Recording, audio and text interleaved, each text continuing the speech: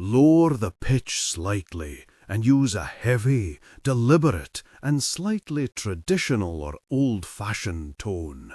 Highland surrender. What really troubled Mouldy was that she was making no effort to thwart him in his seductive game. She should be inflicting pain upon the man, breaking free of his hold. Instead, she remained still in his arms, thinking with some amusement that he was a handsome rogue. "So, this is what ye plotted all along," she said, her palms flat against his broad chest in a weak, fraudulent show of resistance. "Do ye accuse me of base trickery?" he asked, his voice pleasant, almost amused, as he brushed a kiss over her forehead. "Aye, I do. Do ye deny it?"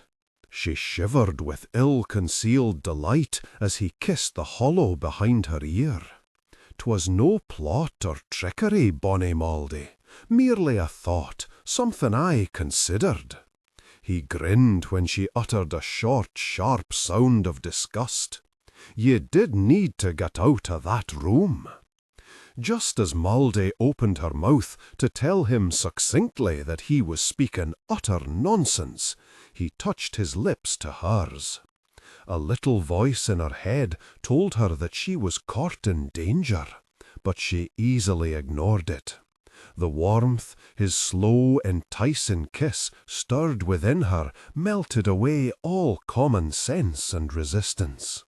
He made her feel good, and, she ruefully admitted, she was too weak to refuse that.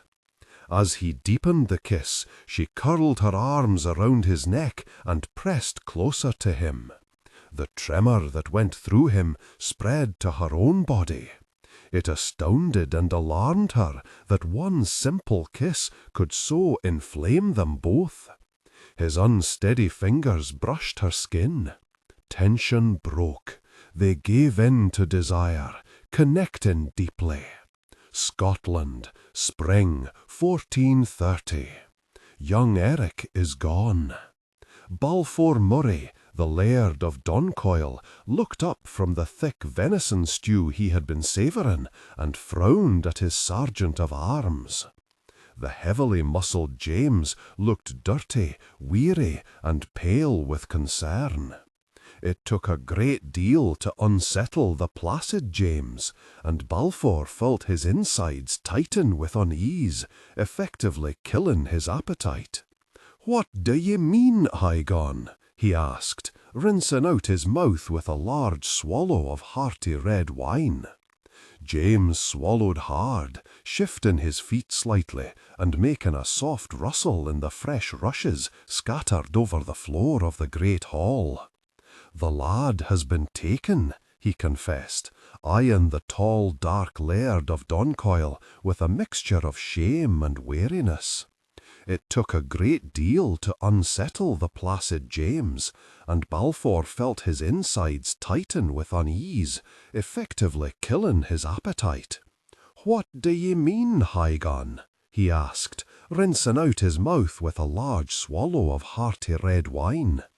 James swallowed hard, shifting his feet slightly and making a soft rustle in the fresh rushes scattered over the floor of the great hall. "The lad has been taken," he confessed, eyeing the tall, dark laird of Doncoil with a mixture of shame and weariness. "We were out hunting when we were surrounded by near to a dozen men. Colin and Thomas were cut down, God rest their brave souls, but they accounted for twice their number ere they fell. I told Eric to flee, for there was a breach in the enemy's line. He and I rode through it, but the lad's horse faltered. Ere I could aid him, they had captured him. They fled with him. I was no longer of any interest to them, so I hied back here." "Who took the boy?" Balfour demanded, after ordering a young page to go and find his brother Nigel. "'Twas Beaton's men." That Sir William Beaton would cause him trouble was no surprise to Balfour. The Laird of Dublin had been a thorn in the side of the Murrays for many a year. That the man would take Eric was a shock, however. Eric was the result of a brief liaison between their father and one of Beaton's late wives. The man had callously left the infant exposed on a hillside to die. It had been simple chance that had brought James along that same path as he had returned from a hunt. The tiny Eric had been wrapped in cloth with the Beaton colours, and it had not taken his father long to discover who the child was. That Beaton would leave a helpless bairn to die appalled all of the Murrays. That the man would try to so callously murder a Murray enraged them. The Beatons had always been an irritation. At that moment they became the enemy. Balfour knew his father's hatred for Beaton had run deep, a hatred increased by the sudden and very suspicious death of the woman he had loved. The resultant feud had been fierce and bloody. Upon his father's death, Balfour had hoped for some peace. It was painfully clear that the Laird of Dublin cared nothing for peace. Why would Beaton want Eric? Balfour suddenly tensed, gripping his heavy silver goblet so tightly that the ornate carvings on the side cut into his palm. Do ye think he means to murder the boy, to finish what he tried to do so many years past? Nay, James replied, after frowning in thought for a moment. If Beaton wanted the laddie dead, he would have sent his dogs to kill Eric, nay, to just take him as they did. This took planning. It wasna any chance meeting where a few Beatons and Murrays crossed paths and the Beatons decided 'twas a fine time to cull our numbers. These men were waiting and watching for us, for Eric. Which tells me that we have grown dangerously careless in our guard, but little else. Ah, Nigel, Balfour murmured as his younger brother strode into the great hall. 'Tis good that ye were found so swiftly. The lad ye sent to find me babbled something about Eric being taken. Nigel sprawled on the bench at Balfour's side and poured himself some wine. Balfour wondered how Nigel could look so calm. Then he saw that his brother was gripping his goblet in the same way he was, so tightly that his knuckles had whitened. There was also a hard look in Nigel's amber eyes, a look that had darkened them until they were nearly as dark a brown as his own. Balfour doubted that he would ever cease to be amazed at how well and how completely his brother could control strong emotion. He succinctly related what little he knew, then waited impatiently for Nigel to stop sipping at his wine and speak. "Beaton needs a son," Nigel finally said, the coldness in his deep voice the only hint of the fury he felt. "He cast Eric aside years ago," Balfour argued, signalling James to come and sit with them. "Aye, for he had years left in which to breed himself a son. He failed. Scotland is littered with Beaton's daughters, those born of his wives, as well as those born of his mistresses' whores, and even of poor unwilling lasses who had the ill luck to come within his reach." James nodded slowly and combed his fingers through his grey and black hair. "And I have heard that the mon isna well. The mon is rapping loudly on death's door," Nigel drawled. "His kinsmen, his enemies, and his nearest neighbours are all closing on him.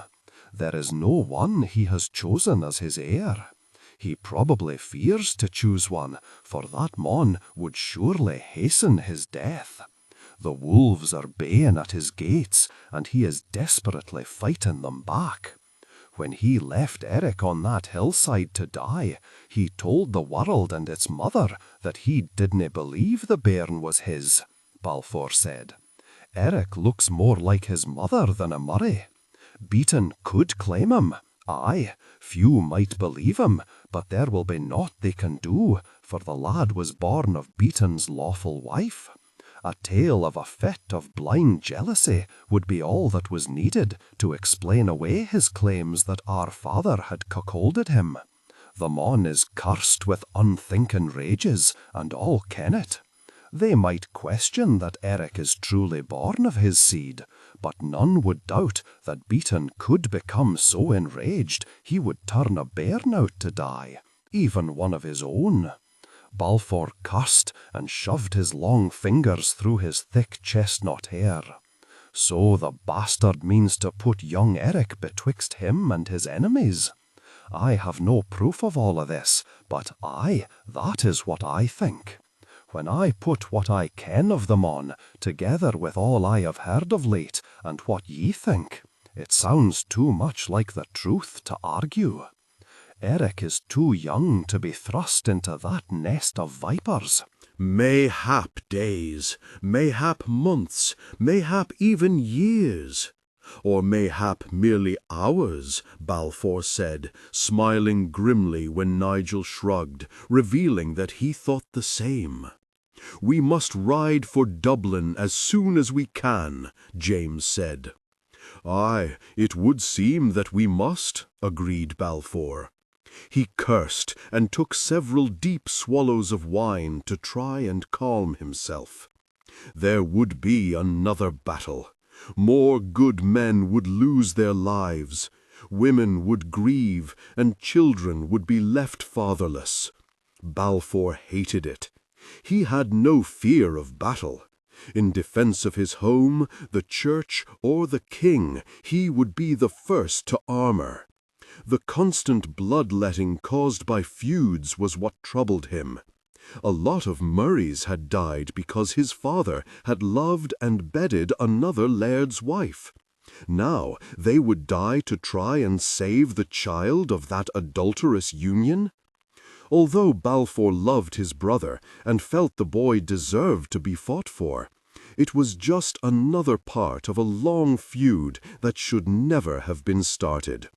We will ride for Dublin in the morning, at first light, Balfour said finally. Prepare the men, James. We win, Balfour, and we will get wee Eric back, Nigel assured his brother as soon as James had left the great hall. Balfour studied his brother and wondered if Nigel truly felt the optimism he expressed. In many ways, Nigel was just like him, but in just as many ways he was so different as to be a puzzle. Nigel was lighter of spirit, just as he was lighter of colouring.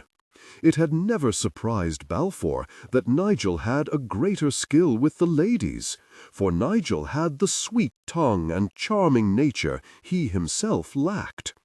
Nigel also had the gift of fine looks.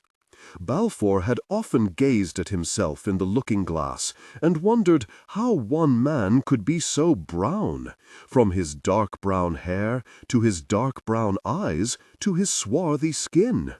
He sometimes had to fight the sour taste of envy over Nigel's appearance, especially when the ladies sighed over his younger brother's thick reddish-brown hair, his amber eyes, and his golden skin.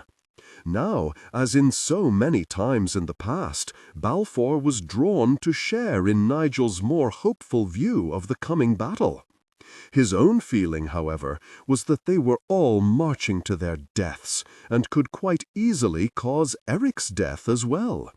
Balfour decided he would try to settle his mood at some place in between the two. If God is with us, we will win, Balfour finally said. Saving a sweet lad like Eric from a jerk like Beaton ought to be a cause God will shed his favour on. Nigel smiled crookedly. Howbeit, if God truly was paying close heed, he would have struck that adder dead many years ago. Mayhap he decided that Beaton was more richly deserving of the slow, painful death he now suffers. We shall see that the mon dies alone. All ye have said about Beaton's plans makes sense. Yet the mon must be completely mad to think that it will work. Aye, he may be able to get others to believe that Eric is his son, or at best, nay, to question it openly.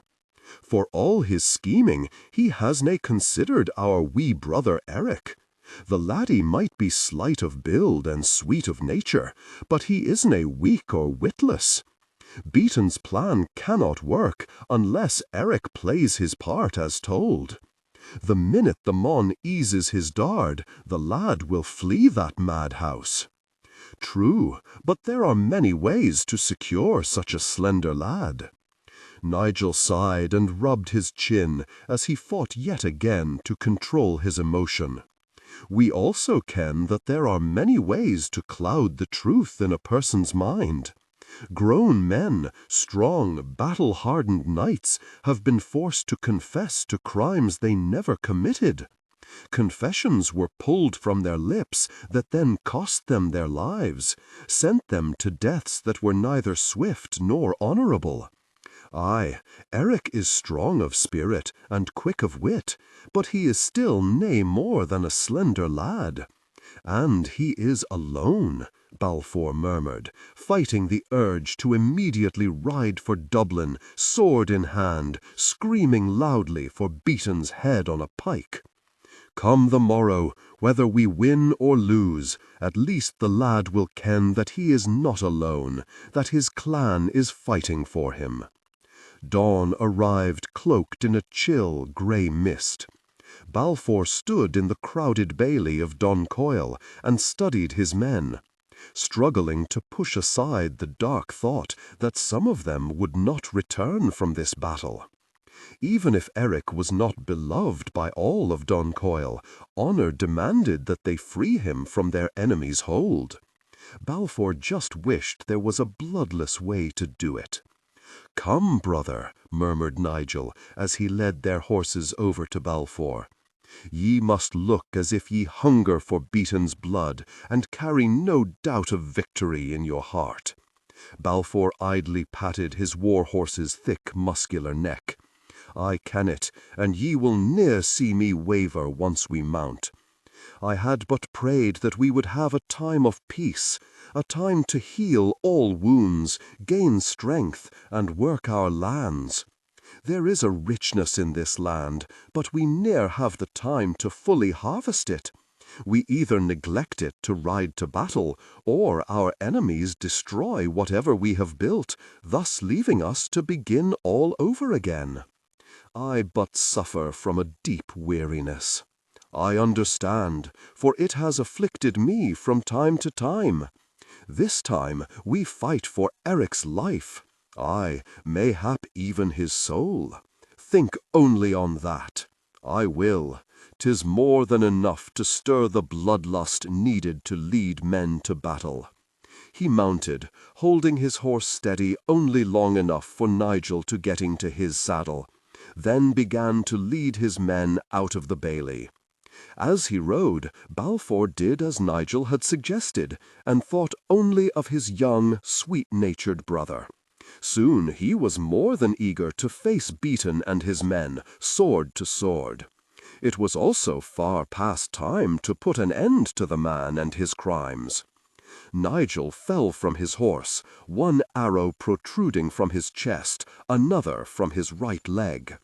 Balfour bellowed out a fierce curse, fear and anger strengthening his deep voice. He dismounted and pushed his way through his beleaguered army until he reached Nigel. Even as he crouched by Nigel's side, uncaring of how he was exposing himself to the deadly rain of arrows from the walls of Dublin, he saw that his brother still breathed. "Praise God," Balfour said, and signalled 2 of his men to pick up Nigel. "Nay, we must not cease just because I have fallen," Nigel protested as he was carried to the greater safety at the rear of the army. "Ye cannae let the jerk win." Balfour ordered his men to prepare a litter for Nigel, then looked down at his brother. "He won this battle ere we had arrayed ourselves upon this cursed field. The mon kenned that we would come after Eric, and he was ready. He grabbed a white-faced page and pulled the boy away from the other youths huddled near the horses. "Have the retreat called, laddie. We will flee this land ere we are all buried in it." Nigel swore vociferously as the boy hurried away. May the jerk's eyes rot in his face. "Defeat is indeed a bitter drink," Balfour said as he knelt by Nigel. "Howbeit, we cannae win this battle. We can only die here. That will not aid young Eric. Dublin is stronger than I remembered or had planned for. We must flee, lick our wounds, and think of another way to pull our wee brother free of Beaton's grasp. Ye two lads," he called, pointing to the two largest of the terrified pages, "come and hold Nigel steady as I pull these arrows free of his flesh." The moment the two boys flanked Nigel and grasped him, Balfour set to work. As he pulled the first arrow out, Nigel screamed and fainted. Balfour knew that would not completely free his brother of the pain, however, and he worked as fast as he dared to remove the second arrow. He tore his own shirt into rags to bind the wounds, wincing over the filth on the cloth. His men were already in full retreat by the time he got Nigel on the litter, and he wasted no time in following them. Defeat was a hard, bitter knot in his belly, but he forced himself to accept it. The moment he had ridden onto the open land surrounding Dublin, he had sensed that he had erred. Lower the pitch slightly, and use a heavy, deliberate, and slightly traditional, old-fashioned tone. His men had rushed into the attack before he could stop them. Beaton's defences had quickly proven to be strong and deadly.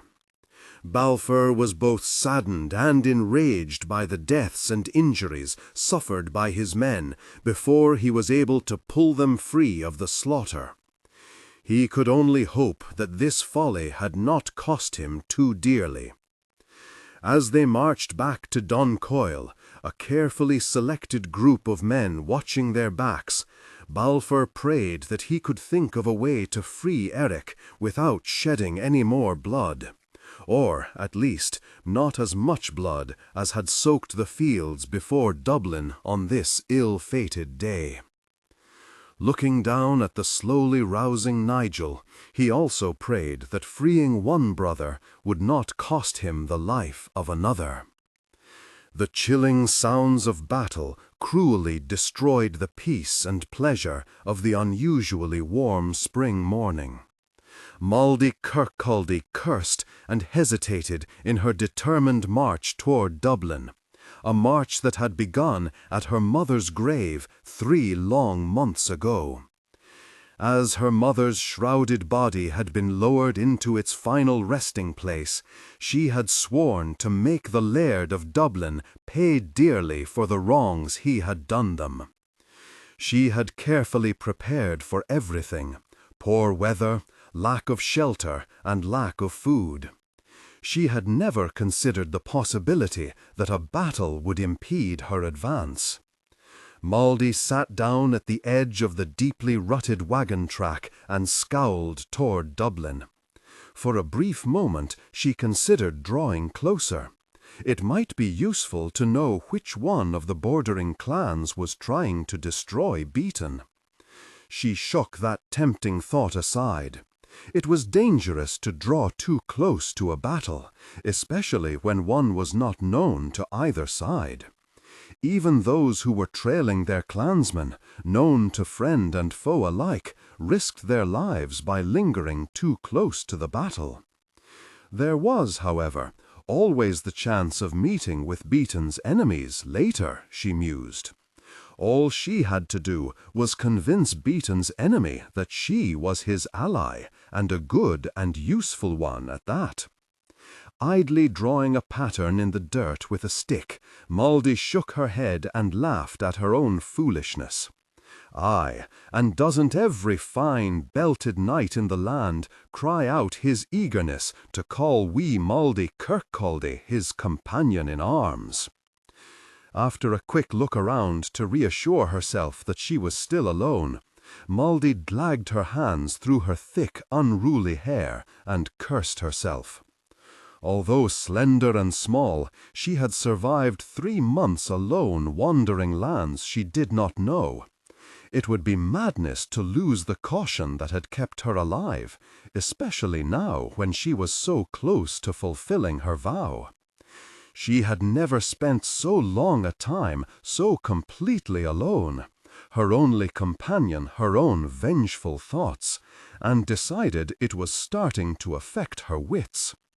Moldy knew she would have to be even more careful than she had been thus far. To fail now, when she was so near to gaining the revenge her mother had begged for, would be bitter indeed. The sounds of battle grew less fierce, and she tensed, slowly rising to her feet. Instinct told her the battle was ending. The road she stood on showed clear signs of a recent passing. That army would soon return along the road, either heady with victory or bowed with defeat. Either mood could prove to be a threat to her. Moldy brushed the dust from her much-mended skirts even as she backed into the thick, concealing shrubs and wind-contorted trees bordering each side of the road. It was not the most secure shelter, but she felt confident that it would serve. If the army that would soon pass her way had been victorious, it would be little concerned about any possible threat. If it had lost, it would simply be watching its rear flanks. Either way, she should be safe if she remained still and quiet. After crouching in the bushes and staring down the road for several moments, Moldy began to think that she had guessed wrong, that no one was coming her way. Then she heard the faint but distinct jingle of horses' harnesses. She tensed and frantically tried to decide what to do. Although a prideful part of her stoutly declared that she was doing very well on her own, she knew that an ally or two could be very helpful. If nothing else, she might be able to gain a more comfortable place to wait as she decided the best way to use all the knowledge she had gained in the last 3 months. She had just convinced herself that Beaton's enemies were her friends, that it could only benefit her to approach them, when she caught her first sight of the army, and her confidence in her decision faltered. Even from a distance, the army marching away from Dublin looked defeated. If an army of trained knights, weighted down with armour and weaponry, was not enough to defeat Beaton, what hope did she have? Moldy quickly shook aside that sudden doubt in herself. She could not so easily cast aside or ignore her doubts about the men stumbling toward her. If Beaton could win against them with all their strength and skill, what use could they be to her? As they drew near enough for her to see the grief, weariness, and pain on their begrimed faces, she knew she had to make her final decision. A once defeated ally was better than none, she told herself, as she slowly rose to her feet. If nothing else, they might have knowledge she did not, knowledge that could help her gain what she sought, Beaton's death. That was, if they did not kill her first. Praying fiercely that she was not just inviting a quick death, Moldy stepped out onto the road. Moldy prayed that the tall, dark knight, coming to a cautious halt before her, could not hear how swift and hard her heart was beating. He made no threatening move toward her, and she fought to calm her fear. When she had first stepped out of the shelter of the thick brush to stand before the battered, retreating army, the possibility of gaining a few allies had made such a rash move seem worth the risk. Now that she was actually face to face with the men, seeing the cold looks on their faces, the mud and blood of battle smearing their clothes and bodies, she was not so sure. And, worse, she was no longer certain she could adequately explain her presence there, alone, on the road to Dublin. or that she could immediately reveal her dark plans of revenge. These men were warriors, and she was not contemplating a battle, but a righteous murder. "Might ye explain what a wee lass is doing alone on this road?" Balfour asked, shaking free of the hold of her wide, deep green eyes. "Mayhap I just wished to get a closer look at how badly old Beaton has defeated ye," Maldy replied, wondering a little wildly what it was about the broad-shouldered, dark-eyed man that prompted her to be so dangerously impertinent. "Aye, that Jack won the battle." Balfour's deep voice was rough and cold with fury. "Are ye one of those carrion who seek to pick o'er the bones of the dead? If ye are, ye had best step aside and keep walking down this road." She decided to ignore that insult, for it was one she had earned with her own ill-chosen words. "I am Maldy Kirkcaldy, just down from Dundee." "Ye are a vera long way from home, lass. Why have ye wandered to this cursed place?" "I seek a few of my kinsmen." "Who?" "I may ken the family, and can aid ye in the finding of them." "That is most kind of ye, but I dinna think ye can help me. My kinsman wouldn't have much call to ken a mon as high barn as yourself."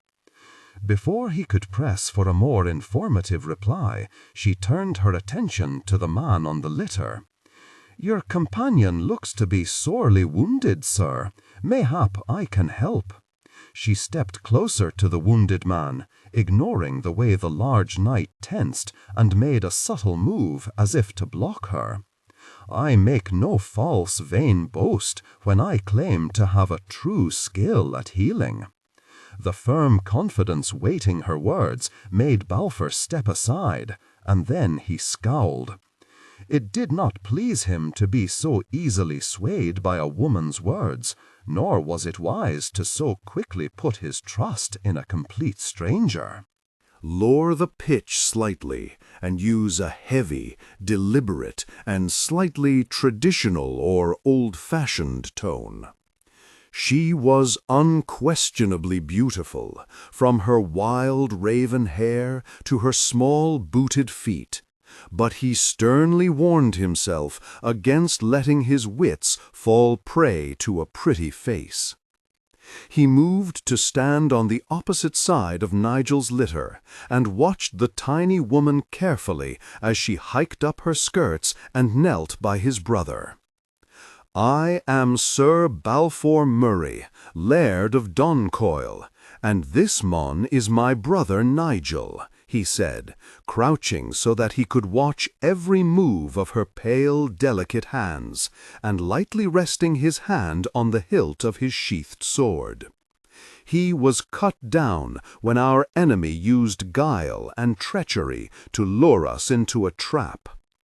As Maldy studied Nigel's wounds, quickly deciding what needed to be done for the man, and silently cursing her lack of the right supplies, she replied, "I am ever and always amazed o'er how men think every other mon will follow the honourable laws of war.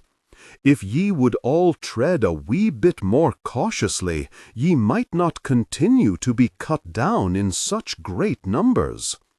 She grimaced with distaste as she quickly removed the dirty rags covering the man's wounds. "'Tis nae unreasonable to believe that a mon who has attained the honourable title of a knight will act as befits his position." Balfour frowned at the soft, deeply scornful noise she made. It was just a little noise, but it carried within it a wealth of emotion, anger, bitterness, and a complete lack of respect. Although her coarse black gown implied that she was lowly born, she offered no deference to a man of his higher standing, nor to anyone of higher birth if he judged her correctly.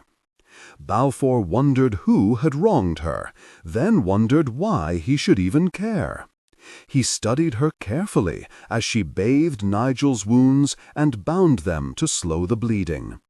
Nigel was already looking more at ease. Balfour decided that her claim of having a healing skill was not an empty one. It was almost as if her mere touch was enough to ease Nigel's pain. As he watched her smooth the hair from Nigel's forehead, Balfour found himself thinking of how her small, long-fingered hands would feel moving against his skin. The way his body tightened startled him. He struggled to shake aside the thought and the unexpected desire it had invoked. There was a lot to be drawn to, he reluctantly conceded as he thoroughly looked her over. She was tiny, and her gown was old and worn, fitting her slim, shapely form with an alluring snugness. She had high, full breasts, a tiny waist, and temptingly curved hips. For such a small woman, she had very long legs, slim and beautifully shaped, which led to feet nearly as small as a child's. Her wild raven hair was poorly restrained by a blackened strip of leather. Thick, curling tendrils fell forward to caress her pale cheeks. Her rich green eyes were so big they nearly swamped her small heart-shaped face. Long, thick black lashes framed her lovely eyes, and delicately curved dark brows highlighted them perfectly. Her nose was small and straight right to the tip, where it suddenly took a faint turn upward. Beneath full, tempting lips was a pretty but clearly stubborn chin. Balfour wondered how she could look so young and delicate, yet so sultry at the same time. I want her, he thought, with a mixture of astonishment and some amusement. His amusement was born of wanting such a tiny, impertinent, disheveled woman. His astonishment was born of how quickly and strongly he wanted her, faster and more fiercely than he had ever wanted a woman. The hunger she stirred inside of him was so deep and strong it almost alarmed him. It was the kind of hunger that could make a man act unwisely. He struggled to clear his head and think only of Nigel's health. "My brother already looks more hale," Balfour said. "Words courteously spoken, but which tell me that ye ken vera little about healing," Maldy said, as she sat back on her heels, wiped her hands on her skirts, and met Balfour's dark gaze. "I have done little more than bathe the blood and filth away, and bound the wounds with cleaner rags.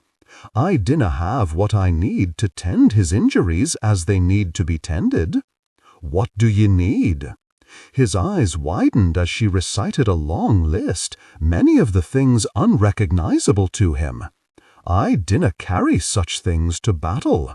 Mayhap ye should. After all, 'tis in battle that ye fools gain such wounds. 'Tis nae foolish to try and retrieve one's young brother from the grasp of a mon like Beaton." He made one short slash with his hand when she began to speak, silencing her. "I have lingered here long enough. I canna be certain Beaton's dogs are back in their kennels. They may well be baying at our backs. Nigel also needs to be sheltered and cared for."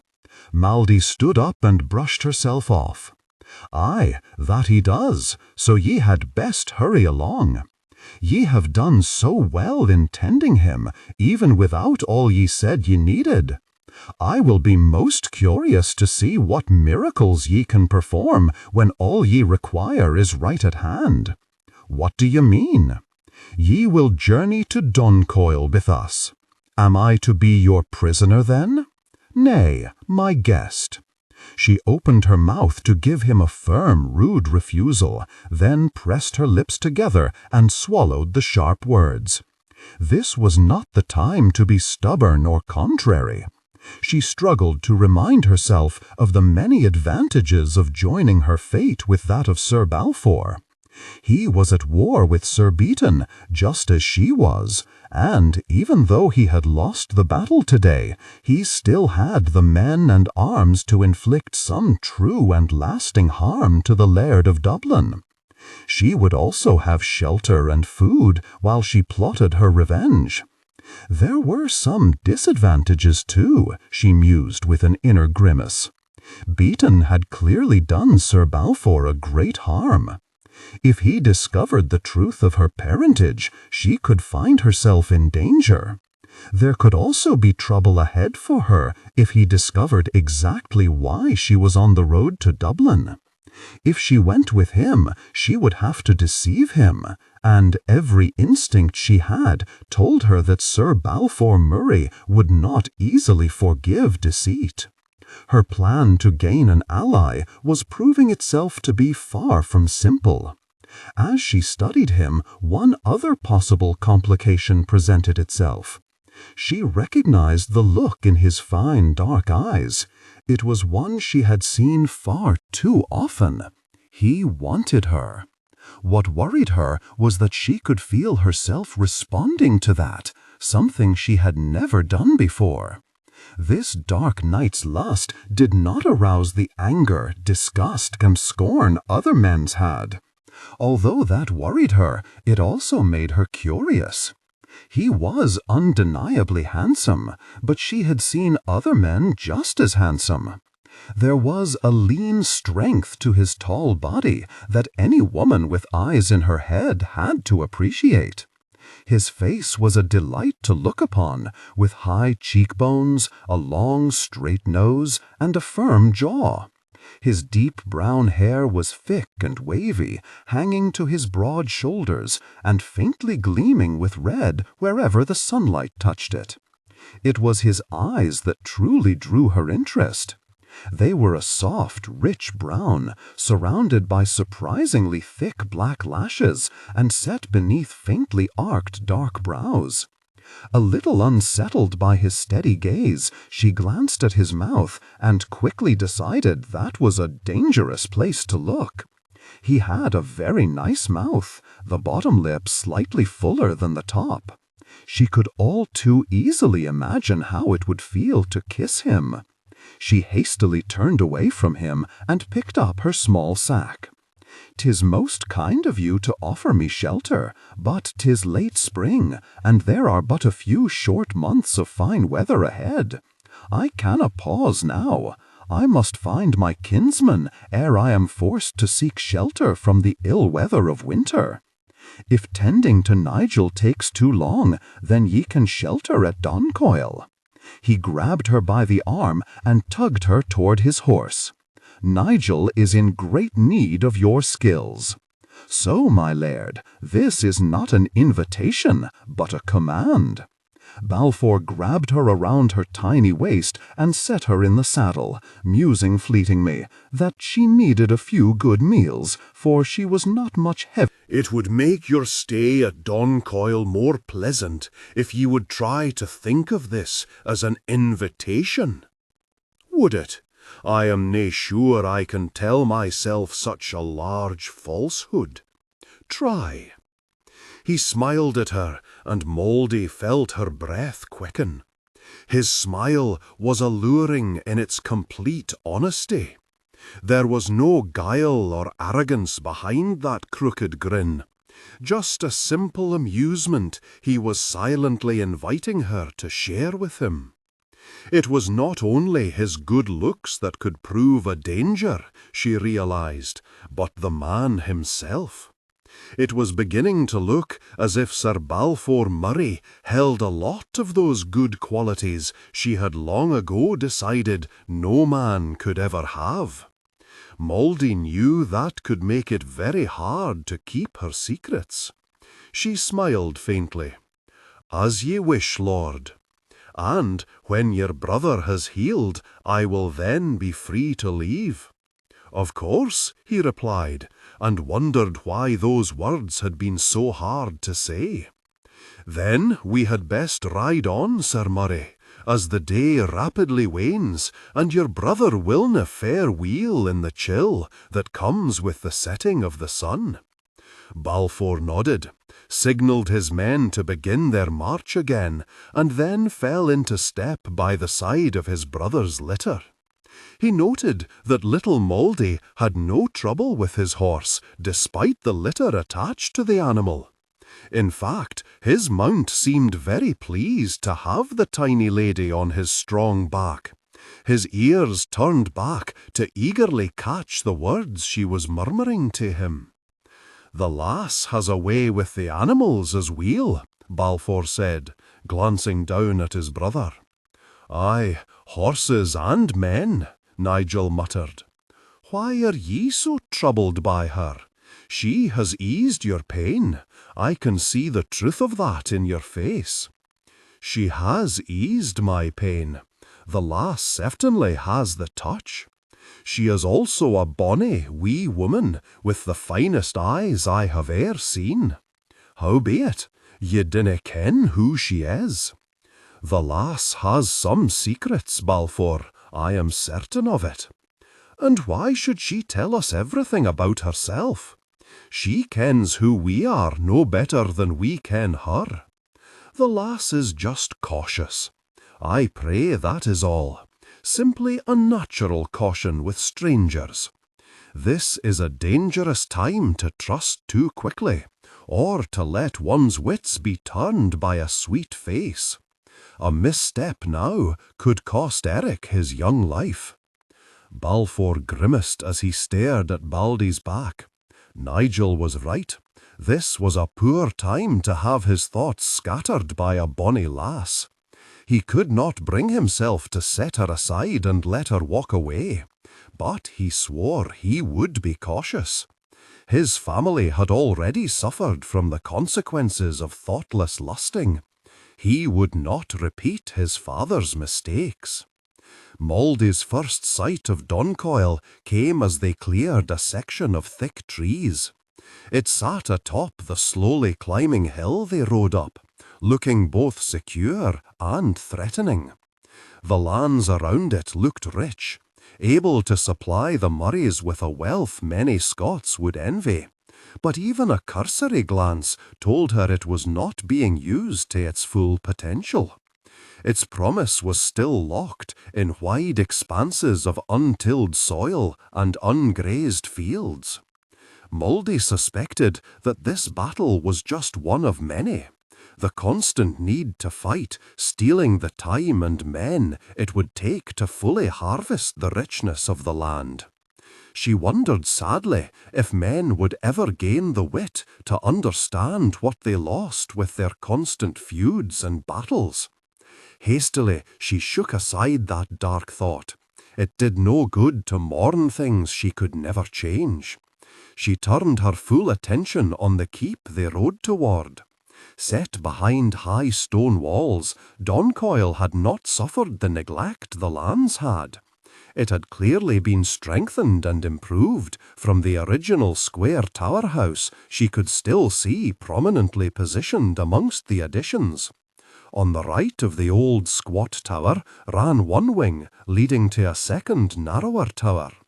Another wing extended to the left of the old structure, leading to what was obviously going to be another tower. Her mother had often entertained her with tales of the grand castles of France and England.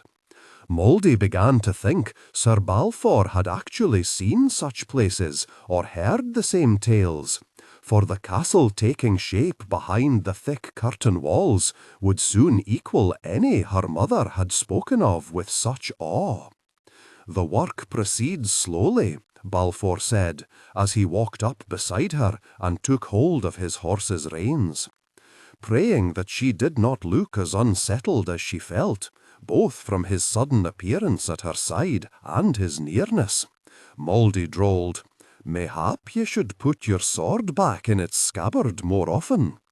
I would be happy to let it rest there, but I fear Beaton doesna share my hopes for peace. Ye speak of peace, yet march to battle. I am fair certain that Beaton didna invite ye to his walls." "Oh, aye, he did. If he had sent a herald, he couldna have said it clearer. He stole away my young brother Eric, sent his curs onto my lands whilst the lad was out hunting. And so he was expecting ye to come clamouring at his gates. Balfour nodded, embarrassed by what he now saw as his own stupidity. Aye, he was. I kenned that our attack was a mistake, even as we rode on to the clearing before his keep. Then I called to him to speak with me, to try and solve the matter without bloodshed. He led me to believe that he would do so, and, blind fool that I am, I drew nearer. It was a trap.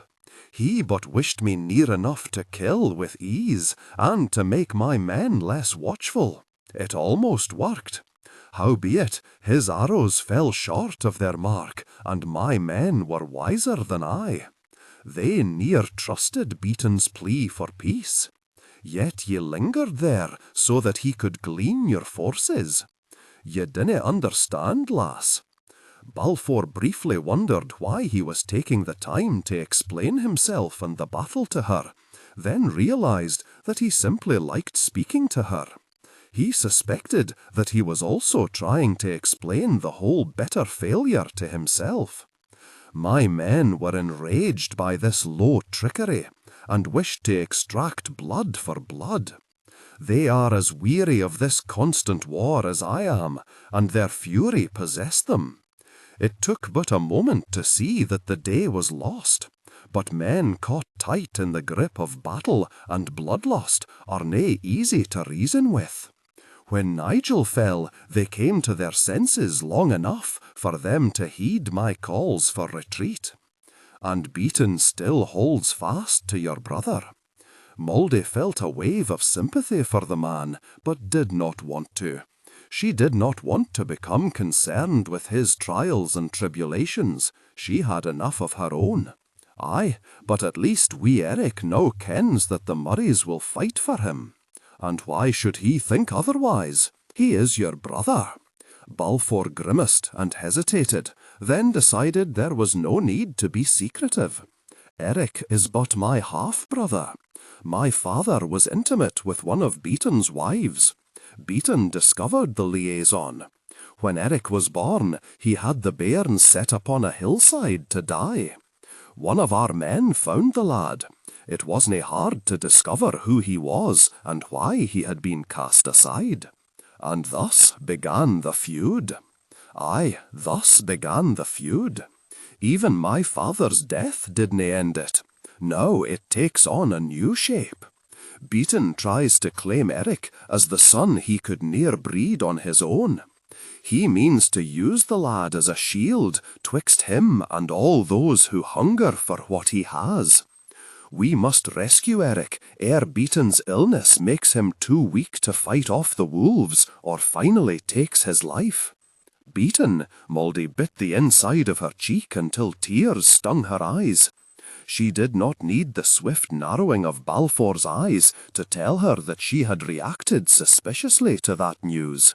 Her voice had been too sharp, too full of emotion. The thought that Beaton's age and illness might rob her of the chance to gain her revenge infuriated her, even alarmed her. Beaton dying on his own would leave her unable to fulfill her vow to her mother. Mouldy knew all of that emotion had been clear to hear in her voice. She prayed she could talk away Sir Murray's blatant curiosity. "Aye, 'tis what I have been told," Balfour said, watching her closely, confused by the sudden flare on her lovely face and its equally sudden disappearance. "I ask your pardon, sir," Mouldy said. "For one swift moment all I could think of was that ye had taken up your sword against an aged dying mon.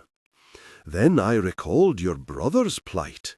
Ye dinna have much faith in the honour o' men, do ye, lass? Nay, I have ne'er been given much cause to believe in such a thing."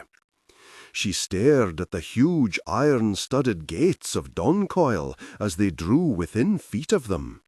"Surely there is a healing woman within such a fine keep, and thus ye have no real need of my skills." She looked at Balfour, but he only spared her a fleeting glance before staring at his keep. "We had a vera skilled woman, but she died 2 years past. The woman she tried to train has neither wit nor skill. She favours leeches for all and any ill. I have oft felt that her untender mercies hastened my father's death." "Leeches," Maldy muttered, then she shook her head. "They have their uses, aye, but are too often used wrongly. Your brother has already bled freely enough to remove all ill humours and poisons from his body, so I believe. Howbeit, I have no wish to offend the woman. Ye will nae. She doesna like the chore, does it only because no other can or will, and it does provide her with some prestige. I can easily find her another chore that will give her the same place of honour amongst the other women." Maldy just nodded, for all of her attention was on the bailey they were entering. It was crowded with people, few of whom paid her any heed. The sharp sounds of grief began a moment later, and she desperately fought to close her ears to them. Even as a small child, she had been able to feel what others felt, and the sorrow of those who had lost someone they loved in the battle choked her, their pain knotting her stomach. Yet again she wished that her mother had helped her learn how to shield herself from such emotional assaults, then scolded herself for being such an ungrateful child. There had been a use or two for her odd skill, uses that had gained them some much-needed coin from time to time. Taking a few deep breaths, she struggled to calm herself, to clear her mind and heart of the invasive feelings of others. "Are ye ill?" Balfour asked, as he helped her to dismount, worried about her loss of colour and the chill on her skin. "Nay, just weary," she replied, and quickly turned her attention to Nigel. "He must be put a bed. The journey on the litter was a rough one, and the sun begins to set, taking the day's warmth with it. I think ye need to rest as weel." She shook her head as she fell into step behind the men carrying Nigel into the keep. "I shall be fine. I think 'twas just riding on a horse. He is a fine steed, needing but a light touch and a soft word to do as he ought, but I am unused to riding. Dinna fear, Sir Murray, I am hale enough to heal your brother and toss him back into the fray." Balfour smiled faintly as he watched her follow his brother into the keep. For a moment she had appeared so affected by the grief of the bereaved women in the bailey that she was close to swooning. Then, although still pale and shivering faintly, she had returned to what was clearly her usual state of impertinence. Nigel was right. There was a mystery about the girl. She leapt from sympathy to scorn in a heartbeat. There was also her odd reaction to the news that Beaton was dying. Her explanation for that reaction had not rung true. He still desired little Maldy Kirkcaldy more than he knew was wise, perhaps even more than was sane. But he would be cautious. With Eric's life hanging in the balance, he could not afford to let his passions steal away all wisdom. Maldy Kirkcaldy had a secret or two, and even as he tried to satisfy the desire he felt for her, he would work to find out exactly what those secrets were. A soft moan of weariness escaped Maldy as she stood up.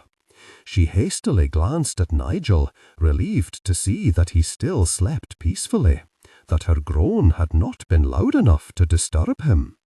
For 3 long days and nights she had nursed the man through a raging fever, allowing herself only brief respites when Balfour took her place by his brother's bedside. The fever had finally broken, but she hesitated to ease her watch. Maldy moved to a small table set near the arrow slit in the wall that served as the room's window, and poured herself a goblet of spiced cider. It was hard to nurse Nigel all alone, but she had needed only one look at Don Coyle's Highland woman, Grizzle, to know that she would never let that woman within yards of Nigel Murray. Grizzle was filthy and suffered from some skin ailment that left her dotted with ugly sores. Maldy had also sensed a deep, bitter unhappiness in the woman. Grizzle not only disliked being the Murray's Highland woman, she disliked everyone and everything. Such a woman would not and could not care if the one she tended to lived or died. The woman would never be a healer, no matter how much knowledge she gained, for she had no urge to heal or help anyone, no feeling at all for the afflicted or their pain. Maldy knew that, before she left Don Coyle, she would have to try and explain that to Balfour, so that he would not return the woman to the same place of honour and responsibility. It would help if she could find someone with more heart and skill to take Grizzle's place, but she needed to get out of Nigel's room to do that. She grimaced, finished her cider, and refilled her plain silver goblet.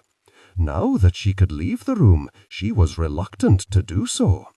It would mean that she would have to confront Balfour without Nigel and his wounds as a shield. Maldy knew that she had never once flagged in her duty as a Highland woman, nor in her determination to keep Nigel alive.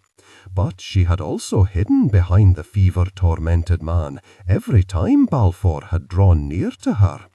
That cowardice annoyed her, even as it alarmed her. Balfour had made no overt attempt to touch her. His deep concern for his brother had been all that had brought him into the room. And yet she had felt her blood warm each time he had looked at her. Her every sense had come alive.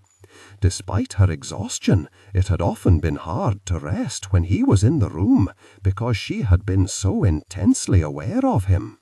No matter how often she told herself she was just being vain, she still felt his want, his desire for her. With his every glance, even the briefest, most courteous touch, she had sensed his passion, and her whole body had responded to it eagerly. Getting too close to Balfour could be very dangerous. Not only would she have to fight her own desire and attraction to the man, but she would have to try and shield herself from his, as well as the delight it stirred deep within her. Maldy wondered if she should have stayed hidden in those bushes by the side of the road. "I begin to think that I have taken a grave misstep," she murmured, staring into the goblet. "Nay, I dinna think so.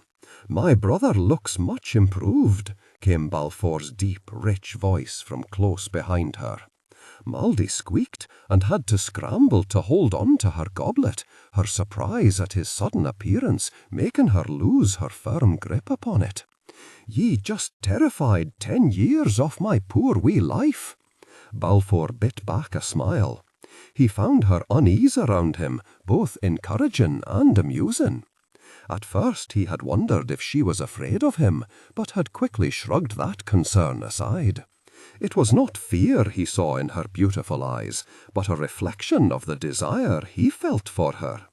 He wished he could know for certain if her unease came from a maidenly aversion to such desire, or from the strength of it, from a strong need to give in to it. Such knowledge would make it easier for him to know what step to take next. Then he inwardly laughed at himself. Knowing the truth about how she felt would make little difference to what he planned, except that it might give him leave to act more quickly upon his desire. He desired Maldy Kirkcaldy, and intended to win her affection. "Come, I am nae so frightening," he said softly, as he gave in to the urge to gently stroke her thick, unruly hair. Although his touch was as light and fleeting as a soft spring breeze, Maldy felt its power. Standing so close to him, she sensed his strong attraction. A warmth spread through her, demanding a response. She trembled and stepped away from him. As she took a long, deep drink of her cider, she covertly glanced his way and inwardly grimaced. His expression of mild amusement told her that he saw her move for exactly what it was, a cowardly retreat. "I am nae afeard of you, sir. I but find this situation unsettling." She set her empty goblet down on the table, pleased at how steady her hand was, for her insides were churning like the mud beneath the feet of an advancing army. Being alone in a bedchamber with a mon I have but recently met was something I was taught near to do. "Well, there is a simple answer to that trouble," he said. "Oh, aye? Ye are leaving? Nay, ye must learn to ken me better." He smiled sweetly at her disgusted glance. "'Twill nae be so painful, lass. Ye canna hide away in here for all time. True, I shall stay until your brother is weel, and then be on my way. It may take months for Nigel to be fully healed yet. Yet already he doesn't need unceasing care from sunrise to sunrise. Ye need to enjoy the spring." Mouldy watched him closely, her eyes narrowing as her suspicions rose. "I can see the beauty of the spring out of that wee window." The man was flirting with her, she was sure of it. "Ah, true, but 'tis na the same as walking in it, as breathing it," he murmured. "Spring must be felt against one's skin." He slid his hand down her slim arm, ignoring the way she jerked free of his touch. Its sweet breezes must be allowed to tussle one's hair. He lightly dragged his fingers through her hair. She pulled away, faced him squarely, and scowled. And one must allow the sweet, warm air to soothe away all temper and ill humours. "I am nae afflicted by any ill humours." She put her hands on her hips and tilted her head to the side, torn between amusement and annoyance. "If ye sense my temper rising, 'tis because I dinna play this game well, sir." Balfour hoped his expression of innocence was infallible, but the look she was giving him told him that it probably did not fool her at all. "What game do ye speak of, lass? I play no game. Ye are a poor liar, Sir Murray. Ye flirt with me, tease me, play the game of seduction. Mayhap ye misjudge me. Nay, I ken the game vera well. Simply thinking of the subtle, not so subtle, and even brutal ways men had tried to lure her into their beds angered Mouldy. It has been tried many a time before. And failed? Balfour was not only surprised at how badly he wanted her to be untouched, but alarmed. The state of her innocence should not matter to him at all, but it did. It mattered a lot. Mouldy gaped, unable to believe that he would be so lacking in manners as to ask such a question. At first she was insulted and furious.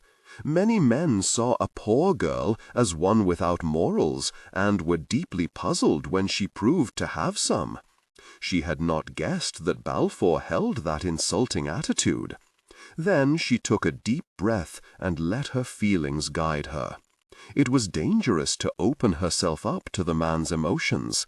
The last thing she wished to discover was that Balfour Murray, like so many men before him, thought that because she was poor, she was a whore. But for reasons she did not care to examine too closely, she needed to know why he had asked such a rude question. At first it was difficult to reach beyond his desire for her and her blind immediate response to it. She forced herself to look deeper and felt a calming sense of relief sweep over her. There was no scorn in his heart.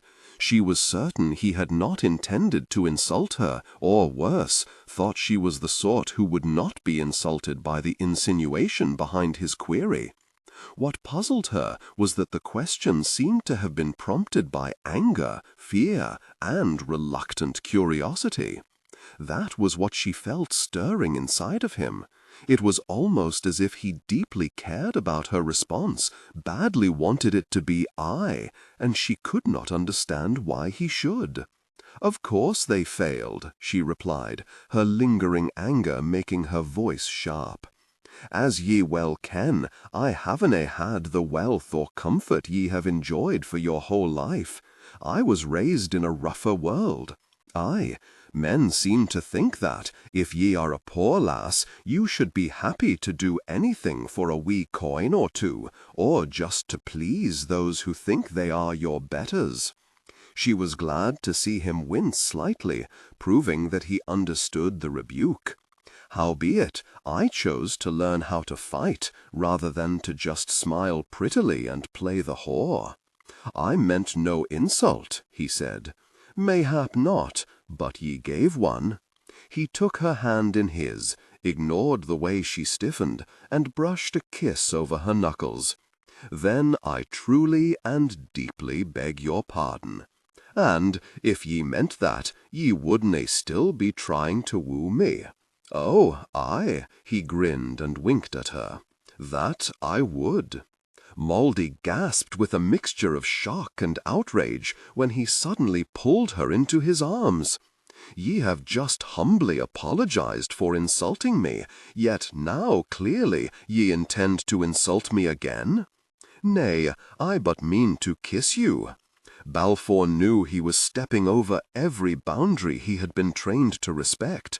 Mouldy might be worldly in knowledge, but she was an innocent in all other ways. Had obviously fought hard to remain so. Custom demanded that he treat her with great respect. Instead, he had every intention of stealing a kiss if she did not protest too loudly or struggle too fiercely. It was undoubtedly a mistake, certainly not the way to woo someone as skittish and cleverly elusive as Mouldy Kirkcaldy, but he realized that he was too weak to ignore temptation. She was close, she was beautiful, and he ached to kiss her. Had done so since he had first set eyes on her. Balfour just hoped that he would not pay too dearly for his impatient greed. "Ye go too far, Sir Murray," she said, pushing against his chest. Mouldy inwardly cursed. She had intended to sound outraged and angry, to speak in a firm, sharp, and cold voice. Instead, her voice was low, unsteady, and faintly husky. Even to her own ears, her rebuke sounded weak as her attempt to push him away. Instinct told her that any true show of resistance would be respected, but she could not seem to muster up the strength to produce one. She did not really want to push her hands against his broad chest, but smooth them over the snug, soft woolen jerkin he wore, to feel the strength that lay beneath the cloth. She was disgusted with her own weakness, but reluctantly admitted that she wanted him to kiss her. She wanted to kiss him back. He kept one arm securely wrapped around her, grasped her small chin between his thumb and forefinger, and gently but firmly turned her face up toward his. Mouldy held herself taut, but even she was not sure how much of the tension was from resistance and how much from anticipation. As he lowered his mouth to hers, watching her closely from beneath partly lowered eyelids, Mouldy tried one last time to scold herself into acting as she should, and failed miserably. Instead of thinking a firm nay and acting upon it forcibly, all she could think of was how warm and dark his eyes were, how long and thick his lashes were, and how temptingly shaped his mouth was.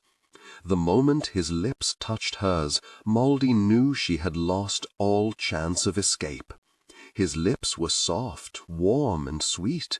She knew the heady taste of him could hold her in his arms as firmly as any stout iron chain. Their kiss deepened, and she opened to him, then shuddered. The intensity of their connection left her breathless, and she trembled. It felt as if, by opening herself to him, she had also opened herself up to all that Balfour was feeling, and she realized that her fears had been justified. Not only was she engulfed by the power of her own desires, but by the power of his as well. One fed the other.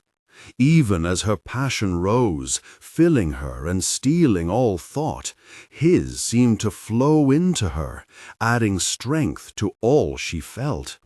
It was almost frightening, but her hunger for Balfour conquered that fear, impatiently pushed it aside.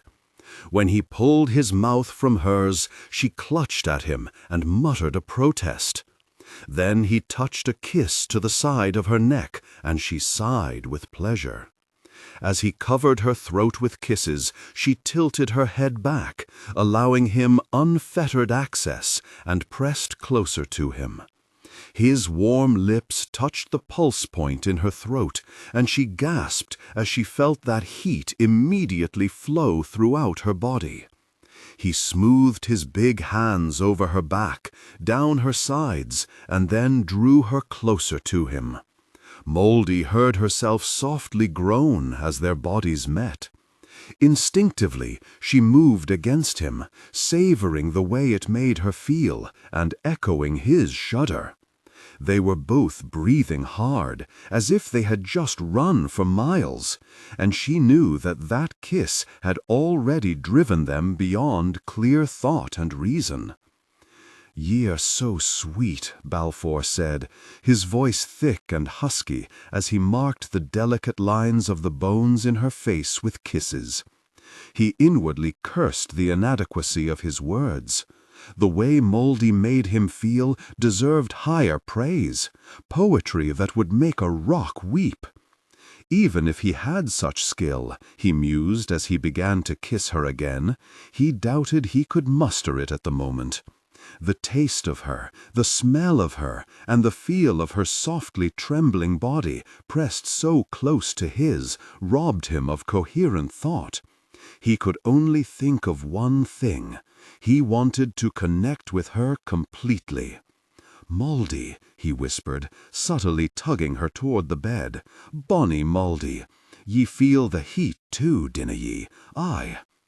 Each time he moved away, she rushed forward, desperate to keep herself close to his warmth. "'Tis a spell, I am thinking, one we are both caught in." They bumped against the bed, and Nigel groaned. Mouldy felt all the warmth leave her body with such speed it made her dizzy. She swayed a little as she pulled free of a shocked Balfour's loosened hold, and stared, horrified, at the sleeping Nigel. Mouldy's first clear thought was to briefly thank God that Nigel still slept, that the man had not seen anything. Then anger swept through her, although she was not sure who she was most angry with. Balfour for nearly seducing her into bed, or herself for allowing it.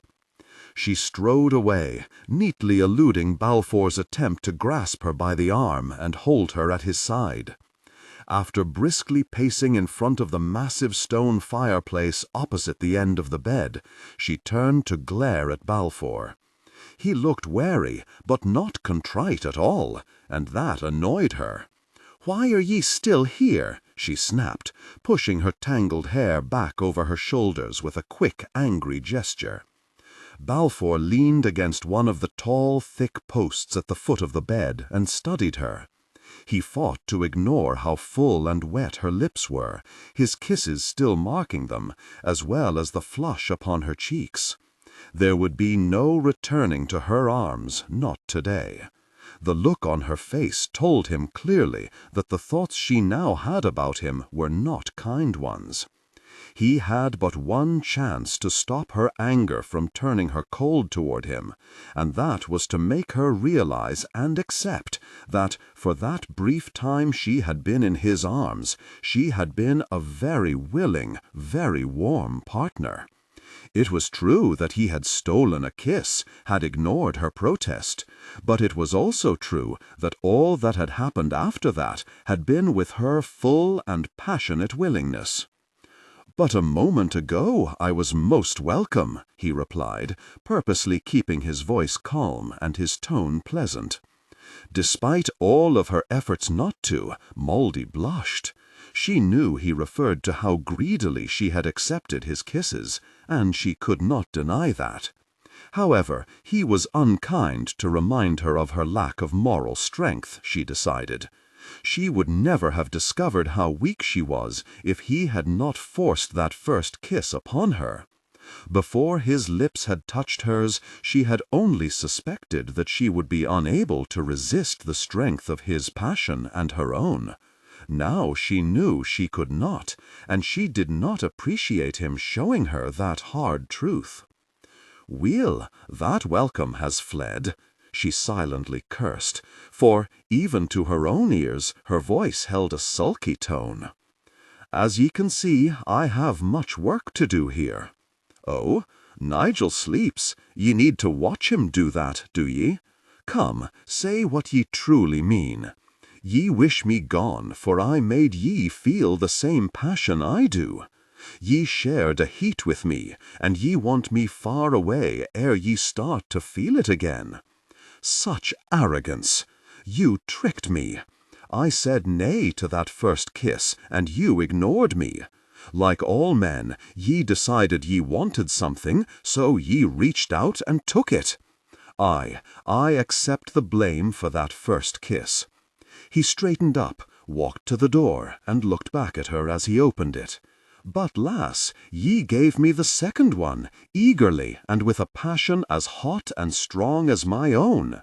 Aye, ye will probably try hard to deny that once I leave, but I think ye have too much wit to believe such a lie.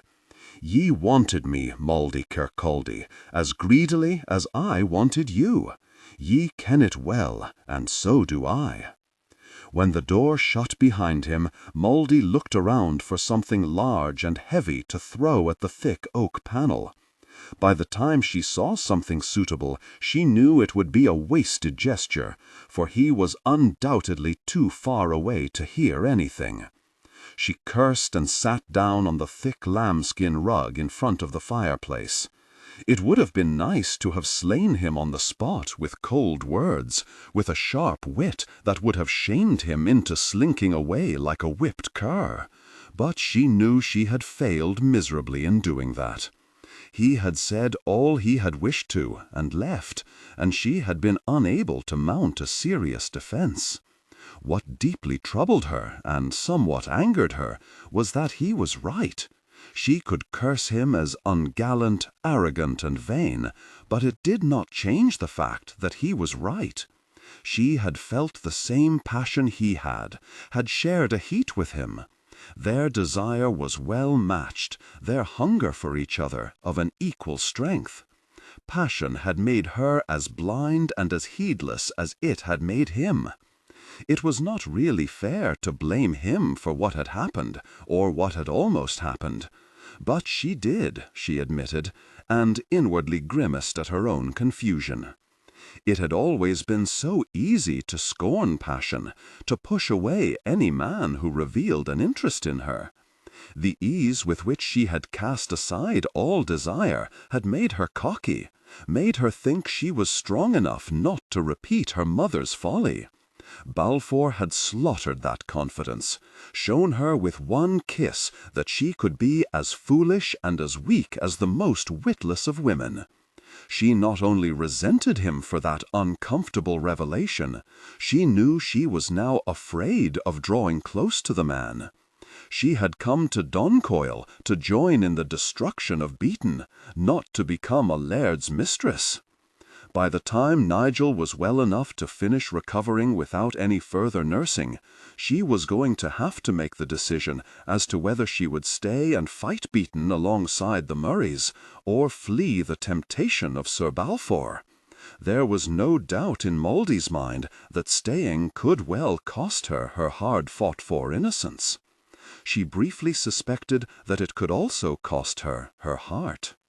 Soon she would have to decide just how high a price she wished to pay for help in killing Beaton. Balfour sighed as he stared out at his fields, watching the spring planting with little interest. He was acting like some lovelorn girl, and was disgusted with himself. He could not stop thinking about Mouldy, about how good she tasted, and how perfectly she fit in his arms. It had only been an hour since he had left her, and he was aching to see her again, to hold her again. The only thing that stayed him was the certainty that it would be a very big mistake. Lower the pitch slightly and use a heavy, deliberate, and slightly traditional, old-fashioned tone. She was still angry, and she needed time to think about what had happened between them. "And so do I," he muttered, shaking his head. The passion she stirred inside of him with her soft, full mouth and her small, lithe body was a delicious, heady thing. It was also unsettling. Something that powerful made it hard to think clearly, and, with young Eric's life at stake, Balfour knew that a clear head was vital. "Has Nigel worsened?" asked James, as he walked up to Balfour and leaned against the parapets. "Nay, he sleeps. The fever shows no sign of returning." "'Tis what I heard, yet your expression was so dark I feared the good news had proven false." "'Tis not Nigel nor his health I scowl o'er, but his wee nurse." "A comely lass," James said, watching Balfour closely as the man chuckled. "Too comely, too sweet, too tempting, and too ready at hand." Balfour looked straight at James and slowly nodded. "Aye, we were in sore need of a skilled healer for Nigel, and behold, there she was. A blessing or a trap? Aye. Sometimes when one has a great need, God miraculously fills it, but I cannot take the chance of believing that now. Too much is at risk. Mayhap ye should just send her away." "I should. She has even said she will leave as soon as Nigel no longer needs her healing skills." "My wits said, aye, that was for the best. But all else began to plot ways to keep her here. I fear I learned naught from my father's many follies. I want the lass, and 'tis all I can think of." "Nay, not all, for ye ken that she has secrets. Ye can see that there are questions that need to be answered." "I do." Balfour grimaced. "Howbeit, when I am near her, I dinna think of getting any answers."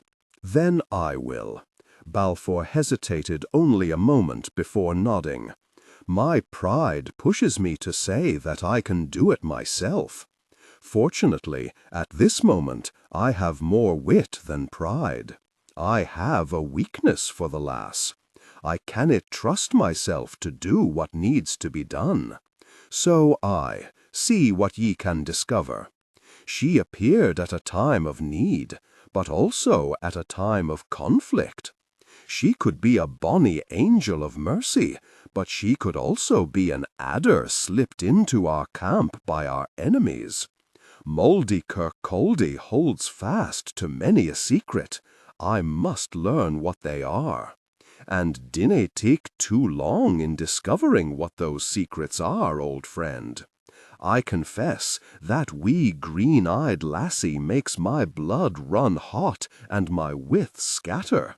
Best ye find out the truth swiftly, ere I am too ensorcelled to believe any ill of her." "Ye take good care of me, lass," Nigel said, as Mouldy helped him ease his battered body into a seated position, carefully arranging several fat pillows behind his back. "I would have died if ye had not come to my aid." Moldy inwardly grimaced as she felt Nigel's arm curl around her waist. It had been 5 days since his fever had broken, and with each day he had shown an increasing and alarming interest in her. The moment he had regained the strength to move his arm, he had begun to touch her. They were subtle, inoffensive touches, easily excused, except that they were becoming more frequent. There was also far too much warmth in his lovely amber eyes each time he looked at her. The very last thing she needed, she thought crossly as she neatly eluded his touch and went to collect the tray of food the maid had set on the table near the window, was yet another Murray trying to lure her into his bed.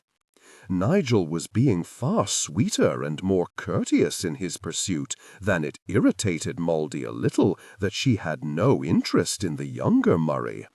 Nigel was treating her as a fine lady. His skill at flattery far surpassed Balfour's, and he was an extraordinarily handsome man. Yet she was completely unmoved by his interest. "I think I may need your kind aid in eating this stew," Nigel said quietly as she set the tray on his lap.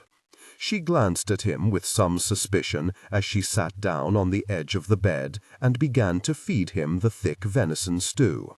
He idly rested a hand on her knee, and she felt no weakness there. The man could probably feed himself, but she decided to allow him to play his game. He did still suffer from weakness, his strength badly depleted by his wounds and the fever. There was always the chance that he feared losing the strength a good long rest had given him, and finding himself unable to continue feeding himself partway through his meal, or embarrassing himself by making a poor job of it. Since he was still completely harmless, she saw no gain in arguing the matter. "Why do ye search for your kinsman here?" Nigel asked as Moldy cut him some bread. "The Kirkcaldy clan roasts many leagues from here." "Aye, they do. I haven't gotten lost, if that is what ye think," she replied. "I dinna wish to go to them." "Why?" He coughed a little when she somewhat roughly stuck a thick slice of bread in his mouth. "'Tis a reasonable question," he protested, smiling faintly at the look of irritation on her face. "Mayhap. The Kirkcaldys dinna want me about. I have made no secret of the sad truth that I am a poor lass and have lived a rough life. As have many of the Kirkcaldys, I am certain. Aye. Howbeit, what I haven't said is that I am a bastard child." Nigel's eyes widened slightly, but she saw no scorn or distaste there, merely curiosity and the faintest hint of pity. "My mother was the eldest daughter of a Kirkcaldy laird. She allowed herself to be seduced away from her kinsman. Well, the mon who stole her away from hearth and home was already wed. When she got with child, he left her. She was too ashamed to go home." Moldy decided it was safe to tell that much truth about herself. She would keep well hidden the name of her sire, as well as the fact that he had stayed until she was born, until he had seen that his sin had given him a girl child and not a son he craved. Naming her sire could pull her into more trouble than she could deal with, perhaps even put her life at stake. Speaking of the man's craving for a son could easily spawn more questions than she could safely answer. Ye could be misjudging the Kirkcaldys. Nigel used both hands to grasp his tankard of wine as he took a drink. They may not care that ye are a bastard child. Your mother's fear that they would turn or ye aside could be born of her own sense of guilt and shame. Mayhap ye should return home and speak to her. I canna. She is dead. I am sorry for your loss. So do ye seek out your father's kinsman?" That question made Moldy very uneasy, and she abruptly stood up. Nay, that cur has shown no interest in me. I have none in him. Are ye done?" He nodded, and she took the tray away, setting it back on the table near the window. It was now clear that answering a few questions was not enough to satisfy Nigel's curiosity. No matter how carefully she replied, her answer seemed to breed yet another question. The way he was so closely watching her told Mouldy that her reaction to the question about her father had only whetted his appetite for more answers. It was not going to be easy to hold fast to her secrets without raising suspicions. If she decided to stay at Doncoil, to take even a small part in the fight against Beaton, she was going to have to think of some story about her past, something detailed and elaborate enough to answer all possible questions. Mouldy was not sure she could think of such a complicated lie, nor tell it well. The sound of the door opening caught her attention, and she was surprised at how relieved she was to see Balfour. Since they had kissed, she had done her best to stay far away from the man, nearly fleeing the room the moment he cleared the doorway. Even the small, terse courtesies they had exchanged in passing had been enough to make her uneasy. She had often caught a look in his dark eyes that told her he was fully aware of her retreat. Mouldy also sensed that he was not going to allow it any longer. Despite that, she tried to lower the pitch slightly and use a heavy, deliberate, and slightly traditional old-fashioned tone. "I was going to leave you alone with your brother," she said as she turned to face Balfour, making one faint attempt to pull free of his hand and quickly giving up when he tightened his grip. "Well, I have no wish to hurt Nigel's tender feelings, Balfour," flashed a quick grin at Nigel before fixing his gaze on Maidie, "but I came here to fetch ye. Why? 'Tis time you went outside and had a wee taste of spring. I had a verra big taste of it when I walked from Dundee to here. The fine weather wasna here yet. The sky is bluer and the sun warmer now. Nigel may need something." "Aye," agreed Nigel with a sharp haste that caused Balfour to frown. "I dinna think I should be left alone just yet." "You willna be alone," Balfour said, watching Nigel closely as he nudged Mouldy out of the room. "Old Caitlin is hobbling her way to your room e'en as we speak." He grinned when Nigel groaned a curse.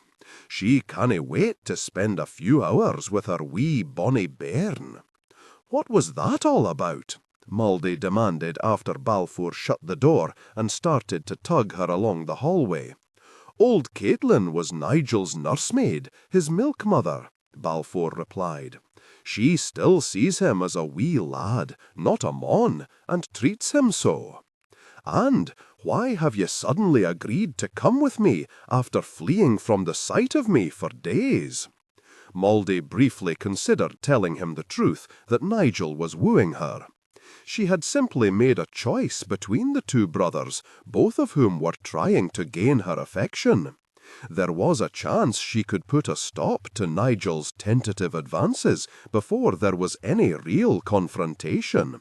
To walk off with Balfour, who made little secret of his interest in her, might be one way to do that.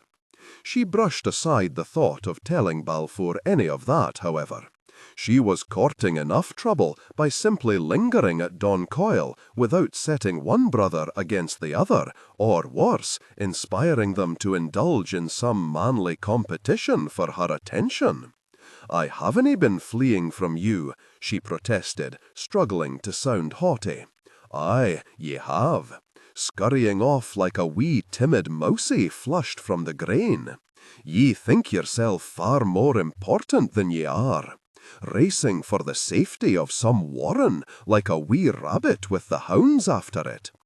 I was but leaving so that you and your brother could have some time to speak privately. Bounding off like a deer that has heard the hunter's horn. "Ye are going to run out of animals soon." Balfour choked back a laugh, slinking off into the shadows like a whipped cur. "Wait a moment." Muldy stopped as they left the keep, yanking on her arm hard enough to halt him and make him face her. "What happened to bounding, racing, and fleeing? Ye dinna like the word slinking, eh? I am nae afraid of you, Balfour Murray." He hooked his arm through hers and started to walk again. "Nay? Then ye run from me because I am nae as pretty as Nigel?" She stumbled slightly, and he watched her closely as he waited for her reply. From the moment Nigel had opened his eyes, after shaking free of the fever's grip, Balfour had sensed that the man was no longer seeing Muldy as a possible threat. The gleam he had sometimes caught in his brother's eyes had not been that of a man seeking to solve a mystery or root out betrayal. Nigel desired Muldy, and Balfour began to think his brother desired her as strongly as he himself did. The instant he had seen the glint of desire in Nigel's glance, Balfour had fought the urge to pull Muldy out of his brother's reach and hide her away, like some greedy child hoarding a favourite toy. From the time he had been of an age to take an interest in women, Balfour had seen that most of the ladies favoured Nigel over him. Nigel had been graced with a fair face, a lighter nature, and an admirable skill with words. The lasses had always sighed over Nigel's beauty, praised his sweet tongue, his charm, and his courtly ways. One had even told Balfour that Nigel's charm and appeal far surpassed his own. It was an old jealousy, one he had thought he had outgrown, until he had seen Nigel smile so sweetly at Muldy. He had fought to remain silent, to still his concerns, and just watch the two together. Balfour had seen no sign that Muldy was swayed by Nigel in any way, but he wanted to hear her speak of her indifference aloud. "I dinna think there are many men in Scotland who are as pretty as Nigel," Muldy replied, watching Balfour covertly and curious about the grimace that so briefly twisted his strong features. It was as if she had somehow hurt him. "Aye, mayhap not een in the whole world. A verra pretty mon is your brother. The lasses have always sighed o'er him." Balfour inwardly cursed, for he was sure he had sounded sullen. Muldy nodded. "I suspect the mon has ne'er had to chase a lass verra far or verra hard. And how hard will he have to win you?" He spoke in a near whisper, and Muldy again stopped to stare at him. The man was jealous. Even scolding herself for excessive vanity did not alter her opinion. He had seen Nigel's interest in her, and clearly thought that, like so many other women before her, she would quickly succumb to a bonny face, a sweet smile, and pretty words. His jealousy was dangerously flattering, but his unspoken accusation was insulting. Then she realized that Balfour struggled with an old jealousy, one he neither wanted nor liked to feel, but one that had undoubtedly been heartily fed over the years by foolish women. She could probably push him away, maybe even kill his desire for her, if she pretended to be swayed by Nigel, to be as easily captivated by beauty and a skilful tongue as other women he had known. But she could not grasp the opportunity presented to her. It was not simply because she could not set one brother against another either. Sympathy for what he felt stopped her. Muldy understood what he suffered all too well. Because she was poor and a bastard, she had often been ignored or cast aside. "Verra hard indeed," she replied, and started to walk again. "Aye? I have seen the way he looks at ye. Ah, that is too bad. I had hoped he would be cured of that ere anyone noticed. The mon but feels a softening toward one who has eased his pain. And, dinna forget, I am nearly all he has had to look upon for a week and a day. A face any mon would take great pleasure in watching." She felt the heat of a blush on her cheeks and inwardly cursed. Nigel's soft, poetic flatteries had only stirred unease and an occasional smile. Balfour awkwardly telling her that she was pretty caused everything inside of her to soften. Maldy feared she was already past saving, that Balfour had already slinked into her heart. While she had been worrying over the passion they shared and how to fight it, her heart had quietly accepted him as the man it wanted. That meant that she had a lot more than her own errant desires to fight. It also meant that her chances of leaving Don Coyle unchanged were a great deal less than she had thought. Maldy was abruptly pulled from her dark thoughts when Balfour stopped and turned her to face him. She hastily looked around and silently cursed. He had walked her to a deserted, sheltered corner. They were encircled by piles of stone and the irregular walls of the tower he was having built. From the wideness of the grin on his face, she was sure that had been his plan all along. Balfour had not taken her outside to enjoy a warm spring day, but to lure her to a sheltered place so that he could steal another kiss.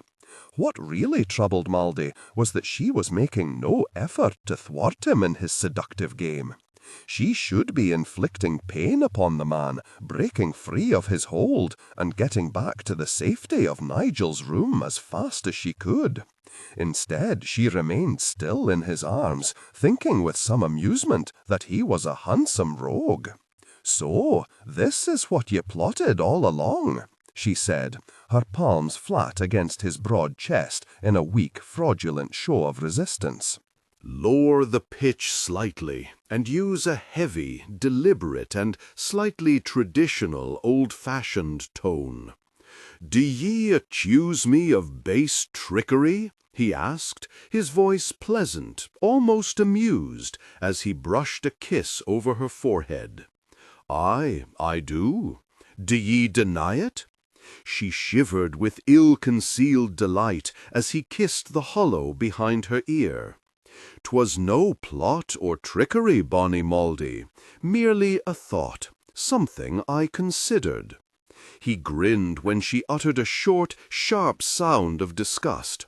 "Ye did need to get out of that room." Just as Maldy opened her mouth to tell him succinctly that he was speaking utter nonsense, he touched his lips to hers. A little voice in her head told her that she was courting danger, but she easily ignored it. The warmth his slow, enticing kiss stirred within her melted away all common sense and resistance. He made her feel good, and, she ruefully admitted, she was too weak to refuse that. As he deepened the kiss, she curled her arms around his neck and pressed closer to him. The tremor that went through him spread to her own body.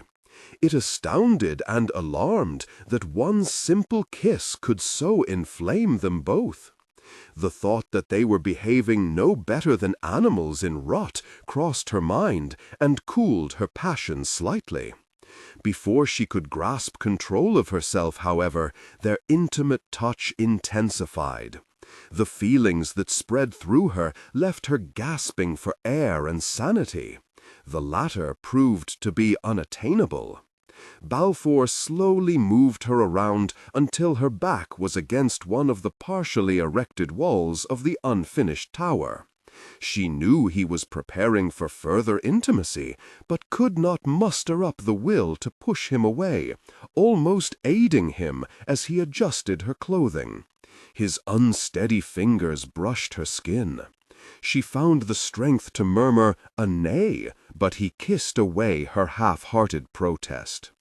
Maldy knew that she lacked the strength to shove him away from her, that she was allowing him such freedom because her skin ached for his touch. The cool afternoon air brushed her skin, chilling her. Then Balfour kissed her, and the warmth returned. Maldy sighed her pleasure, threading her fingers through his thick hair as their intimacy deepened. When their passion intensified, Maldy heard someone groan. It was a moment before she realized that that sound of blind greed had come from her own throat. Then she gave herself over completely to the desire Balfour stirred within her. It was the sweet sound of children laughing that finally brought Maudie to her senses. She became painfully aware of where she was, that she was disheveled, and that the air was cool on her skin. So quickly she was robbed of breath for a moment. An inarticulate curse escaped her, and she started to push Balfour away, only to realize that he had already begun to release her. As she adjusted her clothing, she tried not to think on how well he had sensed her change of mood. She forced herself to think not only of how close she had come to a complete surrender, outside, against a wall, but steps from a crowded bailey, and how furious that made her, at herself and at Balfour. Balfour pressed his body against the chill, damp stone of the partially built wall as he watched Maudie fix her gown. It did little to cool the heat in his blood. He had sensed the moment she had shaken free of desire's grip and used all of his willpower to let her go. Knowing that he had done the right thing did not ease the aching want twisting his insides, however. He did not feel noble, just starved for more of the passion they could share. The look of anger settling on her still flushed face told him that it could well be a very long time before he got another chance to taste that passion. "I am nae better than some witless hedgerow whore," Maudie grumbled as she vainly tried to put some order into her badly tousled hair.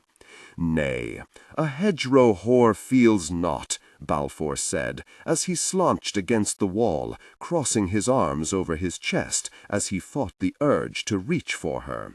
"She just lies there, enduring, and waiting for ye to press a coin into her palm."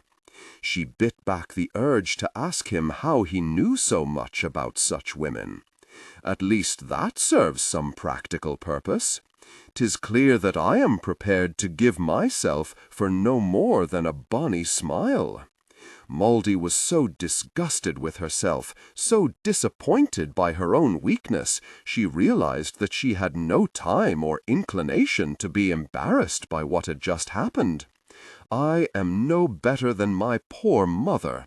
I rush to repeat her folly, as I seem to repeat my father's. Or so I thought. Howbeit, I have never acted in this way before. Have ye? Of course not."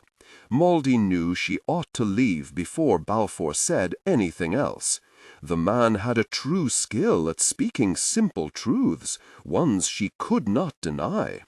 "Well, my father was intimate with any wench who would allow it for miles around, and claimed to love half of them. 'Tis a wonder that Doncoil doesn't swarm with his bastards. I have e'er fought hard to keep my blood cool and my head clear." "And your mother's folly? She bore me. I dinna see that as a folly," he said softly. "Oh, but it was. I am the bastard child of a man who didn't feel bound by his marriage vows." She had to sharply bite the inside of her cheek to keep herself from saying anything else about her father, surprised at how Balfour's soft look made her feel compelled to tell the truth. The way he left her alone when he got her with child should have made her wary, but it didn't, not for a long time. Aye, she loathed him, yet it didn't seem to stop her from thinking that the next man would be different. In some ways they were. Most at least gave her some coin or a few gifts. At some time she ceased to care or feel, simply took the money. "I canna believe you would ever become like that." Balfour inwardly cursed, for although he felt a deep sympathy for the sad life she had had to endure, he also saw how it could give Maudie the strength to fight the passion that flared between them. "Ye are too strong." My mother was a strong woman. Even though she spoke firmly, Maudie realized that she was no longer so certain of that. She was brought low by a man, used and cast aside, twisted by his heartlessness, until she grew as heartless as he. No man will drag me down. I will heed no lies, nor be the loser in some man's game. And I neither lie nor play a game. What flares between us, lass, is heady and sweet. Aye, and methinks it may be stronger than both of us. Nay, 'tis but a heedless thing, no more than what possesses the forest beasts in rutting season. I will not let it win. Balfour sighed and watched her walk away. There was nothing he could say to change her mind anyway. He now believed that he and Mouldy shared far more than his feckless father had shared with any woman, including his mother. What flared between him and Mouldy was fierce and went deeper than lust. He was not sure, however, if it was fate, one of those rare blinding passions most men dream about but never taste, or the first stirrings of love. Neither did he know exactly what he wanted of Mouldy, beside being intimate with her, so he could not make her any promises. She would easily sense his uncertainty if he tried to discuss what they felt. It could even make her think he was lying to her, just to gain what he wanted. It was hard to put the ring of truth behind one's words when one did not know what the truth was. They were at an impasse, he decided, as he slowly made his way back to the keep, a cold, sleep-robbing impasse. Both of them feared repeating the mistakes of their elders. Mouldy would lose her chastity if she succumbed to the passion they shared, and quite often that was all the dowry a poor girl had. He could not, at least not yet, offer her any more than an equal passion. With Eric's life at risk and a battle looming, it was not the time for him to make any promises to any women, especially to a poor fatherless girl who held close to too many secrets. Balfour sighed again. It began to look as if Mouldy was the only one who could solve their dilemma. She was the one who would be risking all for passion. Lower the pitch slightly and use a heavy, deliberate, and slightly old-fashioned tone. Balfour just wished that he would be given a few more chances to show her what she would deny herself if she turned him away. But after today, he would be very surprised if Mouldy let him within shouting distance. "What are you doing, you great fool?" Mouldy could not believe the sight that greeted her as she stepped into Nigel's room. She had been gone barely an hour, and it appeared that relaxing her guard for even that short a time had been a mistake. In the week since Balfour had nearly succeeded in seducing her, she had gratefully found herself diverted by the battle to keep Nigel from trying to do too much too soon. Looking at him standing there, a young maid unsteadily supporting him as he tried to walk, Mouldy did not feel so grateful anymore. Although there was little chance of him opening his wounds, the man could easily and permanently cripple himself. "Jenny, is it?" Mouldy asked as she moved to take over the pale girl's place, supporting the trembling, sweating Nigel. "Aye, mistress." Jenny grimaced and absently rubbed her lower back. "I ken that this fool can be sweet and cajoling." She ignored Nigel's muttered complaints over her insults as she urged him back to his bed. "Howbeit, ye are to ignore his pleas or commands to help him to walk." "But, mistress," Jenny hesitated at the door, watching a softly cursing Nigel with wide eyes. "If ye fear disobeying the laird's own brother, dinna worry o'er it. I can speak to Sir Balfour, and he will readily repeat my command. This fool is nigh supposed to be up on these wee spindly legs unless I say so." "Spindly?" Nigel muttered as Jenny fled the room and Mouldy got him comfortably arranged on his bed.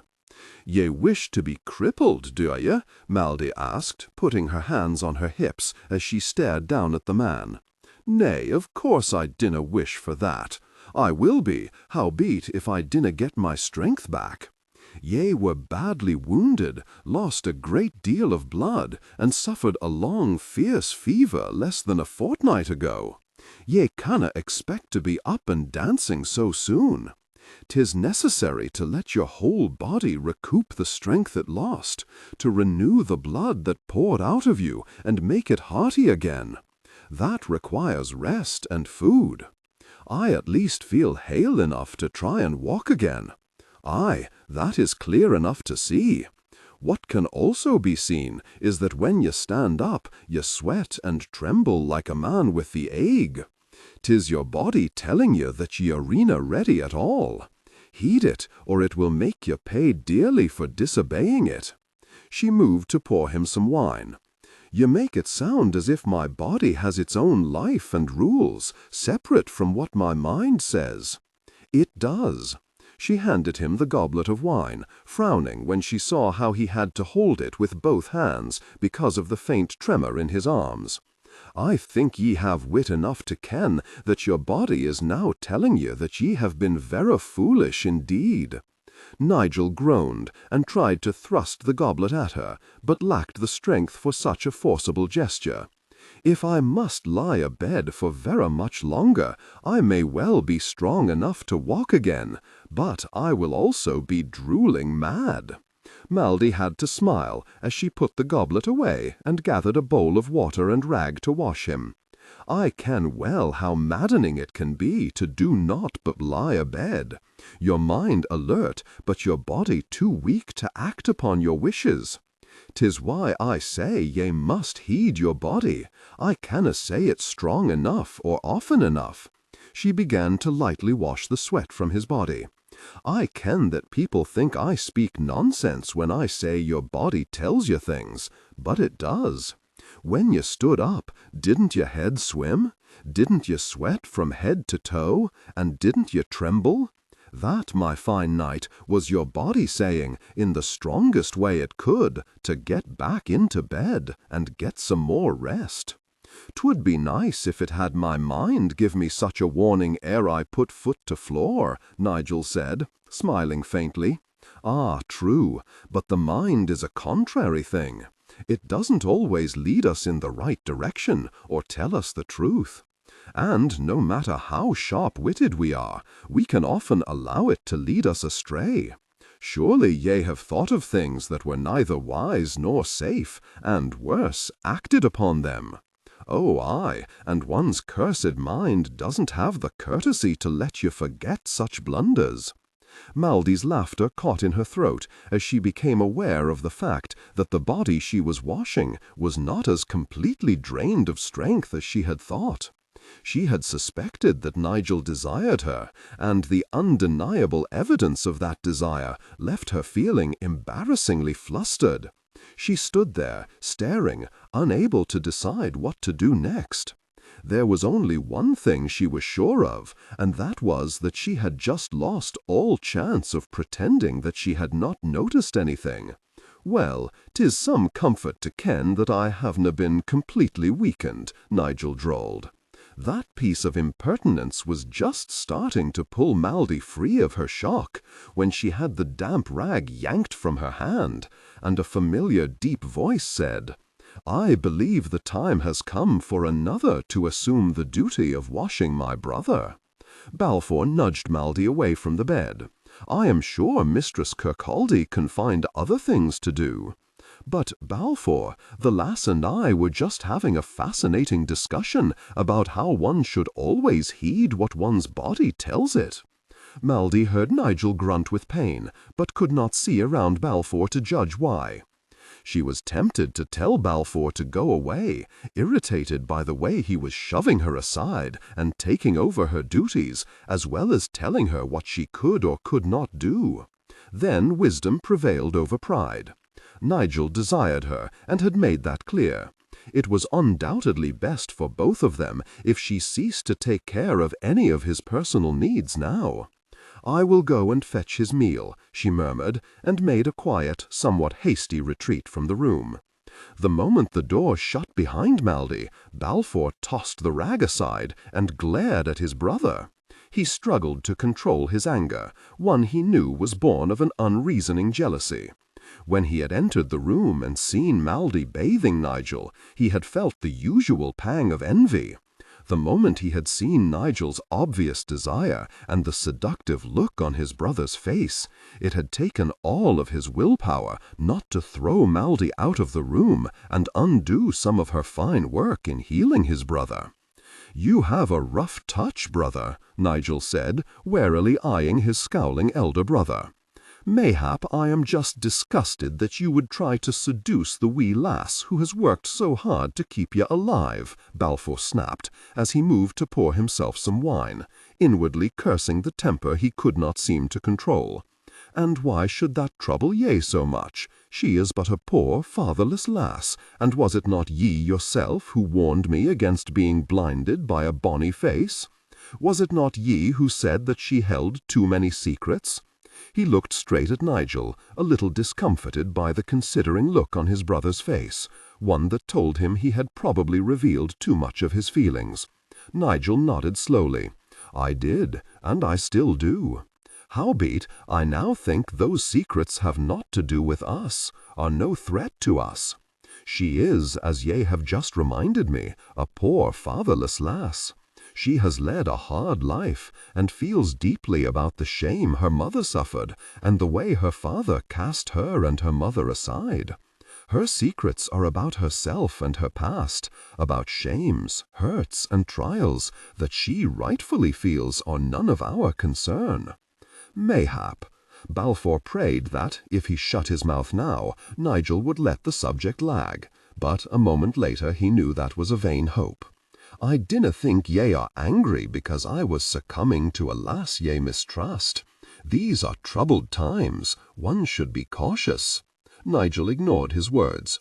"I think ye want the lass yourself, and ye thought I was stealing her away." "And I think ye have lain abed so long that your wits have become as weak as your body. Nay, I am right. Ye cannae insult me out of my belief. Ye want the lass. I saw it when we found her on the road, but chose to forget that. I think I have chosen to ignore all signs of your desire for her. 'Twould interfere with my own plans, wouldn't it? Just how badly do ye want the lass?" Balfour briefly considered heartily denying Nigel's assumptions, and then making a hasty, cowardly retreat from the room. Then he shook his head. It would only gain him a small respite. His brother would never let the matter rest until his curiosity was satisfied. An honest answer now might silence Nigel. To his utter disgust, he found himself wondering if it would also make Nigel back down and leave Maldy alone. He hated to think he was that uncertain of his ability to woo and win a woman, especially one Nigel had also set his eye upon. "Badly," he finally replied. "At times I think my wits have been scattered to the four winds. Aye, those green eyes can do that to a man. So can a hearty lusting." "'Tis more than lusting," Balfour reluctantly admitted. "How much more?" There was an odd look on Nigel's face, intent, yet somehow unreadable. It was as if Nigel was trying very hard to hide something. What if Nigel was also captivated? What if his brother also had feelings for Maldy, ones that went far deeper than a natural, manly lusting for a pretty woman? Balfour realized that he did not want to know, no matter how selfish that was. He did not want to feel obligated to give Nigel a fighting chance. If his brother was hurt by whatever happened between himself and Maldy, Balfour decided he would deal with that later. A small, jealous part of him muttered that it would do the bonny Nigel some good to lose a woman. Balfour swore that he would do something to finally kill that still bitter, hurt young man inside of him, the one that had watched too many women turn from him to Nigel, and obviously still resented it. He had not realized how deep that sense of injury had gone, not until Maldy had walked into their lives. "I dinna ken," Balfour replied quietly. "That 'tis more than passion is all I am sure of." "And how does she feel?" "She wants me, that I am certain of. She fights it because she believes passion destroyed her mother. Maldy doesna want to repeat her mother's follies. 'Twas when I saw that I no longer feared I was about to repeat our father's mistakes, that I was sure I was being driven by more than desire." He shrugged, a little disgusted by his own uncertainties. "I just cannae say how much more. 'Tis a fierce thing, but 'tis also a puzzling thing." "Then have her, brother. She is yours. I withdraw from the field. What with your fears, confusions, and desires, and her fears and passions, the field is too crowded anyway." Before Balfour could ask what Nigel meant, Maldy returned. The cross look she gave him as she set a tray of food on Nigel's lap made Balfour fear she had overheard his talk with Nigel. He quickly discarded that concern. If Maldy had heard anything, she would have been a lot more than cross. Balfour knew that. To anyone idly listening, it would have sounded as if he and Nigel were callously deciding who would bed her. He doubted that his confession about the depth and confusion of his feelings would have wrung any sympathy from her either. Maldy was clearly just annoyed at his interference and the way he had ordered her around. "Am I allowed to help him eat his food?" Maldy asked, frowning when Balfour grinned. Balfour wondered fleetingly why he should be so inordinately pleased that he had not only guessed her mood, but the cause of it. "I should have thought that he was recovered enough to feed himself." "Aye, he would be if he hadn't got up and skipped about the room." "I didn't skip," muttered Nigel, whispering a curse when he had to have Maldy cut his bread for him. "And why shouldn't he be trying to walk?" asked Balfour, frowning a little when he suddenly became aware of how pale his brother was. "His fever has been gone for a week or more, and his wounds are any in danger of opening." "True, but he must now regain all the strength he lost. He must take his first steps with the utmost care, especially since one of those deep wounds was to his leg." "I can understand what sets his mind to such foolishness," Maldy added, watching Nigel closely as he took a drink of cider. "Lying abed, rested and with a full belly, one isna always aware of one's weaknesses, and has no patience for caution. Howbeit, to do too much too fast could leave him with a stiffness in his leg he would never be rid of." The firm tone of her voice told Balfour she spoke the truth, and he looked at Nigel. The tight, almost sullen look on his brother's face said that Nigel also believed her warnings. Once Nigel's fever had passed, Balfour had considered his brother healed, that the man only needed rest and food. He realized that he had been as foolish as Nigel. He could also see that Nigel was going to require a great deal of very close watching. "How goes the plan to free Eric and make Beaton suffer?" asked Nigel as Maldy took the meal tray away. Slowly. Balfour leaned against one of the tall, thick posts at the foot of the bed and crossed his arms over his chest. "We can very little about the man, or about Dublin. I have set a man within the heart of the enemy's camp, but 'tis difficult for him to send us any information. Even the simplest thing could aid us, but we dinna even have that yet." "When you say simple, do you mean such things as when they open and close the gates?" Maldy asked, as she poured herself a goblet of cider. "Aye, even something as small as that. Well, they open them when the sun clears the horizon, and shut them at twilight." Maldy nearly flinched beneath the brother's stares. The hint of suspicion in their eyes was justified, but that did not make it any less unsettling. In her eagerness to help defeat Beaton in any way she could, she had not considered how such information would be viewed. Nor had she considered the need to devise a very clever explanation for possessing such knowledge about their enemy. The truth that she had learned all she could about Beaton so that she could more easily kill the man would be viewed by the Murrays with distrust and, quite possibly, distaste. "How do ye come to ken that?" demanded Balfour. "I was searching for my kinsman in and around Dublin." "Ye're the kinswoman of a Beaton." The way Balfour said that, as if she had just told him that she had the plague, reaffirmed Maldy's decision to never tell him her true parentage. "Nay, my kinsmen are minstrels. I had followed their trail to Dublin, and lingered in an attempt to discover which way they had travelled upon leaving the place. The Beatons, who kindly took me into their home, were an ageing couple in the village." "Why did ye say naught? Ye kenned that we were fighting Beaton." "I am no warrior, Sir Balfour. I dinna ken that ye would be interested in what little I saw or heard. I wasna there when your young brother was taken either."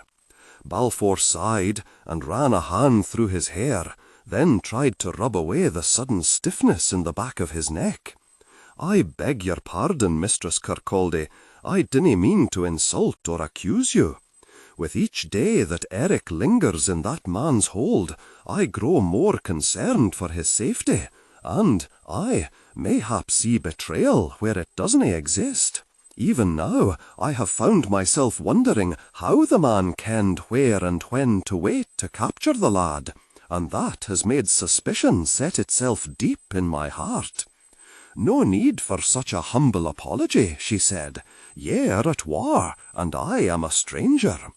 "Balfour," Nigel drew his brother's attention away from Maldy, "do you really think someone has betrayed us? That someone here actually helped Beaton gain hold of Eric? I wonder that I ne'er thought of the possibility before," Balfour replied. Lower the pitch slightly and use a heavy, deliberate, and slightly traditional or old-fashioned tone. As the brothers discussed who could possibly have betrayed them and why, Maldy idly tidied the room. She was heartily relieved that Balfour's interest in her and what she knew had been diverted. She had spoken too quickly, without thought.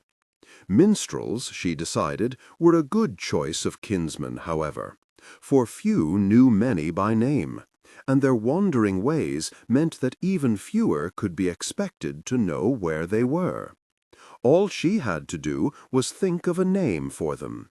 There was a good chance that Balfour would never ask, but she wanted to be prepared with an answer. The tangle of lies had begun to twist around her. It both alarmed and dismayed Maldy. She had rarely lied before.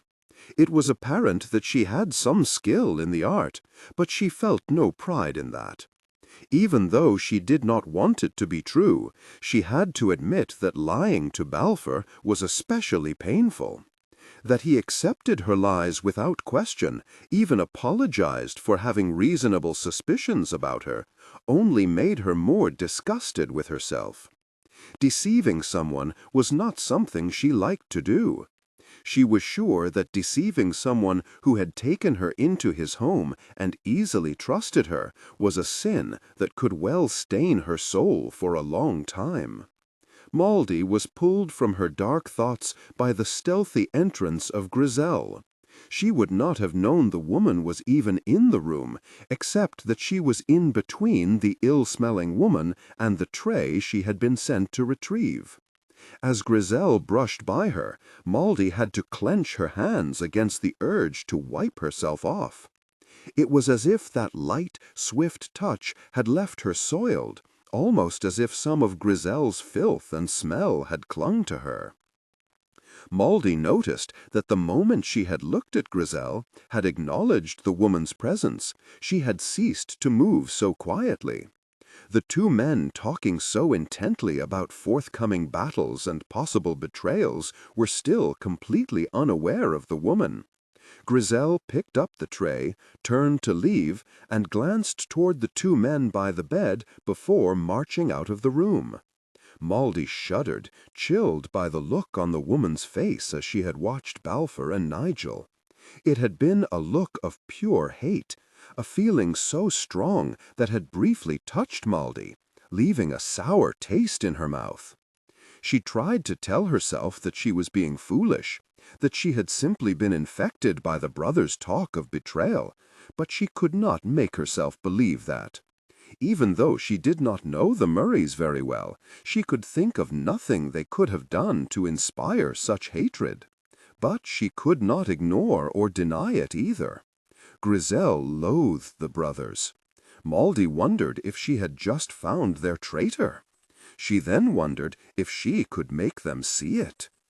"Ye look weary, Nigel," Balfour said. "Rest.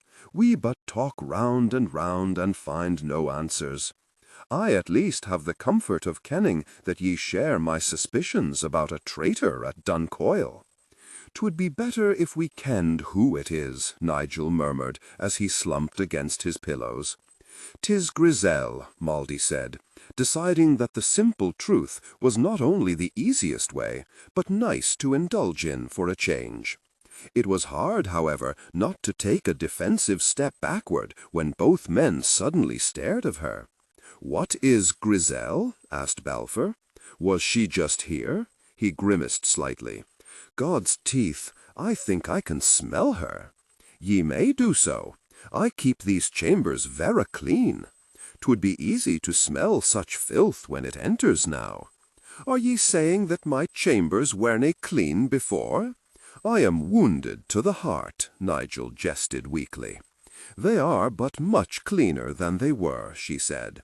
"Howbeit, I was not speaking wholly of Grizel's dirt or odour, just her hate. 'Tis so strong I could taste its bitterness." She smiled briefly at their identical looks of confusion.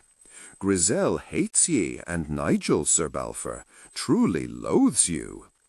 Balfour rubbed his chin as he carefully weighed her words. "I ken that the woman is ill-humoured, and appears to deal weel with no one, mon, woman, or beast. 'Tis a long stride from that to hatred. And of what worth is it to me if she does hate me or Nigel?" Maldy shook her head. "Thus speaks a mon raised in the palm of wealth and ease. Those surrounded by ones who serve them are often too blind to see either their worth or their threat. Ye both feel certain that someone had to have aided Beaton in the stealing of your brother, yet can think of no one with a reason to betray you. Well, I give ye a good reason, hatred. Ere ye dismiss Grizzel as a threat, mayhap ye should ponder what might have caused her hatred. Therein may lie the answers ye seek. Our father was intimate with her once." Nigel shrugged gently, still favouring his wound. "She was fair and cleaner once, years ago." "And your father cast her aside?" Maldy asked, fighting not to let her distaste for such behaviour divert her. "Aye, when he fell in love with Eric's mother. I fear Grizel's fair looks swiftly left her so. Even when his new lover died, our father felt no desire to return to Grizel's arms. So, Grizzel was once the laird's leman and fair of face. Then she is cast aside for a new lover, watches that woman's child raised as the laird's son, and watches her beauty fade. Not only do I see a vera good reason for the woman to hate Murray men, but a vera good reason indeed for Grizzel to wish to harm Eric." "'Tis certainly enough reason to watch her more closely," Balfour said as he moved toward the door. "I will do so. I need more than words and suspicions to call Grizzel a traitor. She has been at Duncoyle since her birth. Her kinsman helped mine gain and hold this land." He paused in the open doorway and sighed. "Although they have naught to do with her nor she with them, she does have kinsmen here. I need hard proof of her betrayal. And now I need ye to ready yourself to come to the great hall and dine with me. But Nigel I will send Jenny up to tend to him." He was gone before Mouldy could offer any further argument, and she cursed. For one brief moment she considered simply ignoring his command, then sighed. He would just come and fetch her, she was sure of it.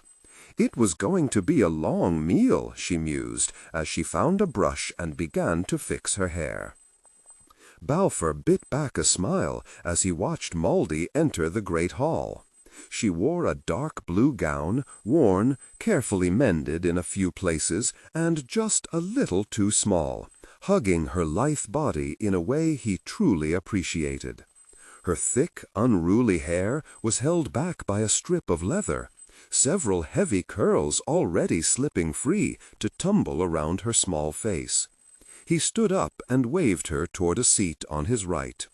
"This is too high a place for me," Mouldy softly protested, hesitantly taking the seat he offered her. "I should be below the salt, as I have neither title nor proper birthright." "Ye have saved Nigel's life," he replied, as he sat down and signaled a page to pour her some wine. "That deserves a place of honor, more so than any title or weighty purse."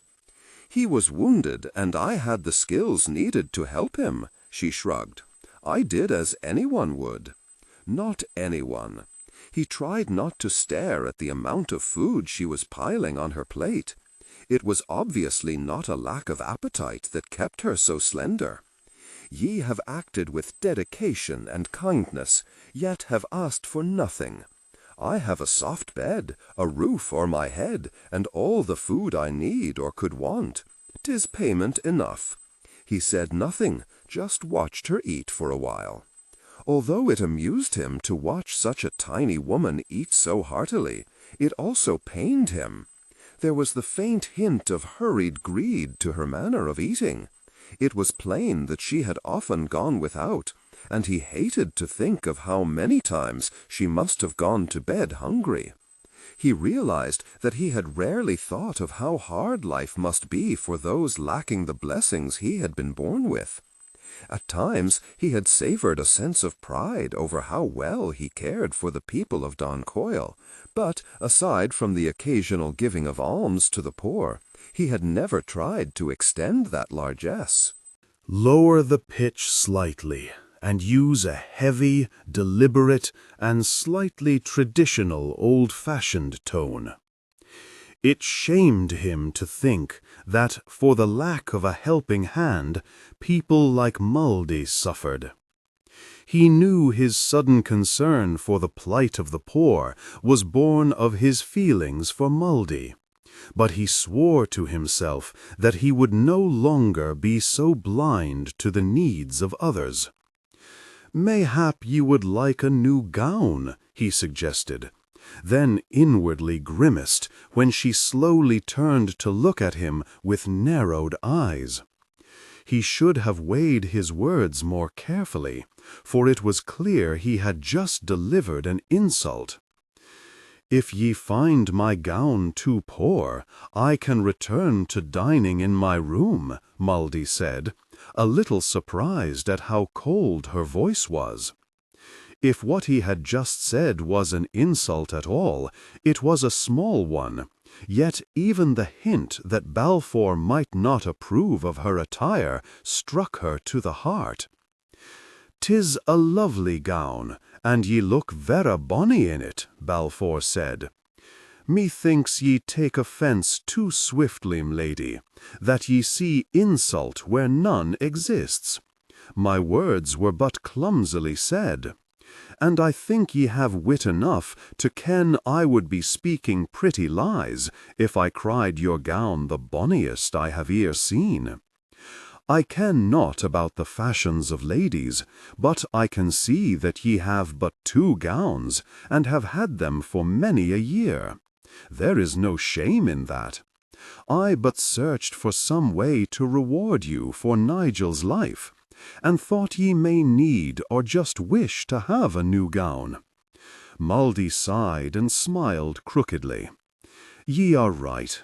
At times I can bristle like a wee hedgehog, hearing what hasna been said, sensing scorn behind the most innocent of words. I thank ye for your kind offer, but I must refuse it. Aye, these gowns are old and much mended, but I canna accept gifts for doing something I would have done for anyone.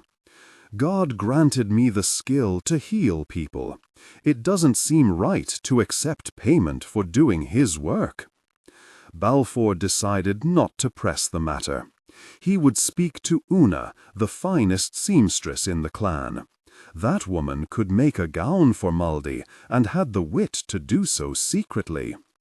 He would not ask Muldie what she wanted for a gift, for a small reward for all her work, but simply present her with one.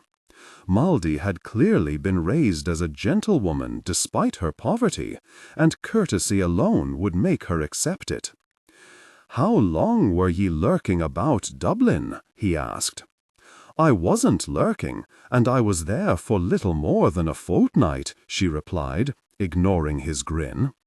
Muldie had expected the questions, but they made her uncomfortable. More lies, she thought with a touch of despair. He was right to use the word lurking, too. That was exactly what she had done, grasping each and every opportunity to spy on the Beatons. She might still be there, except that too many men had begun to take too strong an interest in her. She still felt guilty about leaving the old couple who had befriended her, stealing away in the dark of night with no word of farewell, or, worse, gratitude. Suddenly she was angry at her mother. Muldie wondered if her embittered parent had given any thought to what sins she would have to commit, what low trickery she would have to stoop to fulfill the vow of vengeance she had been made to swear. Then she felt swamped with guilt, silently cursing herself yet again as an ungrateful child. Her mother had shamed herself time and time again just to keep food in their bellies. That sad circumstance had been brought about by Beaton's cruelty. Was it really asking too much to want the man to pay for his heartless desertion, to expect her only child to extract that debt? A small voice in her head said aye, but Muldie stoutly silenced it. "Ye have grown most solemn," Balfour said quietly, lightly touching Muldie's tightly clenched fist where it rested upon the table. "Did ye have some trouble at Dublin?" "Nay, I but realized that by aiding you, I could well be endangering the kindly old couple who sheltered me." She smiled as she thickly spread honey on a slab of bread. "Then I recalled the old woman complaining about how Beaton near waits for the ones in the village to seek shelter at the keep. The minute the mon thinks there is some danger approaching, he shuts the gates and cares nothing for who is left outside. She claimed he would lock his own mother out if the woman wasna quick enough. She also said that the people in the village dinna even try to run to the keep anymore. They hide and pray that whoever has come to kill Beaton will not come hunting for them. You may ease your mind about them. I am nae planning to slaughter the Beatons. All I wish is to bring young Eric home and seek a reckoning from their laird." He shook his head as he mopped his plate clean with a piece of bread. "Mayhap the clan will live better and more peacefully without that fool leading them." He said no more, but became intent upon swishing the half-eaten piece of bread over his already clean plate, and Muldie wondered what odd mood had suddenly seized him. Then she realized that he was covertly watching something at the far end of the great hall. Carefully she followed his gaze, and was not overly surprised to see Griselle. The woman crept along in the shadow near the tapestry-draped walls until she reached the men-at-arms, and then sat on a chest near the wall. Although she appeared busy with her mending, it did not take too long a study to see that the woman was listening to everything Balfour's men were saying. It was there to see in the way Grisel leaned toward the men, one ear cocked in their direction, and how she kept glancing at them. She even occasionally sent Balfour a nervous look, but did not seem aware of how closely he was watching her. Maldy decided that Grisel was not particularly skilled at spying, had simply succeeded because no one paid her any heed. It was also possible that the ease with which the woman had accomplished her treachery thus far had succeeded in making her careless. "I canna believe I havena seen it before," muttered Balfour, revealing that his thoughts echoed Maldy's. "Ye rarely even saw the woman until now," Maldy said, and saw by the scowl that darkened his face that her words had not comforted him at all. "And, as ye have said, she and her family have been with the Murrays since the beginning. She would be the last one ye would suspect. Which is why she was such a good choice. Yet I should have wondered. Ye are right. She hates us. I can see it clearly now. And she has reason to do so. My father treated her poorly, as, I fear, he treated many women. Nay, that isn't enough reason to betray one's clan, one's family, and one's ancestors. Aye, hurt the one who has hurt and shamed you, but not all who are his blood or his clan, and that is what helping Beaton will do. I begin to feel most sorry for poor Eric. Aye, it canna be easy to be Beaton's prisoner. In truth, I was thinking of how Beaton hated him when he was born, and tried to kill him. Now there is Grisel, who also hates him, and doesna care if the lad lives or dies. Both acted upon anger over sins that poor lad had naught to do with. It must be hard for him to ken that, simply by his birth, he has made two strong enemies. Aye, and now the very mon who tried to kill him wants to call him son. Your wee brother must think the whole world has gone mad, or, worse, he has." Balfour grimaced and slowly nodded. He hated to admit it, but he had not given much thought to how Eric might be feeling. His concern had been to free Eric, to get the boy away from the danger Beaton wanted to thrust him into, and the poison the man could whisper in his ears. Maldy was right, however. The boy had to be finding it all very hard to understand, and could easily be wondering what it was about him that drew forth such hatred and trouble. Although Beaton now tried to claim Eric as his son, Balfour doubted that the man's hatred or anger had lessened. Eric was very quick-witted, probably the smartest of them all. Yet he had to be confused. Such confusion, the inability to understand, was one of the few things that could unsettle the usually calm, sweet-natured boy. Lower the pitch slightly, and use a heavy, deliberate, and slightly traditional, old-fashioned tone.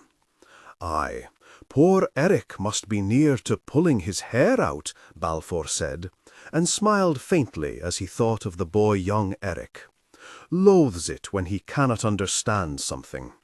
If Beaton has nae told the lad much, at least not enough for Eric to sort this tangle out, the boy is probably ready to kill Beaton with his bare hands. What Beaton has done will make no sense to the lad, and if he is given the reasons for it all, and they match what we believe, Eric will see it as a verra dull-witted thing to do. That will certainly irritate him. "You make the lad sound as if he has little tolerance," Maldy said. "Nay, 'tis not what I meant to do. Although I would wager that Eric will ne'er have much patience for fools. That I can understand. Eric is a clever lad, sometimes frighteningly so. But he does understand that his quick, sharp wit is God's gift. He near faults those who haven't been blessed in the same way. Howbeit, if he thinks ye ought to ken something, and ye dinna, and he thinks ye are acting foolishly when ye have the wit to ken the danger of it, he doesna show much tolerance. That may be something he still needs to learn. I think 'tis his only fault." Balfour smiled crookedly. "In truth, Eric is even bonnier and sweeter of tongue and nature than Nigel, and therein lies a great danger for all of the lasses of Scotland." She grinned when he laughed and nodded in agreement. It was clear that Balfour loved his half-brother and was very proud of the boy. It touched her, said a lot about the man, yet, to her shame, it also stirred the faint hint of jealousy in her heart. Eric was a bastard, just as she was, yet he was loved by his father's family. That was something she had never known. No father, no family, only her mother. And, at times, Maldy had felt that her mother had not truly cared for her, had actually been angry that she was alive. Maldy quickly shook away that thought. It hurt. She knew that the reason she found such thoughts so painful was because, deep in her heart, she knew they were the truth. It was better to turn her mind away from that truth before it made her bitter. "Ye look sad, wee Maldy," Balfour said in a soft voice, as he gently covered her clenched hand with his.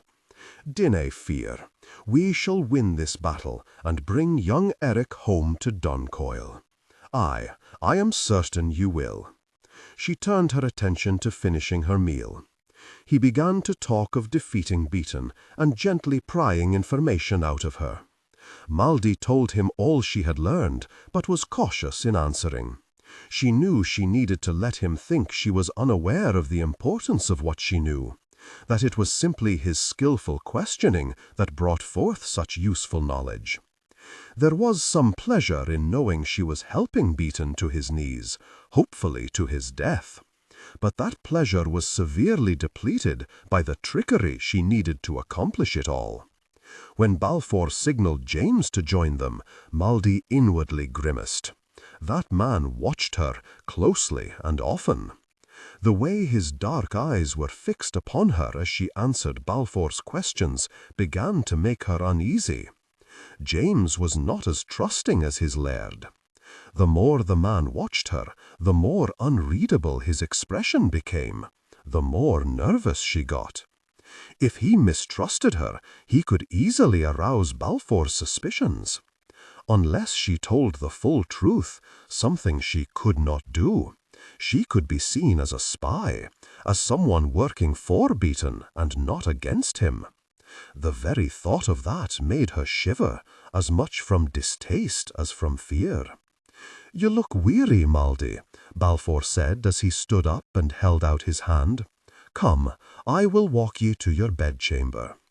It was on the tip of her tongue to say she was quite capable of finding her own way, but Maldy quickly bit back the words. That would begin a discussion that could last a long time, and she was suddenly eager to escape James's steady gaze. It could also be to her advantage to pull Balfour away from James while that man's suspicions were still so sharp. Given a little time to think things over, James's suspicions could ease. At least she prayed they would, Maldy thought, as she allowed Balfour to escort her out of the great hall. For a moment she felt trapped, pressed from all sides by the corner she had backed herself into. There was no place at Duncoil where she could completely hide from James's watchful eye. Balfour was increasingly underfoot, clouding her mind and confusing her heart with passions neither of them seemed able to control. The only place she could go to escape Balfour and James was to the tiny bed she had slept in since arriving at Duncoil, a tiny bed tucked in the corner of Nigel's room. Yet another place where she was constantly under the watchful eye of a Murray. There was no chance of escaping a Murray that she could see. That made lying and keeping secrets all the harder and very tiring. Balfour paused in front of a doorway across the hall from Nigel's bedchamber and opened the door, watching her closely. Maldy was in a strange mood, one moment smiling and talking, the next lost in thoughts that, judging by her dark expressions, were not particularly pleasant ones. Balfour was not certain how she would respond to the news that she had been removed from Nigel's room. Nigel no longer needed Maldy's constant care, but Balfour knew that was not the reason he had given Maldy her own chambers. Nigel's blatant interest in Maldy had been what had driven him. He just hoped she would not guess that, for it could easily insult her, and his lack of confidence embarrassed him. "This isn't my room," Maldy said, trying and failing to break Balfour's firm grip on her arm. "Aye, now it is." He tugged her into the room, shut the door and leaned against it. "Nigel shouldnae be left alone. He may do something foolish. He will nae be left alone, but he doesn't ye at his side day and night any longer. Then, mayhap, 'tis time for me to be on my way." She felt her heart jump painfully at the thought that he might agree. That made no sense. Although she was careful to lie as little as possible, the half-truths she was telling were becoming so complicated, so twisted, that she was in real danger of tripping over them. Balfour desired her, and she was sure she lacked the will or strength to resist him for very long. Nigel desired her, something she could easily resist, but could also stir up trouble between the brothers and catch her firmly in the middle. James did not trust her. It would be wise to just leave before any or all of these complications caught her too firmly in their grasp. Yet she stood tensely waiting for Balfour to give her a reason to linger at Doncoil. To her utter disgust, she knew it would not have to be a good one. "Nay, you should stay. Nigel still has need of your skilled care," Balfour said, reaching out and catching her by the hand. "As ye say, he could do something foolish. He is also still bedridden, weak, and must take care not to damage himself. Your skills kept him alive. I now need them to get him back on his feet, walking as straight and strong as he e'er did." Maldy offered no resistance as he slowly pulled her into his arms. "And, ready to draw his sword. I will need him at my side when I ride against Beaton. I need him ready and able to wield his sword in the fight." He pushed her thick hair back over her shoulders and touched a kiss to the hollow at the base of her ear. "Eric needs both of his brothers fighting to free him." He gently nibbled on her silken earlobe and delighted in the way she softly trembled in his arms. "Eric is most fortunate in the family fate has chosen for him." Maldy slipped her arms around his neck and lifted her face up towards his. It was a silent, shameless request for a kiss, but she did not care. His kisses made her feel good, and she was hungry for them.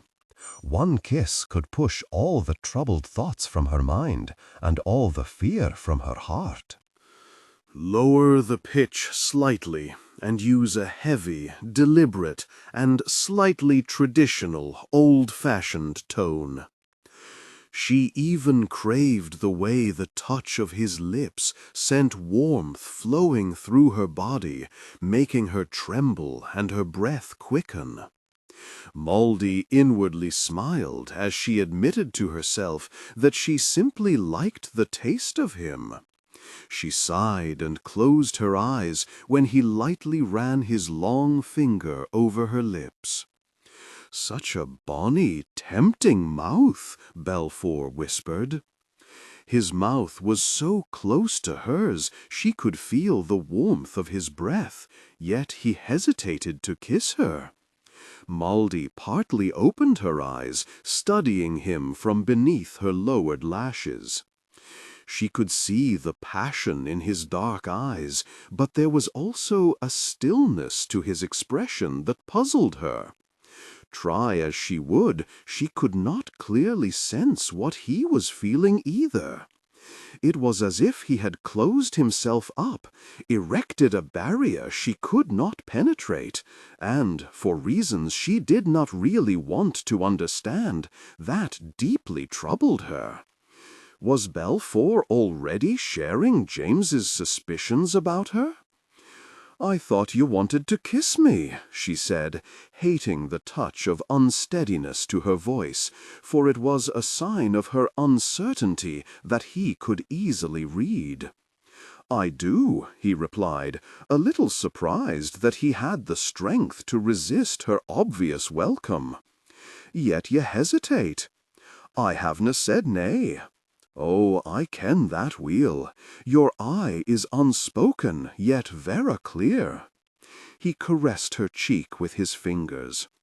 "In truth, your invitation is such an exquisite mix of innocence and wantonness that I am fairly aching to answer it." "But ye dinna." "Nay, for 'tis not just a kiss I need. Nay, nor even as much as we shared a week past in the shelter of the half-built tower. I have no patience for this game any more, none. Aye, I should find it for ye are an innocent, but mayhap I am weak, or mayhap I am just greedy and too selfish to tell myself nay." "What are you talking about?" He framed her face with his hands, almost smiling at her expression. A beautiful myriad of emotions had put a flush in her cheeks and darkened her eyes to a rich, velvety green. She looked a delightful mix of confused, irritated, and nervous, but a hint of passion lurked behind all of those. "I am trying to say that if ye let me kiss ye," he brushed his lips over hers, loving the way she briefly followed his mouth with hers when he pulled back. "If ye let me touch ye, I willna let ye run away this time. No retreat, no sudden crying of nay when your desire is clear. I will have a complete connection, Mouldy, or I will have none." "Isna that a wee bit unfair?" she whispered. "Aye, that it may be, and probably not vera honourable either. But when I hold you, I fear my hunger for you devours all my guilt. So, what say ye?" Mouldy stared at him, knowing she ought to be furious about his all-or-nothing demand, yet understanding what pushed him to make it.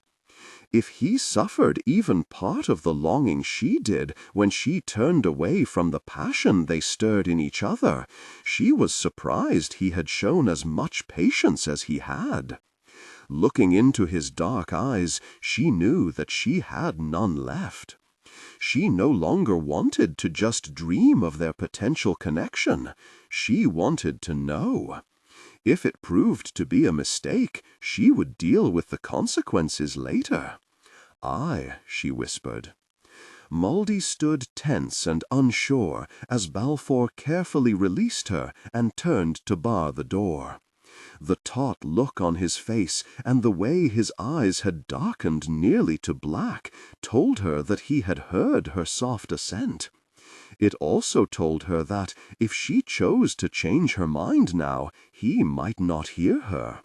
She had heard it said that a man could be blinded by passion. Mouldy felt that Balfour was afflicted in that way. It did not frighten her, even though she knew it ought to, but she decided she was suffering from the same disease. Passion, she mused, as he turned back to face her, could be a heedless thing.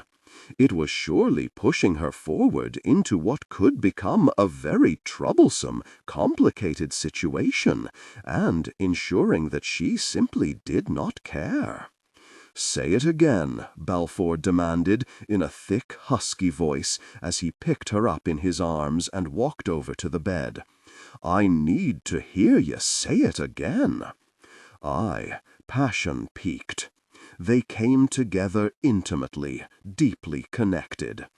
The odd smile on Moldy's face made Balfour uncertain as he slowly returned to her arms, shuddering with pleasure as their flesh touched.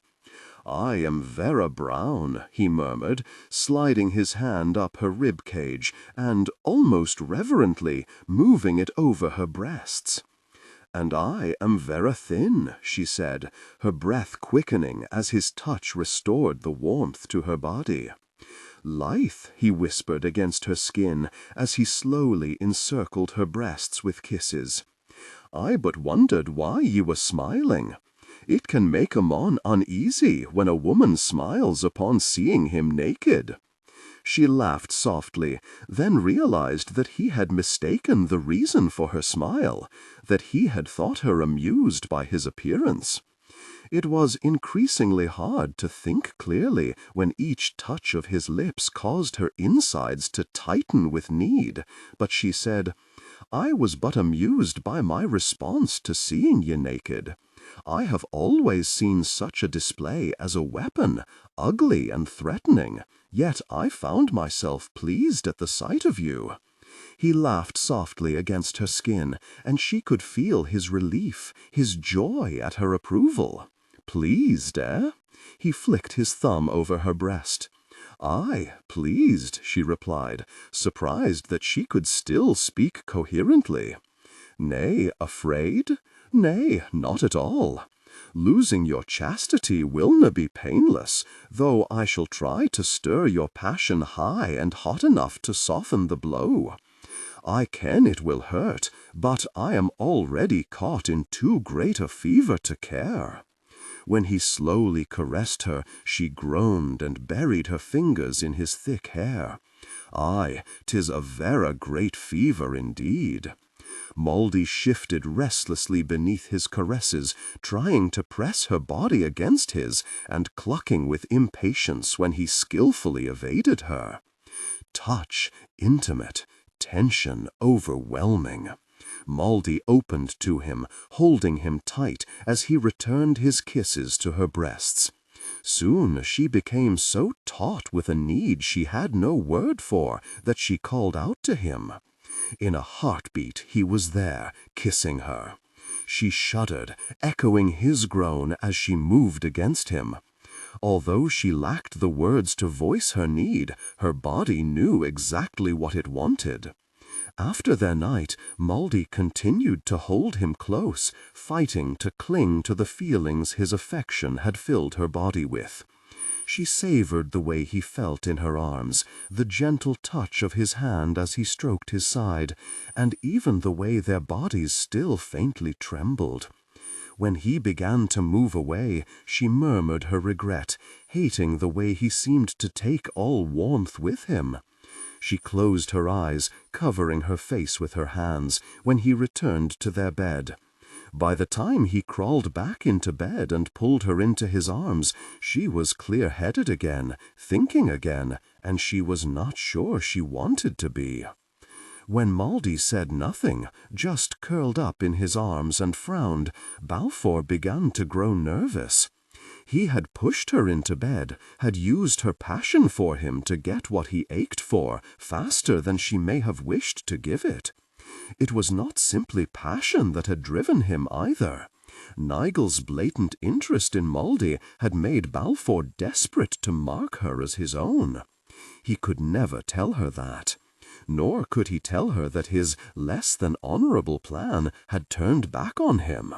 Not only had he marked her as his, or so he hoped, but she had innocently left her mark on him as well.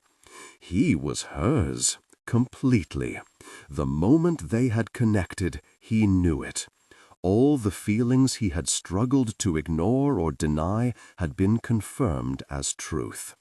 It was a grave revelation, one he neither wanted nor had the time to deal with at the moment. The longer Moldy remained quiet, the more he began to fear that she had somehow guessed what he felt. She had already revealed a true skill at sensing what others felt.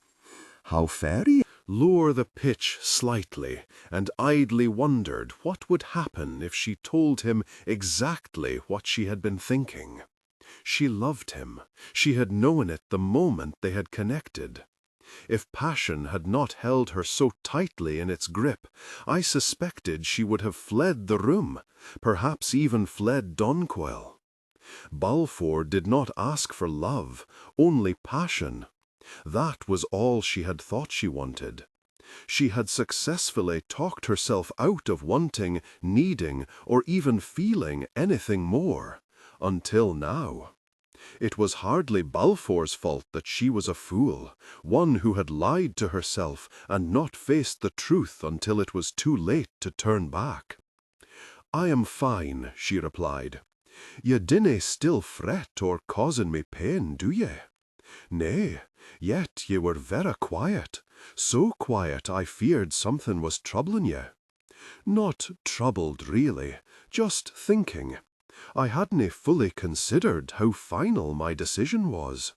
I wasn't so slow-witted that I thought I could give away my maidenhead one night and grow a new one the next day. Nothing as foolish as that. 'Tis just that I canna say nay again, can I? Ye can cry nay whene'er ye wish to. This doesn't mean ye must now lie down with any mon." The mere thought of Mouldy with another man made Balfour's chest tighten with anger and jealousy, but he fought to keep those emotions out of his voice. "I have ne'er believed that a maidenhead was all that decided a woman's honour or innocence." Her eyes widened, not only because his opinion surprised her, for it was one few people held, but because of the faintly sharp tone of his voice. She did not know how or why, but something she had said had angered him. "Ye have a generous heart, Sir Balfour.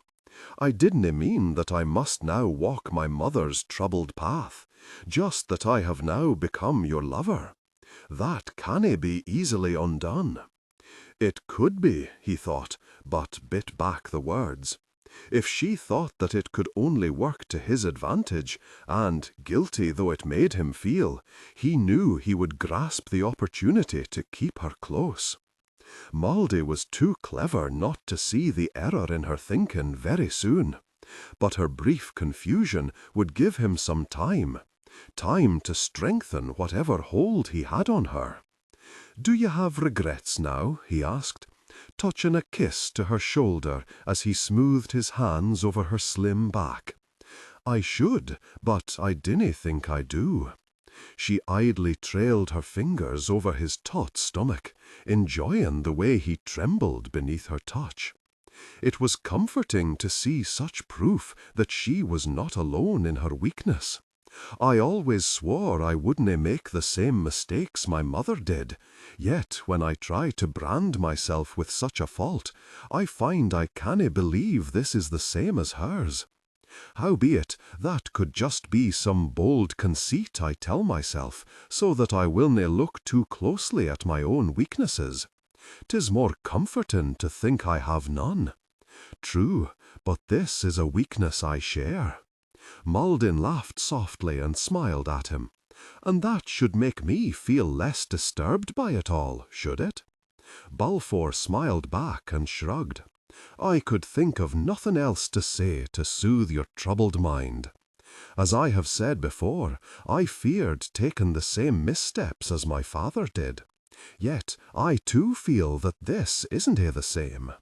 We both tried to fight what flares between us. My father ne'er even hesitated if he decided he wanted a lass." She sighed and nodded in silent sympathy. "My mother ne'er hesitated either, not when it was passion, not when it was coin. Since we are determined to delude ourselves, let us call our short time of restraint. It wasn't that short a time. God's teeth, it felt like months to me. 'Twas little more than a fortnight. 'Tis no great show of restraint. Howbeit, we can console ourselves and ease our doubts and fears with the sure knowledge that the parents we so fear to emulate would ne'er have held steady for even that long. Do ye ken, 'tis most sad when ye can so clearly see the failings of the ones ye are supposed to honour and revere. 'Tis hard to remain blind to such things as one grows older and, God willing, wiser. That wisdom allows one to see those faults and, if not understand them, at least forgive them. The love I had for my father wasn't lessened by the discovery of his weaknesses. He also had many strengths. Balfour started to grin. Aye, mayhap if he hadn't been so skilled, I ne'er would have discovered his weaknesses for the lasses, and neither would he. Maldy found it sweet that he could smile about his follies even as he acknowledged the error of such ways. She wished she could be so at ease about her mistakes, and the older she became, the more certain she was that her mother had made some serious missteps. The sting of guilt she felt when she thought such things, the sharp sense of disloyalty that pained her at such moments of doubt, were growing fainter, and that saddened her. Deciding that she no longer wanted to think of her mother, for it only brought on pain and confusion, stirring up questions she had no answers for, she smiled back at Balfour. Although her body ached somewhat from its introduction to passion, it was a discomfort she could easily ignore. The passion she and Balfour shared was the first thing she had ever found that could so completely clear her mind of any troubling thoughts, and her heart of all feeling save for the love she had for him. For a time, it even pushed aside the cold, bitter need for revenge that had directed her every step for the last few months. Confident that it would not take much to inspire him to give her another taste of the blinding delight they could share, she slid her hand down his back and caressed his backside, smiling wider when he shuddered and instinctively pressed closer to her. "Mayhap one shouldn't fault your father for his skills," she murmured, touching a kiss to the hollow in his throat. "'Tis clear that he gifted his son with many of them." Aye. Balfour closed his eyes and revelled in the feel of her small, soft hand moving over his skin. Many women have praised Nigel's skill as a lover. She felt a twinge of sympathy for all of the slights Balfour must have suffered from foolish women blinded by Nigel's beauty, then quickly pushed it aside. Although she was a skilled healer, there were some scars she could not mend. Balfour was the only one who could rid himself of such ghosts and finally recognize his own worth. The only thing she could do was let him know by word and deed that she was interested only in him, that her passion was stirred by his touch alone. She also decided that she would neither pamper nor pity his doubts and jealousies, for that could well extend their lives. "Well, I dinna think I will test that opinion," she said sweetly, as she slid her hand up his thigh and slowly caressed him intimately. "I have all I need or want right here. I doubt I can find anything sweeter or fiercer. In truth, I dinna want to, for I fear I wouldn't survive it." Her intimate caress inflamed him so it made it difficult for him to speak. After but a moment, he knew he would have to forgo the pleasure of her touch, or he would lose all control. He groaned softly, gently pulled her hand away, and rolled so that she was pinned beneath him. Balfour took a few slow, deep breaths to calm himself, then thought about what she had just said. He knew she was teasing him, yet the mere thought of her turning to Nigel made him both furious and terrified. "Aye," he said, gently brushing the stray wisps of her wild hair from her face. "You may not survive bedding, Nigel, but I dinna think it is a fatal dose of passion you should be afraid of." Maldy stared at him, surprised by the hard chill in his voice. "Did you just threaten me?" "Nay, warned ye." He sighed and touched his forehead to hers.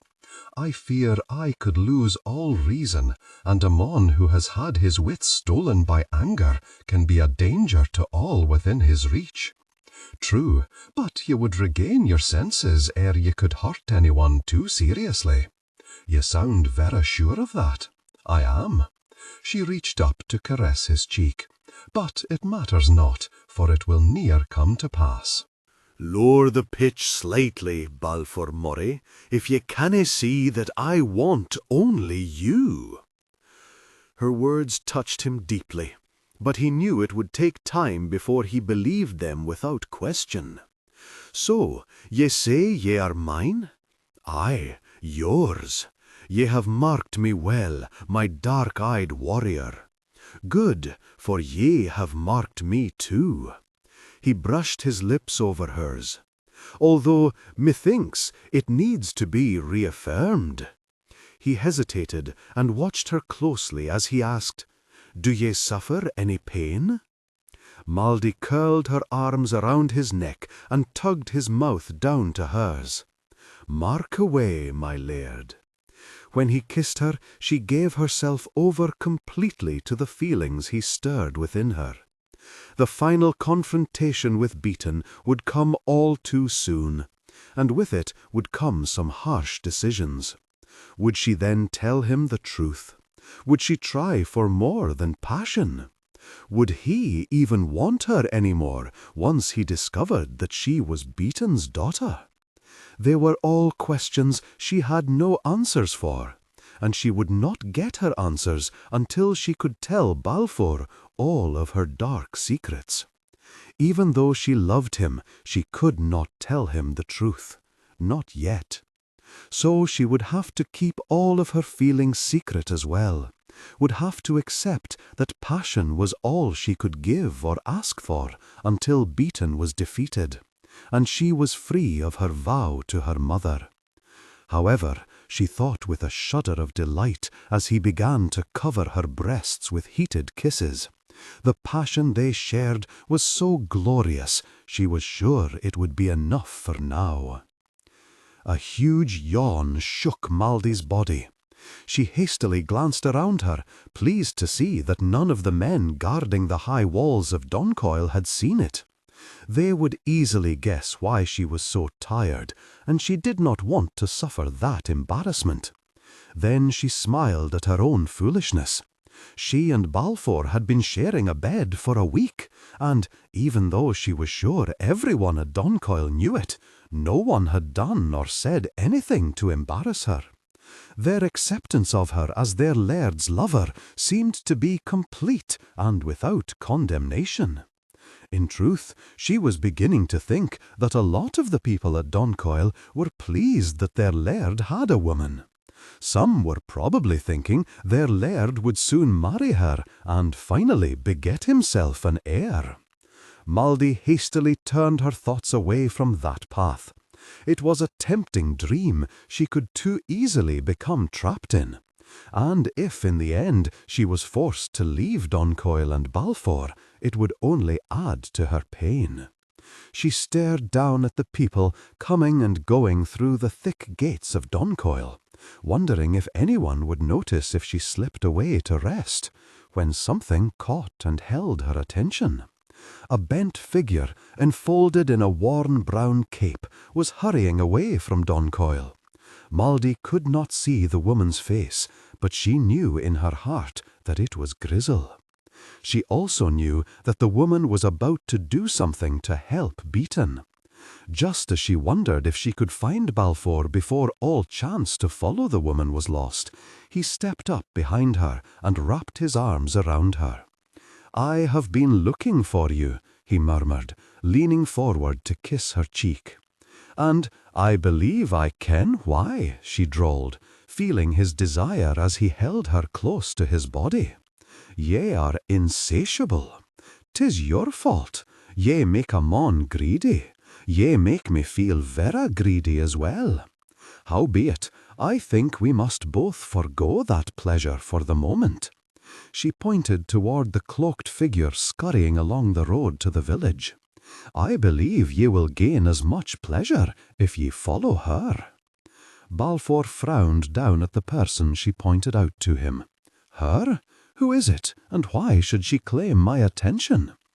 "'Tis Grizzle. Aye, I ken that ye can see naught but a woman in a cloak, but trust me in this. 'Tis Grizel, and she is hurrying away to betray ye again."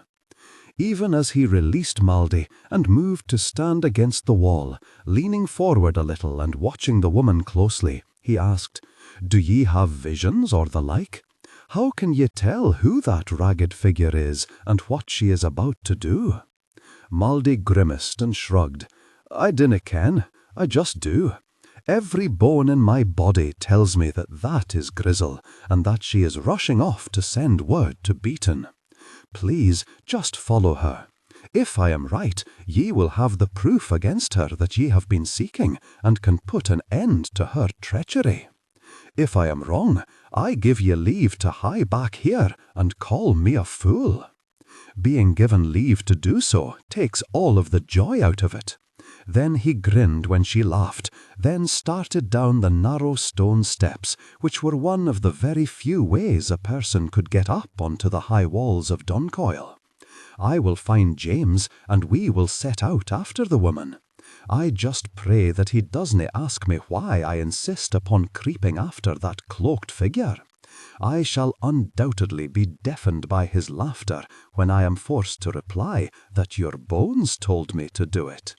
She laughed softly, then quickly grew serious as she returned to watching Grizel. The woman needed to be stopped. There was no telling how much Grizel had learned before Maldy had turned suspicion her way, nor how much she had already told Beaton. Even now, the woman could be hurrying off to tell a beaten man something that could put Balfour's life in danger. Just the thought of such a thing made Maldy eager to run after Grizel herself.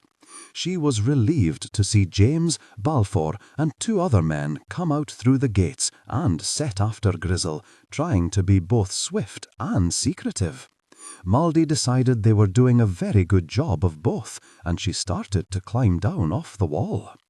While Balfour was gone spying on the spy, she was going to get some much-needed sleep. "Now, will ye tell me why we are creeping after this filthy, ragged person?" demanded James, as he, Balfour, and their 2 companions slipped into the cover of the trees bordering the road. "I think this is the one who has been helping Beaton," Balfour answered, proud of how quiet they all were as they moved through the brush, all of them keeping a close watch on the one they followed. "I thought ye had decided that the traitor was that old sharp-tongued sow, Grizel." "It is." Balfour inwardly grimaced, for he was being pushed to tell the truth about how and why they were all creeping through the wood. He was certain he could already hear the loud hoots of laughter. "That is Grizel. How in God's high name can ye be sure of that?"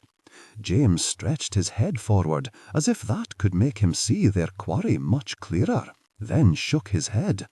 "Did ye see her ere she draped herself in that rag? Nay. Ere ye can badger me to distraction with your questions, 'twas Maldy who said this was Grizel, and that the woman is about to give us proof of her treachery. Ah, Mistress Kirkcaldy sent ye chasing after Grizel, the same lass who told ye that Grizel hates ye and spies upon us." Balfour scowled at James, stung by the derisive tone in his voice. "Once Maldy made me look closely at Grizel, helped me to see the woman's hatred and ponder the reasons for it. Well, I may be willing to grant you that truth, but this?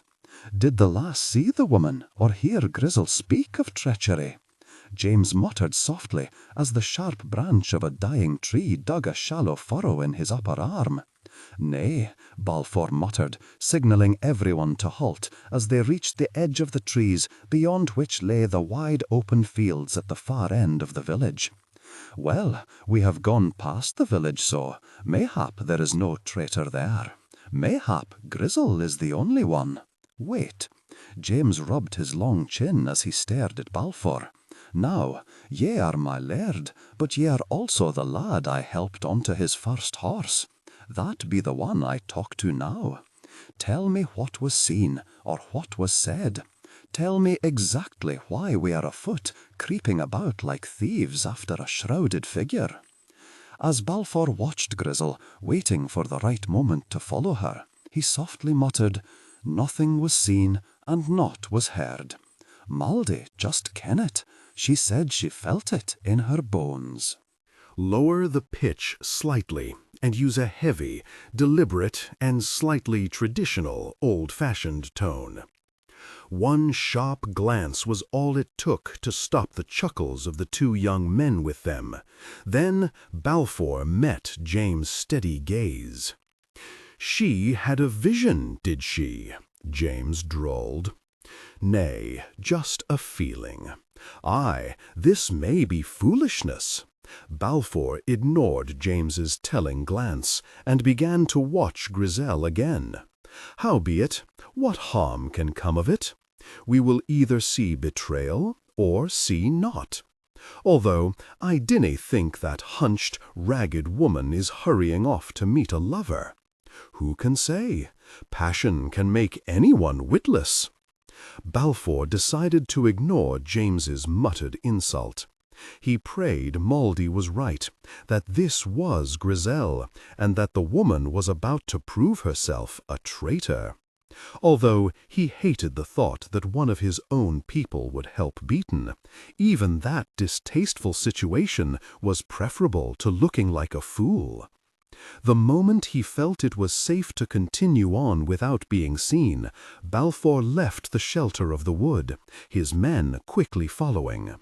For almost a mile they followed their quarry before she stopped at a crumbling cairn near a small brook. Taking quick advantage of the heavy growth of shrub and grass, Balfour and his men hid themselves and waited. The cloaked figure sat down on a rock and shoved the hood of the cloak back, revealing Grizel's easily recognizable face. Balfour sent James a brief, triumphant glance.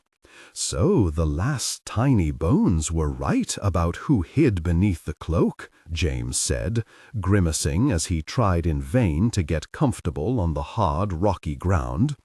"We have yet to see proof of any betrayal."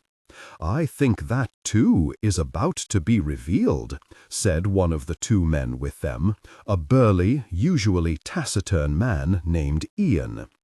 "'Tis either beaten treachery, or someone has finally decided to rid the world of that sour old hag." Three men crept toward Grizel, cautiously looking around as they approached the woman. She looked their way with no sign of fear, only her usual expression of ill humor and impatience. What firmly caught Balfour's eye was the badge clearly visible on one of the men's dirty plaids. These were Beaton's men. It was all the proof Balfour needed. He signaled his men to begin to encircle the group by the cairn. "Do ye intend to hold fast and try to hear what they say?" asked James. "Should I? Nay, 'tis clear who the men are, and just as clear that they and Grizel are no strangers to each other. Try to capture one of Beaton's dogs alive," Balfour hissed, as James began to move away, intending to come toward the traitorous group from the right. "Mayhap we can get him to tell us how badly Grizel has hurt us." Balfour watched James nod before he disappeared into the tall grass and scattered bushes. He prayed he could do as well as he began to creep toward Grizel. Although he could not defeat Beaton yet or rescue Eric, he now had a chance to hurt his enemy, and he badly needed that small victory. He would steal away the advantage Beaton had gained from Grizel's betrayal of her clan. When the time came to move against the group, it all happened so quickly that Balfour felt somewhat disappointed. He and his men rushed in from all four sides. Beaton's men refused to surrender, tried to fight their way out of the trap they were caught in, and were swiftly killed. Grizel made no attempt to save herself, just sat there glaring at them all. Balfour could almost feel her hatred for them all as he wiped his sword clean on the padded jupon of the man he had just killed and slowly sheathed it. He wondered if the woman would now try to save herself by denying all they had just seen. "So, the mighty laird of Doncoil has not better to do than creep about after old women," she snapped. "Ye have shown yourself to be guilty of a grave crime, Grisel," Balfour said. "It would behoove you to speak with a little more humility, mayhap even express some regret." "Regret?" she spat, smiling nastily when the men hastily stepped out of her reach. "I have no regrets. Ye have betrayed your clan, your family, aye, and marked your kinsman's name with a stain they may ne'er rid themselves of. I care not for any of them. They spend their poor wee lives toiling for ye and yours. When I told them of how your father had shamed me and pleaded with them to fight for my honor, they refused. Let them save themselves, as I have." "Ye haven't saved yourself, ye great fool," James said. "Ye have done naught but slip a noose about your own neck. And all this because Ammon was with you once and chose ne'er to do so again? Ye had a place of honor amongst us, yet all the while plotted to stab us in the back." "A place of honor?" Grisel laughed, an ugly sound, sharp and heavy with her bitterness. "Ye mean the place our fine laird has given to his wee favourite?" She smiled when Balfour took a threatening step toward her, tightly clenching his hands as he fought the urge to strike her. "Such a great honor to set myself in the path of every disease that crept into Doncoil, to rush to wipe the noses and the needs of the sick. There was only one thing I gained from that distasteful toil, and that was to get close to your father, Balfour. Aye, ye fools set his vera life in my hands, and let me do as I pleased." "You killed him?" Balfour whispered, shock stealing all the strength from his voice. "Aye, right in front of your eyes. It took days, but I slowly robbed that ill-begotten child of blood until he had no more to give. And now I have given his cherished wee ill-begotten child to his worst enemy." She sat up a little straighter when Balfour drew his sword. "Nay," said James, grasping Balfour firmly by the sword-arm and halting his blow. "That is what she wants you to do. A quick, clean death by the sword is always preferable to hanging." "She killed my father. I thought it was God's decision, or at worst, the sad result of an inept healer, but she murdered him." Balfour took a long, unsteady breath and slowly sheathed his sword. "And we all stood by as she did it." He turned his back on her, not sure how long he could control his urge to strike her dead if he had to keep looking at her and listening to her. "I cannot abide being near her. I will talk to her kinsman when I can speak of this with some calm and reason. Bring her back to Doncoil and secure her," he ordered, and did not wait to see his men carry out his commands. Balfour used the long walk back to Doncoil to try and calm himself. He would need to be in control of his fury when he told Grisel's kinsman of her crimes and when he passed judgment on her. He could not perform either duty well if he let his anger rule him. His clansmen would not condemn him for that anger, but he knew it would be best if he could stand before them sounding calm, fair, and reasonable, especially since the judgment on Grisel would be death. That would gain him far more respect than righteous fury. The moment he reached Doncoil, he went directly to Mouldy's room. He prayed she was there, for he lacked the patience to hunt her down. His need for her was strong and immediate. Instinct told him that she was exactly what he needed to help him gain some control over his emotions. It puzzled him that he could think the one who could so easily stir him to heedless passion was the same one he felt certain could help him regain his reason, but he could not shake the feeling. Moldy woke with a start when the door to her room was thrown open, then loudly shut. She sat up and stared at Balfour, confused and a little alarmed at the look upon his face. It was a strange mixture of grief and deep, fierce anger. For one brief, terrifying moment, she feared that she was the cause of that anger, but then banished that fear.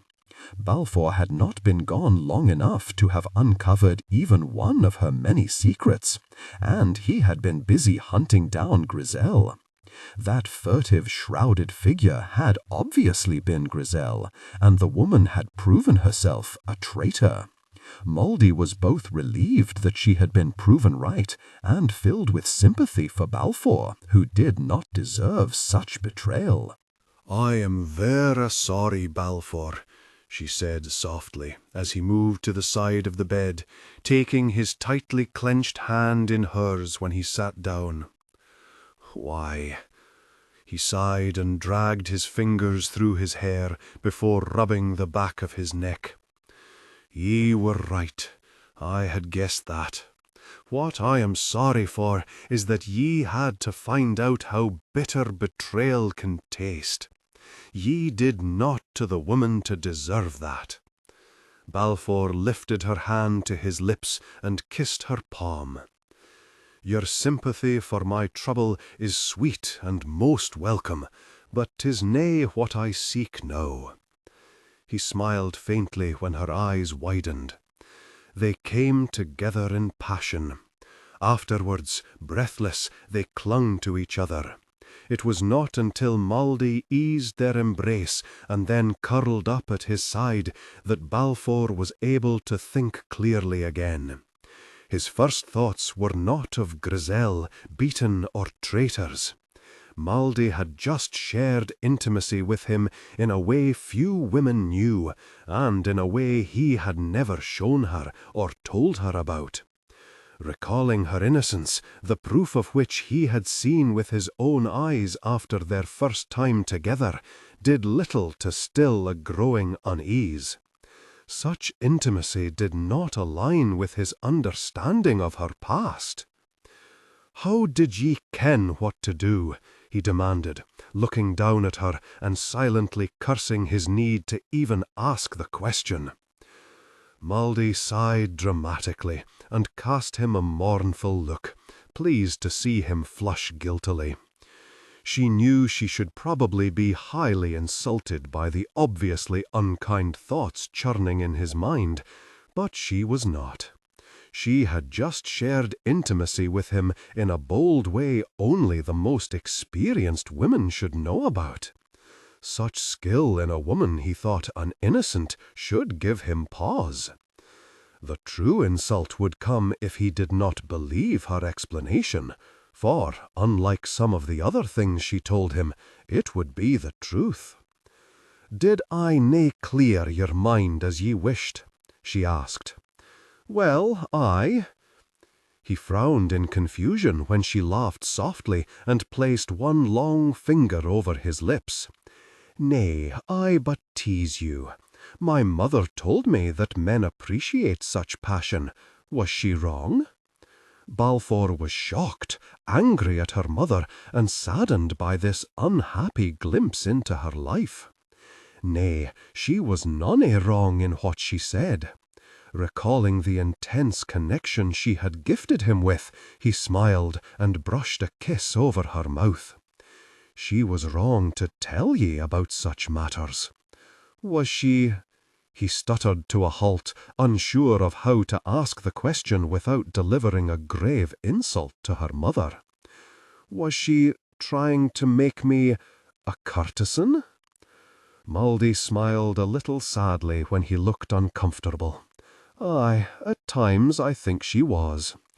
I could have earned a heavy purse for a few years, until my beauty and softness began to fade.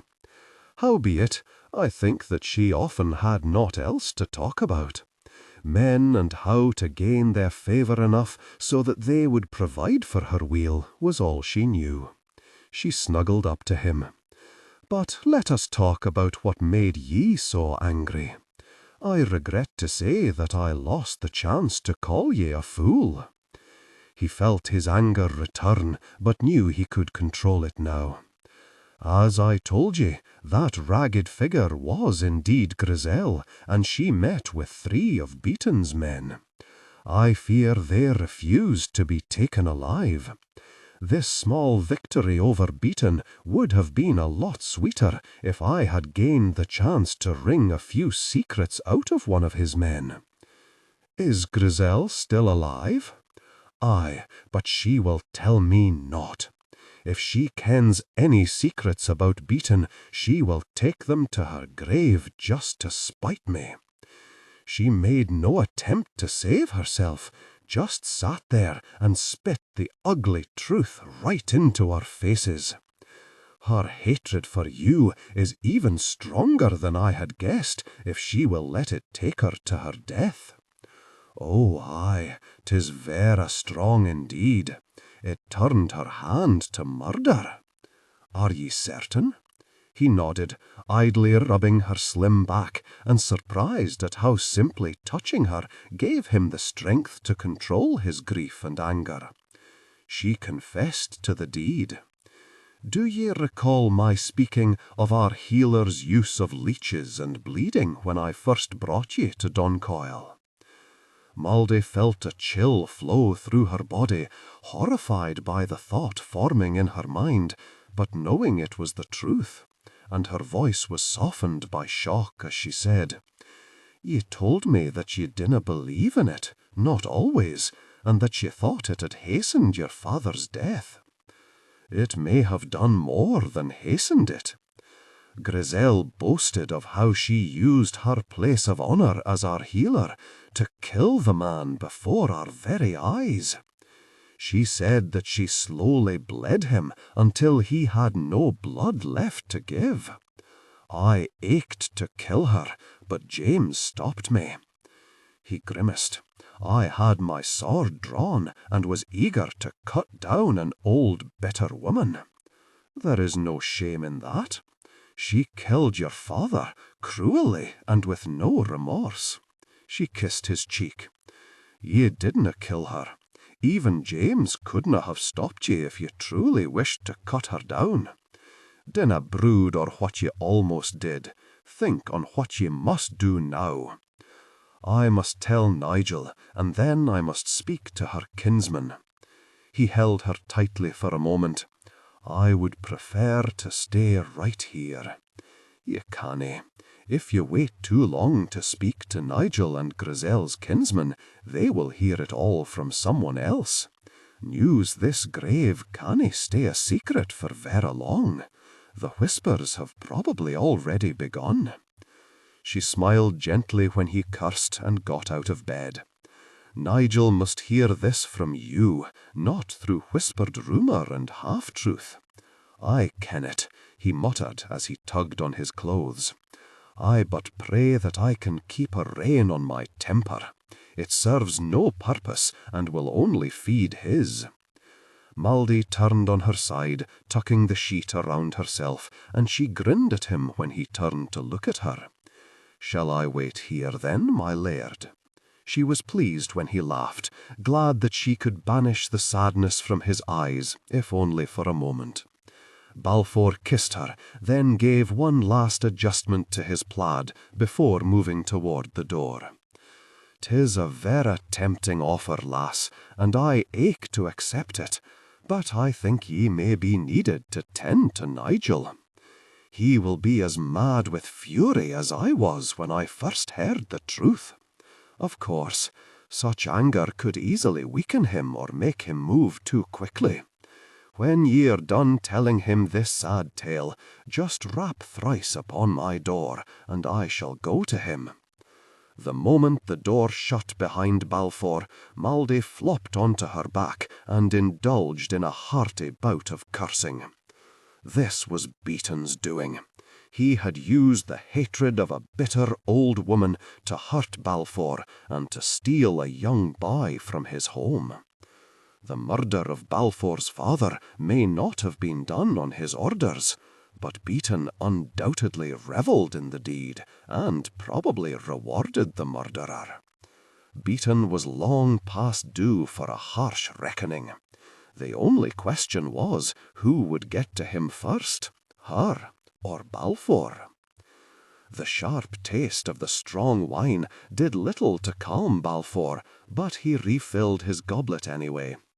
He glanced around the great hall and saw few people, even though the afternoon meal had been laid out for an hour or more. Balfour prayed that it was because no one had any appetite, and not because he had just judged and hanged one of their clan. He winced and took another long drink as he thought of the hanging he had just carried out. Grisel had been unrepentant at her brief trial, and had heartily cursed him and his family until the rope around her neck had cut off her bitter words. Balfour was not sure what troubled him most, her unwavering hatred and contempt, or the fact that he had carried out his first hanging as Laird of Doncoil. "Come, laddie," said James, as he sat down next to Balfour, his gruff voice soft with understanding. "Ye did what ye had to do. The woman condemned herself with her own words. Mayhap ye could have excused the betrayal, but she killed your father, her laird." "I ken it." Balfour slouched in his chair. Lower the pitch slightly, and use a heavy, deliberate, and slightly traditional, old-fashioned tone. "And she gave my father neither a swift nor an honourable death, so 'tis only just that she didn't get one either. I have no liking for hangings, and found the need to order one a distasteful duty. In truth, I am verra angry that the old woman forced me to do it. Mayhap that was her last small act of revenge. Aye, mayhap." He smiled crookedly. "It has been a verra long day, e'en though 'tis but half done. We found our traitor, judged her, and hanged her. Aye, your wee lass Bones proved to have more wisdom than we did. I think it will be a long time ere I can shake free of the guilt I feel o'er my father's death." "Guilt? Why should ye feel any guilt?" James helped himself to a tankard of wine. "Because I stood there and watched that woman kill him. She made me an ally to her crime." "Nay," James said sharply, startling two young pages who lurked in the shadows near the wall, waiting to see if they were needed to serve their chief. "Grisel was the clan's healing woman. Your father himself named her so. But I was uneasy with the way she cared for him. I watched her bleed him again and again, and thought it was weakening him instead of helping him. But I didn't stop her. It also should have occurred to me that a lover he had so coldly cast aside was not the right woman to tend to him. Your father should have kenned that. He ne'er said a word, and it was days ere he grew so weak he couldn't speak. I ken that my words will not cure ye of your guilt, but believe me when I say ye carry none for your father's death. None of us saw the crime, none of us suspected the woman." Balfour nodded, but he knew it would be a while before he could convince himself of that. It was hard to accept that he could have saved his father and had done nothing. Eric, too, might have been saved from the ordeal he was suffering if he had just paid a little more heed. Grisel had been betraying them for years, and it was hard to believe there had never been a sign of her treachery, one he would have seen if he had just been a little more alert. He shook aside those dark thoughts, knowing they were futile, for he could not change the past, could not correct his mistakes. "Well, at least we now have proof that Maldy is no enemy. he said as he picked at the bread and cheese on his plate. Do we? James murmured as he spread a thick layer of brown honey on his bread. Aye, she was the one who showed us who the traitor was. That she did. Grisel was helping Beaton. If Maldy is also helping Beaton, she wouldn't give us one of his spies. Why not? James wiped his mouth on the sleeve of his jupon and looked straight at Balfour. What better way to make your enemy think ye their friend? Nay, I canna believe it. Ye did not want to e'en think it, and I can understand. Howbeit, we have just had clear proof of what can happen if we didn't look closely at everyone around us. Grisel was a Murray, yet she murdered her laird and worked for her clan's enemy. And Maldy, isn't he in a Murray? Balfour whispered. Aye. In truth, we dinna ken who she is. She says she is a Kirkcaldy, but we have no proof of that, and cannot afford to send men to the Kirkcaldys to test her claim. She has ne'er told us who her father is, either. Has she told you? Nay. Balfour inwardly cursed and pushed away his plate, his appetite completely gone. He did not want to listen to James, did not like the taint of suspicion that was entering his heart. The mere thought that Maldy might betray him cut him deeply. If it was only his own life at stake, he was sure he would not want to know, would rather go to his death in blissful ignorance. Unfortunately, if he allowed her to lead him into a trap, a lot of his clan would be right there at his side. I just ask ye to be careful, James said quietly. Aye, she is a bonny lass, and she seems all that is good. But Grisel was an evil-tempered woman who liked no one, and she fooled us. How much easier it would be for a sweet-faced girl to lead us to our deaths. Yet ye have found naught to accuse her with, I ken it. E'en so, she tells one little about herself, and she simply appeared, walking into our lives out of nowhere. That alone should make us cautious. And she kens a great deal about Beaton and Dublin. There is something to ponder. If she means to betray us, then why would she tell us so much that can help us? It could also ensnare us. There is no kenning if what she tells us is the truth. I hear little from our man at Dublin. I am nae sure if he is even still alive. There is no way I can find out if what she tells us will help us save Eric and defeat Beaton, or if it is all some clever ruse meant to lead us down a path Beaton has chosen. Why would she save Nigel's life? To make ye indebted to her, and thus trust her. Why would she become intimate with me? James shook his head. You didna need me to teach you how well a woman can use her womanly charms to make a man stupid and blind. She was an innocent, James, Balfour said softly, not wanting anyone else in the hall to hear him. I believed in her innocence. There are ways a woman can trick a man into believing she is innocent. Balfour finished off his wine and abruptly stood up. He did not want to discuss the matter any longer. His mind still reeled from discovering all the crimes Grisel had committed and the hanging he had been forced to carry out. The very last thing he wanted to hear or be convinced of was that Maldy was also betraying him. Enough, James. Ye are right to try and make me open my eyes. 'Twas my blindness that allowed Grisel to do all she did. Howbeit, I am unable to deal with the matter with a clear head and widely opened eyes. Later.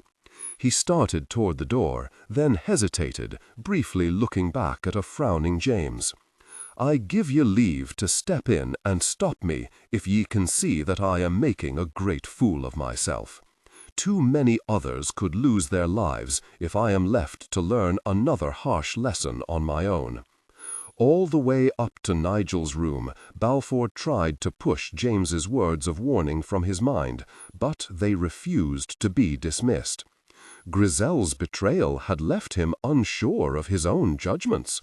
Just because he felt Maldy was not another beaten spy did not mean it was so. He had thought Grizel was safe. He stepped into Nigel's room and tried to return Maldy's welcoming smile. "I can sit with Nigel for a wee while, Maldy. Go and have yourself something to eat." She nodded and walked out of the room, pausing only to squeeze his hand in a brief gesture of sympathy. The moment the door shut behind her, he let out the breath he had not realized he had been holding. He needed to sort through James's suspicions and warnings a little before he faced her again. It would be too easy to give them away in word or deed, and if Maldy was a traitor, the worst thing he could do was warn her that he had guessed her game. "The woman is dead?" asked Nigel. "Aye. Grizel went to her hanging as ill-tempered and contemptuous as she lived her life," Balfour replied. "I wish I had had the strength to watch it. Nay, ye would have gained little from seeing her die. I didn't. I canna feel I avenged our father's death, for my guilt or that outweighs any satisfaction from finding his killer. And when all is said and past, there sits the fact that she was just a bitter old woman, a lover cast aside. She did a lot of harm, but hanging her doesn't change that." Nigel grimaced. "I ken it. It does stop it, however. She canna hurt us or help Beaton any more." He studied Balfour for a moment.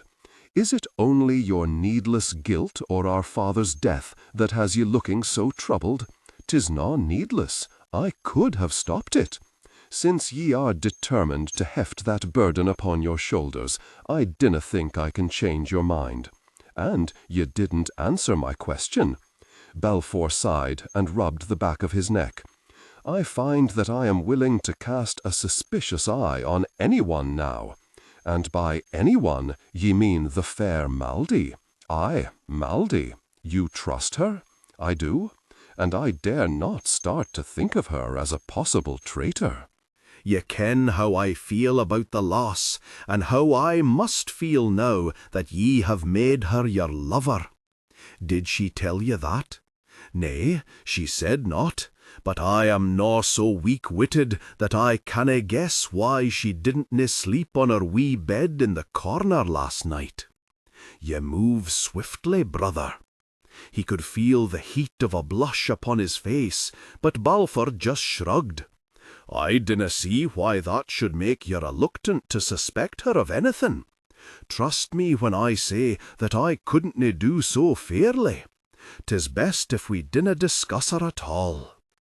There was a chill to Nigel's voice that surprised Balfour. His brother was jealous, he was certain of it. What he could not be certain of was how deep it went, how badly Nigel suffered from the loss of even a chance to hold Maldy. Balfour decided that Nigel was right. They should not talk about her. Nigel did not want to hear anything about what his brother was sharing with the woman he wanted. And Balfour did not really want to know how badly Nigel wanted Maldy. Nigel cursed softly. "Does James feel she should be watched?" "Aye," Balfour replied. "She is a stranger." "Not to you," Nigel grumbled, then waved Balfour to silence when he started to speak. "'Tis clear that James feels there is something amiss. Heed him. I willna be a spy for ye, though. I canna.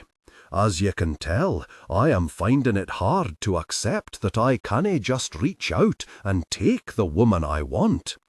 I should like to think that I am a fair mon, and wouldn't stoop to letting petty jealousies taint my thinking. But I would rather not be asked to test the truth of that.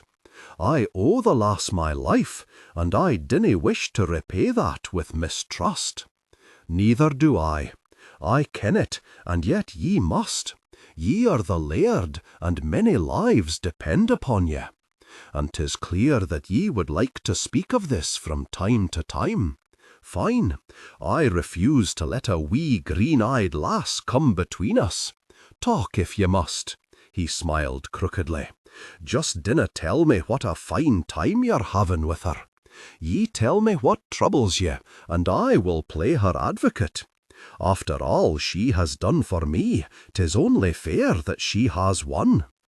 James says that saving your life is a very good way for her to win our trust. I didn't ken that the mon could have such a hard heart. Aye, he is right. I hope ye will understand when I say that the reason why she saved my life doesn't matter. I still owe her." Balfour nodded and poured them both a tankard of cider. "She has told me nothing of herself, just wee glimpses into her youth with her mother. She has had a sad life. Mayhap she just wishes to forget it all. True, she kens a lot about Dublin. She stayed there for a while, and she has the wit to notice things." "Ye are a good advocate," Balfour drawled, and was pleased to see Nigel grin. For a while they continued in a similar vein, Balfour telling him things that could be suspect, and Nigel pointing out how they could also be completely innocent. There were a few things Balfour did not tell him, cautiously avoiding any mention of the fact that he and Maldy were lovers, and how good a lover she was. Finally, unable to find any answers, he stood up. "Enough. We talk in circles. There is a good reason and a bad for every word she says and everything she does. I, too, dinna wish to think ill of her, but I have no choice. I must try and look beyond what I feel and what I want to be the truth." "The curse of being the laird," Nigel murmured. "I have but one request." When Nigel just scowled and hesitated, Balfour pressed. "What? I canna grant your request if ye ne'er make it. If Maldy proves to be a traitor, a spy for Beaton, what will ye do to her?" Balfour flinched away from the thought of her guilt and what he might be forced to do about it, then cursed his own cowardice. "I dinna ken.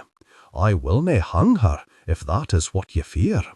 We all owe her your life, and probably the lives of some of the other wounded men who crawled back from Dublin that day. What else I may do with her, I just dinna ken. Dinna worry on it, Balfour. I just needed to ken that she would be safe. In truth, I dinna ken why I even concerned myself with that. Ye would ne'er have the stomach to harm her. I dinna think many of the men here would, not even James. Nay, not even James.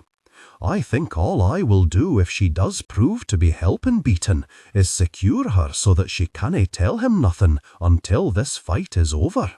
Well, I pray ye find nothing." "So do I," said Balfour as he walked to the door, "if only because I will have a hellish time trying to make ye believe it." He smiled faintly as Nigel's laughter escorted him out of the room. It was hard to accept that he was the one who would have to be suspicious of Maldy, have to watch her closely and weigh her every word. He would rather be in Nigel's position and be her advocate. He would even prefer to leave it all in James's capable hands, as he had done at the start. He could do neither. He was the laird, and he could no longer shirk his responsibilities, no matter how distasteful he found them. There were many good reasons to at least be cautious around Maldy. In consideration for his brother's feelings for the woman, he had not told Nigel the one that weighed most heavily upon his mind. Maldy's skill at love-making troubled him, and there was no one he could discuss it with. It was almost funny, for Nigel was the one person at Doncoil who was the most knowledgeable about such things, and could probably either exonerate or condemn her. Maldy was passionate and free in the sharing of that passion, more so than he thought an innocent ought to be. Her intimate knowledge and actions, however, stirred his doubt. Her explanation had made sense, and he desperately wanted to believe her, but it also stirred his doubt.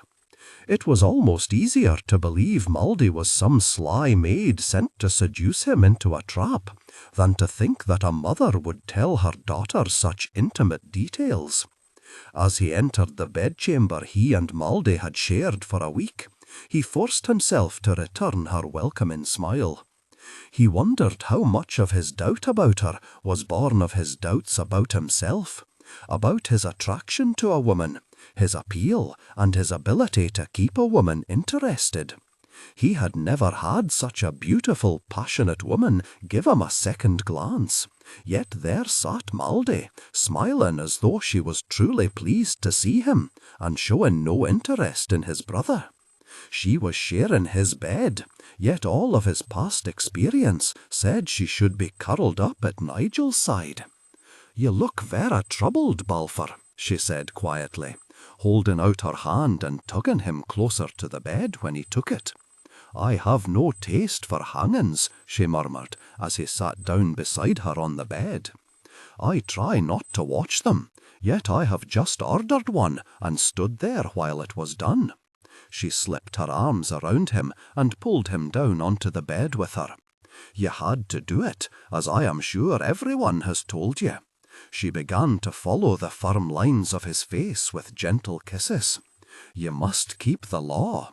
What would happen if you let her go, a traitor and a murderer? That would tell all who heard of it that ye have no stomach for righteous punishment. It would tell them that they could do as they pleased. I dinna ken exactly what I am trying to say, except that ye had no choice. Ye didn't just punish her for what she had done, but to be sure that all ken they must hold to the law. I ken it. 'Tis a hard thing to say clearly, but 'tis something one just knows in their heart. Grizzle couldn't be allowed to escape punishment for her crimes, not because she was old, nor because she was a woman. Mayhap that is what troubles you so, that she was an old woman. I think it is. I believe I shall pay closer heed to the women in my life. 'Tis clear that they can be as dangerous as any man." Maldy busied herself with the laces on the front of his shirt as she fought a sudden unease. She knew he did not have to be talking about her, that her guilt simply made her think so. He had just had to deal with Grizel, with her lies, her deceits, and her murder of his father. That was undoubtedly what he meant when he talked of the threat a woman could be. Maldy told herself not to be so afraid of discovery, that no one knew who she was, not even Beaton himself. For one brief moment she considered telling Balfour everything. The need to weigh her every word, and the constant fear that the truth would be uncovered before she was ready to tell it, threatened to drive her mad. Then reason returned. She had to fulfill her vow and oath made to a dying woman, or she had no honor. Once Balfour knew the truth, she might well lose all chance to do so. "The pain of all ye learned today, and what ye were forced to do, will pass," she finally said. "And if it has made ye more wary, is that truly such a bad thing? Nay." He began to unlace her gown. "There is a lot of work I should be tending to." He kissed the hollow behind her ear. "Aye, ye neglect your duties." "Ah, well, I think I have earned a moment or two of pleasure." "Only a moment or two?" she whispered. He laughed and kissed her. Maldy wondered if the strong need she had for him would ever fade, then prayed that it would. If she had to leave him, she did not want to spend the rest of her life aching for a man she could not have. The mere thought that she might soon have to turn her back on the pleasure he gave her made her want him even more, and she hungrily returned his kiss.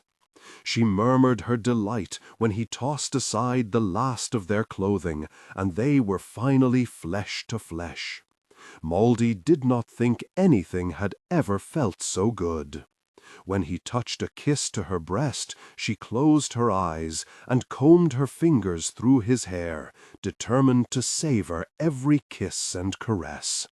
Passion piqued, came together intimately, deeply connected.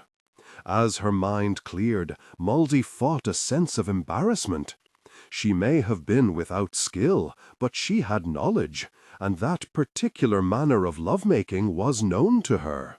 Such intimacy was hard to accept, however, and she could not stop herself from wondering if the great pleasure she had found in such a caress was a sign that she had a whore's soul. It certainly implied that she had little sense of modesty when passion held her tightly in its grip. "Dinna frown so, lass," Balfour said, smiling faintly as he kissed the tip of her nose. "'Tis no whore's game." She grimaced, not sure she liked the way he so easily guessed her thoughts. "'Tis not always easy to ken what is or isna a whore's game." True. He sat up and began to dress, laughing softly when she scrambled to pull the sheet around herself. "Ye will find those who say anything but a quick, simple intimacy is a difficult game, and others who feel anything ye wish to do that gives ye pleasure is acceptable. I believe in something somewhere in between there." He winked at her. "And that made it all vera clear, did it not?" She grinned and shook her head. "Oh, aye, vera clear." He grew serious as he stood up and draped his plaid around himself. "We share a rare passion, lass, and I confess that I am more than eager to be daring. Howbeit, ye must tell me when I do something ye dinna like." Mouldy blushed and was unable to look at him as she softly replied, "Be sure that I will. Just remember what my mother was, and be patient with my uneasiness. I sometimes fear that if I like something we do too much, it may be the mark of a whore." He tilted her face up to his and kissed her. "A whore doesn't usually enjoy much of anything except for the coin it can bring her. Feeling passion doesn't make ye a whore, Mouldy. 'Tis what ye do with that passion, how ye use it, that marks ye." His words were comforting, yet there was an odd tone to his voice. She decided she was still feeling a little embarrassed, and that made her hear what was not there. Balfour was not a man who said one thing but meant another. "Go and do the work ye must do, ere the people of Doncoil think I have spirited ye away. I think I could be easily tempted to let you today. I am reluctant to face my people. There has been an unsettling quiet about Doncoil since the hanging. Of course there has been. Few people enjoy such a gruesome sight. And they may be as saddened as ye are that one of their own would commit such crimes against the clan." Balfour nodded, seeing the wisdom of her words.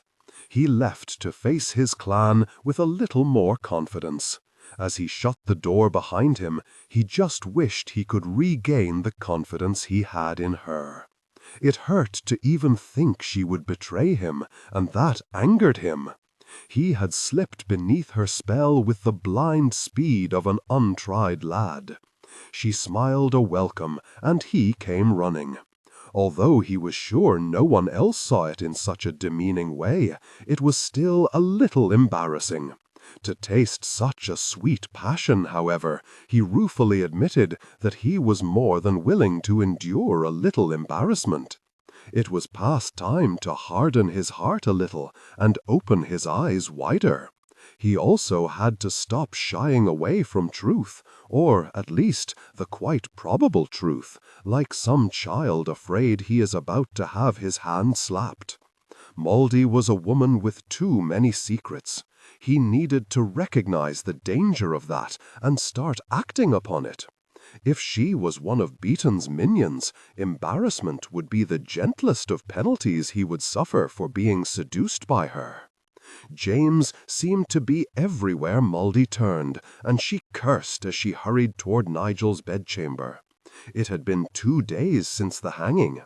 She had seen little of Balfour except when he slipped into her bed at night, but she had seen far more of James than she wished to. The man had increased his watch on her, she was sure of it. It made her so uneasy her stomach ached.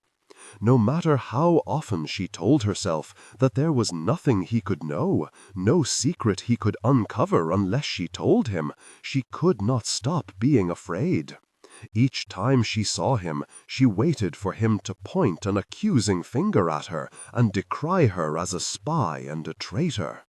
Telling herself that she was being foolish, seeing trouble where there was none, did little to quell her fears.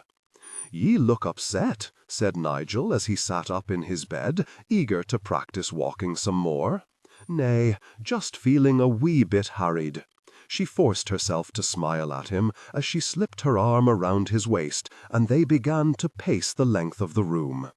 "There is a great deal to do here now that Grisel is gone. She may have been a poor healer, but she did tend to all of those wee aches and hurts so many suffer, thus giving me more time to tend to you. Now everyone turns to me. Is there no one who could help you? Nay, not yet. There is a woman who shows promise and interest in learning. She could easily become the next healing woman at Doncoil with but a little training." Nigel winced, the stiffness in his leg causing him some pain as he moved it. "Doesn't it take years to become skilled at healing? One can learn enough to help heal the small common troubles if one has the wit. Grisel did, and she neither wanted nor liked the chore. This woman has the interest, the kindness Grisel lacked, and the wit. Ye will need to find her someone to finish training her, though, for she will need someone who has more time than I do. She will do ye little good if her training ceases when I leave. In truth, one near ceases to learn such things. There is so much knowledge, old and new, that it can take a lifetime. When are ye planning to leave us?" "When ye are weel," she replied, ignoring his frown over her vague answer. "And where will ye go?" He staggered, and only Mouldy's strong hold on him kept him from falling. "To find my kinsman." Nigel cursed. "Ye answer so freely, yet say so little. There is no more to say. I will leave when ye are hale again, and thus my work here is at an end, and when I leave I shall continue my search for my kinsman." She turned him back toward the bed. "I think ye must needs sit down." She was relieved when he meekly did as she asked him to. "But we have only circled the room a few times," he protested, even as he sat down and used the sheet to mop the sweat from his brow. "Aye, but 'tis for the 4th time today. Only yesterday we walked this room just 3 times. Your legs already begin to tremble." She poured him a tankard of sweet cider. "That tells me that it may yet be too soon to try walking that often. We shall add the 4th turn about the room more slowly. After all, it does ye no good to add a 4th turn if it just makes ye so weak and destroys all the gains made in the first 3 turns. "Agreed," he muttered, accepting her judgment with sullen reluctance, but then he turned his full attention upon her. "Then, mayhap ye will do me the courtesy of telling me the real reason ye looked so upset as ye entered my room." She glanced at him, but was unable to hold his gaze. "I told you. Nay, ye told me that Doncoil's people are keeping ye busy mending their wee hurts and giving them potions for their many wee ailments. I ken that that is the truth. 'Tis just nae the reason ye looked so upset." He just smiled when she gave him a cross look.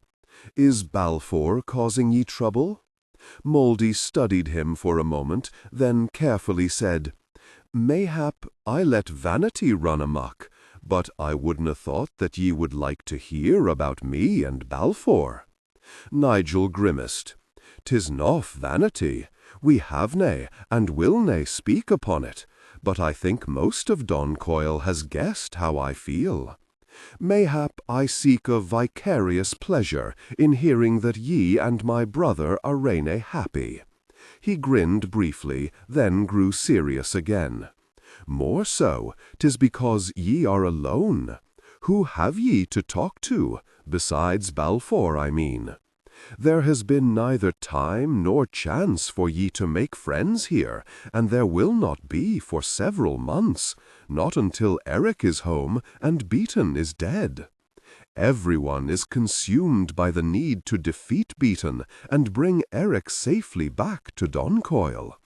And ye must needs spend a lot of time with me." "I dinna mind," she murmured. "Healing is oft-times slow work, taking time and patience. 'Tis my duty as a healer to do all that I can do to help a mon." "How ye flatter a mon," he drawled, then chuckled when she blushed faintly.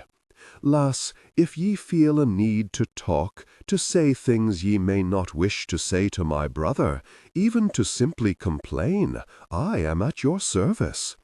After all ye have done for me, the least I can do in return is offer ye an ear, one that will hear your words without judgment or suspicion. Aye, and one who will hold fast to what ye say, and ne'er repeat it unless ye give me leave to." It was a tempting offer. Mouldy ached to have someone she could speak to freely. It was saddening that she could not do it with Balfour. She knew she could not do it with Nigel either. There were things she could tell no one at Doncoil, at least not yet. If there was even the slightest chance of a future for her and Balfour, she was sure it would be severely threatened if he discovered that she had told Nigel secrets she had refused to tell him. Mouldy did not want to put Nigel into the uncomfortable position of listening to her babble on about Balfour either. Even if she could do so without causing Nigel pain, she would still force him to have to compromise his loyalties to clan and kinsman. "Ye are most kind, Nigel, but it would be best for both of us if I refuse your generous offer," she replied. "If there are things I cannae discuss with Balfour, my lover, I dinna think I should then run and unburden myself to his brother. If Balfour discovered that I had confided in ye what I didna or wouldna confide in him, it could hurt him, or at least sting his pride. It could also place ye between the two of us, a place I dinna think ye would like to be.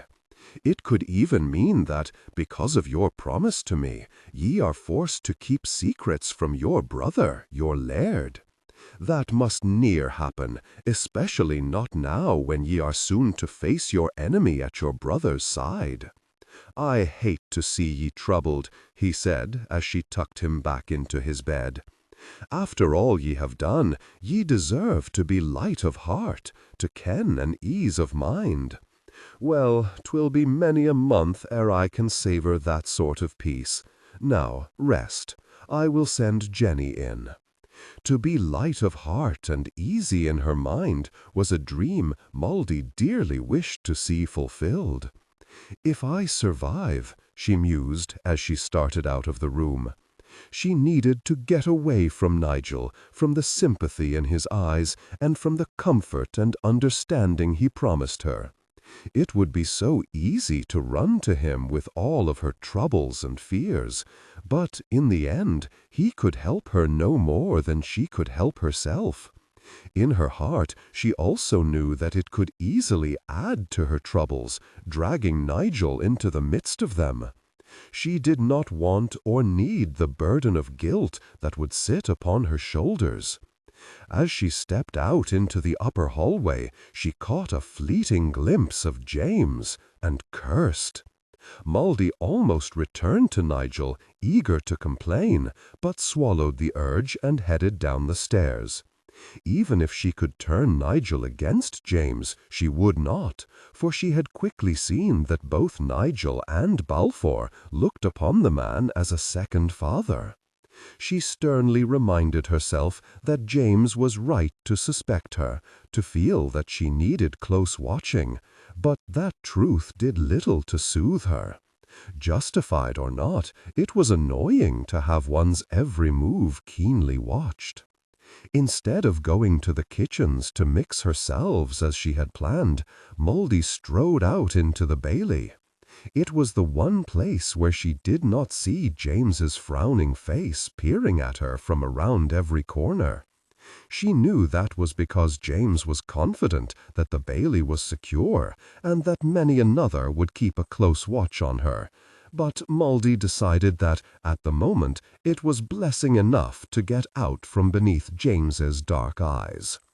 She meandered around the bailey, peering in at the stables, exchanging a few words with the man who tended to the hounds, and even watching the armorer as he skillfully turned useless metal into a fine sword. Inwardly she smiled as she realized that what was only simple curiosity could easily appear to be spying to a suspicious person. James was a very suspicious person. She briefly considered a close study of a few of Don Coyle's defenses to give James something to really fret about. Then she allowed good sense to rule her. Doing something that could so easily make James feel his dark suspicions were justified was not the way to ease her burdens or lessen her troubles. In fact, it could easily prove to be a dangerous game. Acting like an enemy spy when a clan was at war was, quite probably, an act of complete idiocy. "Why are ye frowning so?" Balfour asked as he stepped up beside her, nodding a brief greeting to the armorer as he tugged Moldy out of the man's work-shed. "Did I startle you?" He frowned when she briefly glared at him. Moldy took a few deep breaths to slow the rapid beat of her heart, even as he allowed him to pull her along at his side while he began to walk. She knew that one of the reasons his stealthy approach always scared her was because she was filled with guilt over her deceptions. There was always that brief moment of sharp fear that she had said something or done something to give herself away. She knew she needed to control that, for her unease alone could be enough to rouse suspicions. James was probably whispering his doubts about her into Balfour's ears, and she did not want to do or say anything that would add weight to the man's words. "Ye should make some sound when ye approach someone," she said. "There are times when that could get me killed," he replied. "Well, aye, but I am nae your enemy." "Nay, of course ye are nae." Balfour inwardly cursed when she glanced at him sharply, the ghost of a frown upon her face. He was doing a very poor job of hiding his increasing doubts about her. Lower the pitch slightly and use a heavy, deliberate, and slightly traditional, old-fashioned tone. At times he almost wished she would reveal herself, by word or by deed, as a spy, one of Beaton's minions, for it would absolve him of the terrible guilt he felt every time suspicion rose in his breast. He detested the uncertainty he suffered, the pain he sometimes glimpsed in her eyes, a look that told him she was aware of his suspicions, tore at his heart one minute and angered him the next. If she was innocent, then her pain was real and he had inflicted it. But if she worked for Beaton, then it was just another ploy to weaken him and to strengthen her power over him. He was sure that he loved her, and that terrified him. He wanted to tell her all that he felt, and was afraid that she would discover his weakness for her. He prayed that she was not on Beaton's side, then wanted her to confess that she was. He wanted her to go away and was terrified that she would leave. He wanted her out of his bed even as he held her close throughout the night. Balfour was so torn by conflicting emotions, he feared he would go mad. The final battle with Beaton had to come soon, he mused, or he would lose his sanity and be incapable of leading his men. "How go the battle plans?" Mauldy asked, as they walked through the gates of the inner walls encircling the keep into the area where the half-built tower stood. "I hear little or nothing about it now, yet I ken the planning still continues." "Weel, ye have been much occupied with Nigel, fighting to make him strong again. I just wondered why ye ne'er ask me any questions now. Do ye ken all ye need to about Dublin?" He leaned against the wall that joined the new tower to the old walls. "I think I have gleaned all I need to from you, all that can be of any use to me, leastwise. There are other ways of discovering what we must without pulling ye into the midst of a battle plan." "I dinna mind," Mauldy said, as she stood in front of him, desperately trying not to look as hurt and scared as she felt. "I should like to help ye as much as I can. Ye help me by tending to Nigel. Dinna fret, sweetin, we have both eyes and ears where we need them. So, ye have heard from the mon ye have set within the heart of Dublin? Come, we haven't seen much of each other in these last 2 days," he said, as he reached out and pulled her into his arms. "Do ye truly wish to consume our time together with talk of battles and spies?" Mauldy wondered what he would do if she said yes, then bit back the word. She had sensed that she was being pushed out of all talk concerning Beaton, the coming battle, and the rescue of Eric. Balfour's evasive answers to her questions confirmed that. It was not only James who mistrusted her. That man had already begun to sway Balfour. She would hear no more about the battle. Her first thought was that she should pull away from Balfour, far away. It was madness to remain his lover when he thought she was his enemy. It would taint every caress they exchanged. Then he pressed her closer to his strong, warm body, and she felt her pride crumble. She felt something else as well. Balfour was as torn as she was. He had suspicions, but he did not want to. He still desired her despite those doubts. James had not yet won Balfour over completely. She and Balfour were not only well matched in their passion, she thought, with a sad smile, but in their confusion as well.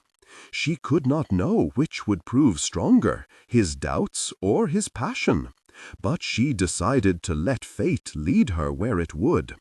There might only be days left before they were forced apart, either by James's mistrust or the truth, and she did not want to lose one moment of that precious time. "This isn't a very private place," she murmured, as she tilted her head back so that he could more easily tantalize her throat with soft kisses.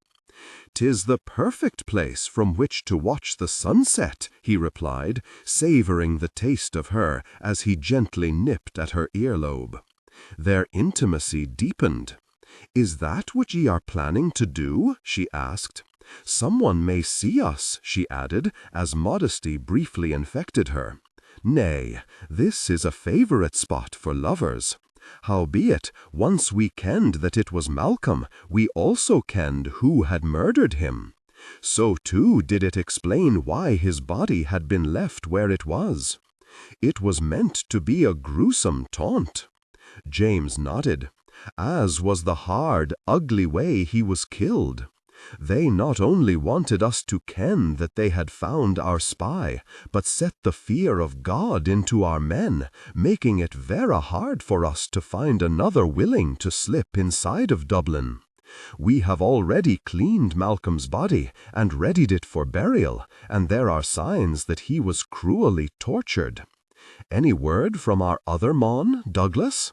Nay, but I would guess that he still lives, or he would have been swaying in the breeze next to Malcolm. James shook his head. I thought ye foolishly wasted your time when ye took so long and worked so hard to find two Maori men who had the skills ye needed and who didna ken each other, not even by sight. Such care shows its worth now. By the looks of Malcolm's battered body, he spent many long hours in hell, and probably would have told Beaton all he could. Mayhap, although Malcolm was a fine, honourable mon, he wouldn't assent another mon to his death. Not willingly, but if he was tortured, as I believe he was, he may have been too blinded with pain to think of the consequences of what he told Beaton. He would have been able to think of only one thing, making the pain stop. Balfour took a steadying drink of wine. I realized I could be sending those men to their deaths, but I ne'er gave a thought to how hard, how lacking in honour those deaths might be. Why should ye? Ye would ne'er deal with a man in that way, no matter what he was guilty of. Should I bring Douglas home? Nay, if Beaton hasn't found him, you could well put him in danger by trying to get word to him. I didna ken Malcolm well, he was your cousin Groblin's mon, but I do ken Douglas, a good mon, brave and steadfast. He is also a clever mon. If he thinks he is in danger of suffering Malcolm's fate, he will flee Dublin. Douglas will have the wit to ken that it wouldna be cowardice to do so, that he can be of no use to you dead.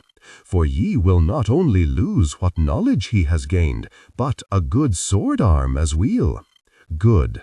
I dinna want another man's death upon my conscience. Malcolm's death isna your fault. He kenned the risk he was taking, and ye warned him many times that he would die if he was caught. None of us could foresee the way the poor bastard would die. If we had, ye would ne'er have sent him there. Ye cannot take on the burden of every death. Aye, ye are too quick to let guilt take hold of ye. Ye have ne'er caused a death out of arrogance, anger, pride, or even simple carelessness. We are at war with Beaton, and Eric's life is in danger. Ye should not be surprised if men die. They will continue to do so until Beaton is dead. And so ye must cease pouting o'er it, Balfour added, smiling faintly as he repeated one of the phrases James had often flung at him and his brothers during their training. James returned his smile. Aye, wise words ye should heed more often. Now, what is of greater importance than even Malcolm's death is how Beaton discovered the man. Mayhap Malcolm made a mistake, revealed himself in some way. Mayhap, but I find that hard to believe. He was a clever lad from what little I learned of him. Certainly clever enough to ken if he had erred, and flee ere he could be caught. Ever since this cursed trouble began years ago, we have had a man inside of Dublin, yet none was ever discovered. Beaton has proven again and again that he pays little heed to those who work to protect him and keep him in comfort. Once accepted by the people working within and without Dublin, a man was ne'er even looked at by Beaton. There is another possibility ye must consider. Someone within Duncoyle told Beaton who Malcolm was. Lower the pitch slightly and use a heavy, deliberate, and slightly traditional tone. Balfour disliked the turn the conversation had taken, but knew he would be putting his clan in danger if he did not consider all possibilities. It could have been Grizel. Grizel has been dead for a fortnight, and we killed the men she had gone to meet. Before that, possible, but nae likely. Beaton would nae have waited for so long to catch and torture a Murray. If one of the men Grizel had gone to meet had escaped us, I could believe it was her who pointed the finger at Malcolm. Malcolm might have survived torture for a fortnight, although I pray to God he didn't have to endure for that long. But nay, Beaton learned who Malcolm was after Grizel died. We have yet another traitor at Doncoil, or one of Beaton's spies. Balfour ne'er who James suspected. The man's mistrust of Maldie was so complete that it had begun to infect him. It was hard to believe that she could send a man to his death, however. And if she was one of Beaton's minions, she would have to know what a slow, torturous death it would be. Maldie was a Highland woman, one whose patience, skill, and gentleness were already legendary at Doncoil. Such an act should horrify her, should be something she could never willingly do. Balfour also hated to think that he could be so fooled by such a woman, that he could ever desire her. "I ken who ye think it is," he finally said. "Aye, and ye think so too, although ye are working yourself into a sweat trying to push the thought from your mind. Aye, Malcolm could have done something foolish that got him caught, something he didn't realize he had done, or was seen and acted upon so quickly he had no chance to flee. Howbeit, 'twould be a grave mistake to ignore the possibility that someone slipped word to Beaton that one of our men was in his camp." "I ken it," Balfour snapped. Then he sighed and rubbed the back of his neck. "I ne'er told her Malcolm or Douglas's names, only that we had a mon within Beaton's camp. Beaton would nae need a name, only to ken that one of the poor souls labouring for him was one of our men. Did ye tell her that we had 2 men at Dublin? Nay. And, ere ye accuse me of it, I am nae allowing my heedless passion for the lass to taint my thoughts or turn me from the truth. Mayhap my heart, but nae my loins. I just dinna want to believe I could care for and desire a woman who could send a mon to such a horrible, painful death. And she is a healer. You but need to watch her tend to the ill or injured once to understand how difficult I find it to believe that such a woman could do such a cruel thing.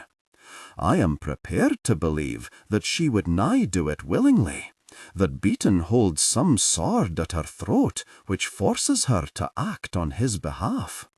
The why of it doesna really matter to me now, only in that it would make ye feel less pained if she was being forced to be Beaton's spy.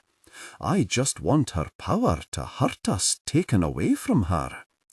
Balfour lightly drummed his fingers on the thick wood of the table. James was right. If there was even the smallest chance that Maldie was slipping information to Beaton, she had to be stopped, deprived immediately of any opportunity to see anything, hear anything, or get a message out to Beaton.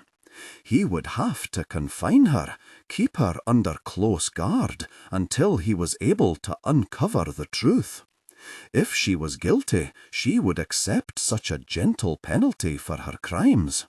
If she was innocent, he was going to hurt her, deeply insult her, possibly beyond her ability to forgive him. Balfour realized that his choices were few and grim.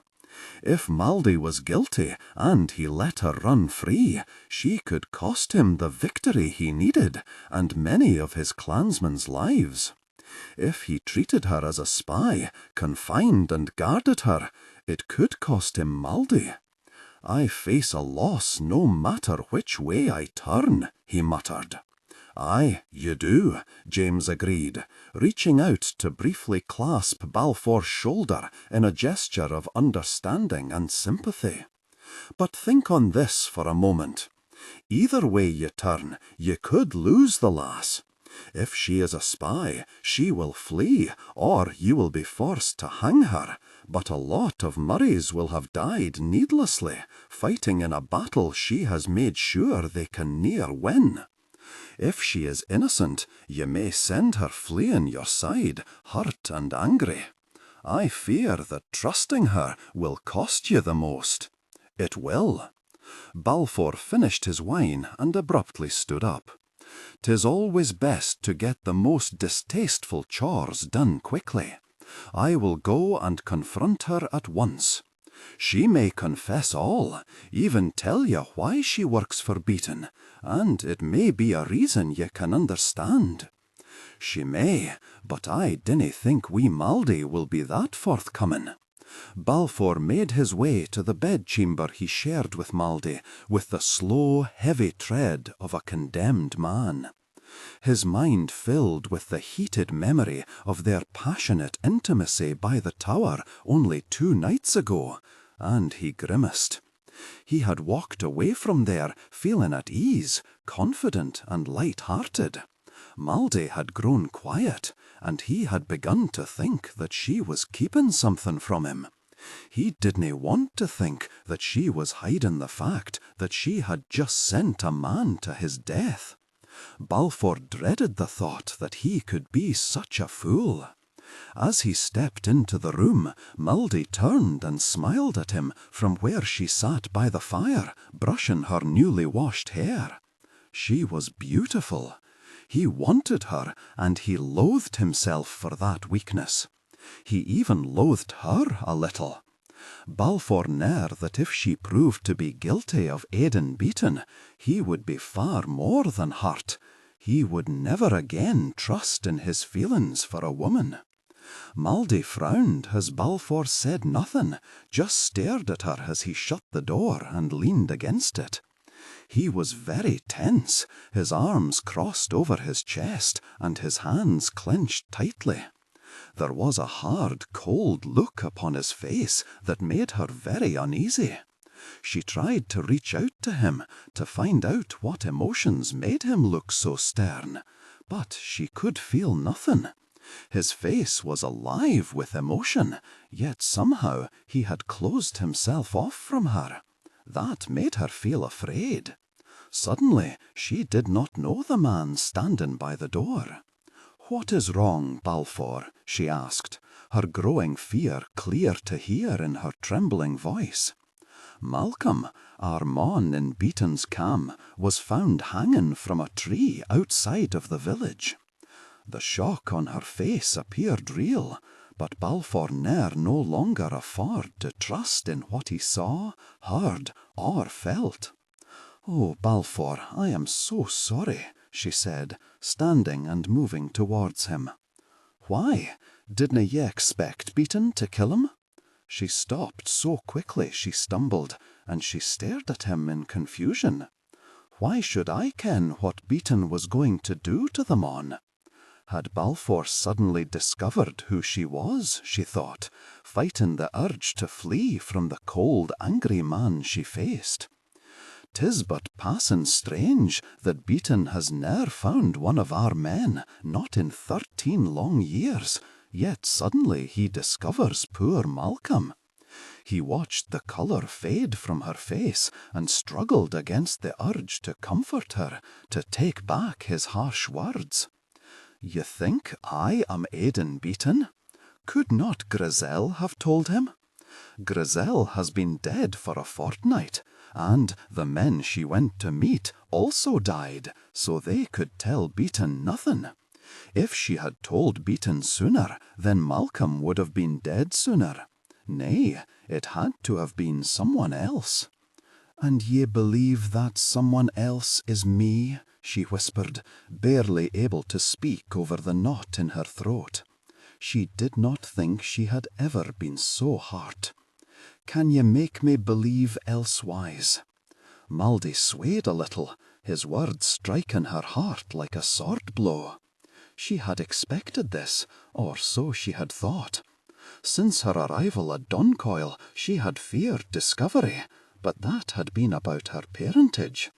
Once it was discovered that she was Beaton's daughter, such mistrust was only to be expected.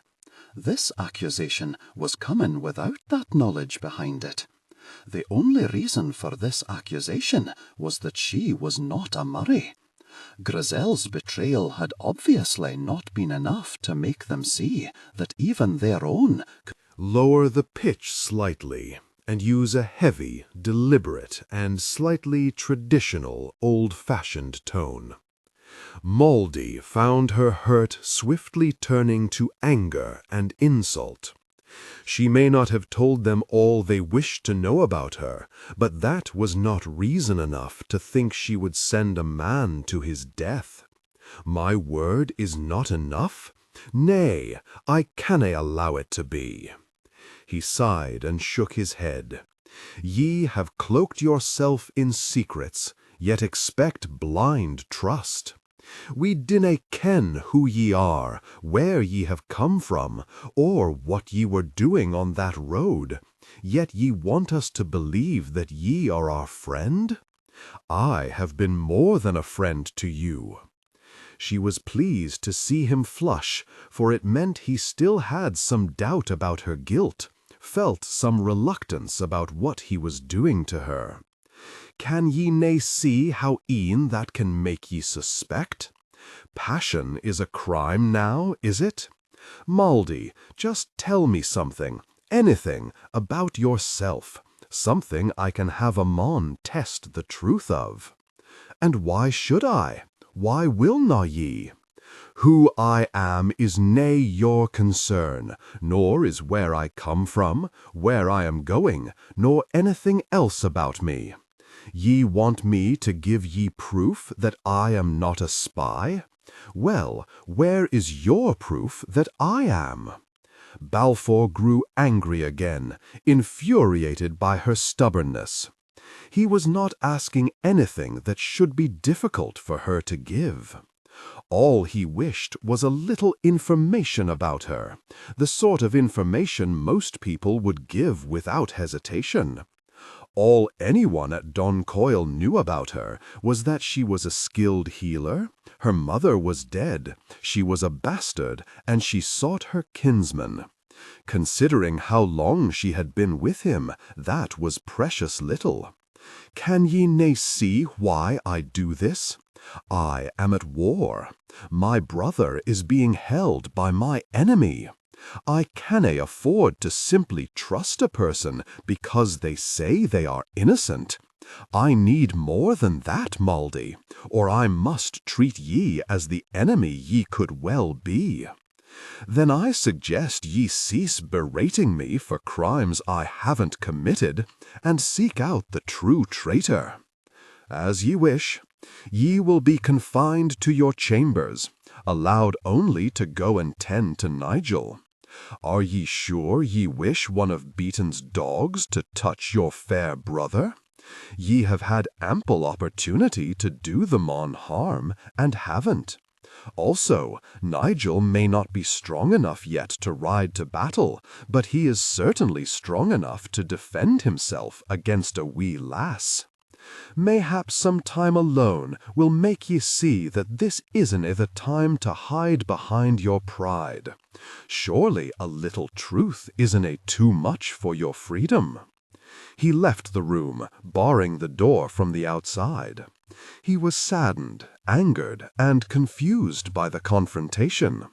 At first Mouldy had looked stricken to the heart, then she had grown furious. That seemed to indicate that she was innocent, that she was being falsely accused. Yet she offered no defense other than denial.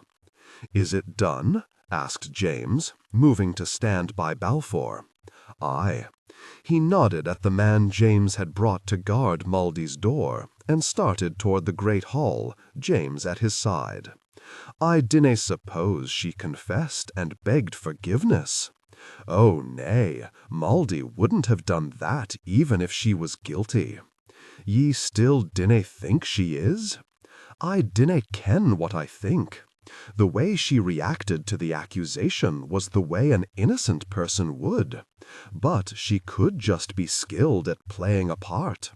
Yet she offered no defense except to say she was innocent. I asked for some information, something she could tell me about herself that we could verify, and she told me to go and look for it by myself.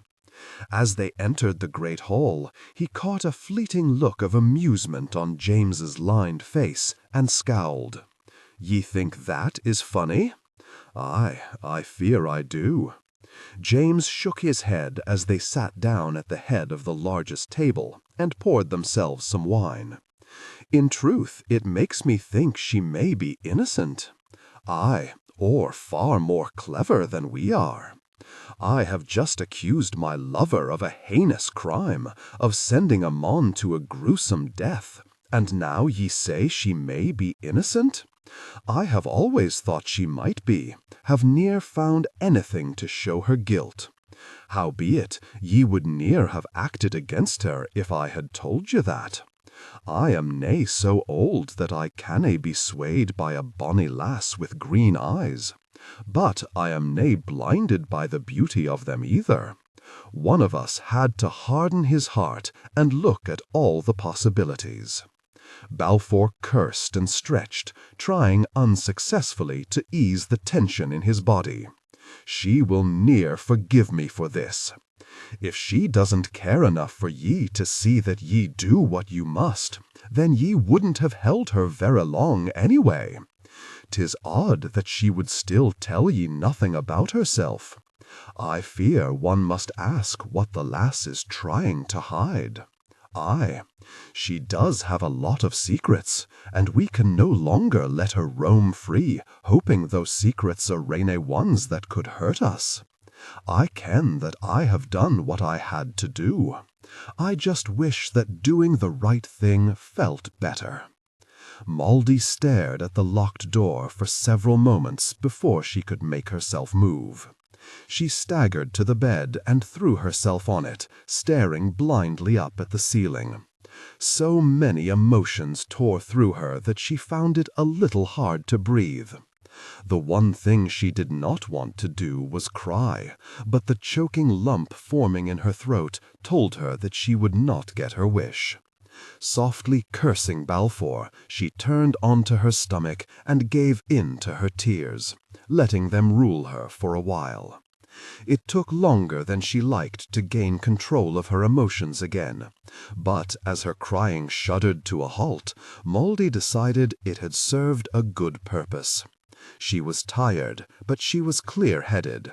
Now she could think about what had happened, even though she wished she could just forget it all. The fact that she had been accused of spying for Beaton was not what bothered her the most. She had been expecting it for a long time. It was that Balfour had accused her of it without knowing the one thing that made her look guilty, the name of her father. He had no proof that she was any more than she appeared, an orphan wandering the country seeking out her kinsman. Yet he was able to believe her capable of sending a man to a horrible death. That Balfour could even consider such a thing was a hard blow. In a way, she mused, it was almost funny. If she was not in so much pain, she might even muster up a chuckle over the irony of it all. She was there because she wanted to kill Beaton, wanted to help Balfour and the Murrays destroy the man. Yet she was being held prisoner, suspected of helping him. Somehow she had erred, had left herself vulnerable to such suspicion, but she could not see how. Balfour spoke of how secretive she was, but Maudie could not believe that was all of it. Did everyone who passed through Don Coyle sit down and recite their lineage? She cursed, got up, and poured herself some wine. There were no answers. He could not understand why she would not tell him everything about herself, and she could not understand how that reluctance could be turned around to get her accused of helping Beaton, of taking part in the death of a man. He and Balfour were never going to come to a meeting of the minds on this.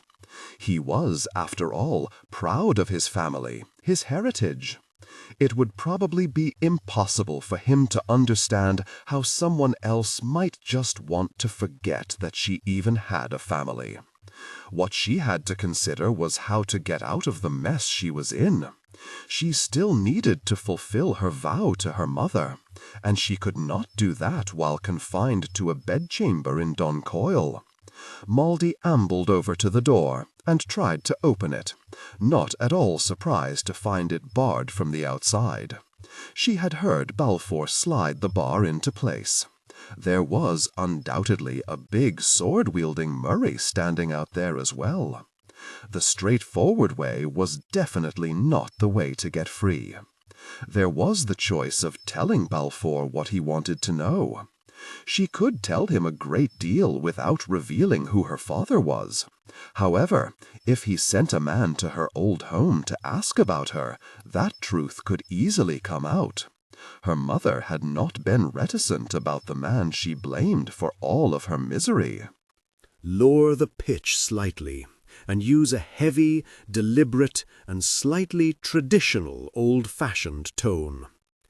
Maldy was also sure that some of the townspeople would gleefully tell some tales that would not make her look like an innocent, honorable, and trustworthy person.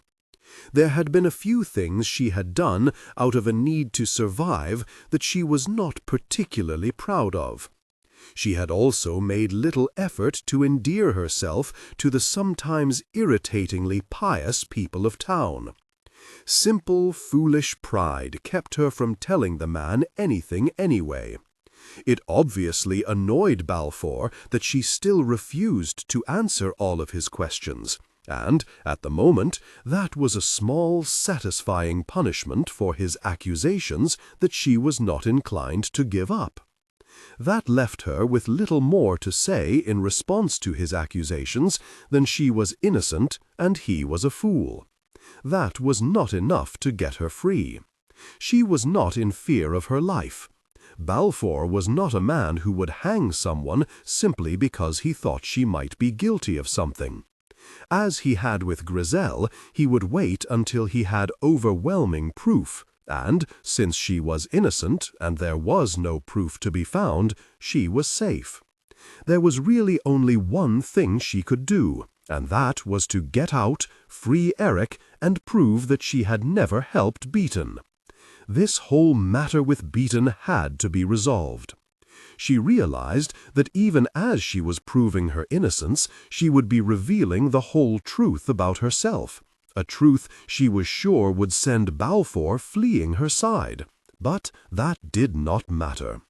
If he chose to hate her because her father was William Beaton, that was his weakness. But she would not sit idly by and allow him to think her a traitor to her friends and a murderer. Maldy suddenly laughed. Her amusement was enhanced by the soft sound of movement outside her door, for she knew the guard was frowning at it, wondering if she had gone mad. There was a small chance that she had. Her lover, the man she loved to desperation, thought her such a low creature that she would aid his enemy and hand a man over to the bastard to be slaughtered without a qualm. Yet she knew she could come to understand why he had been forced to do it. If that was not madness, what was? Probably deciding that the perfect solution to my difficulty is to escape high to Dublin and rescue Eric, she mused and giggled again. She was locked in a room at Doncoil, a strong keep and well guarded. The only place she would be allowed to go to was Nigel's room. If she did escape, and it was discovered quickly, she would have half the Murray clan chasing her across the countryside. At Dublin, she would have to be very careful, for they would all be wary of any stranger now. As she closely watched her own back, she had to find Eric, then free him. Finally, she had to get herself and the boy safely out of Doncoil. What could be simpler, she muttered as she set her cup down and sprawled on the bed. It was impossible, and she should not even consider it, but she did. It was the only plan she had, and it would require a great deal of thought. Turning her mind to such a mad adventure was far preferable to sitting alone in her room with her pain. "What are ye plotting, Mauldy Kirkcaldy?" demanded Nigel, as he eased his aching body down onto the bed. She turned from the tiny window she had been staring out of and looked at him. For 3 days he had been her only companion, unless she counted the silent guard who walked her across the hall. Neither of them had talked about the things she had been accused of, and they had done a good job of ignoring her imprisonment as well. They had just worked hard to improve his ability to walk again, something he was doing very well at. She had begun to think that that was his only interest. It was clear that Nigel was still keeping a close watch on her, however. "Why should ye think I am plotting anything?" she asked, as she moved to the bed and poured him a tankard of cider. "Because my fool brother has made ye a prisoner? I thought we were ignoring that wee difficulty. When ye said naught the first time ye came to my room after he had committed this folly, I decided ye didna wish to speak of it. Well, mayhap ye dinna, but I find it hard to ignore such an insult." She smiled, for he looked so outraged. It was nice to have someone who believed in her, but she knew a lot of that was because he felt he owed her his life. There was even a chance that he was so outraged and felt indebted enough that he would help her escape. But she would not ask it of him. This was her problem, and she would solve it herself. I but wonder how long it will be ere Balfour realizes the error he has made. Ye speak of it so lightly. Dinna ye see the insult he has dealt ye? Clearly. At times 'tis most difficult to look beyond it. Howbeit, when I dinna feel like impaling him, she grinned when he laughed, I can also see that he had little choice. There is always a choice. Mauldy shrugged. Mayhap, but sometimes all of them are distasteful. Someone told Beaton that Malcolm was a Murray, and that got the mon killed. Never before has a Murray mon been caught slinking about Dublin. Now, either Beaton has grown very clever, which I dinna think anyone would consider, or someone told him about Malcolm. Grisel is dead, and so it couldna have been her. So Balfour looks about, trying to see what has changed at Doncoil. And what does he see? Me. I am the reasonable choice of suspect.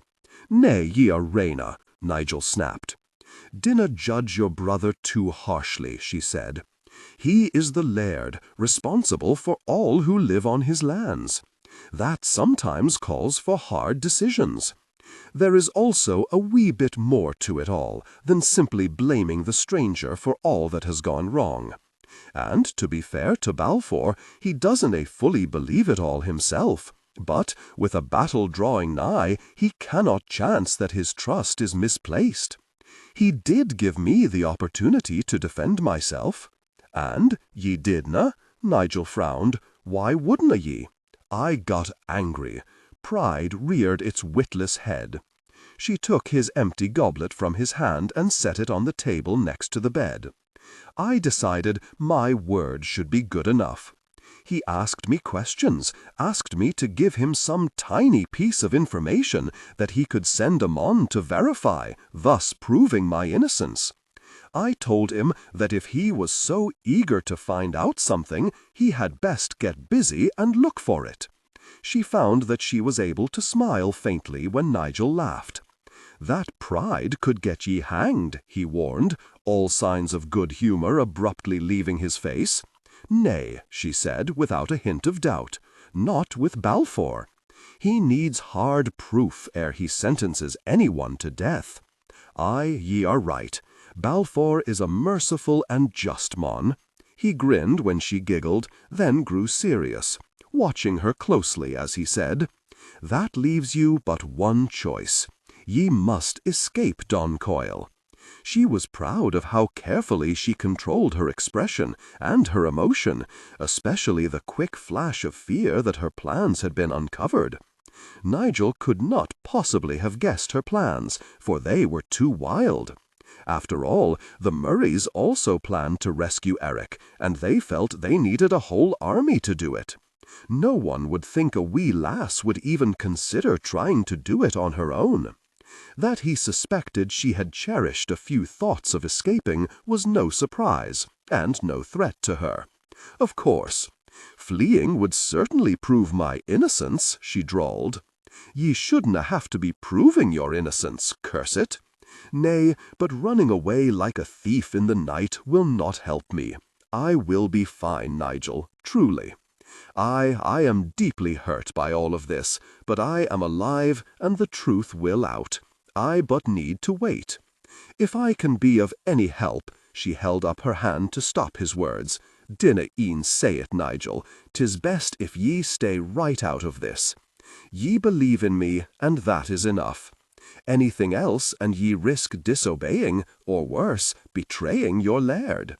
The door opened, and Mouldy saw Jenny standing there, the guard looming behind her. "'Tis time to return to my room. Rest, Nigel." Ye grow stronger, and can walk longer and more steadily every day. 'Twill be more tempting now than e'er before to try and do too much, I ken it. Ye have proven right in all ye have advised me to do so far. I see no sense in closing my ears to your advice now. Maldy slowly walked out of the room. Jenny averted her eyes, blushing as Maldy walked by her. Everyone knew why Balfour had confined her to her bedchamber, and Maldy knew that what trust and respect she had begun to build was probably all destroyed. That was very hard to bear, because she had begun to feel she belonged at Doncoil, that she was accepted, even liked. It was the first time in her life she had ever felt such things, and she was devastated by their loss. The door was shut behind her, and she cringed as she heard the bar slide across. She hated being locked in. She had always been free to come and go as she liked, many said too free. It had only been 3 days that she had been confined, but she was beginning to feel chokingly trapped. Maldy took a deep breath to calm herself and walked to the small window. A few slow, hungry breaths of the warm, fresh air eased the growing sense of panic she had begun to feel. She could at least see the outside, and she was grateful for that. Balfour could have easily confined her to the dark cells deep in the dungeon beneath Doncoil. "But then he shouldn't have locked me up at all," she muttered as she strode back to her bed. She fought the urge to sit there and cling to her anger and hurt. As she had for the last 3 days, she turned her mind to her plan to get free and save Eric. It was the only thing that had kept her from becoming trapped in her own misery and pain. It was almost complete, but the last part of it was the most difficult. She had thought of a way to get inside of Dublin, a way to find out where Eric was hidden, and even a way to get him out of there with little chance of being seen. Maldy doubted there was any complication she had not considered and made a plan for. From how to slip around guards to the possibility that she and Eric might have to run for their lives. The only thing she had not yet figured out was how to get out of Doncoil. There were several ways she could get away, but none of the opportunities she needed had yet presented itself. No one had called for her healing skills, thus getting her out of the small area she was confined to. The guard never took his eyes off her or left the door unlocked. No one even came to visit her. Suddenly she had an idea, one that was so simple she was astonished that she had taken so long to think of it. All she needed was a reason to get one of the maids to come in to help her. If she claimed it was some female trouble, none of the men would demand much of an explanation, would probably shy away from hearing even that much. The only part of her plan that would be really difficult was that she would have to hurt the maid, Not badly, but enough so that the woman was unconscious and would stay so long enough for her to get off Doncoil lands. A soft rap sounded at the door, and for one brief moment she thought luck was with her, that she might not even have to lie to get a maid to her room. Then Balfour stepped in, and she inwardly cursed. Seeing him was going to stir up all the feelings she had been working so hard to bury. Maldey could already feel her hurt and anger stinging the back of her throat. "If ye haven't come to beg for my forgiveness, then ye might as well leave," she said, sitting so straight on the edge of the bed that she could feel a twinge in her back. Balfour sighed and dragged his fingers through his hair. He was not sure why he had come to see her again. It was doubtful that anything would be changed, yet he felt a real need to give her one last chance to defend herself, one last chance to give him something that would allow him to let her go. After several days of being locked in a small room, her only respite a short walk across the hall to Nigel's room, he had hoped that she would feel more inclined to cooperate with him. Her greeting and the stubborn look upon her face told him that had been a foolish hope. He had missed her, and not just in his bed, although the loss of her curled up at his side had made it nearly impossible for him to sleep. Balfour found that he missed seeing her, even in passing, and talking to her. While he understood the stance she had assumed, it angered him, for it kept them apart. He began to think that she did not find that as intolerable as he did, and that hurt. "I came to give ye another chance to tell me the truth," he said. "I have told ye the truth." Maldey decided that the reason that lie did not bother her was because she was so angry at him. "Mayhap, but there has been little of it. The more I have thought on the matter, the more I have come to realize that, although we are lovers, ye are still a stranger to me. I ken none of all the little things one usually learns about a lover, and I have ne'er met people who are as concerned about such things as ye Murrays are. I am what ye see. What else matters? When ye stand accused of helping our enemy, of even aiding in the murder of a good mon, a great deal more is needed than I am what ye see. Can ye nae see the danger ye are in, lass?" "Do ye mean to hang me then?" She was pleased to see him pale. It meant he was not without some feeling for her. His accusations and his absence had made her begin to wonder if he had lost all interest in her. Since she would soon leave Doncoil, and probably him as well, it was a foolish thing to worry about. Yet this sign that he still cared for her in some way, no matter how small, was comforting. It also made her more confident in her judgment that she would face no punishment until he had irrefutable proof of her guilt, something he could never get, for it did not exist.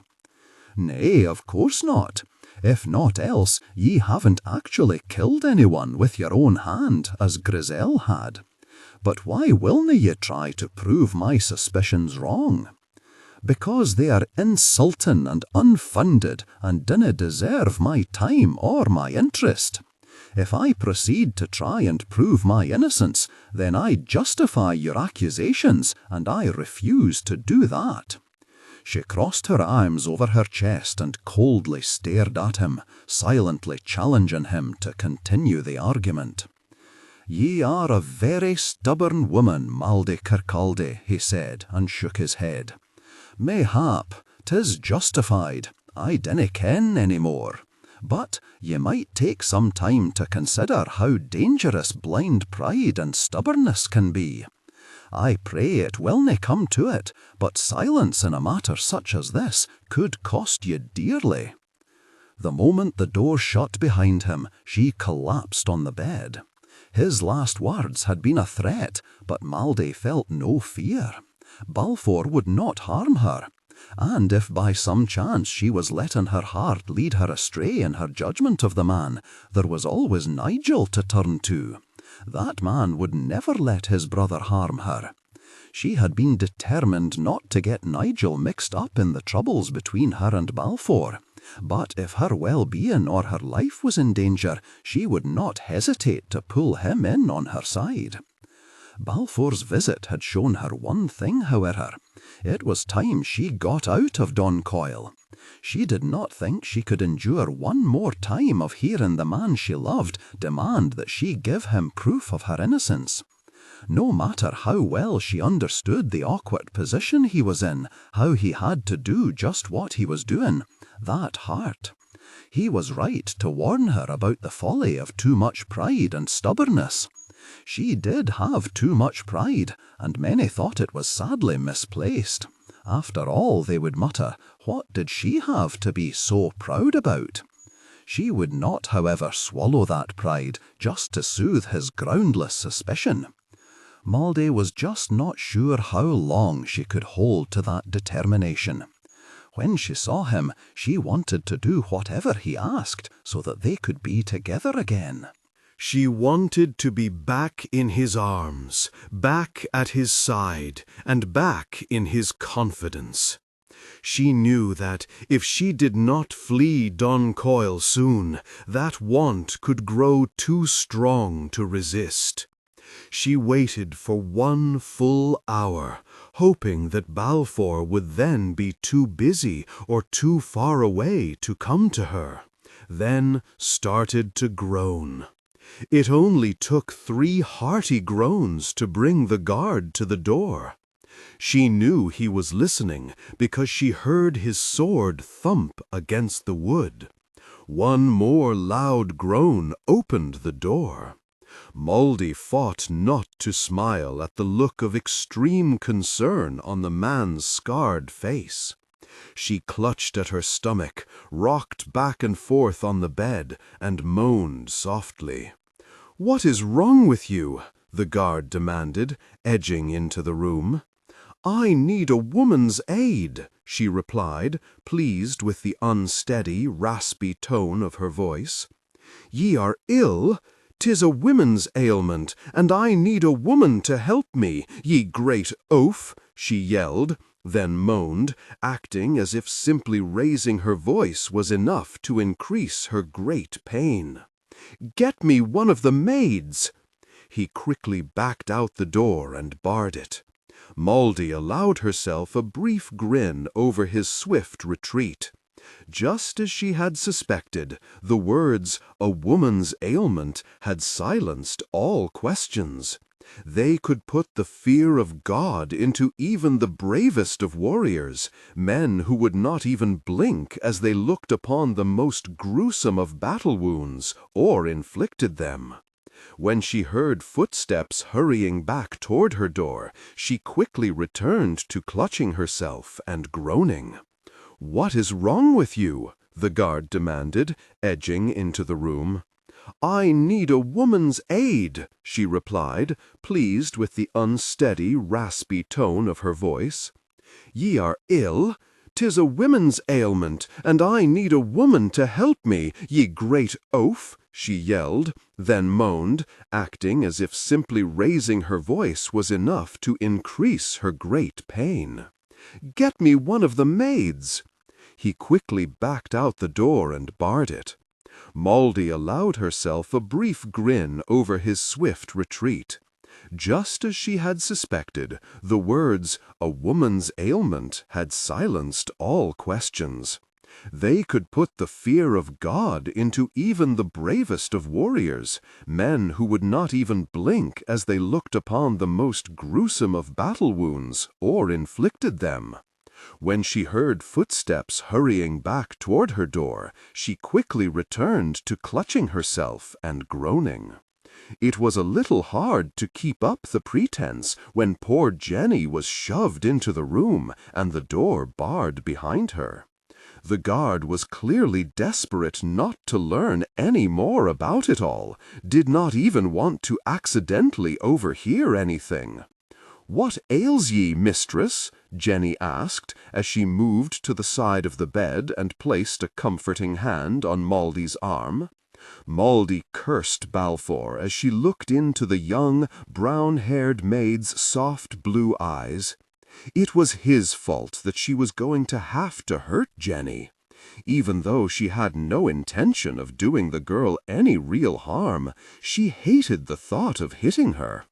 Jenny did not deserve it, nor did she deserve the trouble she might get into for letting the prisoner escape. "What ails me is that I am locked away like a mad ant," she muttered, then swung her fist, hitting poor Jenny square on the jaw. It greatly surprised Moldy when Jenny was felled by the first blow.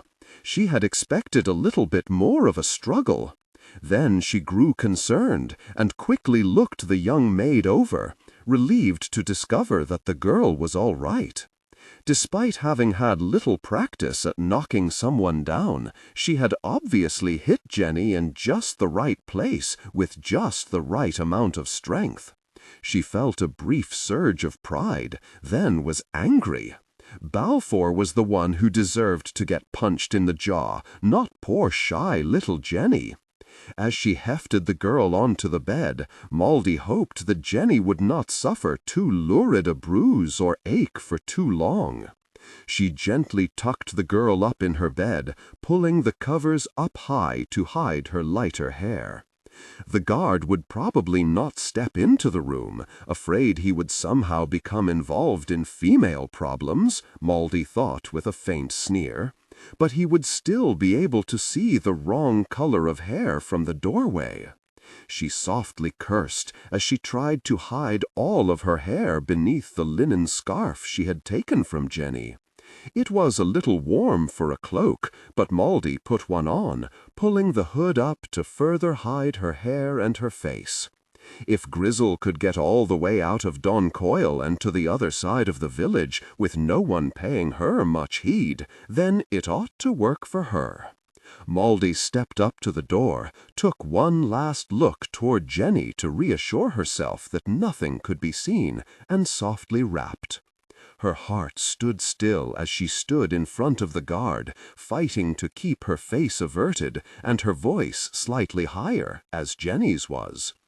"I need to go into the village for a few rags and—" She choked to a halt when the guard tugged her out of the room and nudged her down the hall before locking the door again. "Just go, lass," he muttered. "I dinna need to ken the what or the why." Moldy tried not to let the ease with which she walked away from the guard make her too cocksure. It was a long way to the front gates. If too many people spoke to her, or someone found Jenny, she would never make it. With every step she took, Moldy prayed that she would not meet up with Balfour, James, or anyone Jenny was close to. As she neared the gates, Moldy had to fight the urge to run. That would certainly draw attention to her. Out of the corner of her eye she saw Balfour and James talking near the stables, and she took the chance of slightly quickening her step. It was not until she was yards away from the high walls of Doncoil that she released the breath she had been holding. Her body was soaked in sweat, and she knew it was not all because she wore a dark, heavy cloak on a sunny day. She was not surprised that she was already exhausted. Keeping her cloak clutched tightly around herself, she began to walk faster. Until she was on the far side of the village, there was still a chance that someone could discover her. The moment she stepped into the thick wood bordering the village fields, Moldy flung off her cloak. She allowed herself a brief respite to dampen her linen scarf in the cold water of the brook, which meandered along the edge of the wood, and bathe the sweat from her face. Since it was already late in the afternoon, she knew she would not make it to Dublin before the sun set. She would have to spend the night in the forest. That did not frighten her as much as the possibility that Balfour would be hunting her down. Moldy doubted she would get much sleep. She would either be listening closely for sounds of pursuit or running from it. and once I am within the walls of Dublin, I will be safe from Balfour, she said, then grimaced. I will only have to protect my back against the Beatons who live there. I surely have gone mad if I thought this would work. She sighed and flopped onto her back, wishing she was in the mood to enjoy the shade and the cool grass. For a moment she decided she was safe enough. She could rest for a little while and try to think. The wisest thing she could do was get as far away from Doncoil and Balfour and Dublin and Beaton as she possibly could. Mouldy told herself that again and again, but herself was not feeling inclined to listen. It was vitally important to her to prove her innocence to Balfour. She was not sure if that was because of her strong pride or her deep love for the man. Whichever emotion pushed her, she knew she could not and would not leave until the matter was resolved. Either she gave Eric back to the Murrays and proved her innocence that way, or she got caught, Beaton killed her, and the Murrays realized through her death that she had been falsely accused. There was one other thing that prompted her to continue with her plan. Eric could well be her half-brother. If he was a blood relation, then she had a duty to try and rescue him. She also had a deep need to see the truth with her own eyes. If she fled now, ran away from it all, she might never know.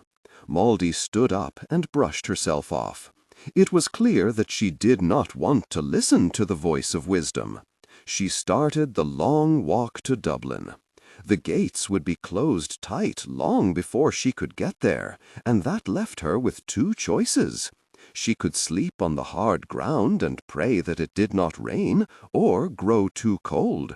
Or she could return to the tiny cottage of the kindly old couple who had first taken her in, and hope that they would do so again. Mouldy decided to try her luck with the old. Now she was accused of helping the very man she wanted to kill. Had one brother not so secretly in love with her, and one who was her lover, and the boy they all fought so hard to save from Beaton's clutches could well be her half-brother. If she tried to tell someone about all of this, Mouldy was sure that he would never believe her. Her thoughts turned to young Eric as she walked through the thickening trees. No one at Doncoil had ever had a bad word to say about the boy. She wondered sadly if that admiration and love would continue if he did prove to be Beaton's son. It was one of those secrets that would be best kept, one that should die with anyone who knew it. Unfortunately, she herself was the reason it would soon no longer be a secret. Balfour had seen the mark upon her back. Soon he would learn that she was Beaton's daughter, and thus he would learn the truth about the boy he had called brother for so many years. Beaton, she thought angrily, had a true skill at destroying people's lives. She vowed that, if Eric was left alone, cast out by Beaton and Murray alike, she would take him with her. It was the least she could do for inadvertently causing his life to shatter, and it would be nice to have family again. It occurred to her that she had lost that blind need to kill Beaton. Mouldy suspected that her hatred for the man still rested in her heart, for it had been nurtured within her by her mother from the day she had been born. It could probably flare up in a blinding glory if she set eyes on the man, but it was no longer the only thing in her heart or her thoughts. Even now, as she marched straight toward the lion's den, she barely thought of revenge at all. It was Balfour and an undoubtedly frightened boy named Eric who held all of her attention. She found it a little strange that thoughts of Balfour, which caused her a deep pain, were more welcome than ones of a well-earned and long-overdue execution. "Weel, mayhap fate will smile upon me," she muttered as she climbed over a moss-covered, fallen tree limb. Mayhap I will not only free Eric and thus prove my innocence, but be able to rid this land of the curse of William Beaton as weel." She grimaced and softly muttered as a branch tore a small hole in her skirt. "All I must do is get to Dublin in one piece." "Where is she?" Balfour yelled, then muttered as the trembling maid grew as pale as the fine white linen sheet she was sprawled on. He could not believe that Mouldy had slipped away beneath their very noses, but that appeared to be exactly what she had done. Intending to speak to her one more time, and ruefully admitting that he simply wished to see her, he had brought her her evening meal. When the guard had told him that she had fallen ill, he had been concerned. But as the man unlatched the door, he complained about how Jenny had never returned with the things she had rushed away to get, and Balfour's concern had turned to alarm. He was infuriated, but not completely surprised, when he had entered the room to find a barely conscious Jenny sitting up in bed and clutching her head. He had bellowed insults at the guard, then bellowed for James, and was now bellowing at the poor, terrified maid. His lack of control was getting him nowhere, and he waved James over to the side of the bed. "I am about to scare the child to death," he said, stepping back and letting James take his place. "Ye tend to her, and see what ye can find out." "Aye, ye need to calm yourself," agreed James, as he checked the bruise on the girl's jaw. "What has happened?" demanded Nigel from the doorway. "Besides some fool dragging his crippled self across the hall," Balfour grumbled, as he quickly moved to help Nigel over to a chair set next to the fireplace. "Mouldy has slipped away." "Ah, so the lass did escape ye." Nigel could not keep his pleasure over that out of his voice, and he shrugged when Balfour glared at him. "Did ye ken what she was planning to do?" "Nay, I but suspected it, and, unlike you, I didn't act upon suspicion alone." "Ye didn't want to." "Well, this proves all of my suspicions." "Does it? She has fled. She would only do that if she was guilty." "Aye, mayhap she did it to get away from you?" Nigel smiled coldly when Balfour paled slightly. "Ye accuse her of spying and murder without proof, and expect her to linger here to see what madness will next seize you? Nay, she did what any other person would do, run as fast as she could. After all, if ye accuse her and imprison her without proof, might ye not hang her next? I would ne'er have hanged her. Nay, not e'en if she had proven to be guilty," Balfour said quietly. "Mouldy should have kenned that.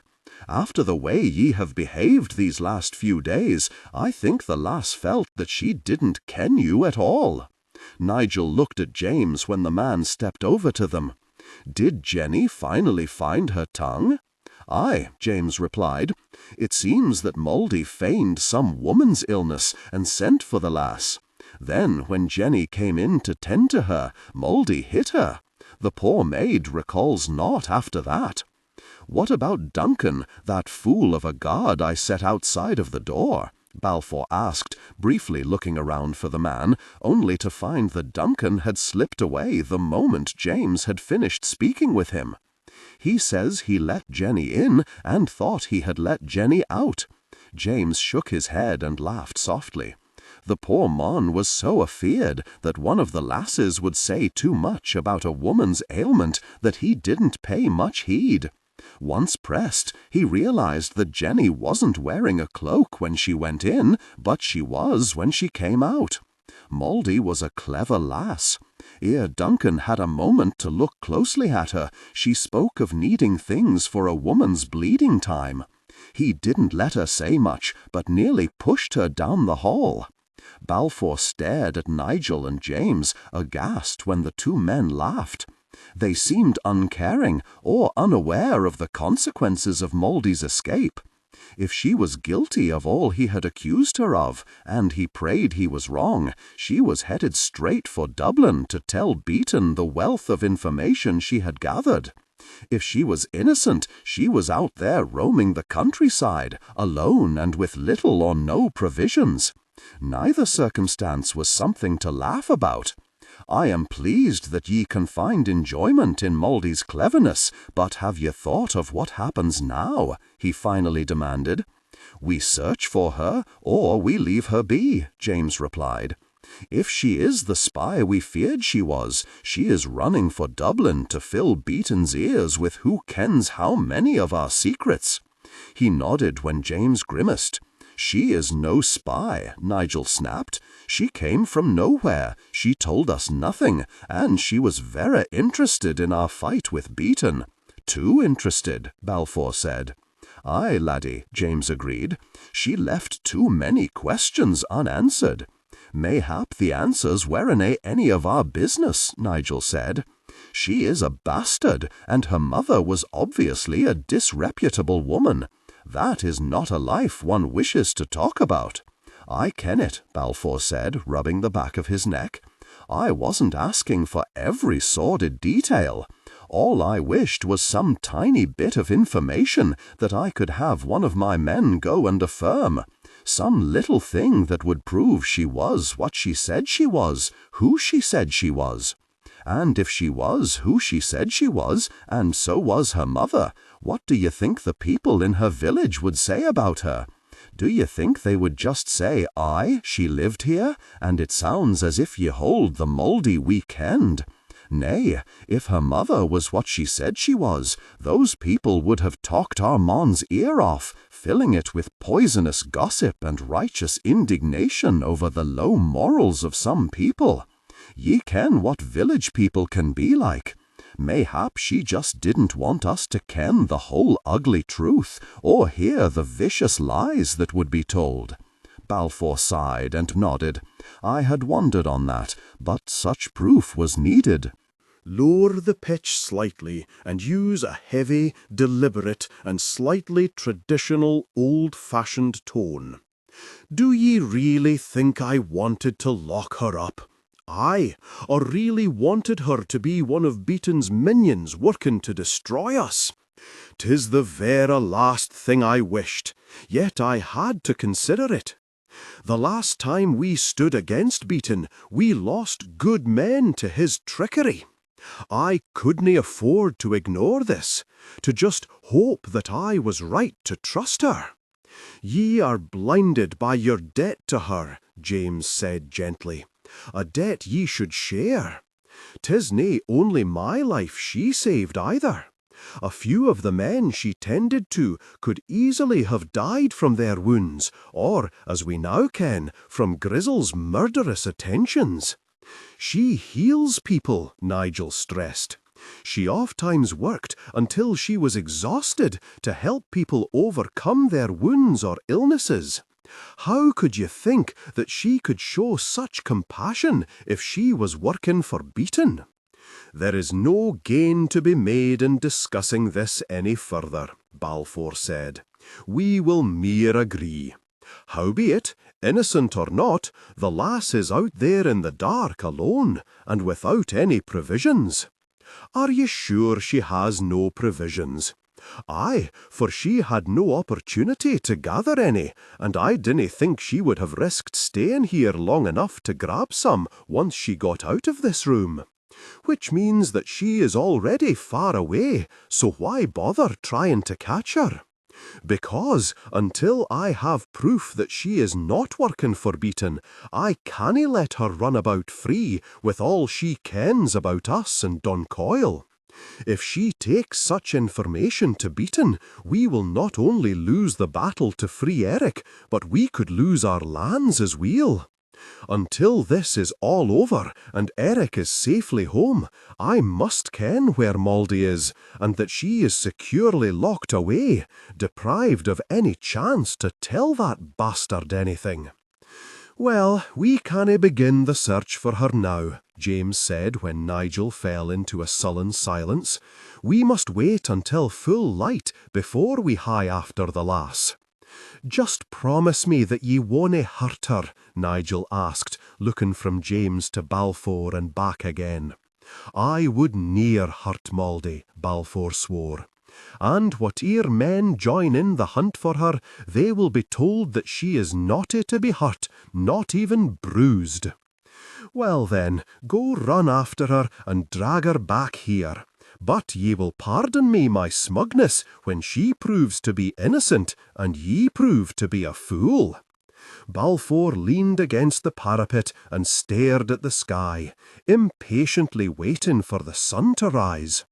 He had not slept and had had very little to eat. His emotions were too fiercely confused for him to rest. He was terrified that Beaton would soon know enough to totally defeat them, and that Maldie was out there wandering the land with no food, no water, no blanket, and no protection. Even now he could not make up his mind if she was guilty or innocent. What troubled him most was that even if he found her and brought her back to Doncoil, he could never hold her again. If she was innocent, he had shown her that he couldn't trust her, and that would surely kill any feeling she had for her. Maldie was a very proud woman, and he had treated her as if she was the lowest sort of traitor, implying that she was little more than a disreputable person, using her influence to pry secrets out of the enemy. If she was guilty, he could never trust her again, could not allow her to stay near enough to him to sway him again. Laddie, ye shall wear that wee brain out if ye continue to spend all your hours thinking o'er things that have no answer, James said as he moved up next to Balfour, yawned and scratched his stomach. Ye haven't slept at all, have ye? Nay, I paced the floor and stared at the walls of my bedchamber. Now I stare at the sky and curse the sun for being such a slow-moving fellow. James laughed and shook his head. Ye should have rested, for we may have us a vera long day. Well, aye, there is a lot of land to search, and Maldie is a wee lass. She may not be so easy to find. There is that. There is also the fact that we may have to rush to battle. Why should we? Why? Ye clearly haven't been spending all night thinking thoughts to help your clan or save your brother. James reached out and patted Balfour on the arm when the man flushed guiltily. Nay, dinna take that as a rebuke. I understand how such a bonny lass can consume a man's thoughts. Aye, she did, although I doubt I can recall half of what I thought, or if it would make sense if I did, for I am very confused. Did she flee because she is guilty, or because she is furious? Is she running to Beaton, or to somewhere else, to those kinsmen she near told us about? Is she the worst sort of disreputable person whom I must toss aside, or will she toss me aside because I have so gravely insulted her it canna be forgiven?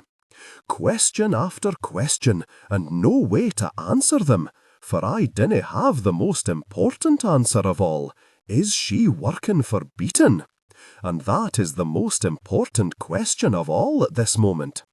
There is no way of kenning the truth, but we can no longer wait until we have it. Aye, let us see if we can catch her, but nae for long.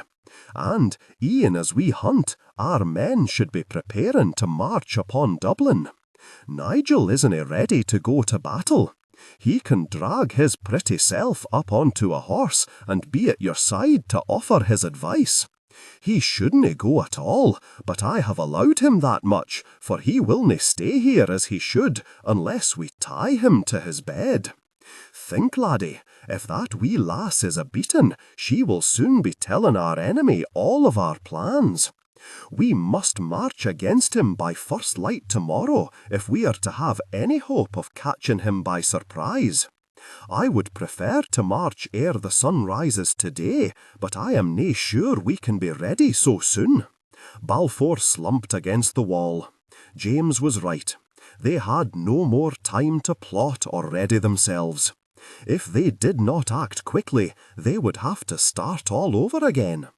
By the end of this day, if Mouldy was one of Beaton's spies, the man would know all about them and almost all about their battle plan. He had already told her more than he should have before he had begun to have doubts about her. Then he frowned, and an idea began to form in his tired mind. Nay, we will not march on Beaton yet. James gaped at him. I ken that ye dinna want the lass to be guilty of what we have accused her of, but ye must at least consider the possibility that she is. If we wait, Beaton will have time to act upon what she will tell him. He will ken all we have said, and he will slaughter us.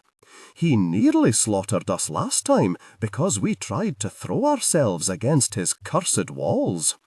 E'en if he hasn't done all he must, he will certainly close his gates and have his men ready to greet us. Trying to breach those walls will kill us all, or at least cull our numbers so badly that he can then come and take Doncoil. Well, aye, mayhap. James grimaced and rubbed a hand over his greying hair. What choice do we have? We wait and we make a new plan. And I think I already have a good one. I may be very tired, but it seems like a clever idea. There is one thing Mouldy told me. You cannae trust what she said, or rather, you shouldn't trust in it too much. I ken it, but she didn't tell me this in the way that she told us other things about Dublin. This slipped out as she told me another tale, something humorous that had happened to her on a market day at Dublin. I really dinna believe she was saying it to trick me into anything. 'Twas just talk. Market day at Dublin is 3 days from now. And how will that help us? By simply waiting 3 days, we will already have unsettled Beaton. He will expect us to act immediately when Mouldy tells him of how we had suspected her. When we dinna come racing to his gates, he will wonder if what she said was true, or if she even understood what she had heard. Beaton has ne'er had much faith in the wit of women.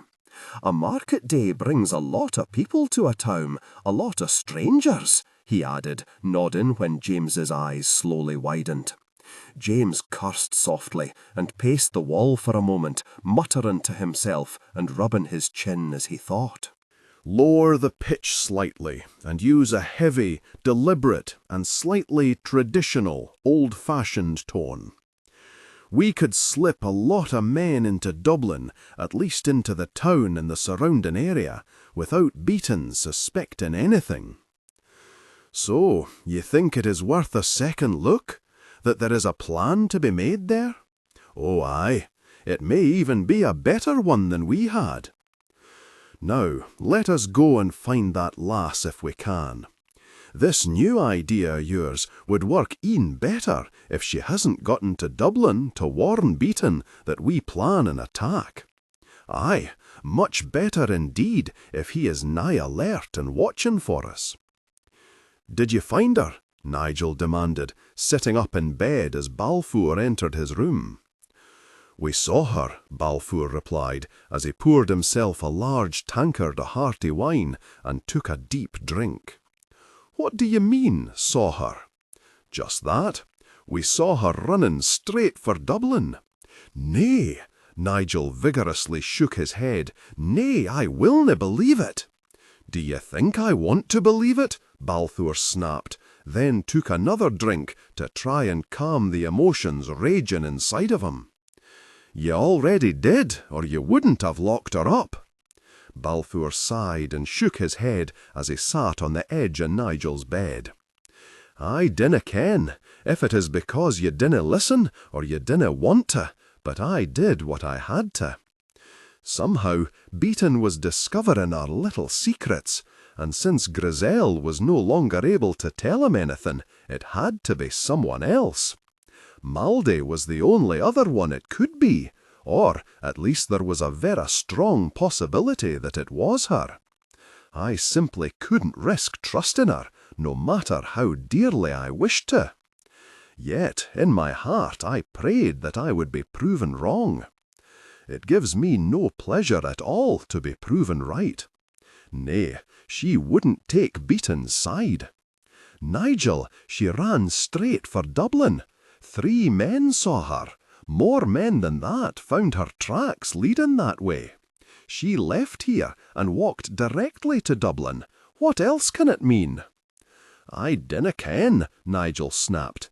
"I just canna feel that she would e'er have anything to do with a mon like Beaton. There is too much kindness in her." "So I thought." "There could be an explanation.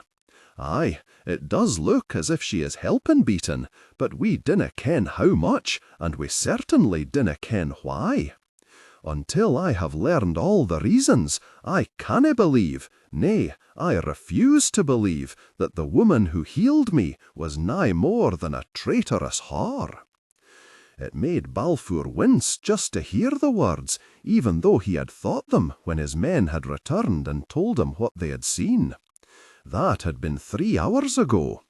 It had taken him that long to calm down enough to come and tell Nigel the bad news. He had not expected Nigel to be so adamant in his refusal to believe it. What made it all the more difficult to listen to him was that he desperately wanted to believe Nigel was right. "I am eager to feel as ye do, brother, but I dinna think it would be wise. It is hard enough to think that I have been made a complete fool of.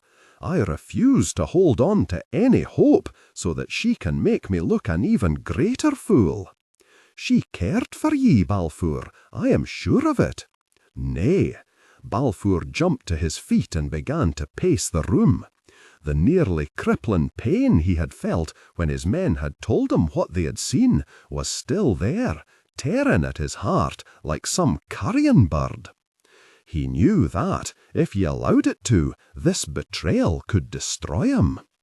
He did not want to talk about her, did not want to discuss any possibility that she may yet prove innocent, even in some small way.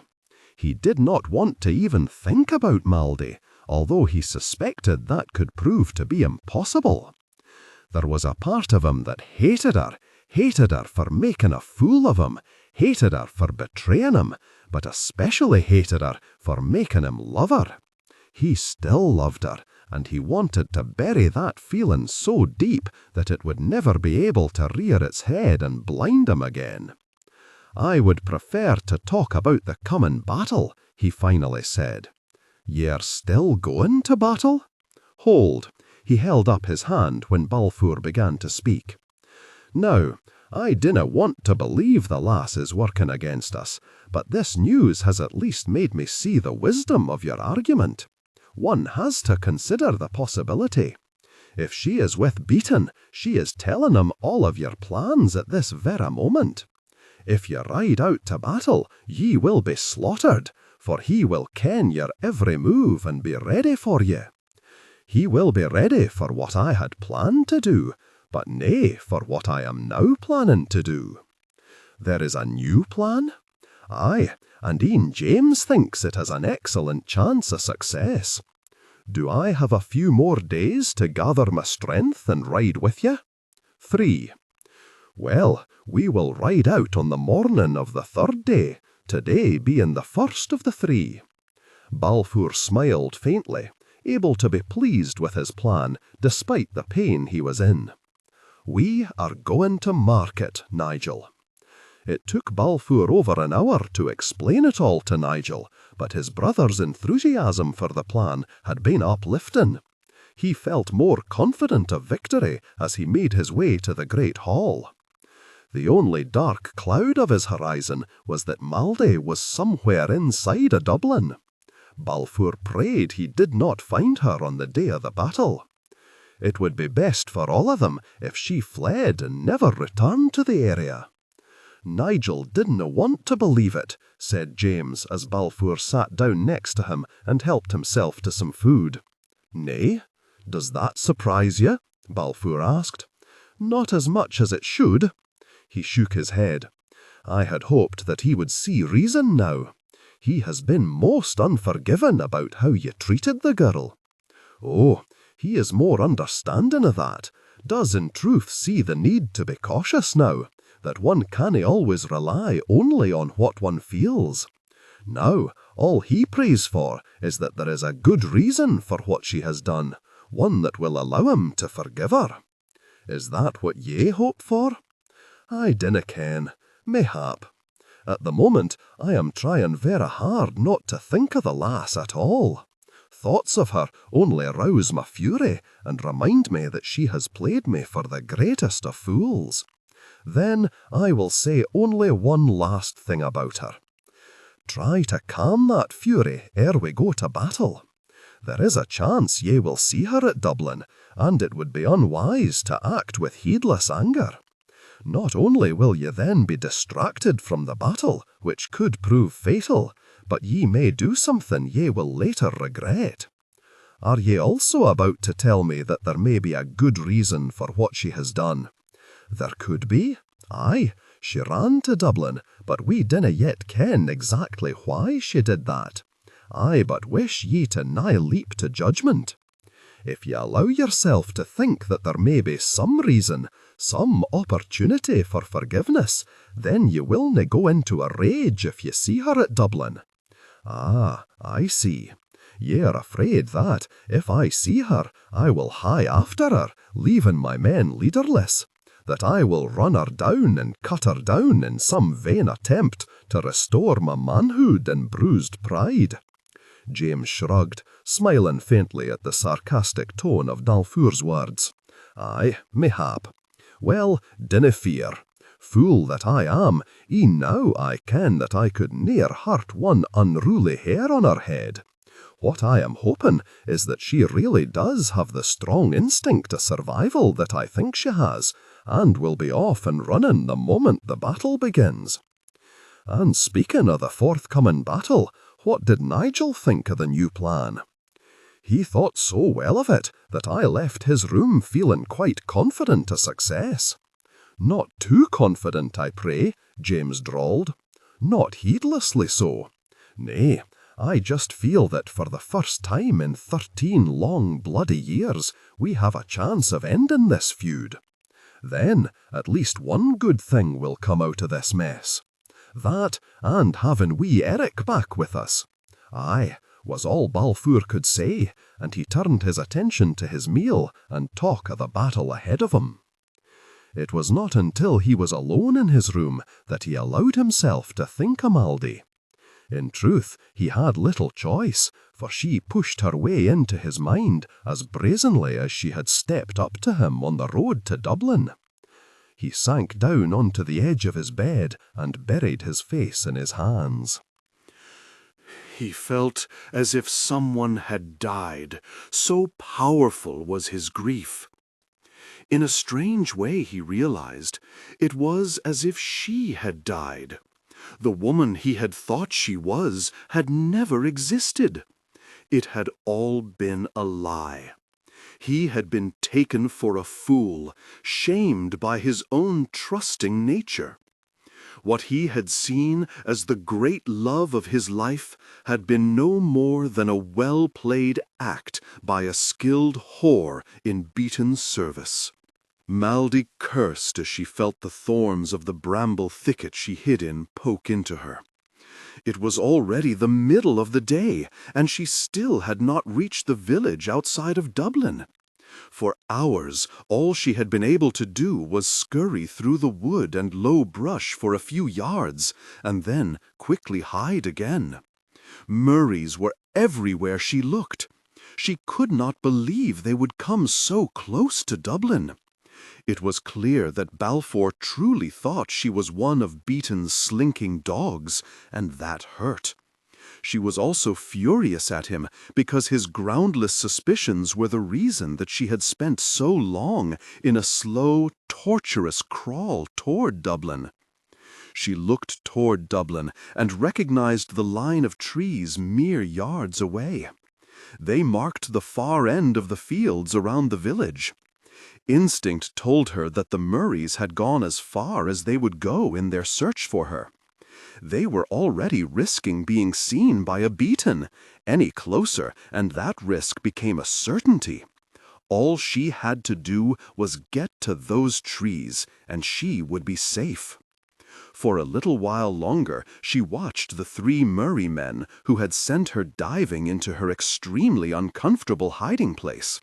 They rode back and forth, never crossing some line that only they could see. Maldy knew that that was the point where they would go no further. Cautiously, she began to inch her way out of the bramble thicket. She could run fast. All she needed was a minute when they were not looking in her direction. There was, she admitted, a problem or two with her plan. She could never outrun a horse if they decided to risk it all and run her down. A skilled archer could easily stop her, although she could not believe that Balfour would order her killed. Then again, she mused as she crouched behind the thicket, waiting for her chance to run, Balfour had done several things lately that she had not thought him capable of, so she should probably not be so confident in her opinion of him. The final problem was that she would be seen to be running straight for Dublin. The men searching for her already suspected where she was going, or they would not be there, harassing her every step of the way. And she was sure that she had not covered her tracks very well. Once they saw her, however, they would have proof, and so would Balfour, she thought sadly. She quickly pushed aside that moment of sadness, telling herself that she was going to enjoy proving them all wrong as she bolted for the trees. The cry of discovery that cut through the air sent her heart into her throat. For a brief moment she heard the pounding hooves of horses in pursuit, and feared that she had been wrong, that the Murrays were indeed willing to risk all just to stop her. Then there was a lot of shouting, and the sound of a hard chase came to an abrupt halt. She waited in cold terror for an arrow to slam into her back, but it never came. Once inside the trees, she stumbled to a halt, clung to a tree as she struggled to catch her breath, and looked toward the Murrays. For one long, silent moment, she stared at them, and they stared at her, while she waited tensely to see if they would do anything. Then they turned their horses sharply and galloped back to Don Coyle. And back to Balfour, she whispered, slumping against the rough bark of the tree for a moment. She was exhausted, and she had barely begun her adventure. Ahead of her lay the hunt for Eric, and trying not to be discovered while doing it. Then she and the boy had to escape and get all the way back to Don Coyle without being recaptured. As she started toward the village, Maldy wondered why her obviously disordered mind had not given her a less impossible way to prove her innocence. "Lassie, what has happened to ye?" Maldy smiled wearily at the tiny grey-haired lady who stood in the low doorway of her tiny wattle and daub cottage, gaping at her. Eleanor Beaton was clearly shocked by her tattered, muddy condition, but there was no condemnation in the woman's light grey eyes. Concern softened the woman's lined face as she tugged Maldy inside, and, although she needed the help, Maldy felt like the basest of traitors. She was there to help destroy the woman's laird, to throw Eleanor's tidy little life into complete chaos. All the while Eleanor helped Maldy clean up and put on the gown she had left behind the last time she had fled Dublin, the woman kept up a constant stream of talk. By the time Maldy found herself seated at Eleanor's tiny, well-scrubbed table, she was sure she had heard every tiny scrap of gossip about Dublin and all of its people. When Eleanor sat down across from her, her work-worn hands clasped on top of the table and her bright eyes fixed firmly upon her, Maldy had to laugh. "Ye're fairly bursting with questions, are any ye?" she asked, grinning at the little woman. Eleanor grinned back briefly and nodded. "Aye, but I ken that ye like to keep your own counsel." Maldy sighed and tried to put some order into her thoughts as she chewed on the bread Eleanor had given her. "I am verra sorry that I just left you without even a word of thanks." What else could ye do, dearling, with those men chasing after ye like starving hounds after a hare? Ye kenned that? Aye, these eyes may be old, but they still see a lot. I just prayed that wherever ye had run to, ye were safer than ye were in this sad place. Eleanor shook her head. Matters worsen here by the hour. I begin to think the laird has truly lost his mind, that mayhap the disease which twists his body has twisted what little wit he had too. I didn't even ken that he was ill. 'Tis kept a vera close secret, lass. The mon fears all who live around him, and with good reason. There are many who hunger after this land. Maldy wondered how Nigel had found out about the man's illness if it was so secret, then decided it was probably best if she did not know, for it undoubtedly concerned a woman. What has your laird done? Stolen a child from the Murray clan. As if that isn't shameful enough, he has stolen the very child he set out upon the hillside to die years ago. The Murrays have already tried to take him back, but alas, they failed. Tears sparkled in the woman's eyes. I lost my beloved Robert on that sad day. Oh, Eleanor, Maldy reached out to clasp the woman's hands in hers. I am so very sorry. He was a good, sweet mon. The Murrays? Nay, 'twas a beaten mon who cut him down. Those low hirelings our laird surrounds themselves with dinna ken who we are, canna tell a beaten from a Murray. My mon saw the Murrays retreat from the field, and was walking back to our wee hidey-hole to tell me it was safe, when one of our laird's dogs saw him. They cut him down ere the other villagers could stop them. Robert was an old, crippled mon who had no sword, and yet they killed him. I curse them all.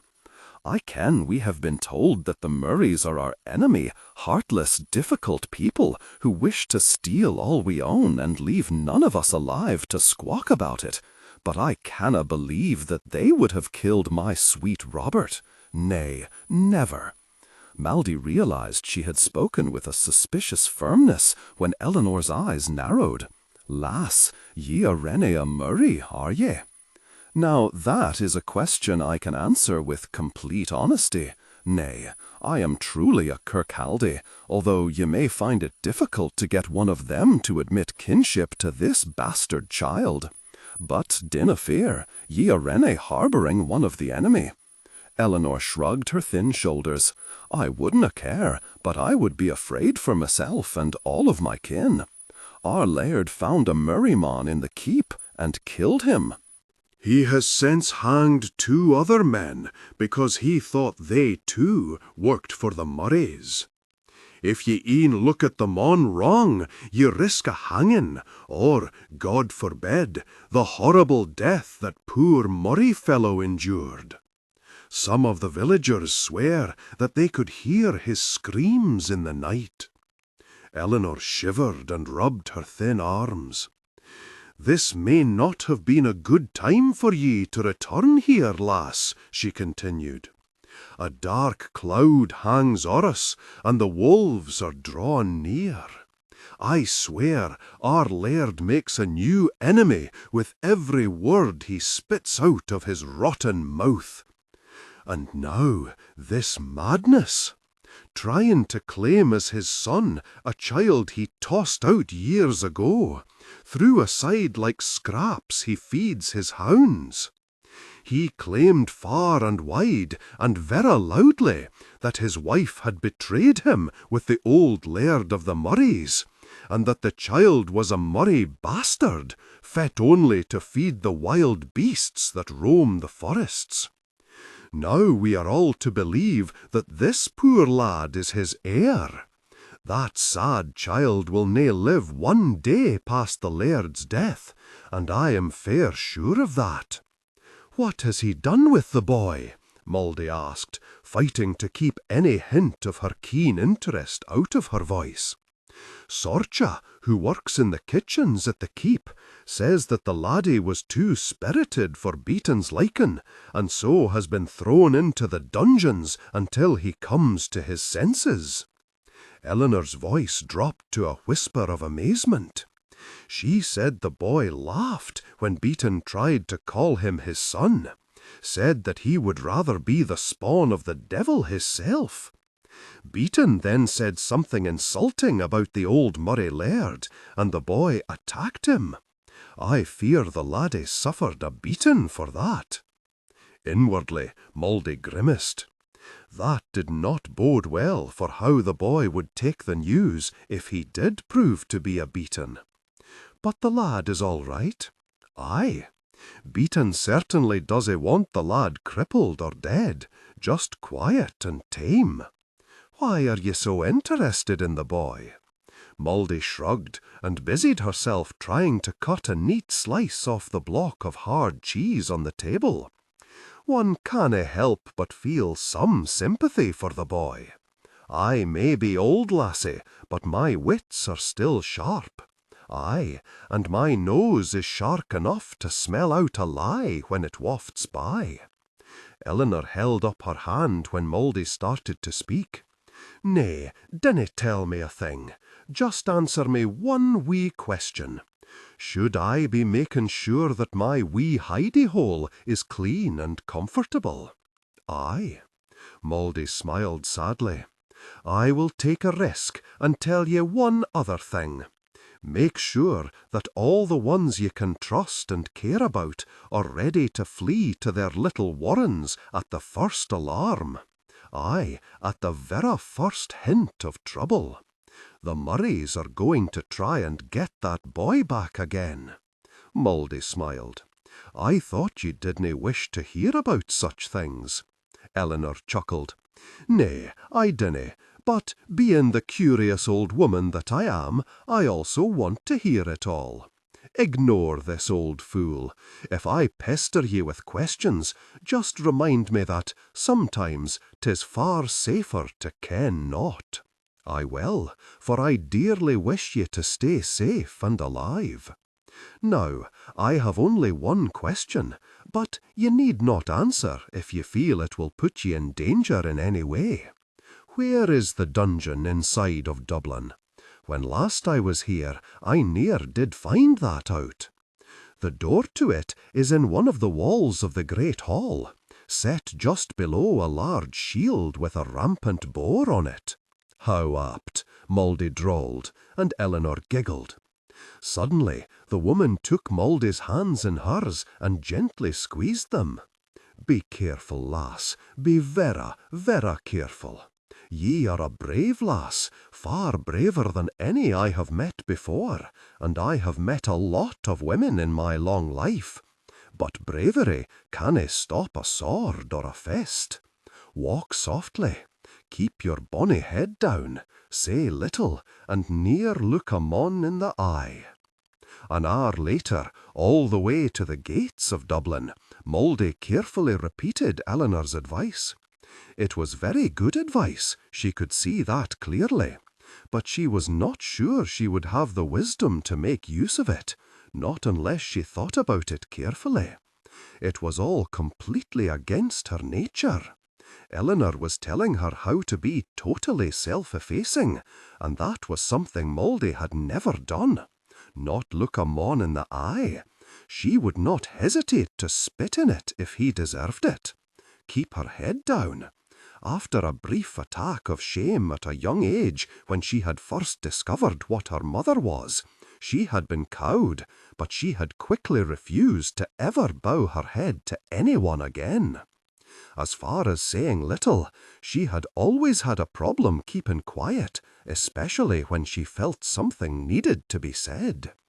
Eleanor was a dear woman who cared about her and had given her some very sound advice, but Mouldy suspected that the only piece of it she would be able to follow was the one that told her to walk softly. "Well, my bonny lassie, where have you been?" Mouldy cursed softly as she heard that chillingly familiar rasping voice. A fat-fingered and very filthy hand was curled around her arm, and the man turned her around to face him. Mouldy wondered yet again where in all of Scotland Beaton had found such an ugly squat man. She was not one to judge a person by appearance alone, but she knew from sad experience that this man was ugly all the way through. He was one of the reasons she had fled Dublin long before she had wanted to. "I am a healing woman," she replied. "I go where I am needed, and sometimes it takes a very long time for someone to mend. I had wondered if ye had run away from me. Nay, I run away from no mon." She inwardly cringed when he rubbed his hand up and down her arm. "Oh, a spirited lass. I like a wee bit of fire in my women."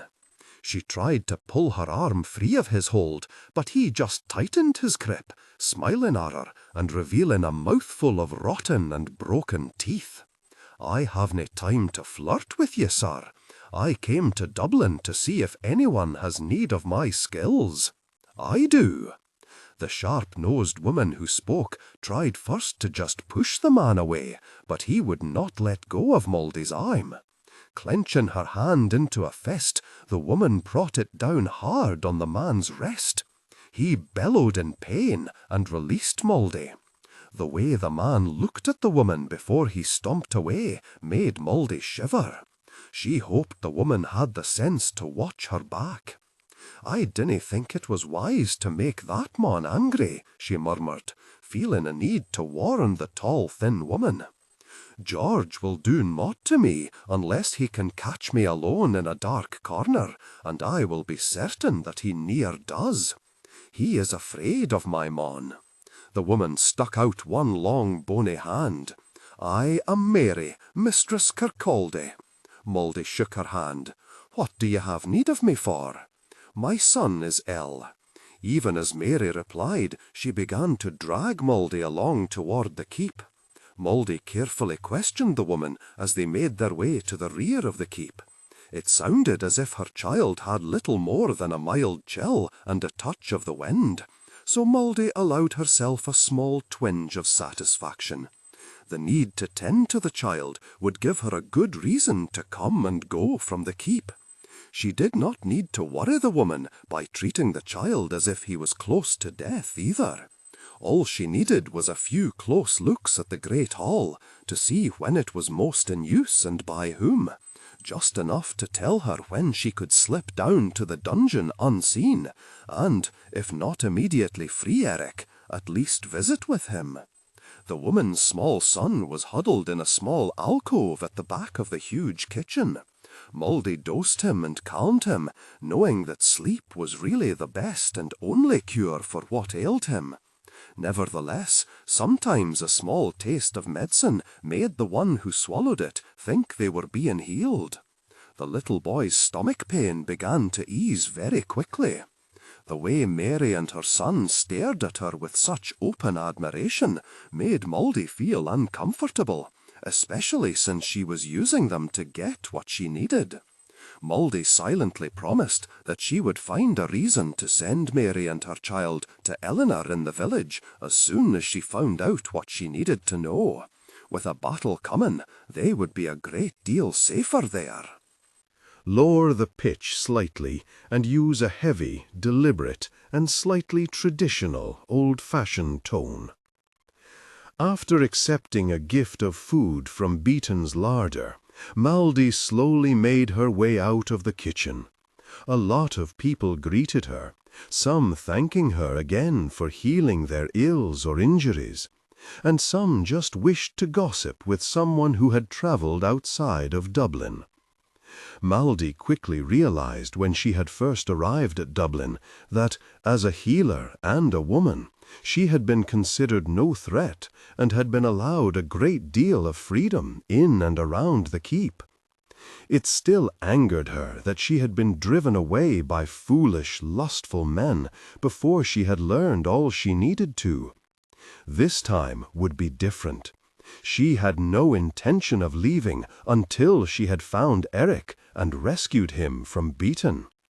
A very young maid walking to the great hall, heavily laden with food, gratefully accepted Maldy's offer of help. Only half listening to the girl's chatter, Maldy looked over the huge room very carefully.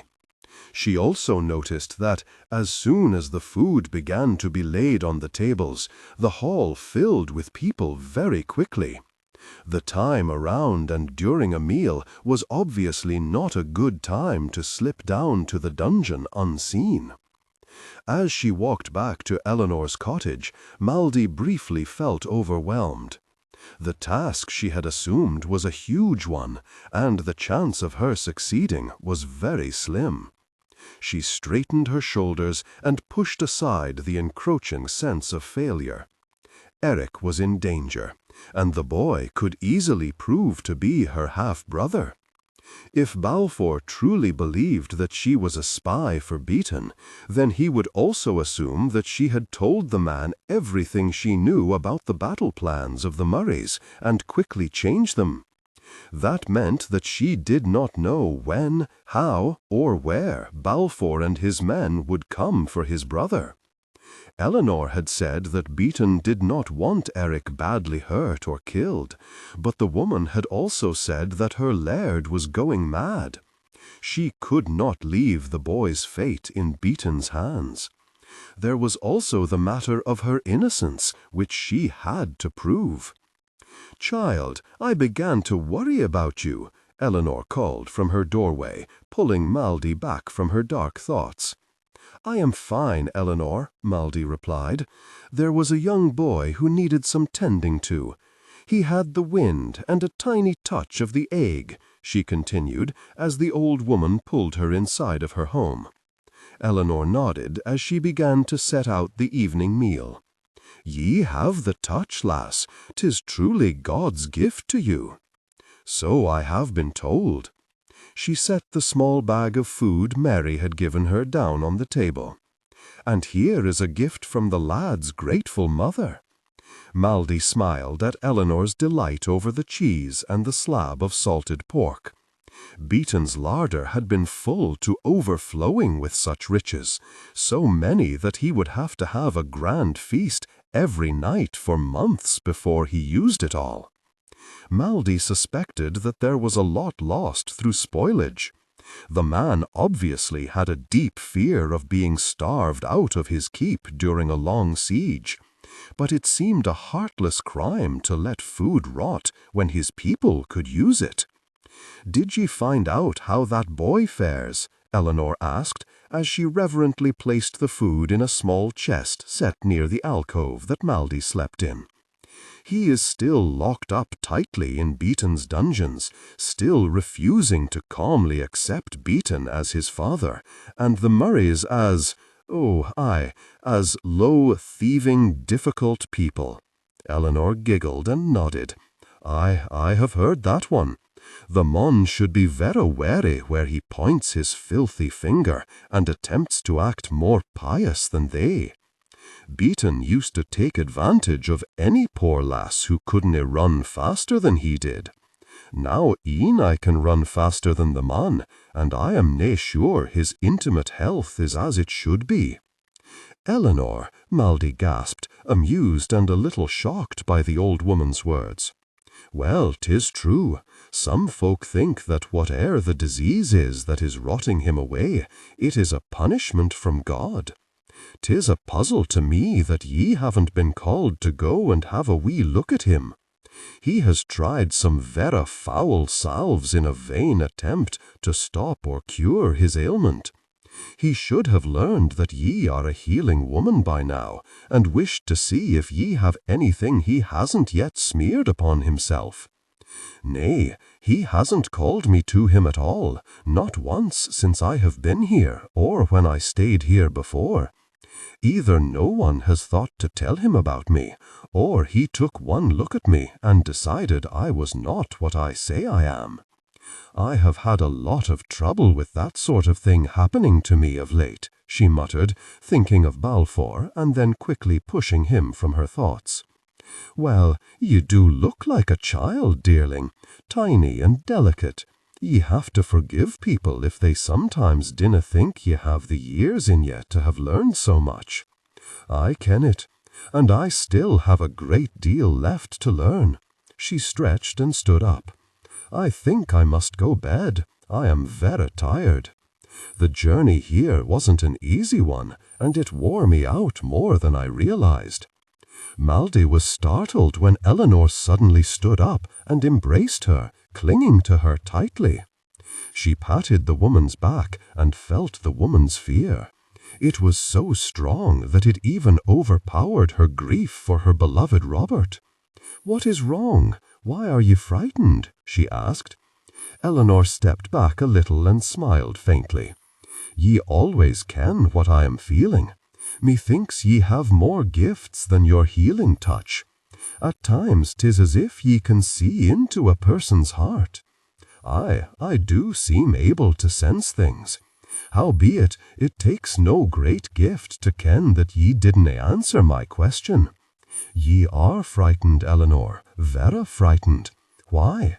Have ye heard something, some warning of trouble? Mayhap I can help. What I am frightened of is what ye are about to do." Maldy tensed and knew the fear she now felt was her own.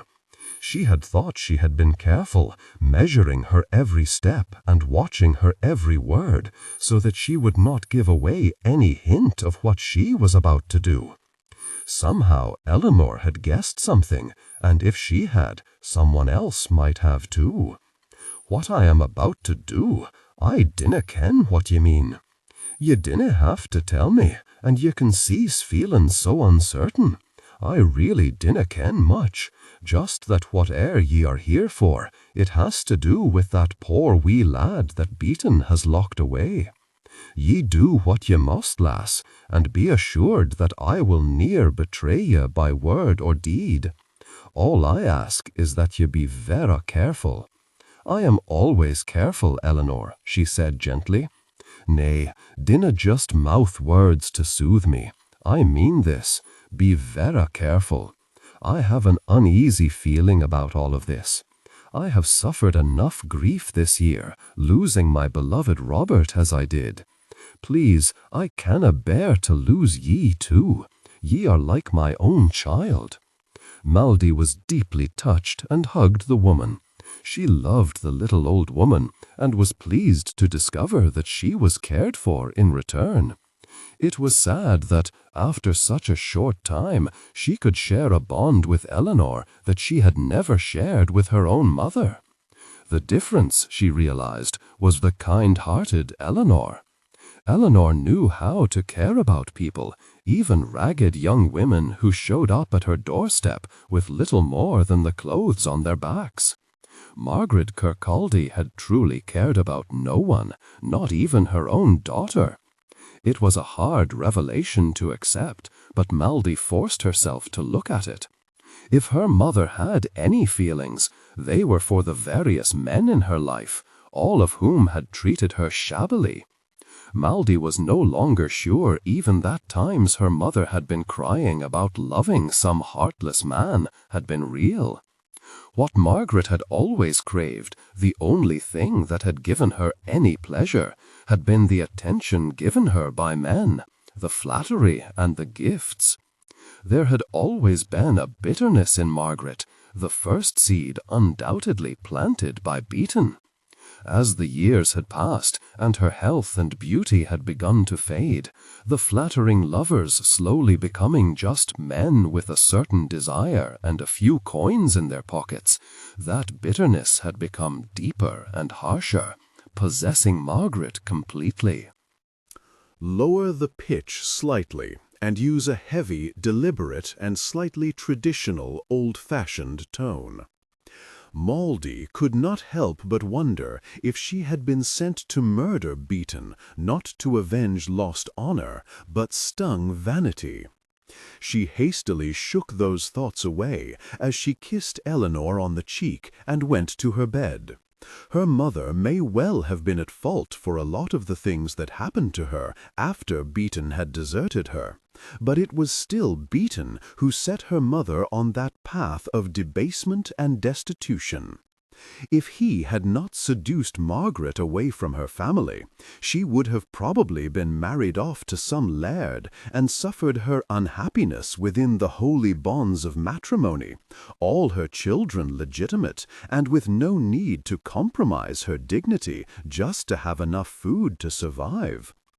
There was a part of Mauldy, a large part, that wanted to confess everything to Eleanor. She really needed someone to talk to discuss it all with, from her growing doubts about why her mother had sent her on a mission of vengeance to her concerns about young Eric. Mauldy knew that Eleanor would listen with sympathy and understanding, but she had to fight the temptation.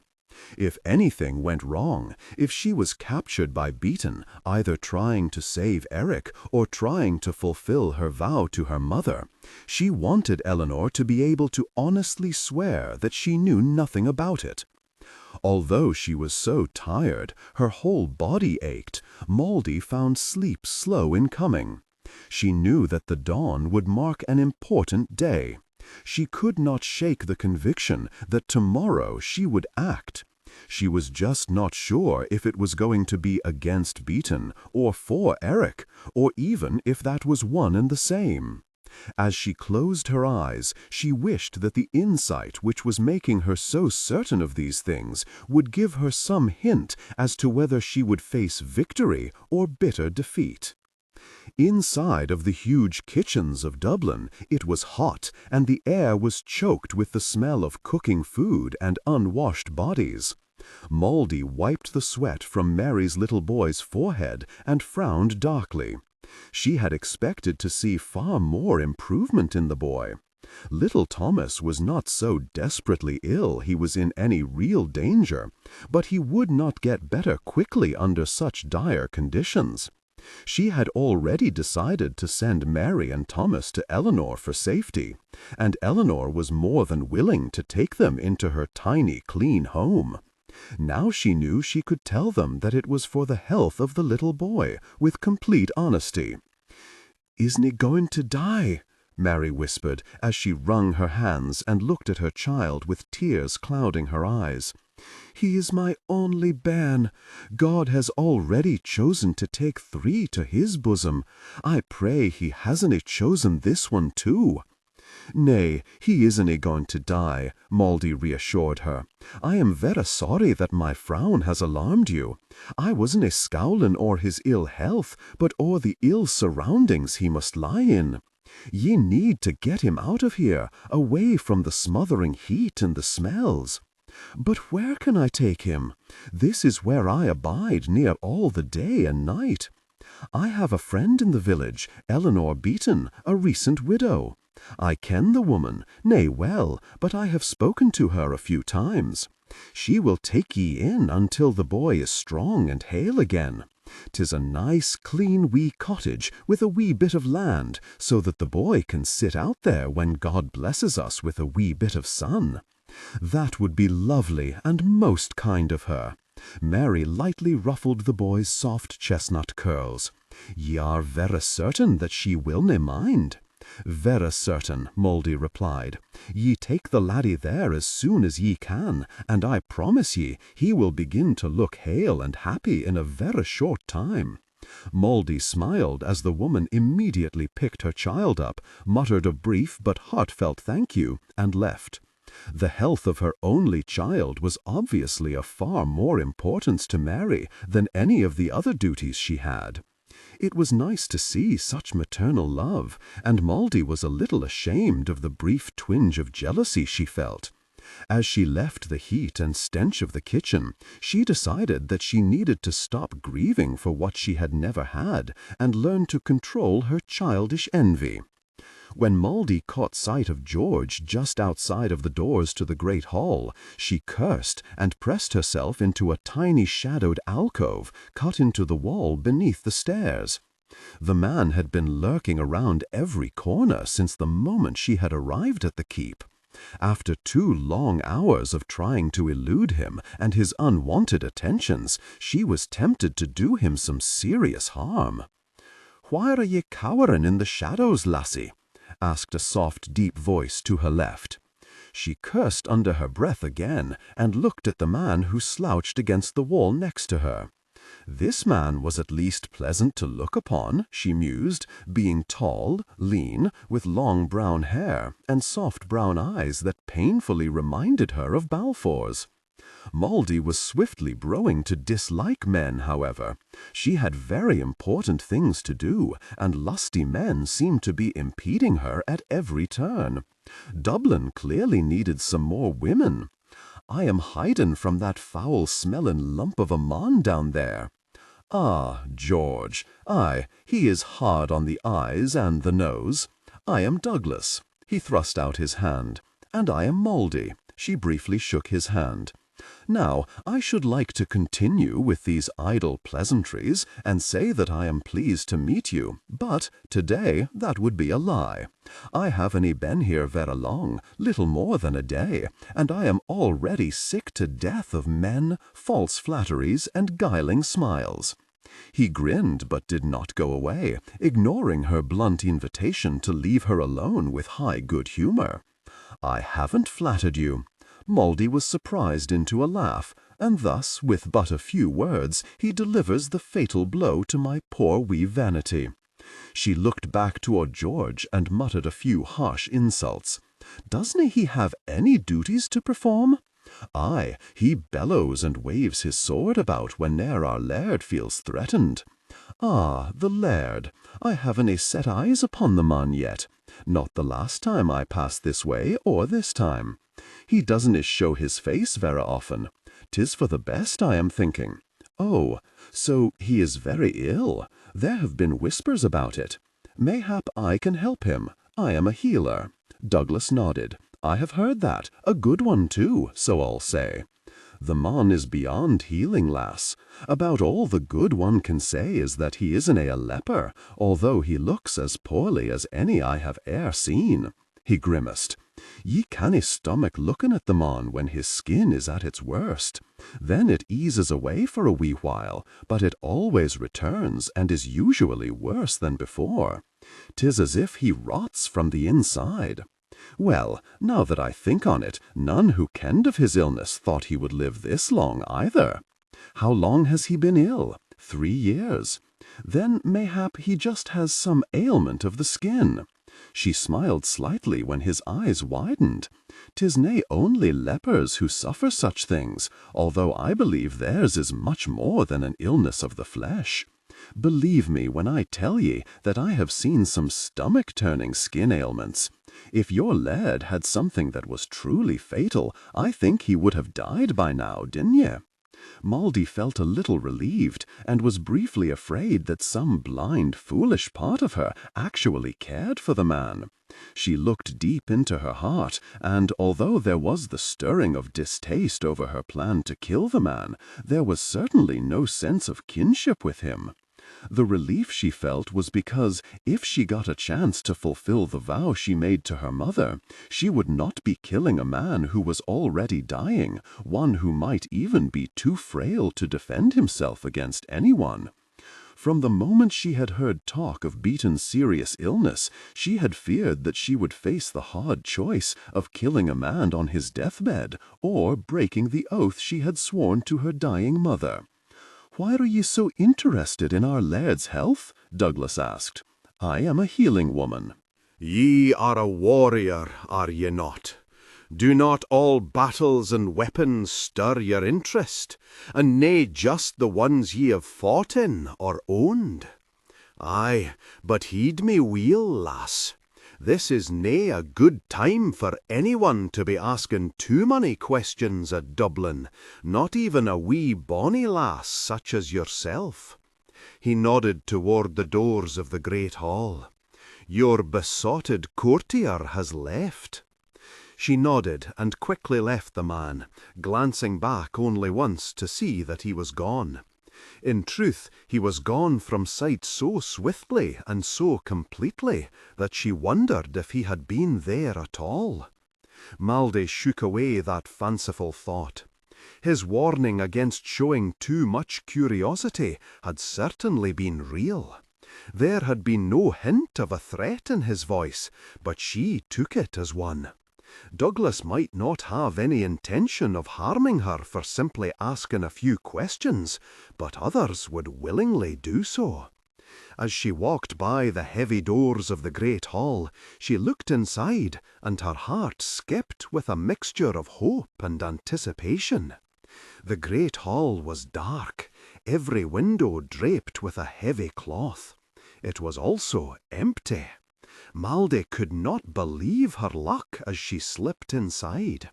For hours she had practiced her explanation in case anyone asked why she was descending into the dungeons, but it did not appear that she would have to use it. It was not until she touched the latch of the door which would lead her down to Eric that Maldy realized she had erred. A great hall had many shadowy corners, and she should have peered into them harder. A few soft whispers were her first sign of trouble. Then light filled the room as someone yanked down one of the cloths hiding the windows. "Ah, 'tis the wee Highland lassie from the village," drawled a deep, hoarse voice. "I dinna believe I called for ye to go and tend to my prisoners." Very slowly, Maldy turned and looked around the great hall. A tall, lean man stepped out of one of the still darkened corners of the room and started to walk toward her. Behind him walked an even taller, even leaner man. But aside from a quick look at that man's two narrow features, Maldy had no interest in him. It was the first man who held her gaze, and from the way he had spoken, she guessed he was beaten. Her mother's description of her seducer was almost useless, Maldy decided, as the man stopped in front of her. The woman had recalled the man of 20 years past, and Beaton had not aged well. Maldy knew that some of what made him appear to be such an ugly old man was the disease that left his skin raw, open and scabbed over, with skin stretched so tight that it had a shine to it. The bonny blue eyes her mother had claimed had captured her heart were trapped between deep red lines and were rheumy. The thick brown hair she had sighed over was no more than a few filthy white hair poking out of his head at odd angles. Only Beaton's form was still as her mother had described it, holding both strength and grace. Whatever was destroying the man's skin was not yet harming his body, although Maldy suspected it could cause him great pain at times and even steal his strength when it was at its worst. It was probably then that his body became twisted, as Eleanor had claimed it did. And maybe Eleanor was right when she said that Beaton was rotting, his evil manifesting itself upon his body, so that all who looked upon him could clearly see what he was. Maldy just wished that she was not looking upon the man now, not when she was so close to helping Eric.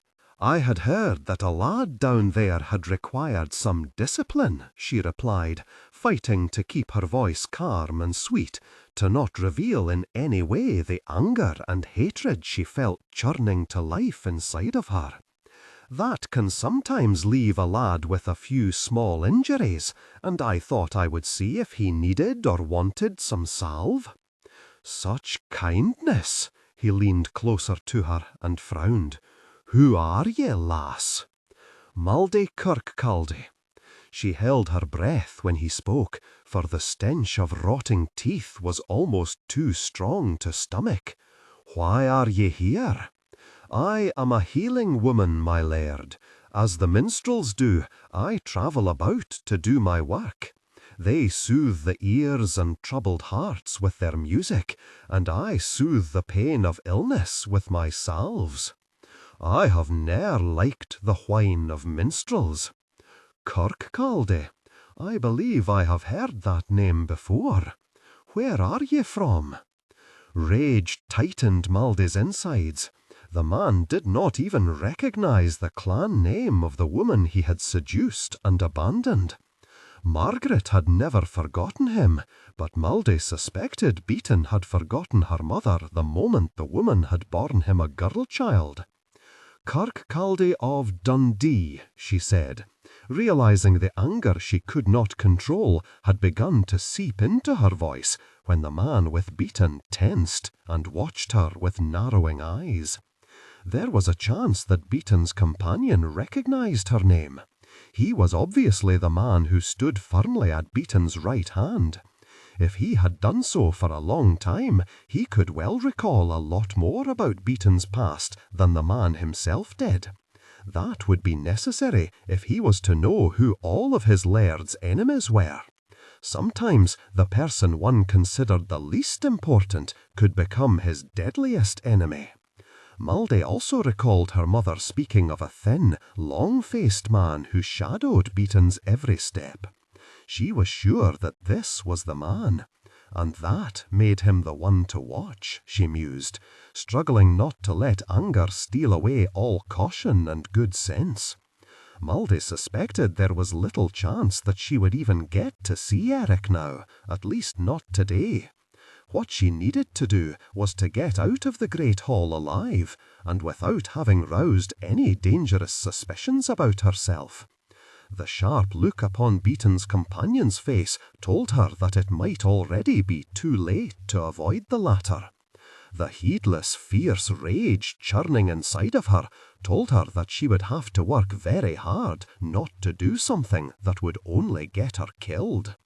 "I have been to Dundee, haven't I, Callum?" Beaton asked his companion, all the while keeping his gaze fixed unwaveringly upon Maldey. "Years ago?" "Aye," replied Callum, with a deep voice that one would never have expected to arise from such a thin chest. 20 years past, mayhap longer. Ye lingered there for a wee while." "Ah." Beaton gave Maldey a nasty smile. "Are ye one of my bastards, then?" Maldey saw no reason to deny it now, for it was clear that Callum knew exactly who she was. "Aye, begot off of Margaret Kirkcaldy, a gentle-born lass that ye seduced and abandoned." "Margaret, eh? I have kenned many a Margaret. But, aye, the longer I stare at ye, the more I begin to recall. Ye have the look of your mother, I suspect, and 'tis why ye star a memory or two. A vera dim memory, for I have yet to meet a woman who deserves more than a good encounter and a hasty farewell." It took all of her willpower not to strike the sneer off his face. With the sad condition of his skin, she knew that even a light slap would be an agony for him, and she ached to give him that pain. She did not think she had ever been so angry or so filled with hatred.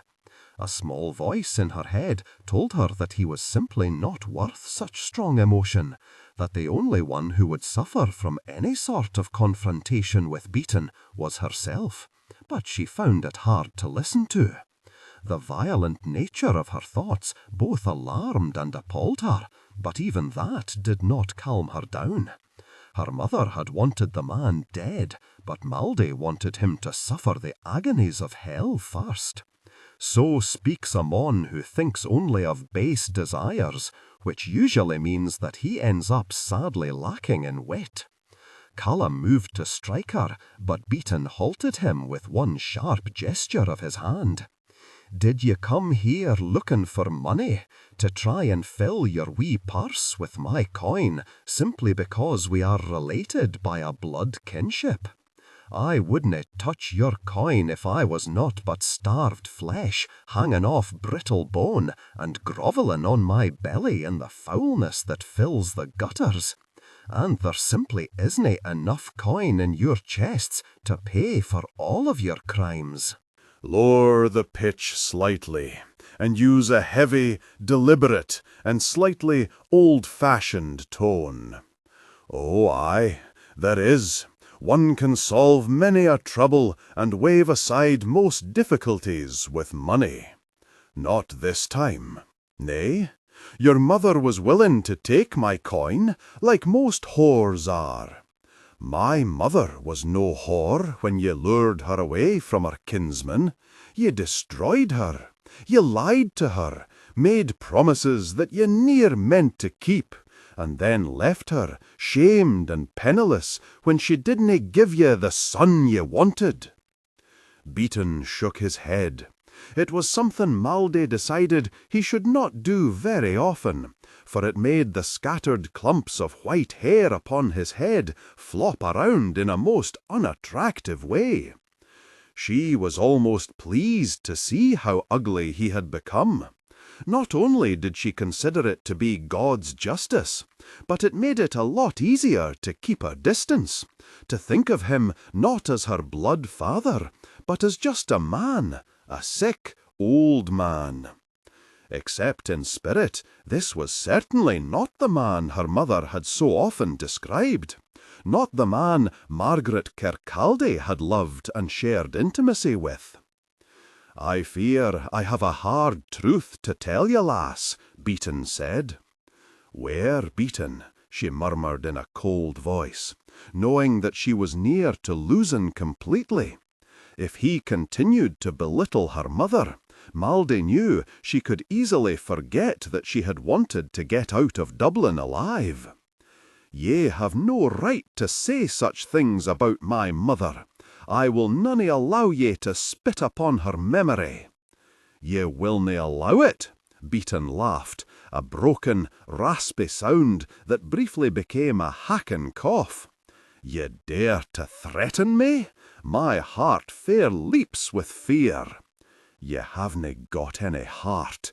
Only a truly heartless man would treat my mother as contemptuously as ye did." "I treated your mother just as she deserved. She was a lass with warm blood and little wit. I canna be blamed for her foolishness. If she told ye that she didna ken that I was married, didna ken the difference between sweet words said in the fever of passion and the truth, then she lied to ye." Malday shook her head, appalled when she actually considered his words for a moment. "Ye didna tell her?"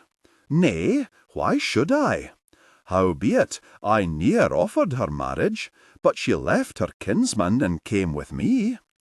"Oh, she may have been untouched ere I had her, but she was still a difficult person in her heart. She gave up her innocence for no more than a few gifts and sweet words, and she enjoyed the giving of it. I swear I have rarely been with such a greedy lass."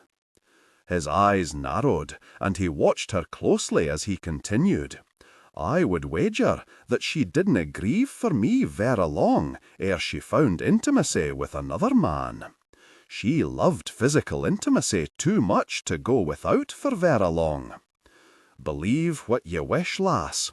Swallow your mother's lies if it makes ye happy, but dinna come blaming me for all of your troubles.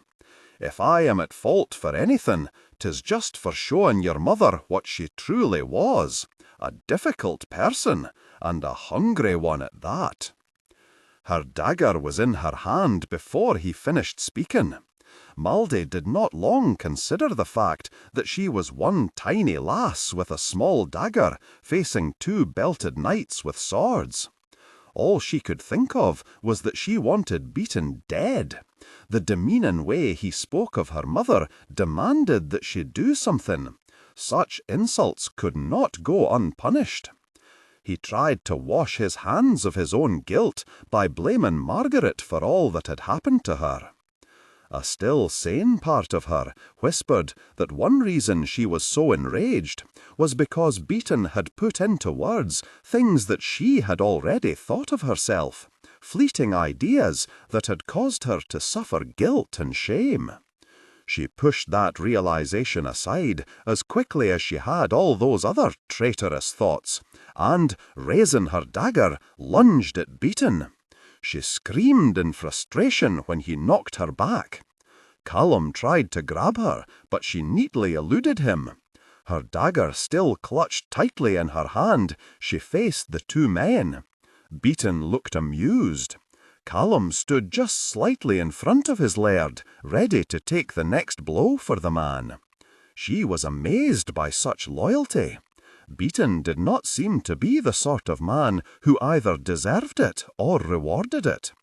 One look into Callum's unblinking black eyes told Maldey that there was no weakness there to play with.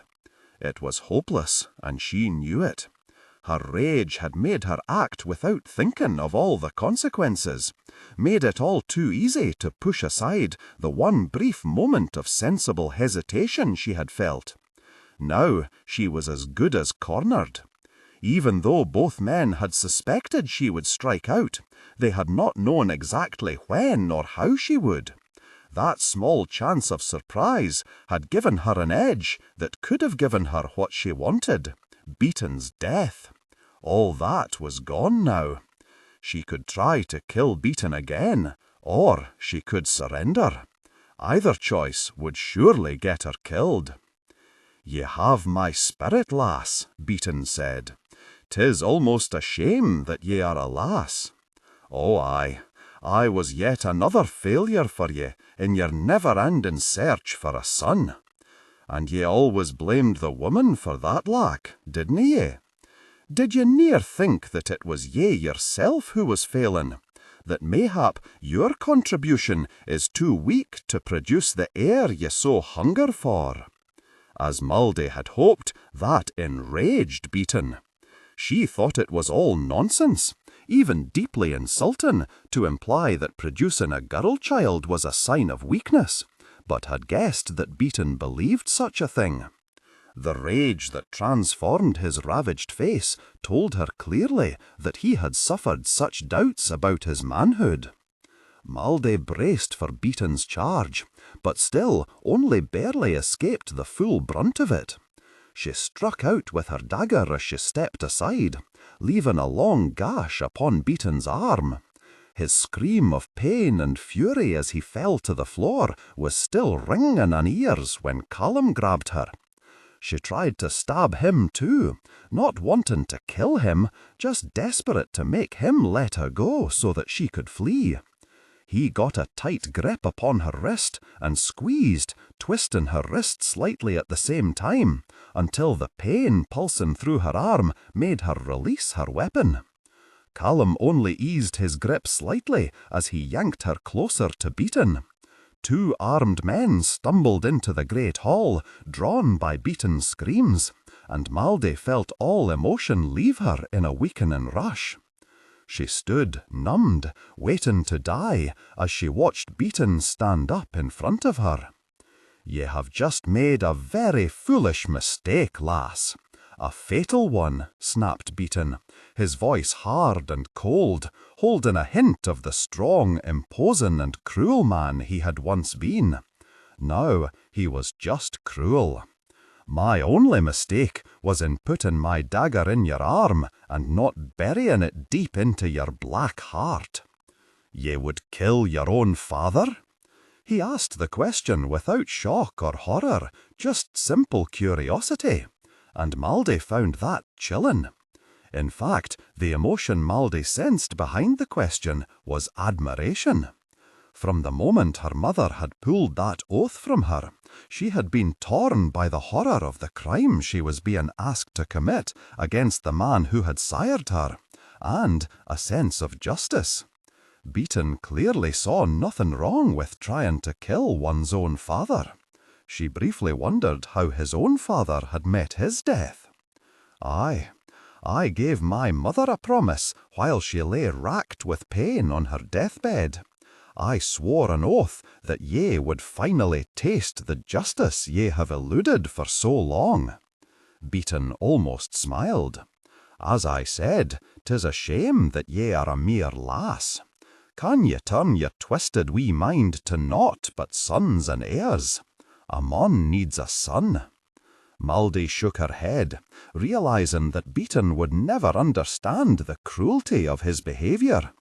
He would never know how deeply he had hurt the women he had used, and the children he had cast aside as worthless simply because they were females.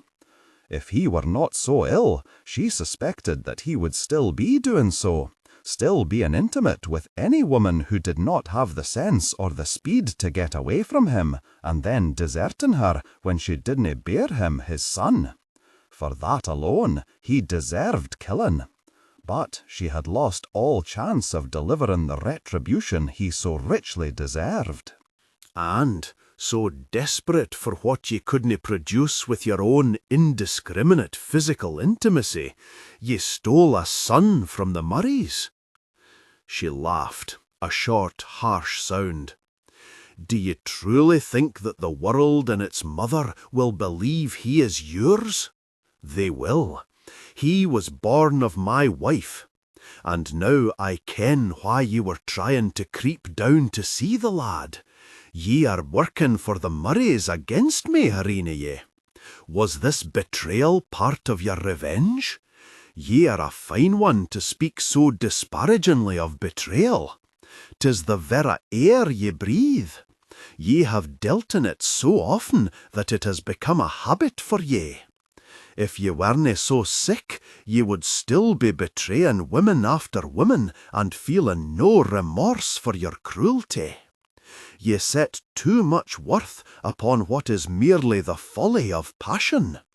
But what I may or mought do in the days to come is nae gon to be your concern for vera much longer. His smile was chilling, and Mouldy had to struggle to hide her fear and maintain her look of calm disgust. Nay? Are ye going to become a monk then? Beaton chuckled. Nay, your executioner. At the end of market day ye will hang. Ah, ye dinna think that the junglers and minstrels will be amusement enough for your clansmen. We will see how weel your spirit and that sharp tongue of yours endures when a noose is slipped about your bonny wee neck. Now, since ye were so eager to see my son Eric, I will grant your wish. Callum, take my wee murderous child down to the dungeons and set her in Eric's cell. Mouldy did not struggle as the cold-faced Callum led her away. There was no chance of escape, so she decided to try and go to her prison with dignity. Even as Callum pushed her ahead of him down the dark, steep steps that led to the dungeons of Dublin, she prayed that she was wrong about just when Balfour would attack again. Market day, she thought, as the iron door of Eric's cold cell was shut behind her, would be a very nice day for Balfour to ride to his desired victory. Douglas muttered an exclamation and edged away from the high doors to the great hall. Mouldy had roused his curiosity, and now he knew why. She had come to kill Beaton. He had not been able to believe his eyes when he had looked into the great hall just in time to see her attack Beaton. Douglas wished he could have heard more of what she and Beaton had said to each other, but he had been too far away to catch more than the occasional small piece of their conversation. The girl could have her own reasons to want the man dead, or she could be working for one of Beaton's many enemies, including the Laird of Doncoil. After only a moment of considering that possibility, Douglas shook his head. Balfour would never send a woman, especially not a wee bonny lass, to kill his enemy for him. Nevertheless, Douglas was sure that this was something Balfour needed to know, and it was far too important to entrust to the tangled and often very slow line of spies and messengers Balfour had established between Doncoil and Dublin. As he slipped out of Dublin, Douglas knew that it was time to leave anyway. Since Malcolm had been discovered and killed, it had become dangerous for anyone to ask even the most innocent of questions. Douglas suspected this would be the last piece of information he would gather from Dublin, It and all the other scraps he had been unable to send home had to be given to Balfour before the man tried to rescue Eric a second time. All the way back to Duncoyle, Douglas found himself hoping that they could find some way to rescue the young woman who had so valiantly tried to kill Beaton. Douglas? Balfour paused in wiping down his horse, an activity that often calmed him as much as the long hard ride he had just indulged in, to stare at James in surprise. What is Douglas doing here? Was he discovered by Beaton? I haven't had the chance to talk with the lad all that much, replied James, as he led Balfour out of the stable and walked toward the keep. He arrived but moments ago, dusty, exhausted, hungry and thirsty.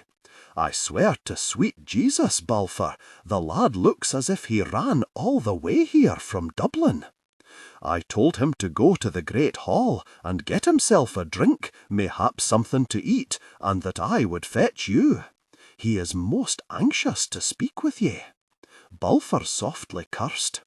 I pray that he is nae about to tell me something that will destroy all of our plans for the morrow. Nay, for they are good ones, holding a fair hope for success. They were, and Balfour was hungry for a victory, even a small one. From the moment James had told him that Eric had been taken, it seemed as if nothing had gone in his favour. There had been misjudgments, betrayals, and failures. Even though he was still reeling from Mouldy's betrayal, he saw a chance to win against Beaton, and he dreaded the thought that Douglas was about to steal that away from him. The moment he stepped into the great hall, Balfour saw Douglas. It was hard to miss the big, handsome man. Douglas paced back and forth next to the head table, taking long drinks from a heavy silver goblet. The man did look as if he had suffered a long, hard journey. He was covered in mud and dust, and, despite his agitated pacing, he looked battered and exhausted.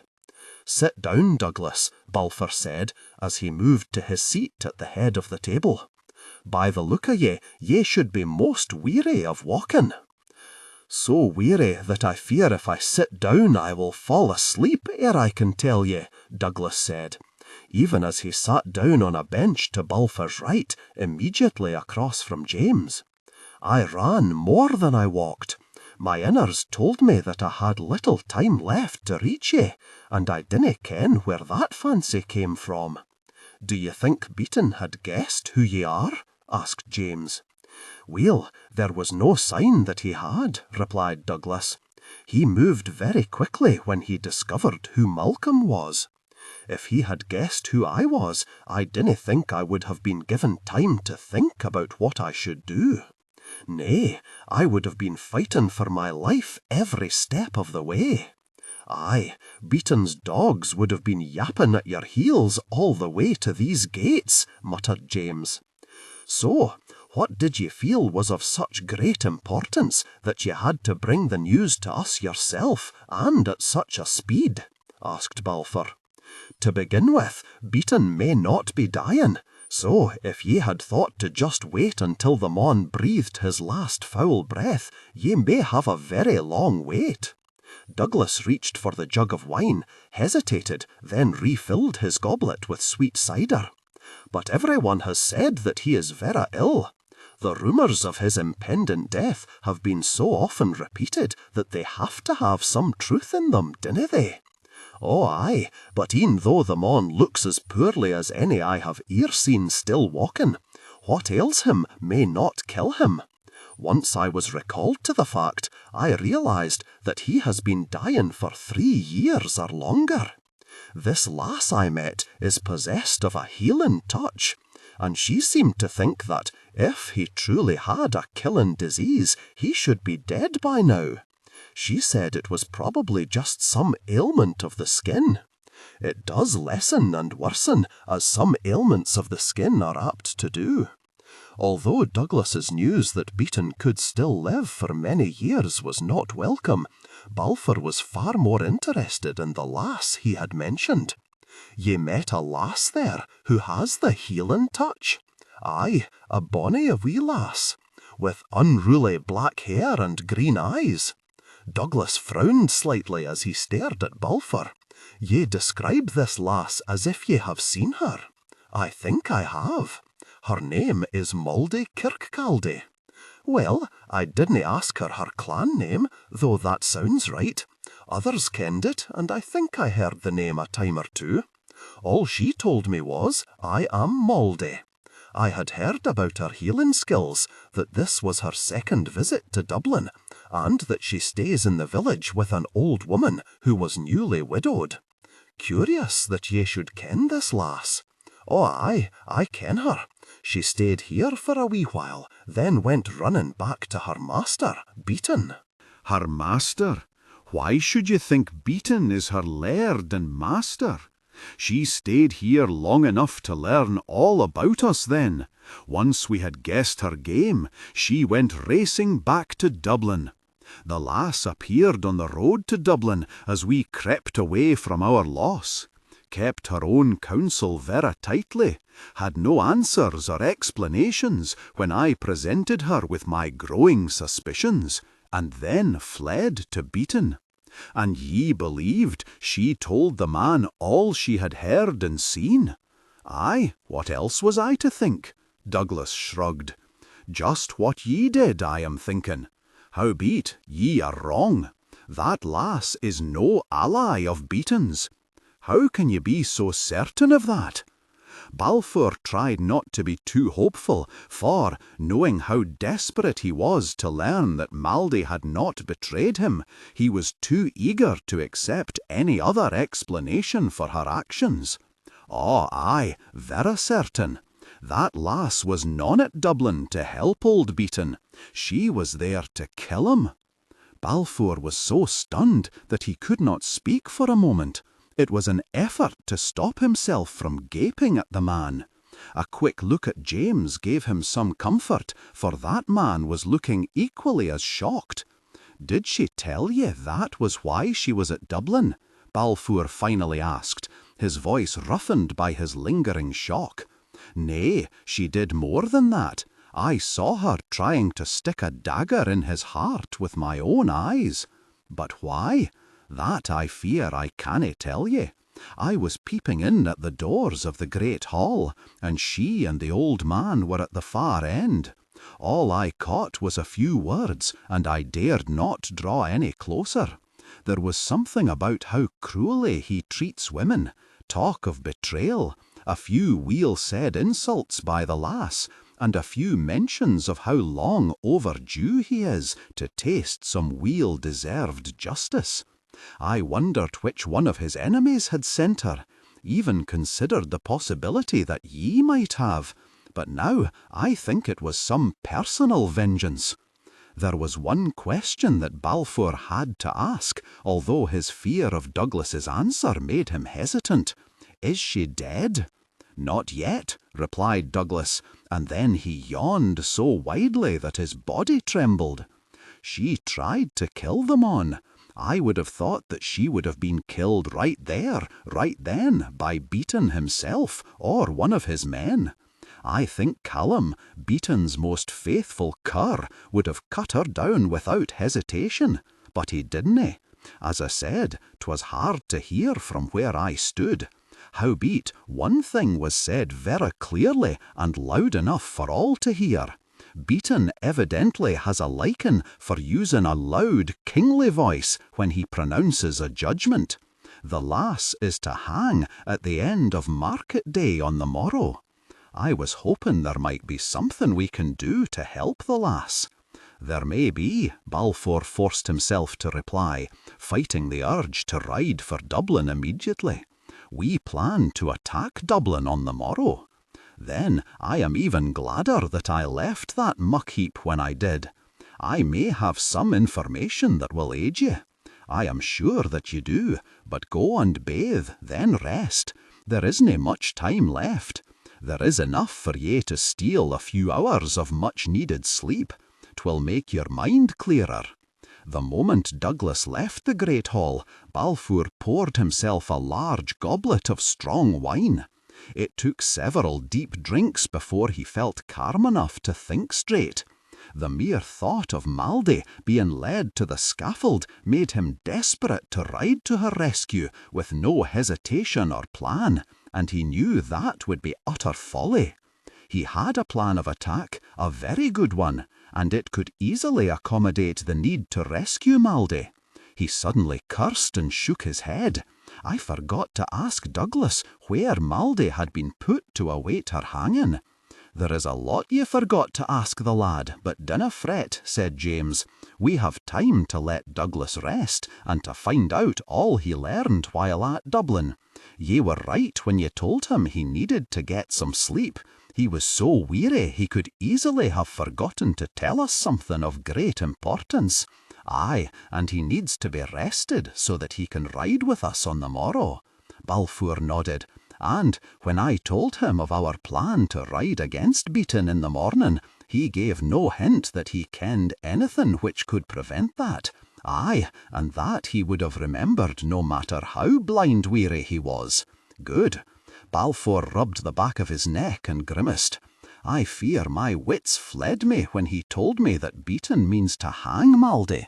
One moment I believe that she has betrayed me. The next, I discover that she is to hang for trying to murder Beaton. Why should the lass try to kill them on? Only she can answer that question. There could be many reasons why, and we but waste time trying to guess which one put that dagger in her hand. I just fear that it may have been me. Ye didn't ask the lass to go to Dublin and try to stick her dagger into Beaton. Nay, but I accused her of betraying me, of working for Beaton against us. Mayhap the lass thought this was the only way to save her honour, to prove her innocence. That lass is no fool. There are many less risky ways for her to prove her innocence. Balfour smiled faintly. The lass may be clever, but she is none so clever or so perfect that she is free of all wild ideas or plots or near acts without thinking everything through most carefully. Mayhap, but that leaves us with no reason why she stayed at Dublin for a fortnight ere she came here, James pointed out. There is more to all of this than we can understand ere we speak to the lass. Aye, so we had best succeed on the morrow.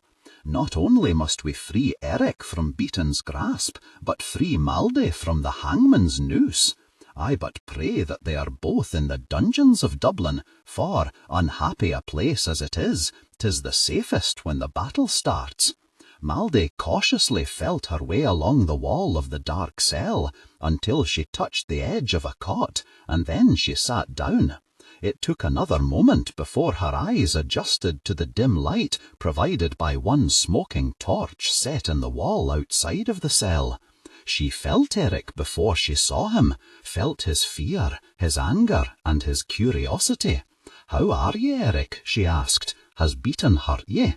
"How do ye ken who I am?" the boy asked as he edged nearer to her. "Ah, weel, I have just arrived here from Doncoil. My brothers sent a lass to aid me." His voice held the hint of shock as he warily sat down next to her. "Nay, they would ne'er do that.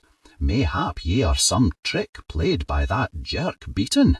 He means to use ye to turn me to his side. Nay, near that. He but felt that I might like ye ere I hang on the morrow." Just saying those words made her shiver, but she fought against giving in to her fears. Eric needed strength and calm now. She studied Eric for a moment as he stared at her wide-eyed with shock and disbelief, clearly struggling to think of what to say next. He was indeed fair of face. His features still held the softness of a child, but there was already the hint of the handsome man he would become. His hair was a very light brown, and she suspected it would be even lighter if they were not sitting in the near dark. There was a brightness to his eyes that told her they were not brown like his brother's. In truth, the fine lines of his face did not remind her of any of the Murrays. They didn't really remind her of Beaton either, so they had to be a gift from his mother. It would be easier to make up her mind about his blood heritage if she could see him in the bright light of day, but she knew she would have to depend upon the mark. If he carried the same one she did, there was no doubt about who had fathered him. Maldy was just not sure she ought to tell the boy. "Why are they going to hang ye?" Eric finally asked. "Because I tried to kill Beaton." "Why?" "I promised my mother that I would as she lay dying. She made me swear an oath that I would find him and make him pay with his life for the harm he did her. The mon seduced her and then deserted her, leaving her alone and penniless with his bairn at her breast." Ye're Beaton's bairn? Aye, one of what is said to be a large horde of daughters he didn't want.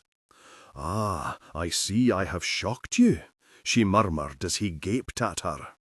"'Tis a shocking thing to try and kill one's own father, but in truth I have ne'er seen the man before today, so I have no true feeling for him. There is no more bond between us than a tiny little voice in my head that tries to remind me that he fathered me. I didn't listen to it, I fear. Aye, 'tis shocking that a child would try to kill her father, but that isn't what shocked me the most. As ye say, ye dinna e'en ken the mon, have ne'er e'en set eyes upon him. Nay, what shocked me to the heart was that your own mother would ask ye to do such a thing, to commit such a sin for her. Well, she had been terribly wronged by him. She told me so quite often as I grew. She was a gentle-born lass, and he should not have shamed her that way. True enough, but the crime was hers to avenge. She shouldn't have asked ye to swear to kill your own father, to set that black sin upon your soul. I am sorry if ye see this as an insult to her, but 'tis what I truly think. She must have grown vera bitter to e'en think on such a thing." She had, Maldy said softly, saddened by his words, for they were the stark truth. From the earliest time that I can recall, she talked to me of how I was to cleanse her name of the shame he had blackened it with. "She raised ye to kill them on." Maldy winced. The boy meant no disrespect. He spoke with the blunt, sometimes painful, honesty of the child he still was. His direct question pounded in her mind, however, demanding an answer. The one that formed was enough to sicken her. He was right. With one simple question, he had exposed the truth she had fought so hard to ignore. As she sat in a Dublin dungeon awaiting a hanging, she no longer had the strength or the will to ignore that truth.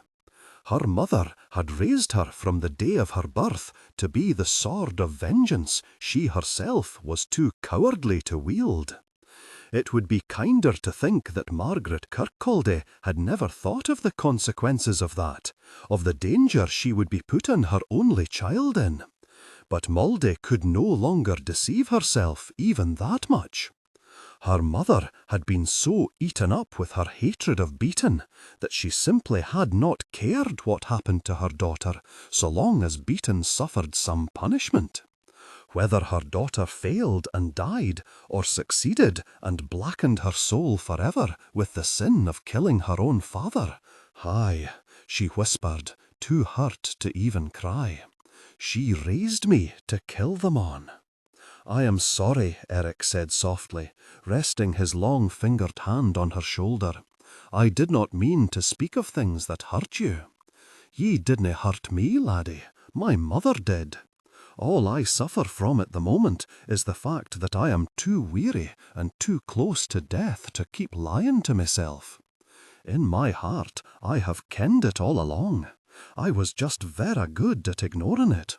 And mayhap I ached to kill Beaton simply because he had left me with her, or because I wanted to blame him for what she was." Then, too, she forced herself to smile at him. "He is a man that sorely deserves killing." Eric grinned, then plucked at the torn back of her gown. "You fought hard, did ye?" Not hard enough.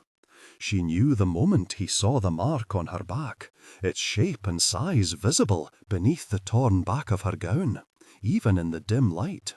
He tensed, then shuddered. Mouldy inwardly sighed, for there would be no hiding the truth now. From all she had heard, Eric was far too clever to miss the implications of sharing a birthmark with her. "Ye have one of those too, dinna ye?" she asked softly. Her voice weighted with sympathy. "Aye, I thought it was from my mother." She could tell from the unsteadiness of his voice that he was not going to take the truth well. What sane person would wish to discover that he was the son of a man like Beaton, and not one of the clan that had lovingly succoured him his whole short life? Mouldy took his hand in hers, knew he wanted to cry, but fought the tears, and wished there was something she could say that would ease his pain. "I am sorry. I would prefer to be a Murray," he whispered, his voice thick with the tears he refused to let fall. "Ye still can be. They dinna need to ken this. Only one person has seen my mark, and he dinna recall where he had seen it before, only that it looked a wee bit familiar. So there is a chance that ye can keep this a secret, especially if that person near kens who I really am. And would that person be my brother Nigel? Nay, Balfour," she muttered, then scowled when she felt his surprise. "Balfour isn't he a bad-looking fellow, ye ken?" "Oh, aye, I ken it. 'Tis just that the lasses dinna often ken it." He sighed and buried his face in his hands for a moment. "Of course, he isn't really my brother any more." "Well, nay, 'tis probably nae the time to say this. 'Tis too early for ye to gain any joy in the irony of it all. But Beaton thinks he has stolen his wife's jerk, and must hoist a lie upon the world, when in truth he has taken back the only legitimate child he has ever sired. Aye, 'tis too early for me to enjoy that sad jest. I dinna want to be his son. The man is a swine, a cruel, heartless boor. He wishes to twist me into the same sick mon he is. Ye could ne'er become like him. Who can tell? If he makes me watch the death of another man, the way he made me watch Malcolm suffer, I may lose my wits enough to be quite like him." Mouldy put her arm around the boy, horrified by what Beaton had done. She had heard about the torturous death Balfour's man Malcolm had suffered. To make a young boy watch such a thing was cruelty indeed. Eric might be right to think that Beaton meant to twist him into the same sick man he was.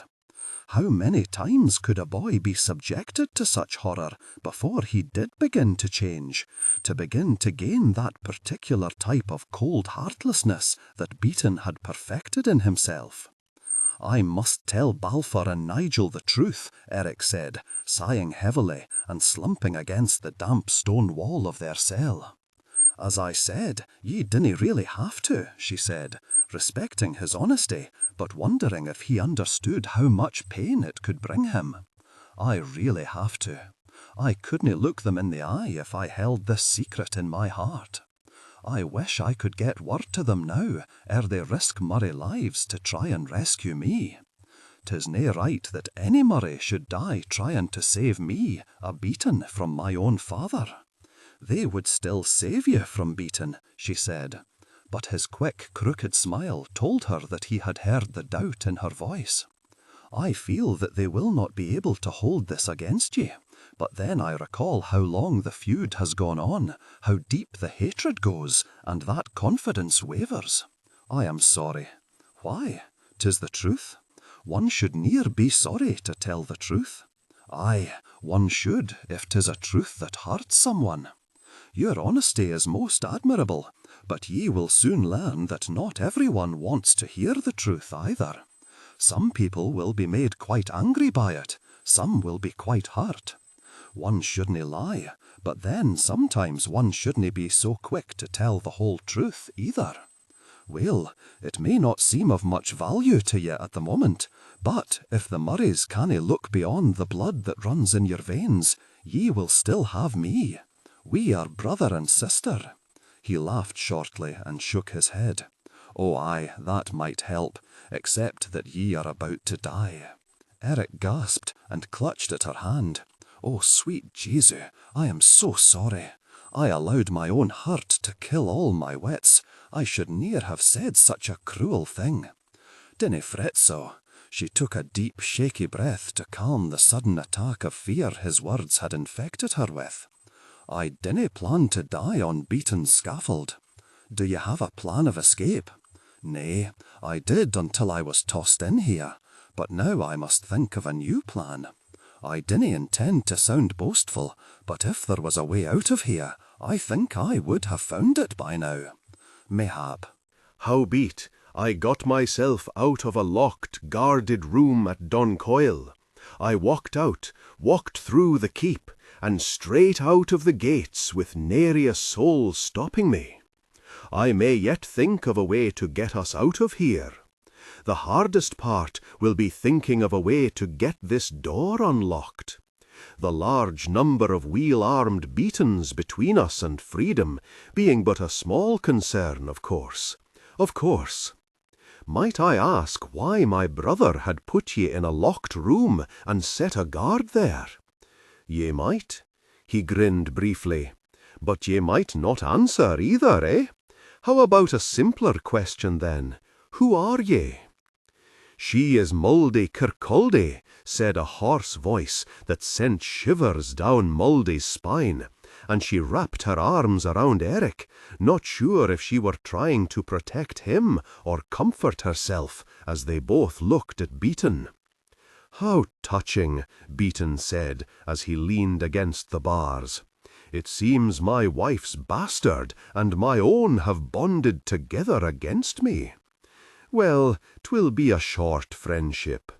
"Ye cannae hang her," Eric said, pushing Mouldy back so that his body was between hers and the bars Beaton peered through. "Oh, aye, laddie, I can. She is but a wee lass. Who wields a verra sharp dagger. She tried to kill me, laddie, tried to kill her verra own father. Why, e'en the church would approve of her hanging." Mouldy wriggled free of Eric's light, protective hold. "As if ye care what the church thinks. Ye should have been excommunicated years ago. Ye must be verra generous to the church for them to continue to grant ye absolution. Dinna fear for my soul, daughter. I have done my penances and confessed all my sins. I pray that isn't enough, for ye are surely one who has earned the tortures of hell. Ye shall be tasting them before me. Did ye forget that ye should have absolution ere ye die?" He smiled when she paled. For one who nearly committed such a grave sin as killing one's own father, absolution may be all that saves ye from hell's fires.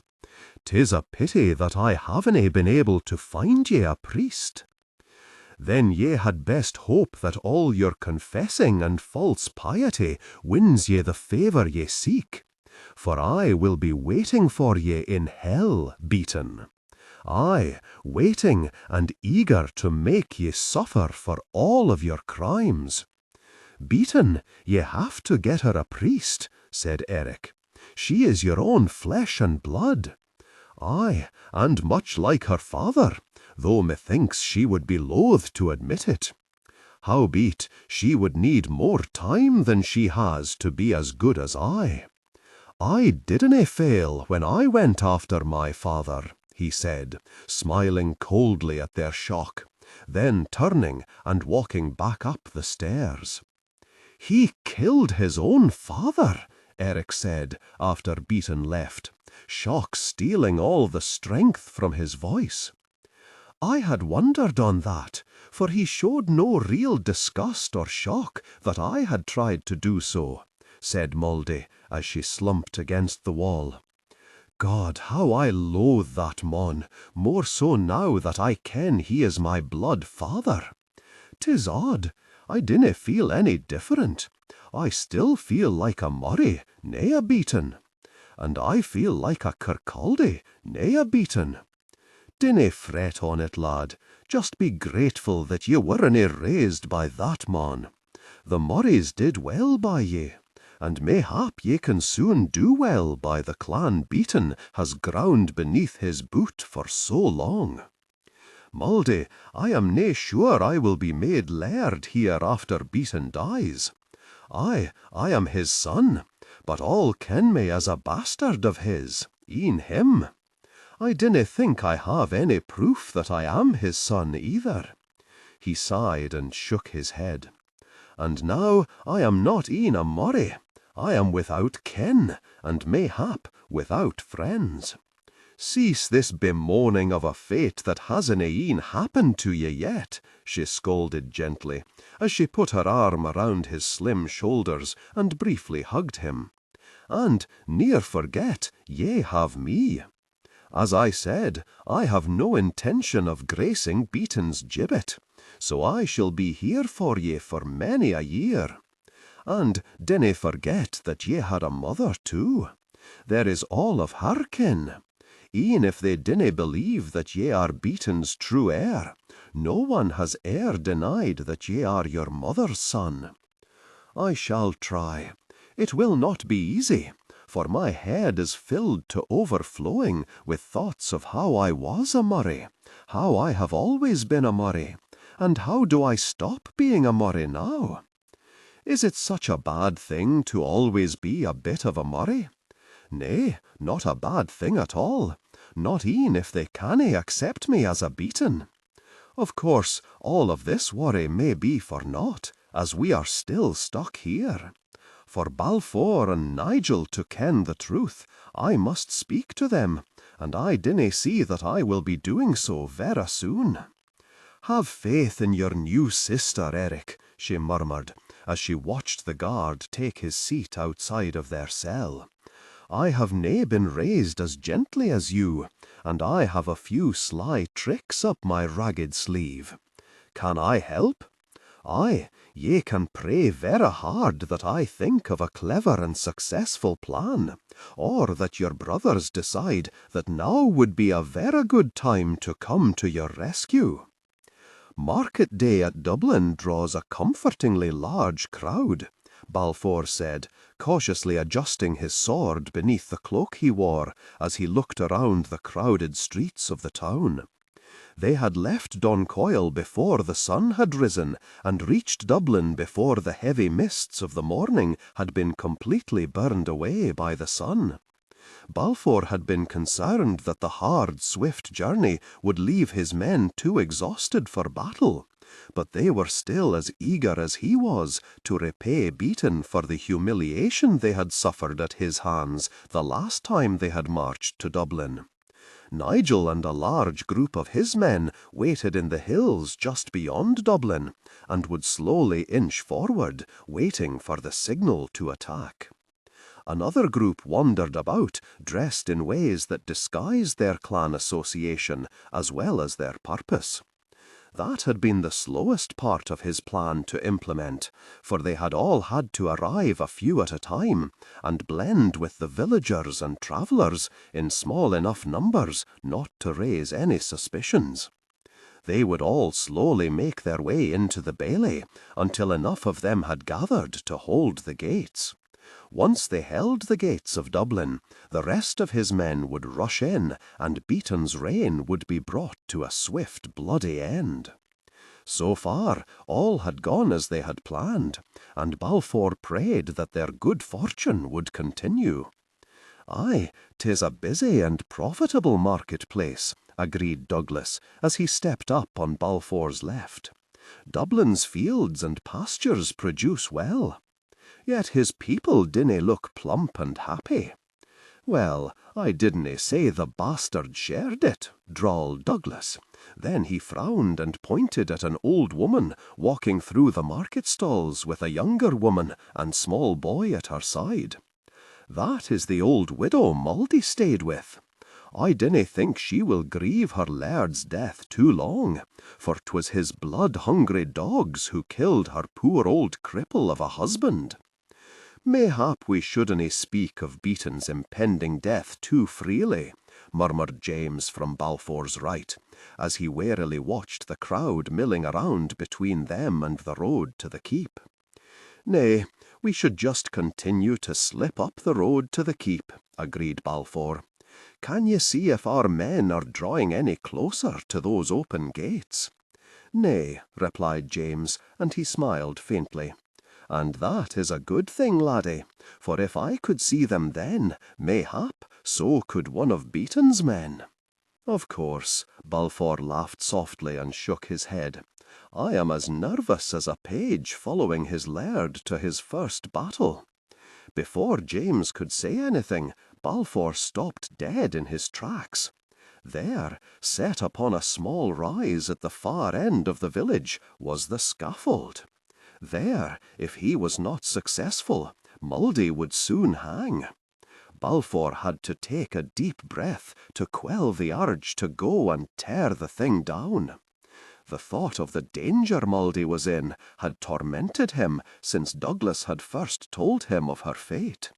He could not stop himself from wondering if he was somehow at fault for her being there, for her attempt upon Beaton's life, and, ultimately, for the death sentence she had been given.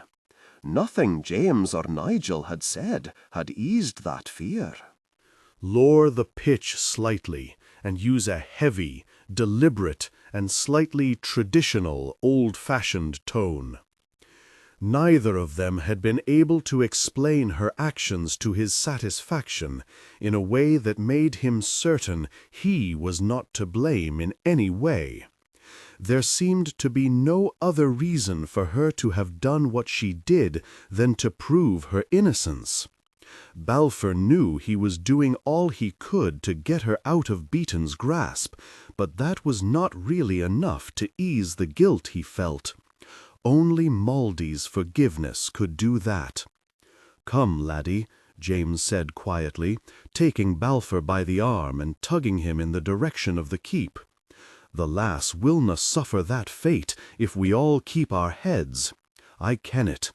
'Twould be folly indeed to expose us all by tearing that down, and it wouldn't save Mouldy for more than a day or so, only for as long as it took them to build a new one." "Nay," murmured Douglas, "not even that long. 'Twould only save her for as long as it took them to find a tall tree." He shrugged, but took a cautious step away when Balfour glared at him. "Beaton wants her dead, and when that mon wants someone dead, he isna in the humour to let a broken scaffold deter him." "Ye are a true comfort to a mon, arena ye, Douglas," said James, unable to fully suppress a chuckle.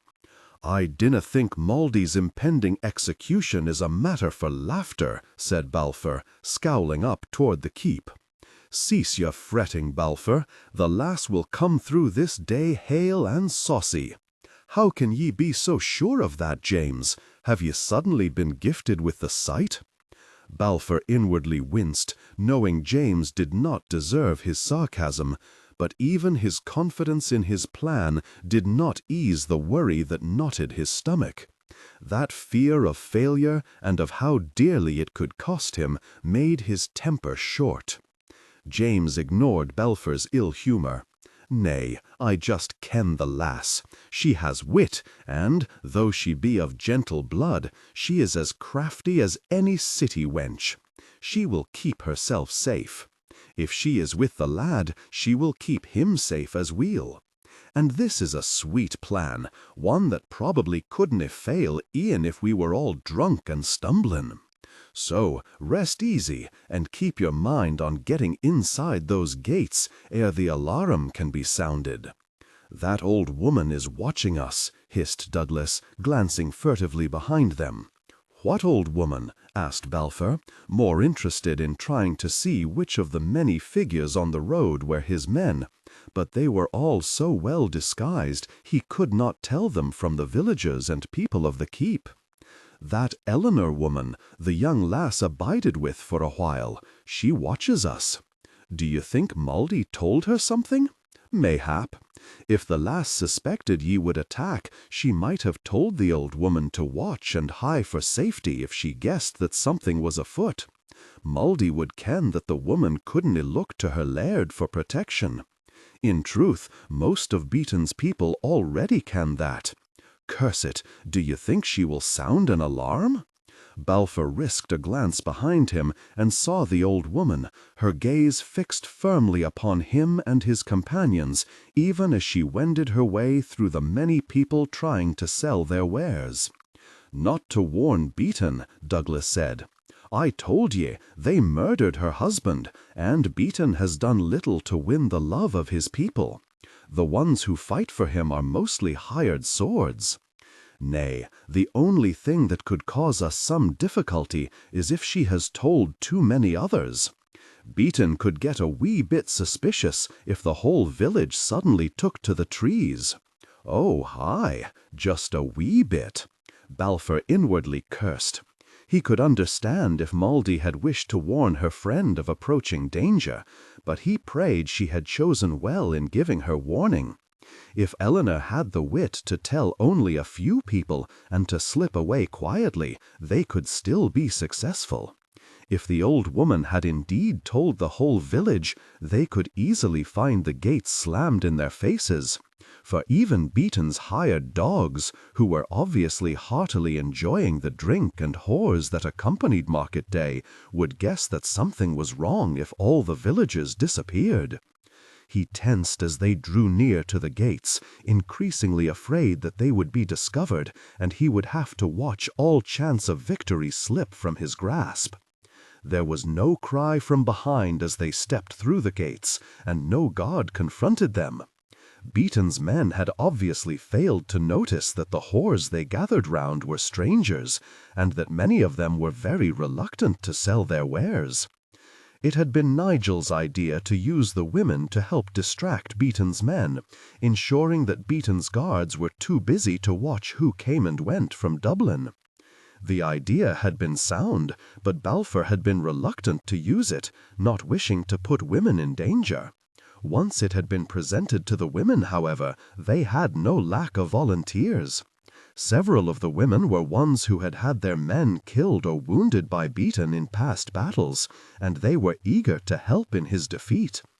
It was obvious that the plan was a good one and was working well. Balfour just prayed that the women they had recruited would not pay too dear a price for their aid. "We can begin," whispered James. "All of our men are gathered?" asked Balfour, even as he prepared to throw off his cloak. "All that are needed to hold the gates so that the rest may rush in. Shall we begin quietly or with a roar? Oh, aye, let us roar. I want Beaton to hear his death approach." Balfour grinned as he threw off his cloak and drew his sword. The women clustered around Beaton's guards were watchful, and were already hurrying out of reach of the men when Balfour sounded his clan's war cry. James and Douglas heartily echoed it, and quickly struck down the Beaton men closest to them. As Balfour began to fight his way to the keep itself, he saw the bailey fill with his men, and felt the first sweet taste of victory. He fixed his mind on finding Eric and Maldy, knowing that any victory would never be satisfying unless he got them both back to Don Coyle safe and unhurt. He prayed they had the sense to stay out of the midst of the battle until he could lead them to safety. Maldy covertly watched the guard watch her. There was a dark, hungry look on his pockmarked face that she easily recognized, but his lust did not frighten her. No man at Dublin would touch Beaton's daughter, and she was sure everyone knew who she was now and what she had tried to do. Such news would have spread through Dublin so fast it would have reached the village by the time the cell door had shut behind her. Even though Beaton intended to hang her at the end of the day, in a strange way he was also protecting her. Mouldy was just not sure if it was fear of Beaton himself that made his men just look but not grab, or fear that she might carry the seed of the disease that had so ravaged their laird. Eleanor would have heard what had happened too, she thought, and sighed. Mouldy hoped that the woman was not too worried and did not do something foolish to try and help her. She wished she had had the time and opportunity to explain things to Eleanor, to tell the woman the truth. It was probably for the best, she decided, for it would have made the woman uneasy to know that she sheltered one of Beaton's bastards, one with murder on her mind. Mouldy just hoped that Eleanor could forgive her. She looked at Eric, who dozed on the filthy cot she sat on. They had talked until the early hours of the morning, until neither had the voice left to speak, and their exhausted bodies had forced them to go to sleep. Eric was still heartbroken, still found it difficult to think of himself as a Beaton and not a Murray. He was also deeply afraid of how the men he had called brothers for all of his life would treat him once they discovered that he was the son of the enemy. There was nothing she could do to ease that pain and fear, but she knew that Eric now saw her as family. More than blood bound them now. If the boy was set aside by the Murrays, and she did not want to believe that Balfour could be so cruel, he knew that he would not be alone. Lower the pitch slightly and use a heavy, deliberate, and slightly traditional, old-fashioned tone. Mouldy just hoped that that would be enough. All the flattering things she had heard about Eric were true, she mused, and gently brushed a stray lock of hair from the boy's brow. He was clever, sweet of nature, and loving. She was proud that they were related by blood. One could not have asked for a better brother. Mouldy prayed that Beaton and Nigel would feel the same. Those concerns had to be set aside for the moment, however. Their most important and immediate need was to get out of Dublin. Mouldy was disappointed in herself, for she had not thought of any new, clever plan to get away. Instead, she was going to use the same ploy she had used to flee Doncoil. Instinct told her that the scowling man Beaton had set in front of her cell would be as offset by talk of a female's various ailments as Balfour's man had been. She wondered briefly if she should warn Eric of what she was about to do, then decided that he would probably behave more appropriately if she did not. Later, when her plan showed signs of succeeding, she will tell him, for she would need his help. She hoped he would forgive her trickery. After taking a few deep breaths to steady herself, she clutched her belly and groaned as she bent over double. Eric immediately woke, his face paling as he sat up and put an arm around her. The fear on his young face made her feel very guilty, but she just groaned louder. "What ails the lass?" demanded the short, heavy god as he stepped closer to their cell. "I dinna ken," Eric replied. "Mouldy, are ye in pain? What is wrong with you?" "'Tis my woman's time, and it comes on hard," Mouldy said, rocking back and forth and moaning. "I need a maid's help." Blushing furiously, Eric looked back at the god. "Ye must bring a woman to help her." "Why?" the god snapped, even as he backed away, staring at Mouldy as if she had caught the plague. "Because she is in pain, ye great fool. Why, she might even die if she doesn't get some help." "What matter that? The lass is for the scaffold in but a few hours." Mouldy inwardly cursed. She had not considered that complication. At Doncoil, no one had wanted her harmed, so they had been more than willing to get her all she needed to stay hale and happy. Here everyone knew she was soon to hang, that she was as good as dead, and a dead woman did not need any pampering. Then Eric began to speak in a cold, commanding voice, and she decided she needed to have more confidence in the boy. "I think Beaton would want her to still be alive when he hangs her," Eric said. "Aye, alive and fully aware of her impending death. He wants to send her to hell, and he will nae be verra pleased if he learns that ye sat by, idle and uncaring, whilst she took herself to that blighted place. If ye value your ugly hide at all, ye had best fetch her a woman to tend to her." Mouldy heard the god curse, then hurry away. She waited a moment before looking to be sure he had gone. When she finally looked straight at Eric, his eyes widened as he stared at her. She knew she would not have to waste much time in explanations. "I am not ill, Eric," she reassured him, watching and listening closely for the god's return. "This is how I got out of Doncoil. He will be bringing me a maid in a moment, and when he unlocks the door to let her in, we must be ready for him." "'Twill be 2 against 2, Eric said, frowning slightly as he considered their chances. "That is a verra big mon, and neither of us is verra large. 'Twill be us against him. The maid will do naught. All we must do with her is make sure that she doesn't get free and cry out in alarm. The god must be rendered useless enough so that we can get past him, out of this cursed cage, and lock him up within it. I understand. Good, for he is returning." Mouldy wished they had had more time to make a plan. Neither of them really knew what the other would do. It was going to take a great deal of luck to get free.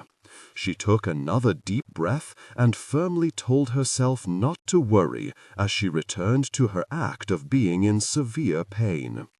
Eric was a clever lad. Even in the short time they had been together, he had proven that time and time again. She would put her trust in his instincts. The door opened. Mouldy heard the soft rustle of skirts move toward her, then heard the god bellow. She looked up, saw that the plump young maid was not watching her, and moved quickly to take advantage of that. She grabbed the maid by the arm, and when the woman turned toward her, punched her. The woman grunted once and started to fall. Mouldy shoved the maid toward the cot, let her slump over the thin hay-stuffed mat, and then turned toward the cell door. Eric was clinging to the god's back like a tenacious child. His slim arms were wrapped tightly around the man's thick neck, and his long legs encircled the god's soft waist. Beaton's man was trying desperately to shake free of the boy, slamming him up against the thick iron bars and the stone walls, and clawing at Eric's arms. One look at the pale, strained expression upon Eric's face told Mouldy that the boy would not be able to hold on much longer. It was not easy to get a clean swing at the man as he thrashed around the tiny cell, waving his arms to keep her at a distance, and then trying yet again to loosen Eric's grip. Then the man began to stagger, Eric's tight hold on his neck finally making it too hard to breathe. The god's eyes closed as he gasped for air and frantically tore at Eric's arms. Mouldy made her move. She hit the god on his very prominent jaw as hard as she could. She heard Eric curse as the man stumbled backward and hit the wall, but he did not go down. She hit him again, echoing Eric's curse as pain shot through her arm, but this time she succeeded. Eric barely got off the god in time as the man took a few steps toward a rapidly retreating Mouldy, then reeled and fell, banging his head on the filthy stone floor with a loud, sickening thud. "Are ye all right, Eric?" she asked as she hurried to the boy's side. "I dinna think there is one part of me that doesn't ache, but 'twill pass," Eric replied, wincing as he looked over the torn sleeves of his shirt and his badly scratched and bruised arms. Some clean water to wash in wouldn't be amiss either. True, but that will probably be a long while in coming. Moldy gently flexed the fingers of the hand she had hit the god with. It was going to be livid with bruising, but she was sure it was not broken. He was a hard mon to knock down. Do you think he is dead? He hit the floor dangerously hard. Cautiously, Moldy approached the prone man and checked him for any signs of life, finding a strong pulse in his throat. He still lives. Come, we had best get out of here. Eric groaned softly as he followed her to the door, his body protesting every move he made. Are we going to lock them in here? But of course, Moldy answered, even as she picked up the key the guard had dropped when Eric had jumped on him, then shut the heavy door of the cell. We cannae be sure how long either of them will be resting. She locked the door and tossed the key aside, then looked up the steep, narrow stone steps that led to the great hall. I just wish that we kenned another way to get out of here. There is probably some bolt hole only Beaton himself kens about, said Eric, as he crept up the stairs and listened at the thick oak door at the top.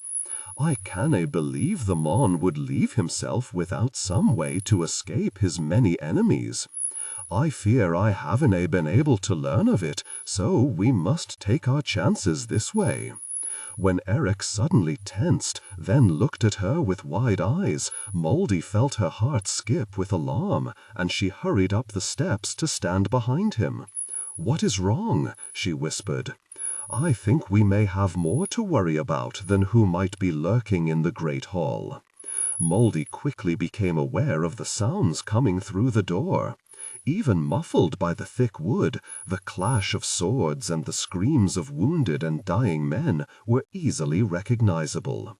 A battle, and 'tis within the keep itself. Do ye think it is Balfour?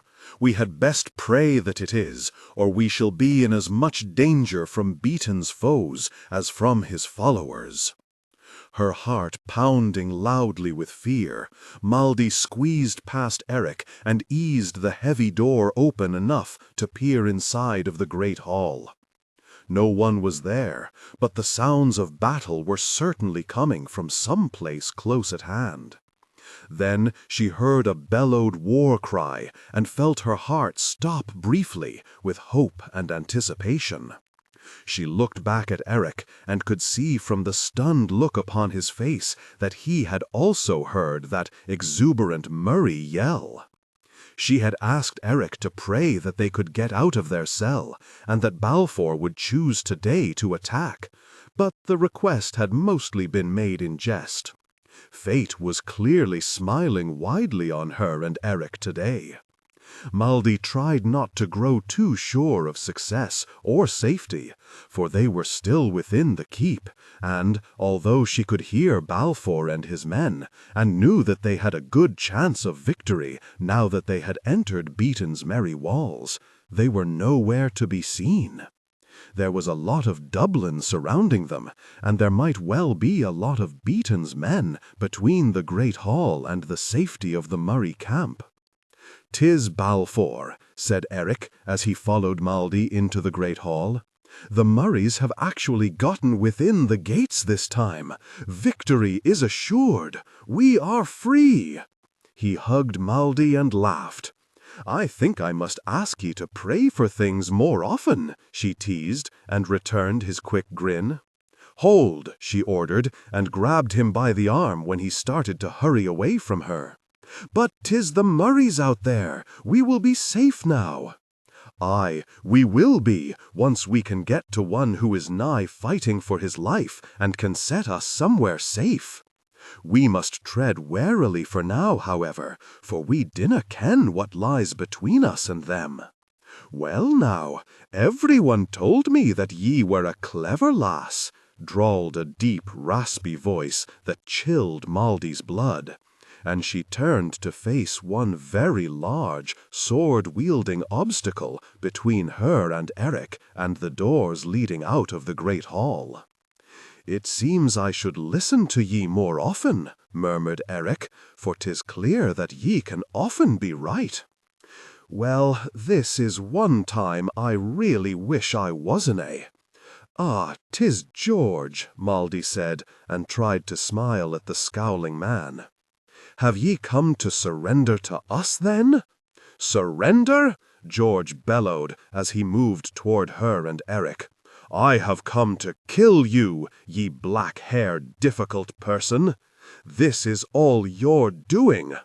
My doing? How can that be? I am but a wee lass, George. I cannae command an army. Nay, ye arrive at Dublin, and, for the first time in 13 long years, the Murrays get in through our gates. It all seems vera clear to me. This be all your fault. Maldy wondered how long she could keep the man talking. His attention was fully fixed upon her, and she could feel that Eric was cautiously moving away from her side.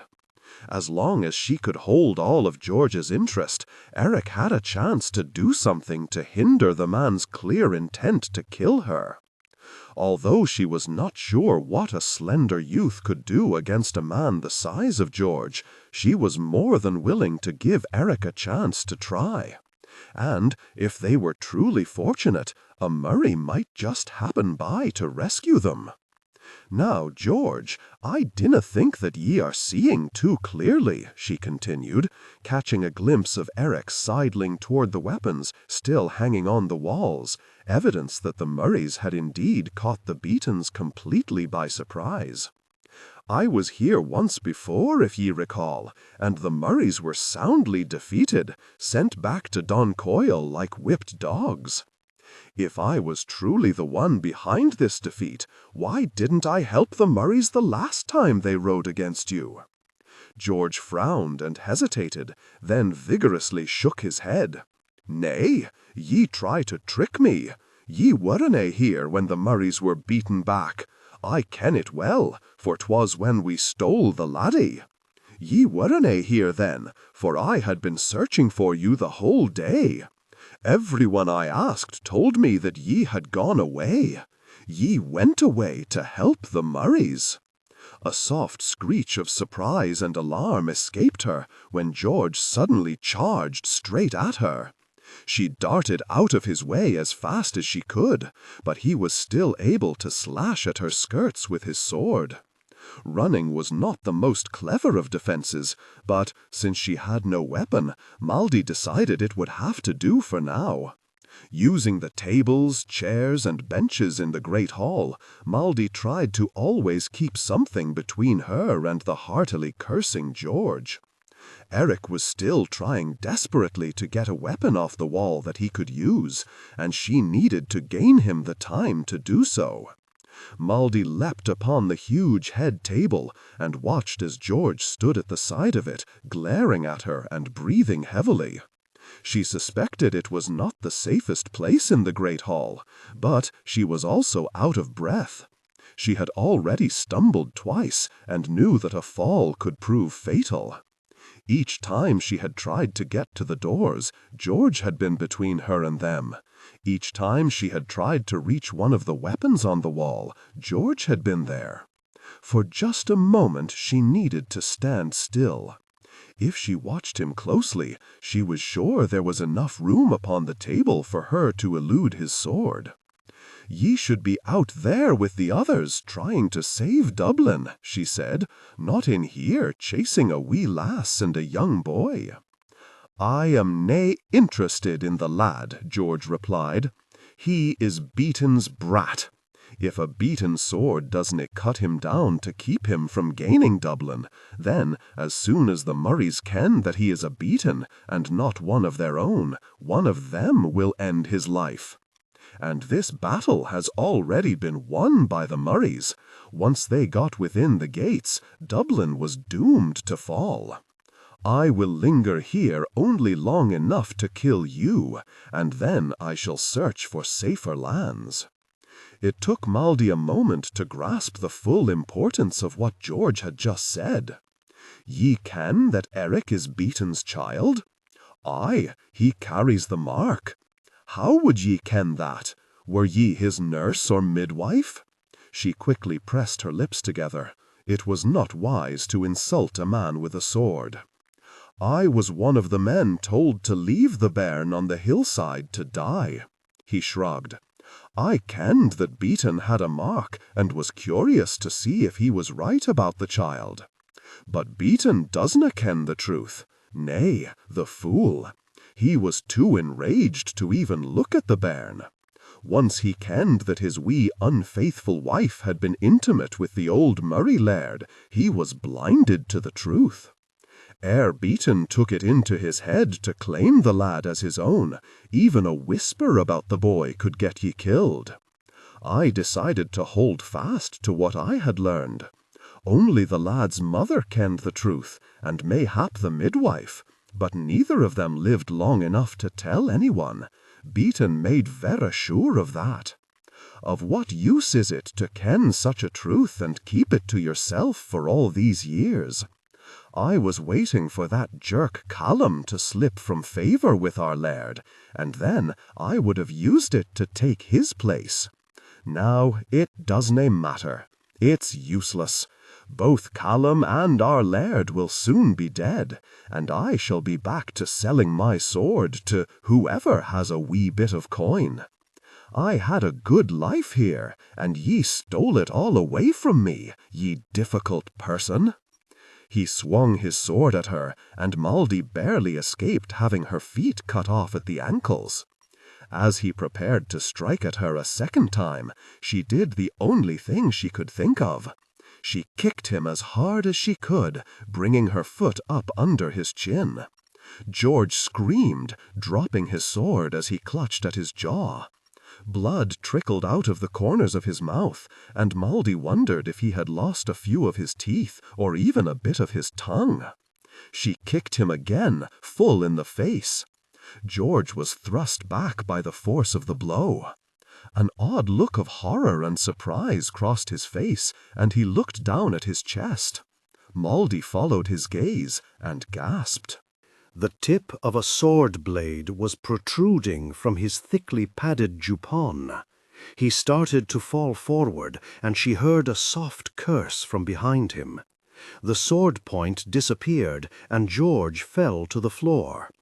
Behind him stood Eric, pale, wide-eyed, and holding a bloodied sword in his 2 hands. "Oh, Eric," she murmured as she hopped down from the table and took the sword from his hands. "He was going to kill you," Eric whispered, wiping the sweat from his brow with a shaking hand. "That he was. Now set that truth firmly in your mind, and ye willna suffer for doing this." She started to gently pull him toward the doors, eager to escape the great hall before anyone else arrived. "I shouldn't suffer at all for killing one of the enemy. I am to be a knight when I am 21. I believe they must kill the enemy from time to time." She was glad to hear that hint of his sharp wit, even though there was still a tremor in his voice. He would recover from the horror of killing George. It was a shame that he had had to kill his first man before he had even really begun his training as a knight, but there had really been no choice at all. George had seen that all he had built was falling down around him, and he had decided she was the reason he was losing everything. He had needed someone to blame, someone to pay for that loss with blood. If Eric had not killed the man, George would have killed her. She was sorry for the shock and pain Eric was suffering, but not for the fact that he had killed that man. "Beaton killed my mother," Eric said quietly. "So George said," Maldy answered, keeping a close watch for any armed Beaton as she headed for the iron-studded door that led to the bailey. "And George was the one who left me out to die. Aye, on Beaton's orders." She knew he was simply saying aloud all of the reasons why it was simple justice to kill George. And George did it even after he learned that there was no reason to, that ye really were Beaton's son. Eric grunted as, once outside of the door, Maldy shoved him up against the wall. She was sorry to add to the many bruises he had, but the bailey was crowded with fighting men, and, until she could see a clear path to the gates, she wanted the youth protected and unseen in the shadows near the high walls of the keep. After only a moment of watching the battle, one the Beatons were clearly losing, she decided that there was no safe way to get to the gates. They could not continue to cower near the door either. She cursed. "What is wrong?" asked Eric, looking around the bailey and trying to see if there was anyone he recognized and could call out to. "'Tis nae easy to ken who is who in this melee, is it? Nay, 'tis nae easy to see a clear and safe path to the gates either. We cannot stay here, I ken it. It may be sheltered now, but with so many armed men about, ones who are eager to kill, and others who are desperate to flee the killing, it will not be safe for long. Then we had best run for our lives." Before she could stop him, Eric darted around her, grabbed her by the hand, and ran toward the gates. Maldy held tightly to the sword she carried and prayed she would not be forced to use it. It was madness to run straight through the heart of a fierce battle, but she had had no choices to give the boy, and no time to think of any. She noticed that they were not the only ones fleeing either. When Eric abruptly halted, she bumped into his back and cursed. They were only feet from the gates, but set firmly between them and freedom stood a bloodied Callum. He smiled, and she felt her blood run cold. Ignoring Eric's sharp protest, she yanked on the boy's arm and set herself between him and Callum. "I am no coward to hide behind a lass' skirts," Eric muttered. "This lass holds a sword, and ye are unarmed," she said, not taking her eyes off Callum. "Ye can barely lift the weapon, child," Callum said. "'Twill be too easy to cut ye down, and then the boy." "If it will be so easy, then why do ye hesitate?" she asked, aiming the sword at him and feeling the weight of it all the way up her arms. Maldy was not sure she could even swing such a large weapon, and the coldly amused look in Callum's eyes told her that he did not think so either. "Am I to just rush forward and impale myself? 'Twould be justice if ye did. Where is your laird? I didna think you were able to walk or talk without him." "My laird faces Balfour Murray. Since this battle is lost, I saw no gain in standing with him. And so ye slink away like the adder ye are. Beaton was right. 'Tis a shame ye are a lass. Ye would have made him a fine son. I dinna see that as any great flattery. Now, my brother and I have many things to do, and ye and I dinna really have anything to say to each other. So, shall we just finish this dance?" Callum laughed, a soft, chilly sound that made Maldy very uneasy. "Are ye that eager to die, lass?" "Nay, that eager to kill you."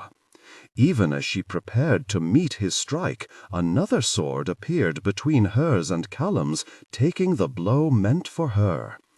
Eric grabbed her and pulled her away as Callum turned to meet this new challenge. Maldy looked at the man who had taken her place and decided that she might have been mistaken while she was at Duncoyle. At times it could be very nice to see James. "Ye ken James far better than I do," she said to Eric, neither of them taking their eyes from the two men fighting in front of them. "Do ye think he can win against Callum?"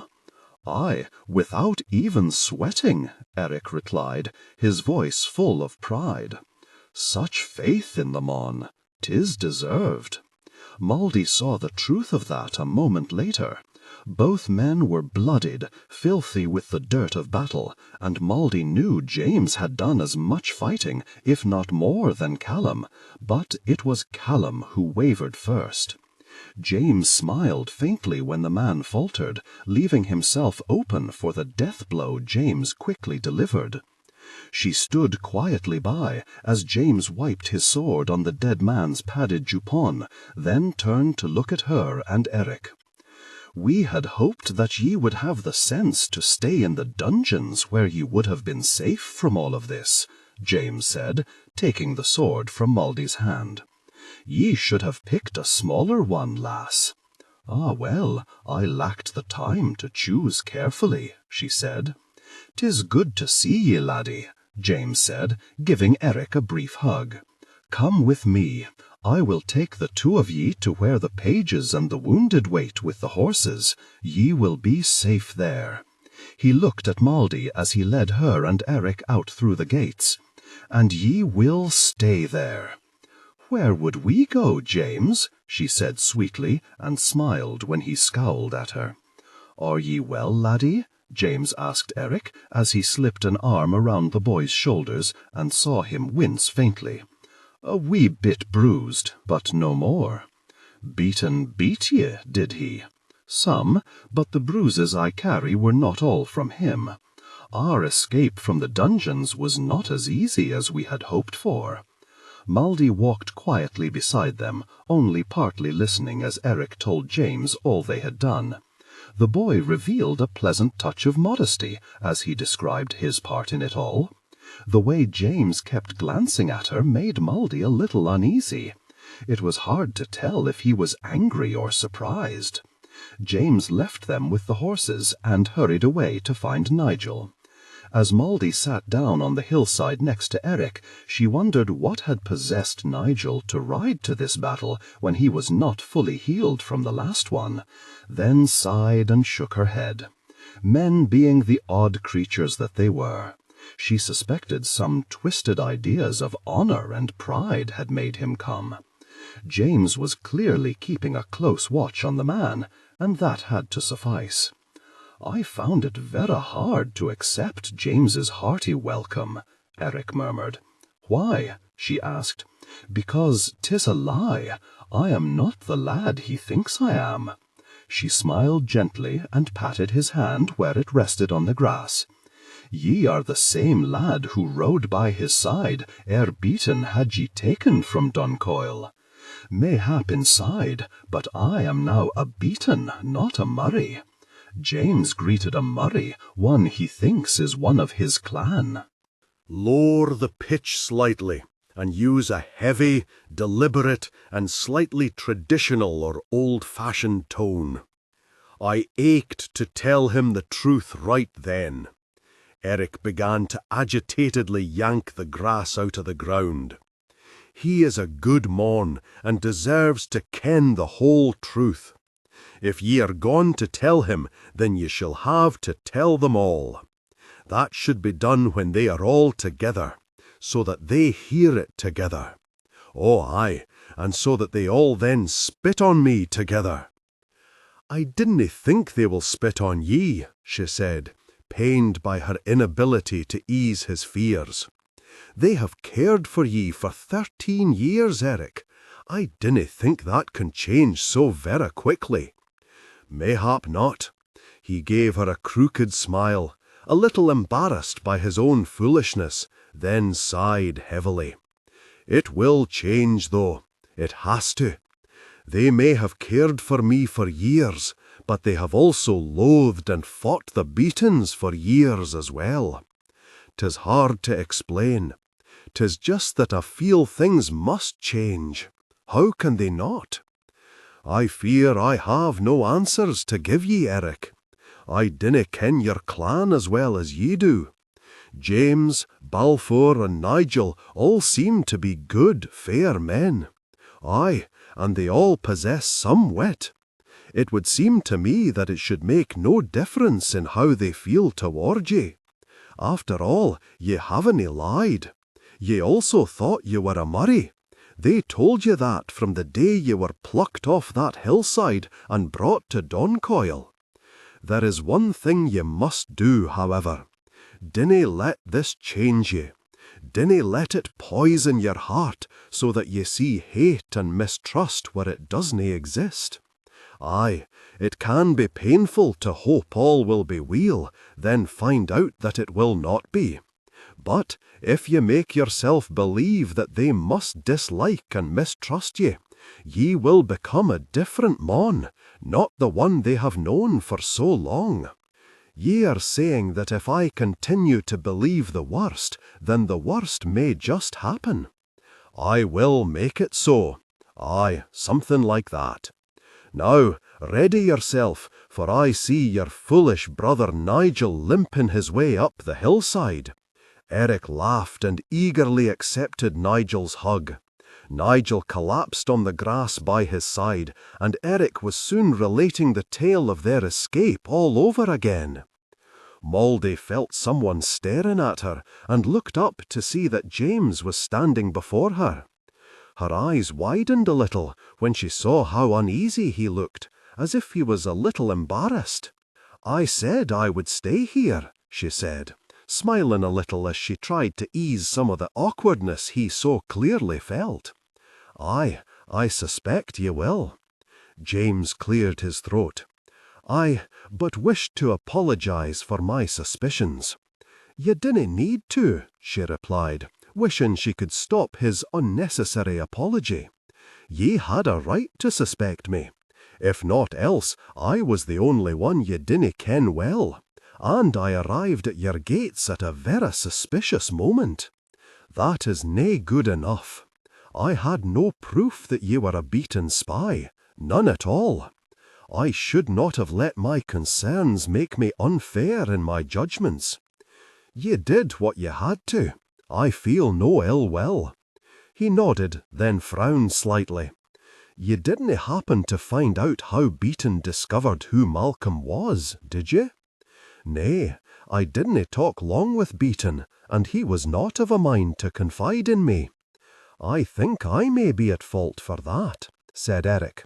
"Nay, lad, ye would ne'er betray your own," Nigel said, patting his young brother on the back.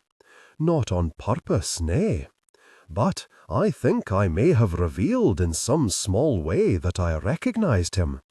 He came down to the dungeons with Beaton the day after I was tossed down there. I was very surprised to see him standing there at Beaton's side. That may have shown on my face, and it was all Beaton needed." "Nay, he would have needed more than that, I think," James said. "Mayhap Malcolm was seen when he came to visit me later, alone," Eric continued. "I think he hoped to rescue me.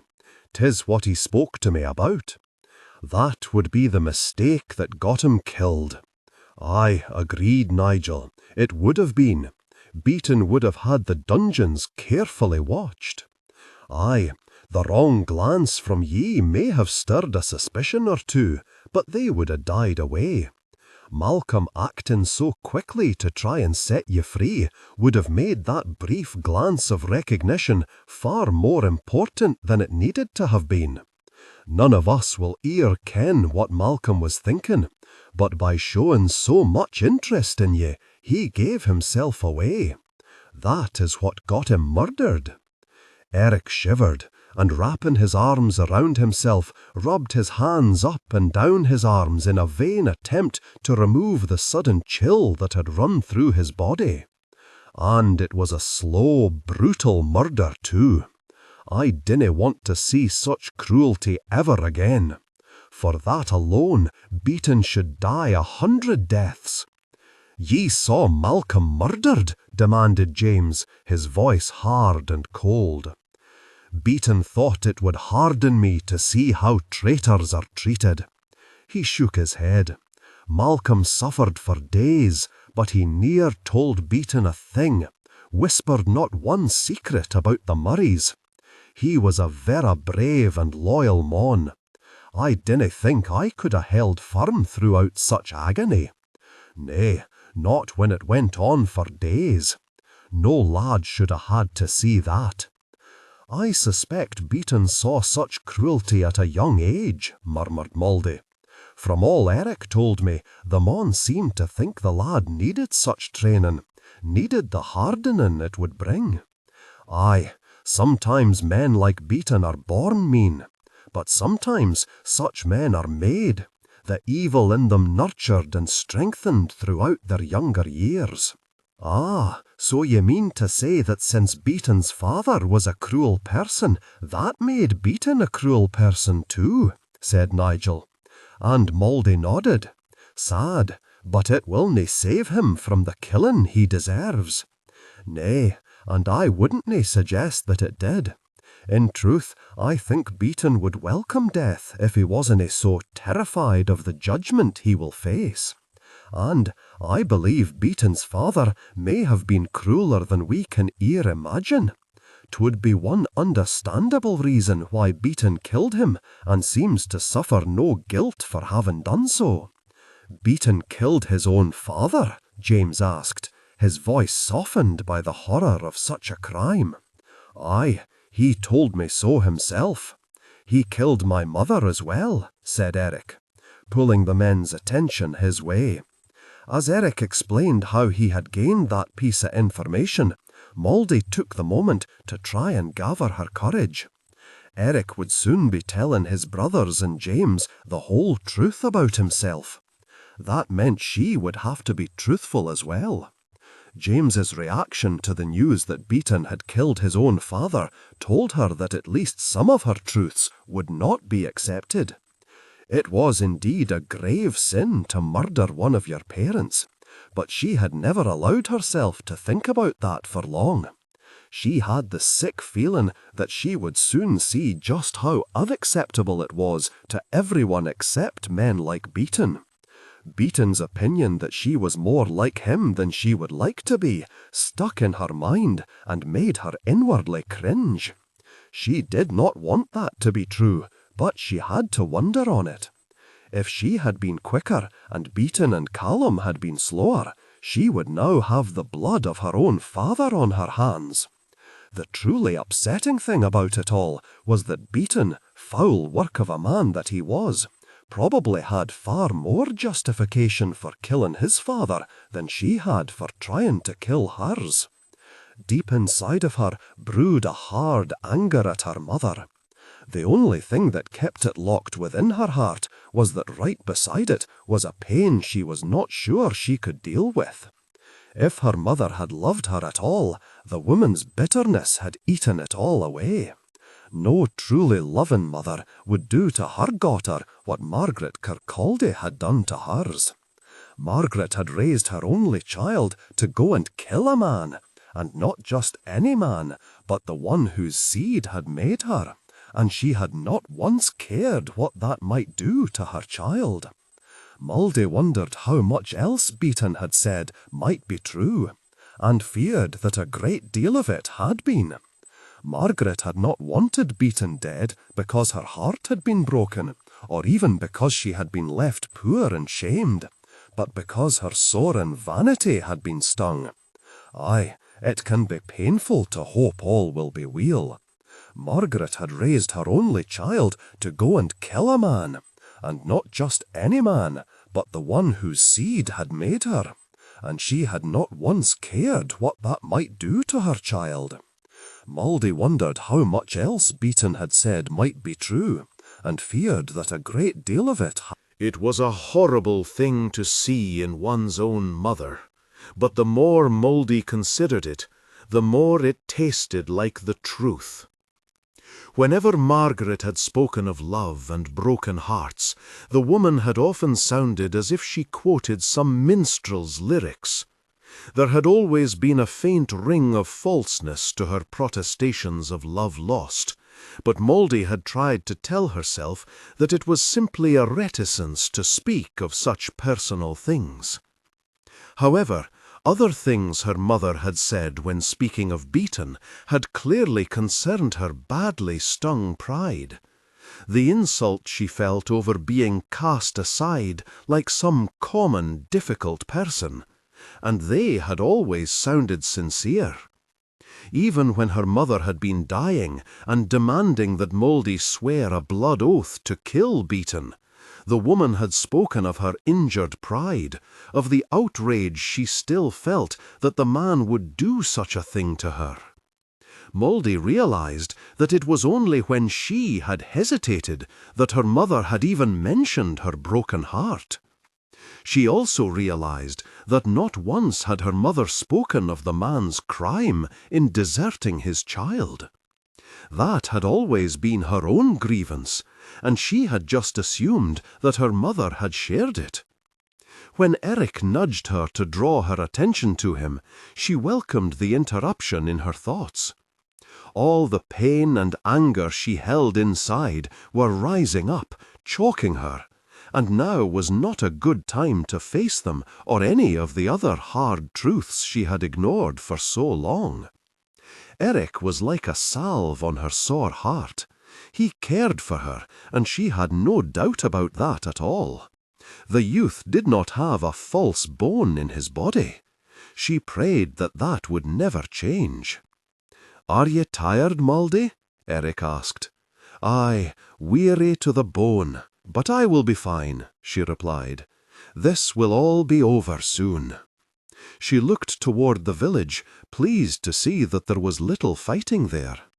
"I hope my dear friend Eleanor got safely away." "The old woman ye stayed with?" asked James. "Aye, how did ye ken that?" "Douglas told us." Mouldy briefly gaped at James. "Douglas is a Murray mon." "Aye, always has been. When ye tried to kill Beaton and were sentenced to hang for it, he came back to Doncoil." Too much had changed, and he was gaining little knowledge. As he said, to act even a little curious about the laird and his doings was enough to get ye killed.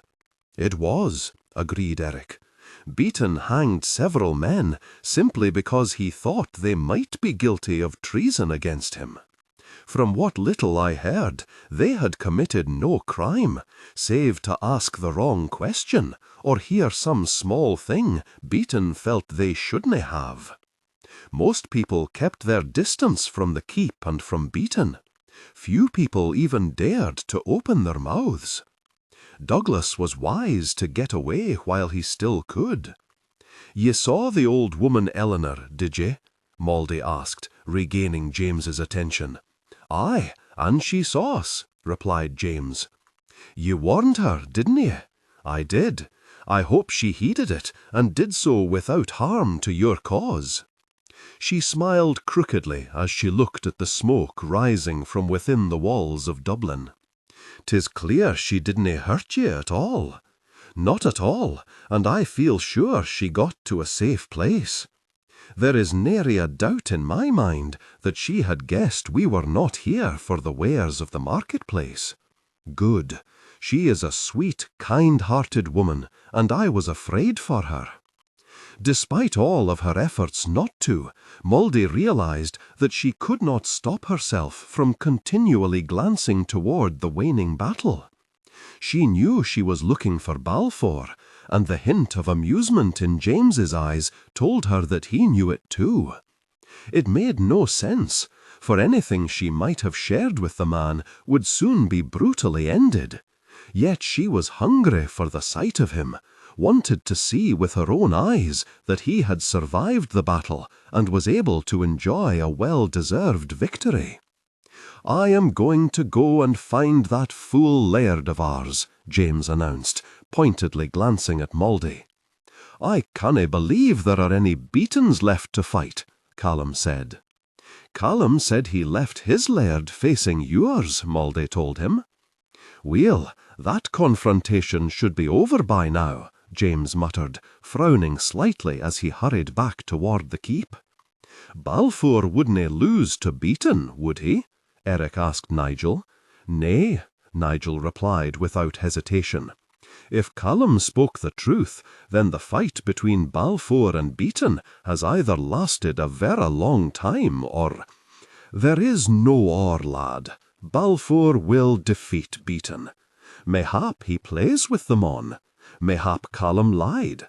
Mayhap Balfour and Beaton had a lot to say to each other ere they truly began to fight. The length of time one takes to fight an enemy doesn't determine who wins or loses.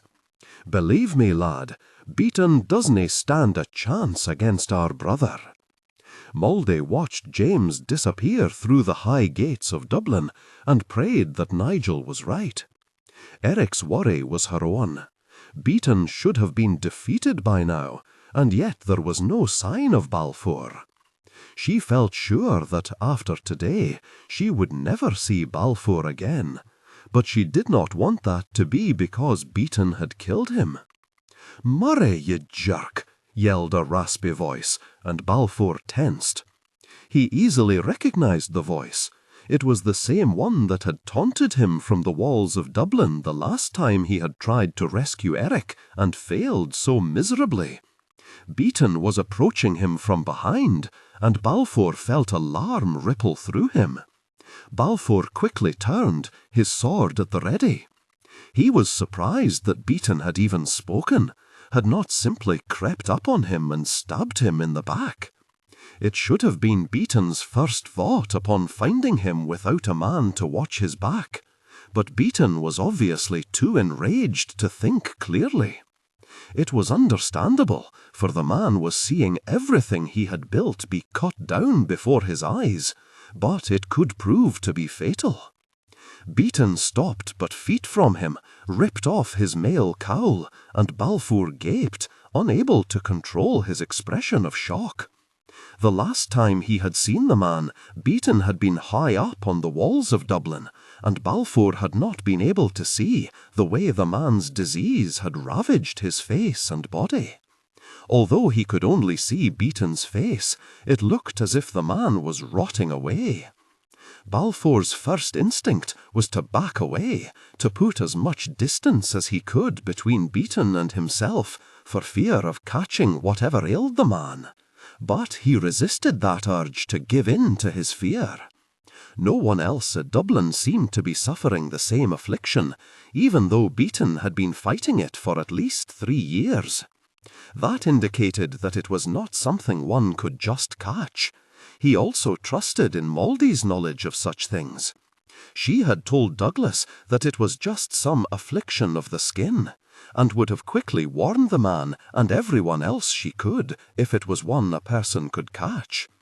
Since she had not issued such a warning, Balfour decided that what Beaton suffered was his own private torment, something that could not be healed or inflicted upon others.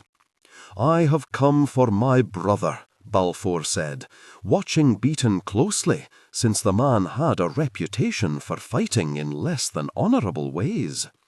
"Ye mean my son, my father's son. Ye cast the lad aside as if he were no more than scraps from your table. Ye have no claim to him. Ye denounced that years ago. A serious lack of foresight that I now intend to correct. No one will believe it." Balfour then shrugged, having espied Callum slipping away and leaving Beaton alone to face his fate. "It doesna matter anyway, for ye will soon be dead. This slow rotting, ye see, hasna killed me yet. Nay, but I dinna intend to leave ye alive now that I have found you. Ye have committed your last outrage against my people." Balfour knew the moment that Beaton realized he was alone.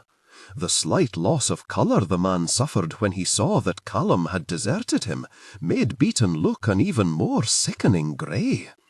For one brief moment he wondered if it was right to fight with the man.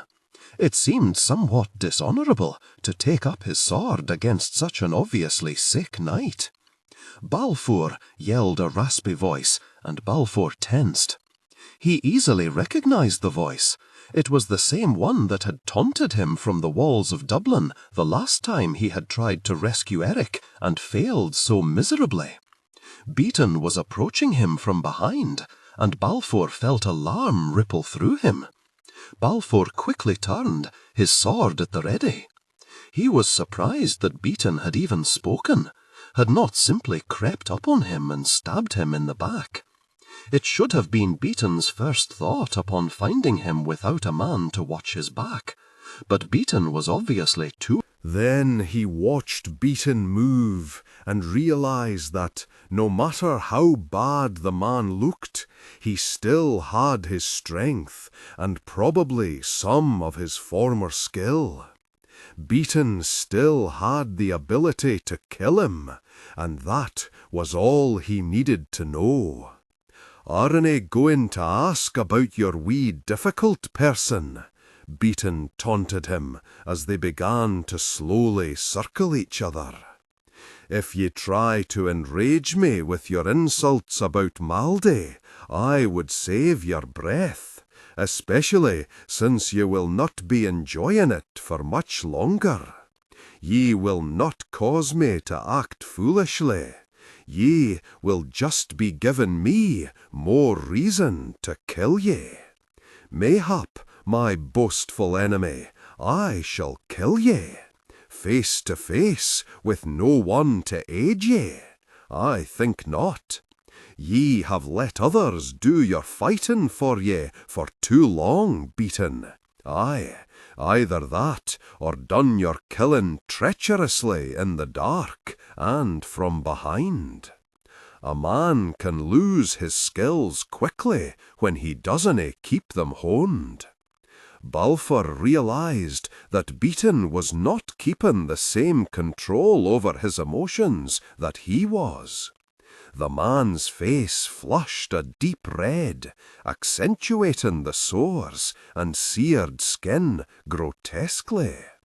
Beaton was clearly too lost in his fury and sense of defeat to realize the weakness he was revealing. As plainly as if he had spoken the words aloud, he told Balfour that he could be taunted into acting rashly, and that could make him easier to kill. "Ye may have won this battle, Murray, but I intend to see that ye ne'er survive to enjoy the sweet taste of victory. Aye, and neither will the two ye have come to save." It was hard, but Balfour ignored the man's threat. Beaton's not-so-subtle claim that Eric and Maldy were about to murdered. Fear for them was a hard knot in his belly, however, as he met and parried Beaton's first, somewhat frantic strike. The power of the blow was enough to tell Balfour that he needed to keep all of his attention upon Beaton. The man's skill may have slipped due to high emotion and lack of use, but he was still a serious threat. All he could do was pray that Beaton lied, or, if he did not, that he could reach his brother and his lover before whatever murderous plan Beaton had made was enacted. The battle was fierce and silent. Balfour was grateful for the fact that Beaton needed all of his strength to fight him and had none left for any taunts. He was proud of his control over his emotions, the way he had concentrated all of his feelings and attention onto one goal, killing Beaton. But Balfour knew his grip was a tenuous one. It did not take long for Balfour to know that he would win the fight with Beaton, unless some horrible twist of fate or one of Beaton's men intervened. The battle was fierce and silent. Balfour was grateful for the fact that Beaton needed all of his strength to fight him, and had none left for any taunts. He was proud of his control over his emotions, the way he had concentrated all of his feelings and attention onto one goal, killing Beaton. But Balfour knew his grip was a tenuous one. It did not take long for Balfour to know that he would win the fight with Beaton, unless some horrible twist of fate or one of Beaton's men intervened. The man still had some skill left and strength, but that strength was waning. whether it was because of the illness or too long a dependence upon others to do his fighting, Beaton tired swiftly. His sword thrusts became more erratic, and he began to stagger when he avoided Balfour's attacks. The end came in an almost disappointing way. Beaton stumbled even as he tried to parry a blow by Balfour, and left himself open for a swift, clean death stroke. Balfour did not hesitate to take full advantage of that, thrusting his sword deep into Beaton's chest. As he watched the man fall, Balfour felt little more than relief that it was over, and that now he could find the two people he had come to save. Beaton had been their enemy for so long. Balfour was surprised at how little he felt over the man's death, but decided that he did not have the time to sort out his own vagaries. He wiped his sword clean on Beaton's jupon, idly noting that Beaton's armour was old. Although the man had been accumulating wealth off the backs of his people for years, he had clearly not spent much on weaponry and armour to protect them. Beaton had evidently depended mostly on hiding behind Dublin's high, strong walls. It explained the ease with which the battle was being won once they had gotten within those walls. "Weel, now ye are the corpse ye have looked like for so long," he muttered as he stood up and looked around. The few remaining Beatons who were still fighting had either seen or already heard of their laird's death. A cry had gone up as soon as the man had fallen. Balfour doubted they would continue to fight, at least not for Beaton. Since so many of Dublin's men-at-arms were hired swords, outlaws and outcasts, there might be some who feared capture more than death. The battle, however, was as good as finished. As he strode towards the keep, Balfour paused by one badly wounded Beaton man lying in the mud, bent down and grabbed him by the front of his tattered jupon, lifting him off the ground slightly. "Where are the prisoners?" he demanded, wanting to make sure that matters had not changed since Douglas had fled Dublin. "Which ones?" the man asked, his voice weak and hoarse with pain, but still holding a thread of defiance. "The lass Beaton meant to hang, and the boy he tried to claim as the son he couldna make for himself," Balfour snapped, gently shaking the man. "Jesu, canna ye let a man die in peace? Nay, and if ye die before ye tell me what I wish to ken, I will follow ye to the gates of hell to throttle the answer out of ye. In the dungeons, curse ye." The man groaned when Balfour let him go, and he fell back down on the ground. "Who is with them?" Balfour felt a brief touch of guilt over his rough treatment of a wounded man, then looked more closely and decided that, although the man was badly wounded, it was probably not fatal. One guard. Balfour stepped over the man and walked into the keep. He held his sword at the ready, but met no one who challenged him. In fact, he met no one at all, and realized that his surprise attack had been more successful than he had hoped, so complete that no one had had time to set up a defence within the thick sheltering walls of the keep. Stepping into the great hall, Balfour saw the door Douglas had told him about, and all of his fears for Eric and Maldie rushed up to choke him. Without any thought for his own safety, he ran straight for it, flung it open, and hurled himself down the steep stairs. As he slumped against the cool wall of the great hall, Balfour wiped the sweat from his face with his sleeve. He had fought his way to the hall and heedlessly rushed down to the dungeons, only to find a frantic maid and a groaning guard. They told him that Eric and Maldy had knocked them out, locked them in, and fled. Balfour had left the two there, ignoring their colourful aspersions upon his, Eric's and Maldy's characters, as he raced back up the dark stairs. Once back in the great hall, however, he had come to a halt, unsure of where to go and what to do next. He had been so sure that he would find Eric and Maldy that he felt rooted to the spot with the weight of his disappointment. He did not know where James was, or Douglas, or Nigel. Once the battle had begun, he had paid little heed to anything except getting to the great hall, to the dungeons where everyone had said his brother and Maldy were being held. Cursing softly under his breath, he started out of the room, knowing to his disgust that he could well have passed within feet of them, and they should never have had to, he thought with a strong wave of self-disgust, for he should have been there to protect them. "Balfour!"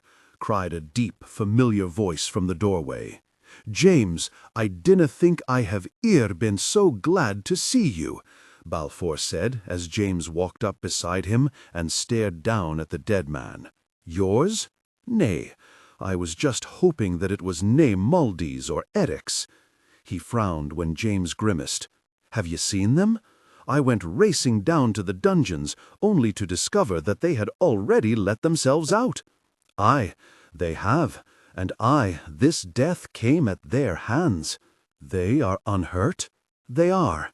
Callum tried to see that they didna leave Dublin alive, but I ended that threat." James suddenly grinned. "I came upon them by accident. Your wee lass was standing there trying to lift a sword that was bigger than she, and keeping herself between Eric and Callum. For a wee lass, she has a lot of courage. She tried to fight with Callum. She was just trying to get herself and the lad to safety.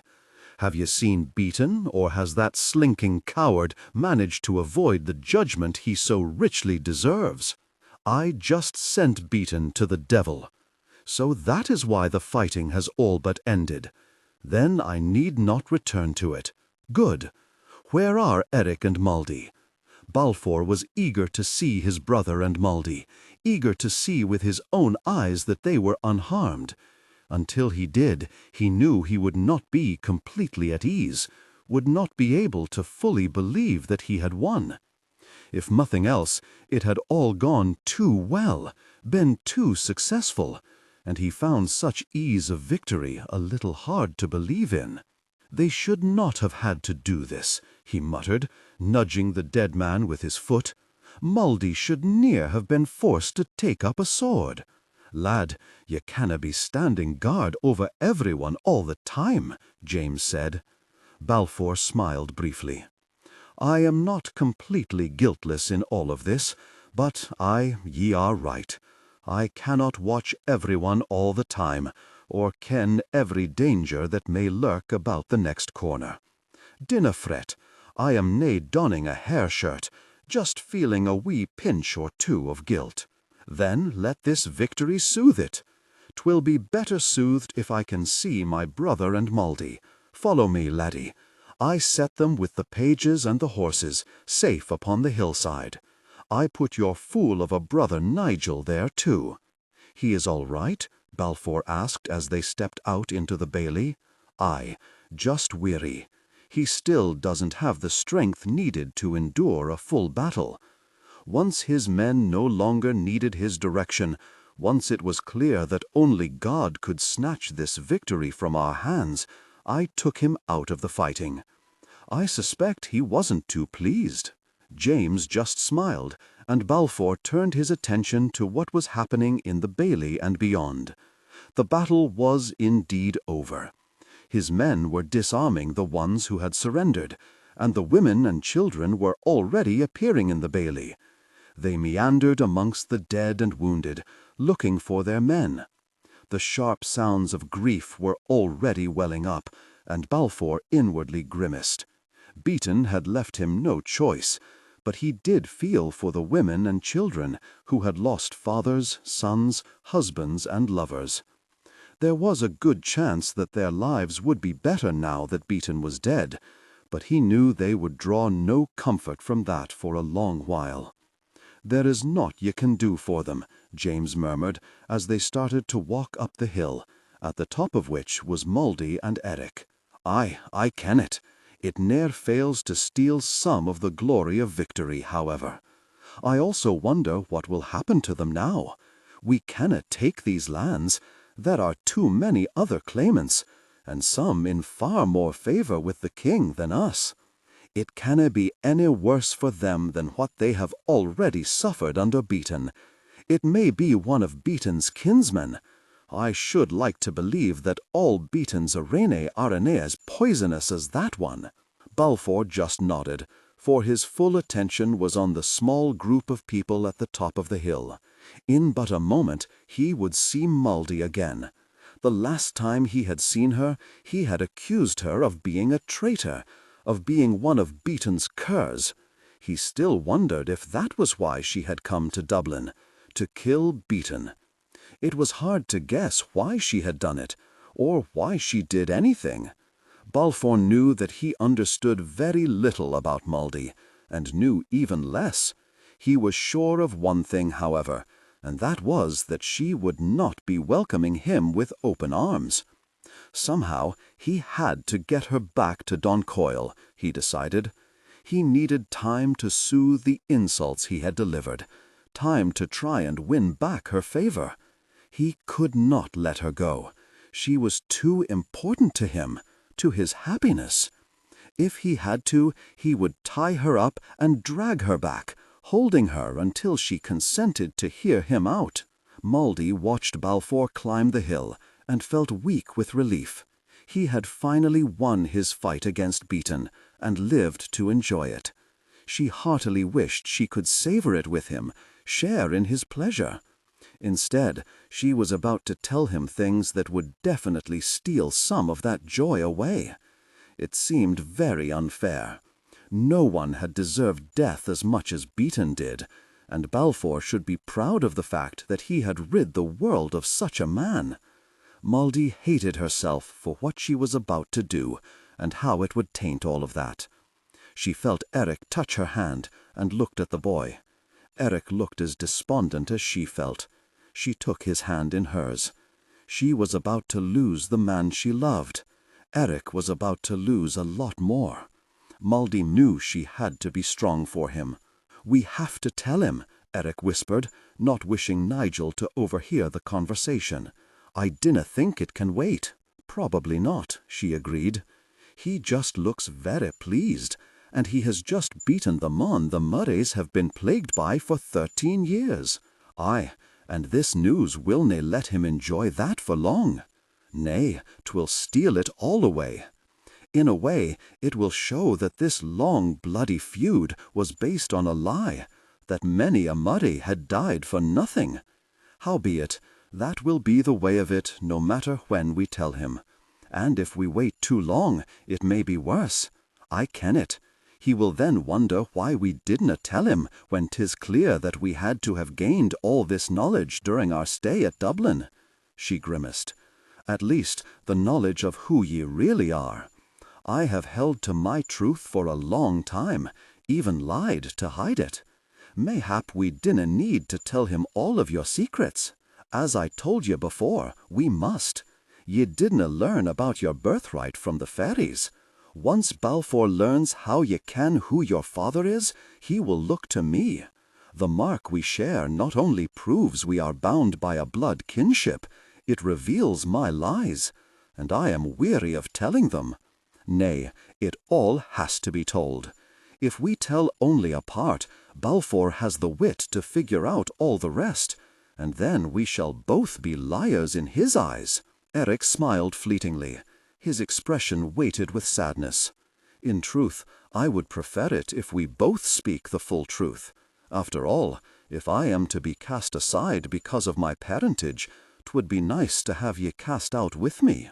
'Tis nae verra good of me to think such a thing, but I fear I do." She briefly squeezed his hand in a gesture of understanding. "'Tis no great sin. No one likes to be alone. Trust me in that, for I have been alone for most of my life." "No longer," he said firmly. Moldy felt deeply touched, for she knew he had just made a vow.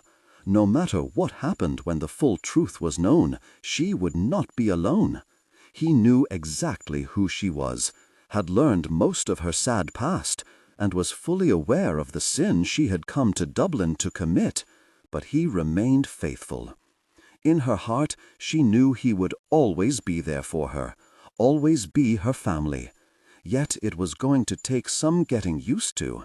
Such kindness, such steadfastness, was not something she was accustomed to. "What are ye two whispering about?" asked Nigel.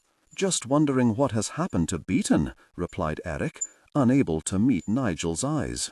Lower the pitch slightly and use a heavy, deliberate, and slightly old-fashioned tone.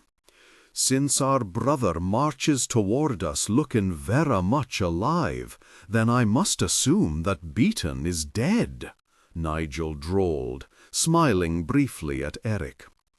"Are ye sure ye weren't hurt?" he asked, when Eric still did not look at him. "Aye, Moldy and I are both weel." "'Tis glad I am to hear it," said Balfour, as he finally reached them. Balfour spared one brief glance for Moldy, then swept Eric up in his arms. Moldy could feel the wealth of confused emotion seizing Eric as he returned Balfour's hug.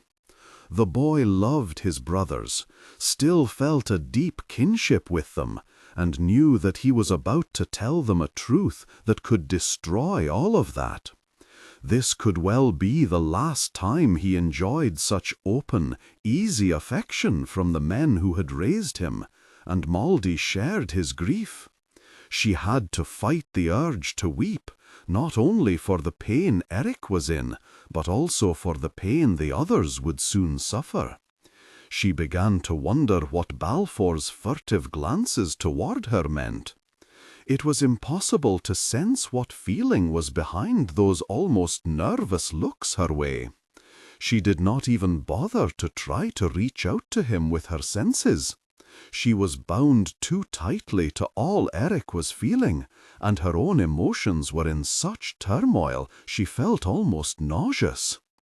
Even if she could sense what was going on in Balfour's mind and heart, she doubted she would have the clarity of mind to understand any of it. Considering all she was about to tell him, she was also sure she would not want to sense any of the feelings those truths would stir. It was safest to close herself off from the man. "Are you all right, Eric?" Balfour asked, as he set his young brother down and studied him. "I am fine. I am but a wee bit bruised," Eric answered, pulling away from Balfour and standing next to Moldy, who slowly rose to her feet and took him by the hand. Balfour frowned at the pair standing before him and began to feel a little uneasy. Eric looked almost tormented, as if he steeled himself for something distasteful. Moldy looked sad. He wondered how much she had told the boy about what had passed between them. Eric had a keen sense of justice, and might well be very angry about the accusations his brother had flung at the young woman. "I saw the man ye had to kill," he said, suddenly anxious to talk about something, anything, other than what Moldy and Eric appeared prepared to say. "I am sorry ye had to endure that. I should have been there to protect you.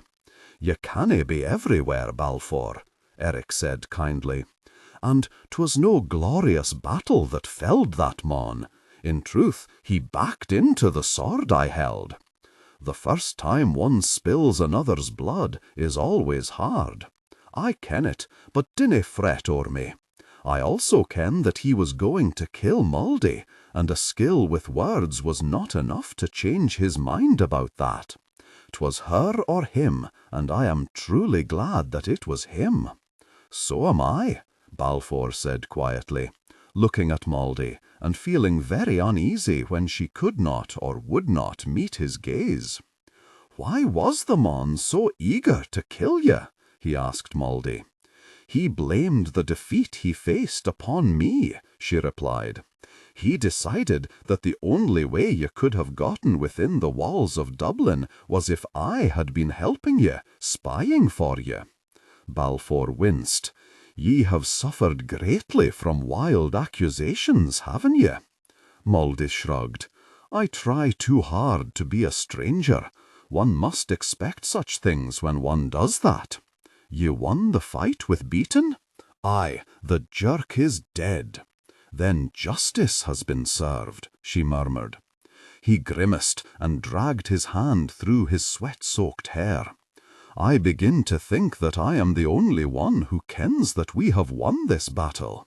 "I ken it," said Nigel, even as he stood and moved next to Balfour, but his gaze was fixed upon Mouldy, and he frowned. "Methinks what ails these two has naught to do with this battle." "There are some things we must tell ye," Eric said, standing straight and finally meeting the gazes of both men directly. "They can wait, laddie," said James. "We will be riding back to Doncoil soon. There we can have us a fine feast, and ye may talk all ye want. After I tell ye what I must, ye may not wish to share bread with me. Now, Eric, if ye still fret o'er Malcolm's death, I told ye that ye were not at fault," Nigel said, trying to reassure the boy and frowning when it did not lighten Eric's solemn face at all. "He fears he revealed that he kenned who Malcolm was with a look, but I said that wasn't enough, that 'twas Malcolm's attempts to rescue the lad that got him killed." "Nigel is right," Balfour said, but he knew concern over any possible complicity in Malcolm's death was not what troubled the boy. "'Tis nae Malcolm or his death that troubles me," Eric snapped, his brief flare of temper causing Balfour, Nigel and James to stare at him. He sighed and rubbed the back of his neck. "Ye begin to worry me, laddie," Balfour said, trying to smile and knowing he failed miserably. "Come, what can ye have to tell us that could be so verra bad?" "I am not a Murray," Eric announced in a clear, hard voice. "We have all been wrong for 13 long years. Ye see, your father may have been intimate with Beaton's wife, but he didna father me.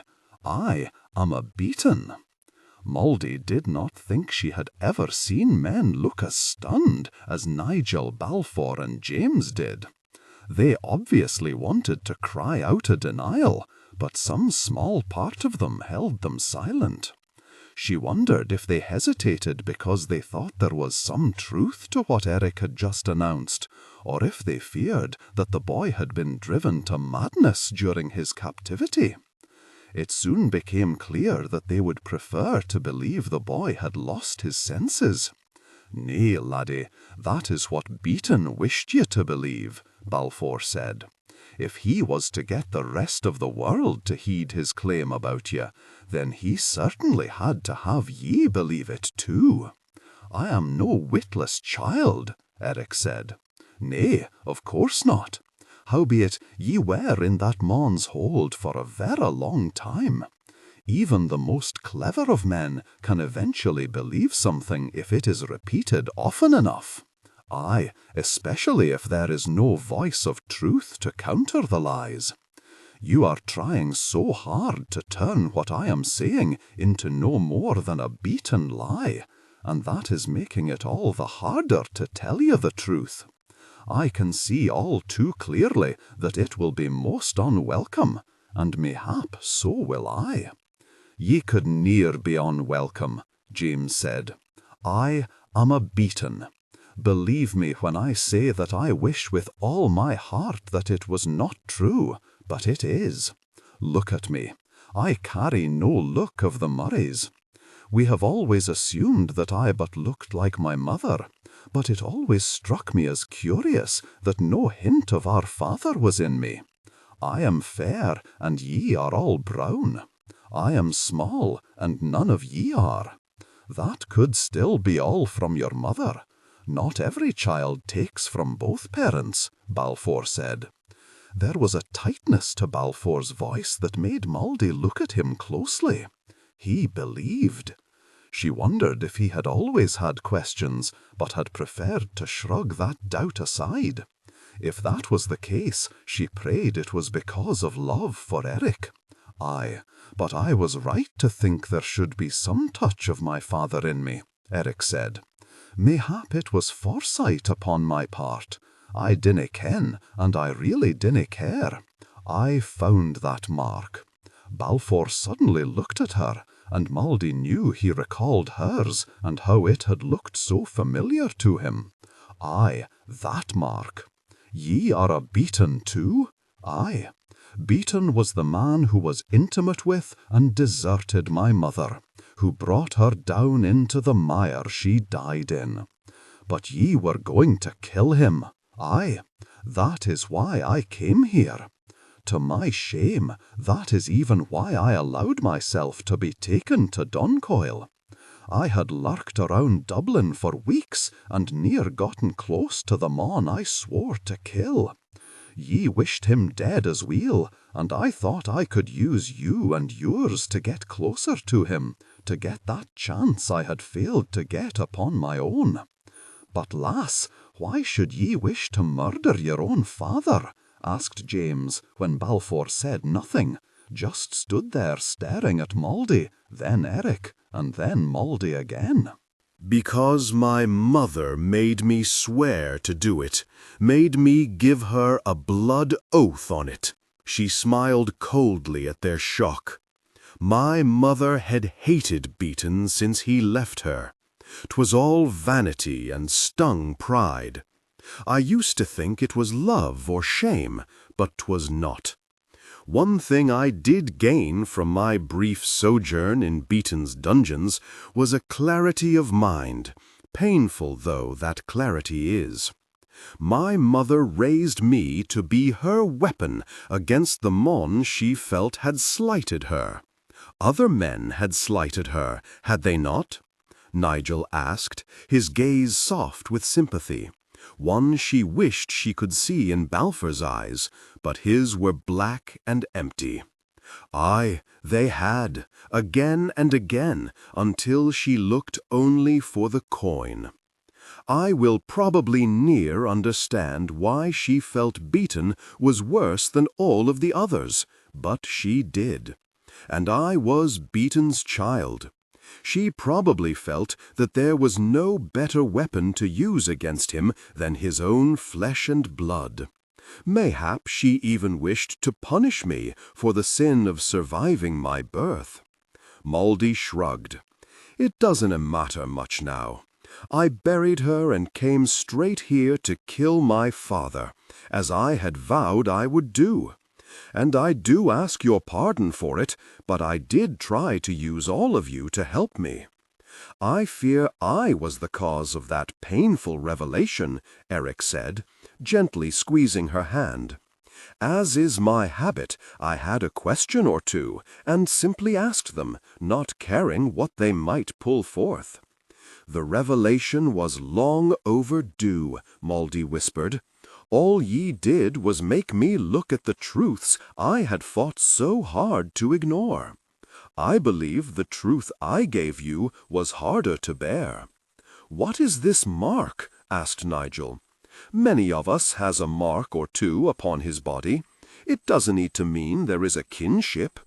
This mark is too clear, too distinct, and unique to argue with, Eric said, even as he yanked off his jupon and showed the men the heart-shaped mark upon his back. Mouldy kenned who she was, and who had left that mark upon her skin. Her mother was quick to tell her that much truth. There is no denying what it says. Nigel grimaced, casting a worried glance at a still silent Balfour. Mayhap your mother was distant kin to Beaton, and ye gained the mark through her and not Beaton. If I was the only one who carried it, that would do to soothe our fears. But that doesn't explain where Moldy got hers then, does it? Nay, 'tis proof that I am Beaton's son, his legitimate heir, although that shall take some proving. And that mon we killed also kenned it. Did Beaton? Nay, or he wouldn't have taken so long to grab me, would he? George, that mon I killed, said that he was the one who left me out to die. Howbeit, he took a wee peek to see if I carried the mark he kenned Beaton carried upon his back. He always kenned the truth, but held fast to it, hoping there would come a time when it could gain him something. When one thinks of how eager Beaton has e'er been to beget a son, it shouldn't be a surprise that he was intimate with his wife frequently. And when one thinks of how cruel he was, it shouldn't be a surprise to learn that she was unable to prevent it. Thus I was conceived. Eric took a deep, steadying breath before continuing. I also discovered that Beaton himself killed my mother and the midwife who brought me into the world. He didn't want them about as reminders of what he saw as his shame. That was fine with old George, for it also meant that there was no one to tell Beaton the truth, except him. So, not only must I learn to accept that I am not a Murray but a Beaton, but that my father killed my mother and tried very hard to kill me. Beaton was a difficult person who clearly spread misery wherever he went, said James as he stepped forward and hugged Eric, briefly reaching out to clasp Moldy's shoulder in a gesture of sympathy. It seems he had old Grisel kill your father as well. Ah, your foster father then. The men are gathering, and must wonder why we linger here, said Nigel, as he looked around. Then he grabbed Balfour by the arm and shook him a little. We should return to Doncoil. Aye, we should, agreed Balfour, and after stiffly hugging Eric, he moved toward the horses. All of us, Nigel called after him. Aye, quite definitely all of us. Nay, said Moldy, shaking her head, I think it would be best if I went in another direction. 'Tis too late in the day for ye, and ye have no supplies, argued Nigel, as he pulled her toward his horse. But after all I have just told ye, I didn't think ye wish much of my company. Nay, ye didn't think that sulking knight riding off will wish to share your company. Nigel nodded toward the rapidly retreating Balfour as he tossed Moldy up on his saddle. But he isn't the only one who resides at Doncoil. He mounted behind her and cast Eric a brief smile, as he and James rode up beside them on the same horse. I didn't feel right about this either, said Eric. Balfour didn't spit on me, but he didn't welcome me back either. Nonsense, lad, said James. He hugged ye. 'Twas like being shrouded in ice. He hasn't accepted this, hasn't settled it in his mind. Mayhap me and Moldy should linger here. Nay, if naught else ye should be close at hand, so that Balfour can speak with you when he overcomes the shock he has suffered. That seems to be a very good reason not to be within his reach, muttered Eric. Nigel smiled and reached out to ruffle the boy's thick fair hair. The mon was deep in shock. Now, I didn't ken why this news should hit him so much harder than it did us, although I have a wee idea or two, but he will come to his senses. Even if he does, it will not change the fact that I am a Beaton, not a Murray. Ye are a Murray, mayhap not in blood or in name, but in all else, Nigel said firmly, and James nodded his hearty agreement. We raised ye as one of our own for 13 years. Did ye really think we could just cast that aside? And ye are still the wee bairn James found cast on a hillside to die. Ye are still the child of a woman our father loved, as much as our father loved any woman, leastwise, fickle rogue that he was. None of that changes. And did ye not think that once in all these years it might have occurred to us that ye were not our father's child? Ye ne'er said a word to me. Of course not.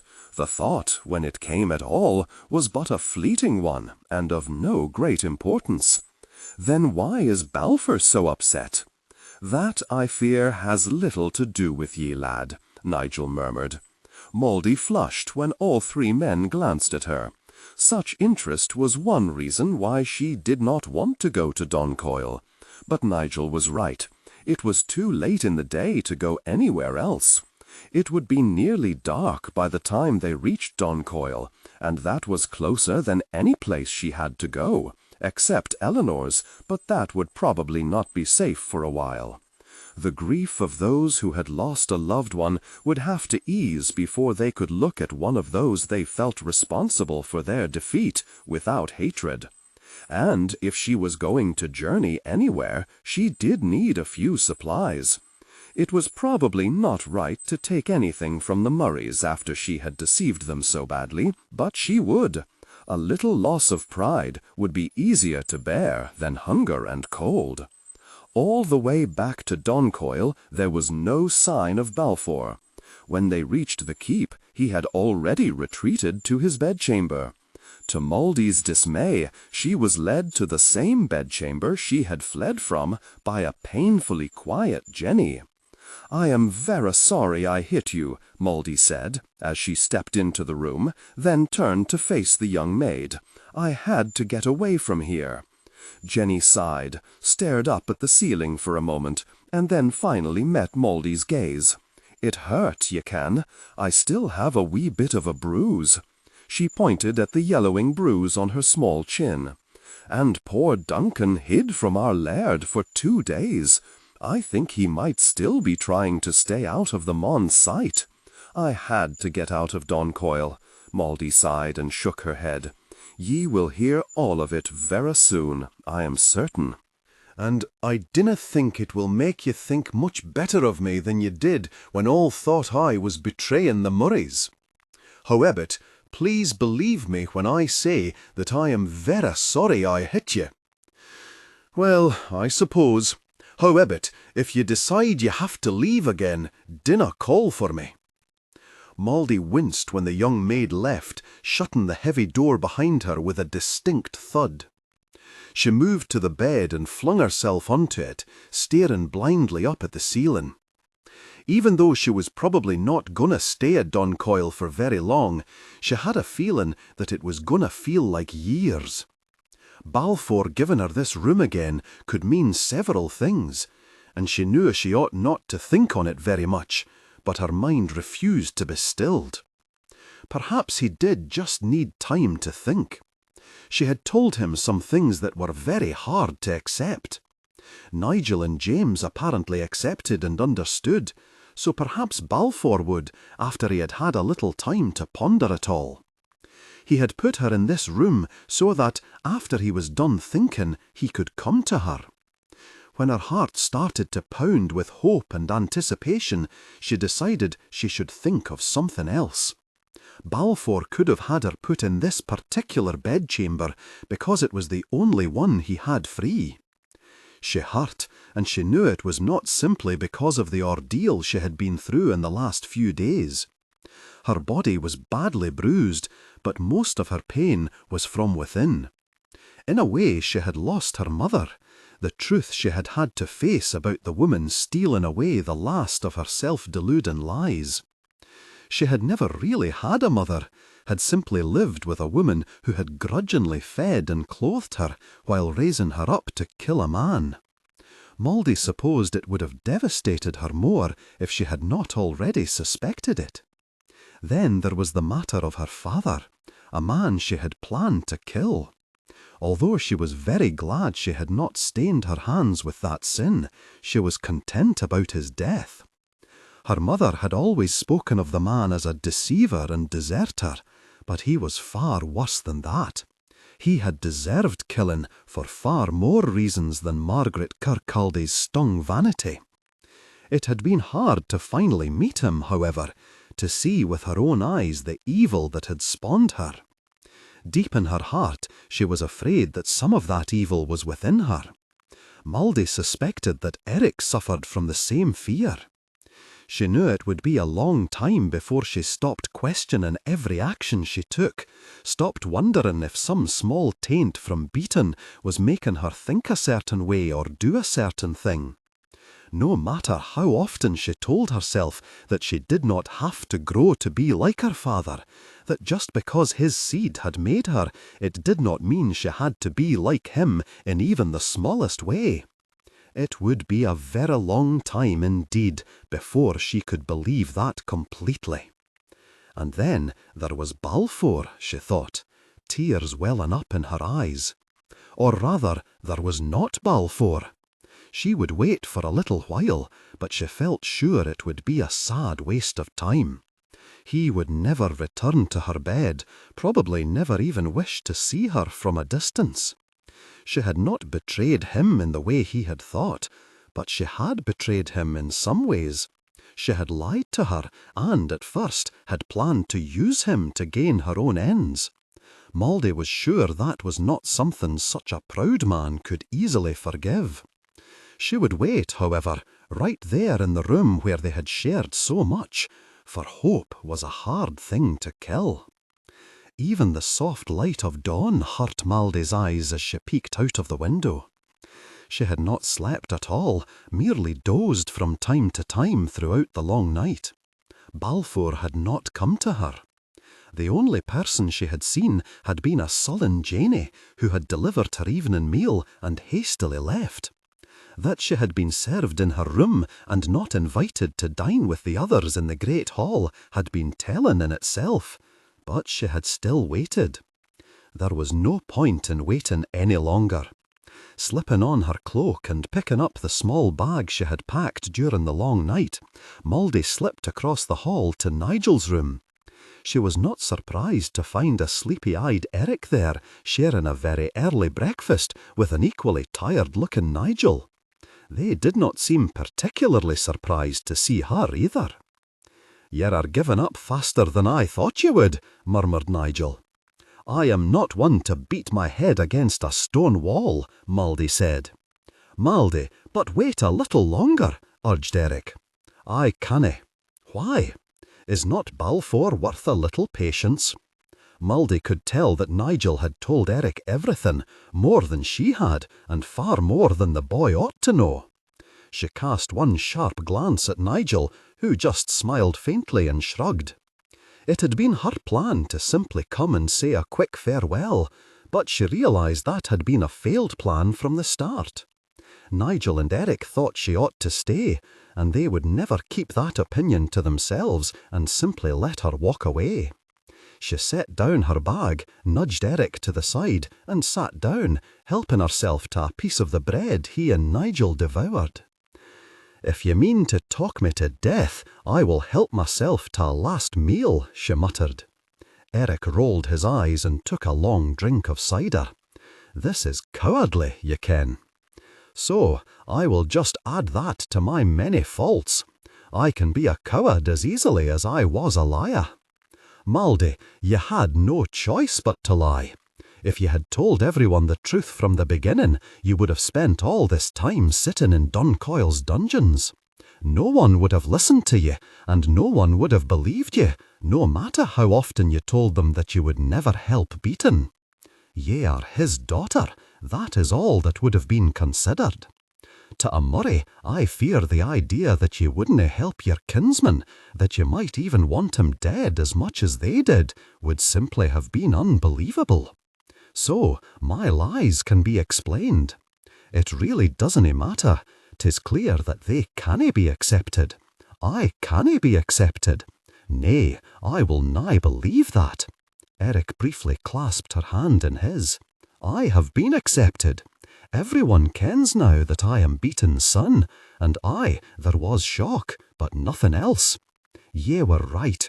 To all here, I am still just Eric.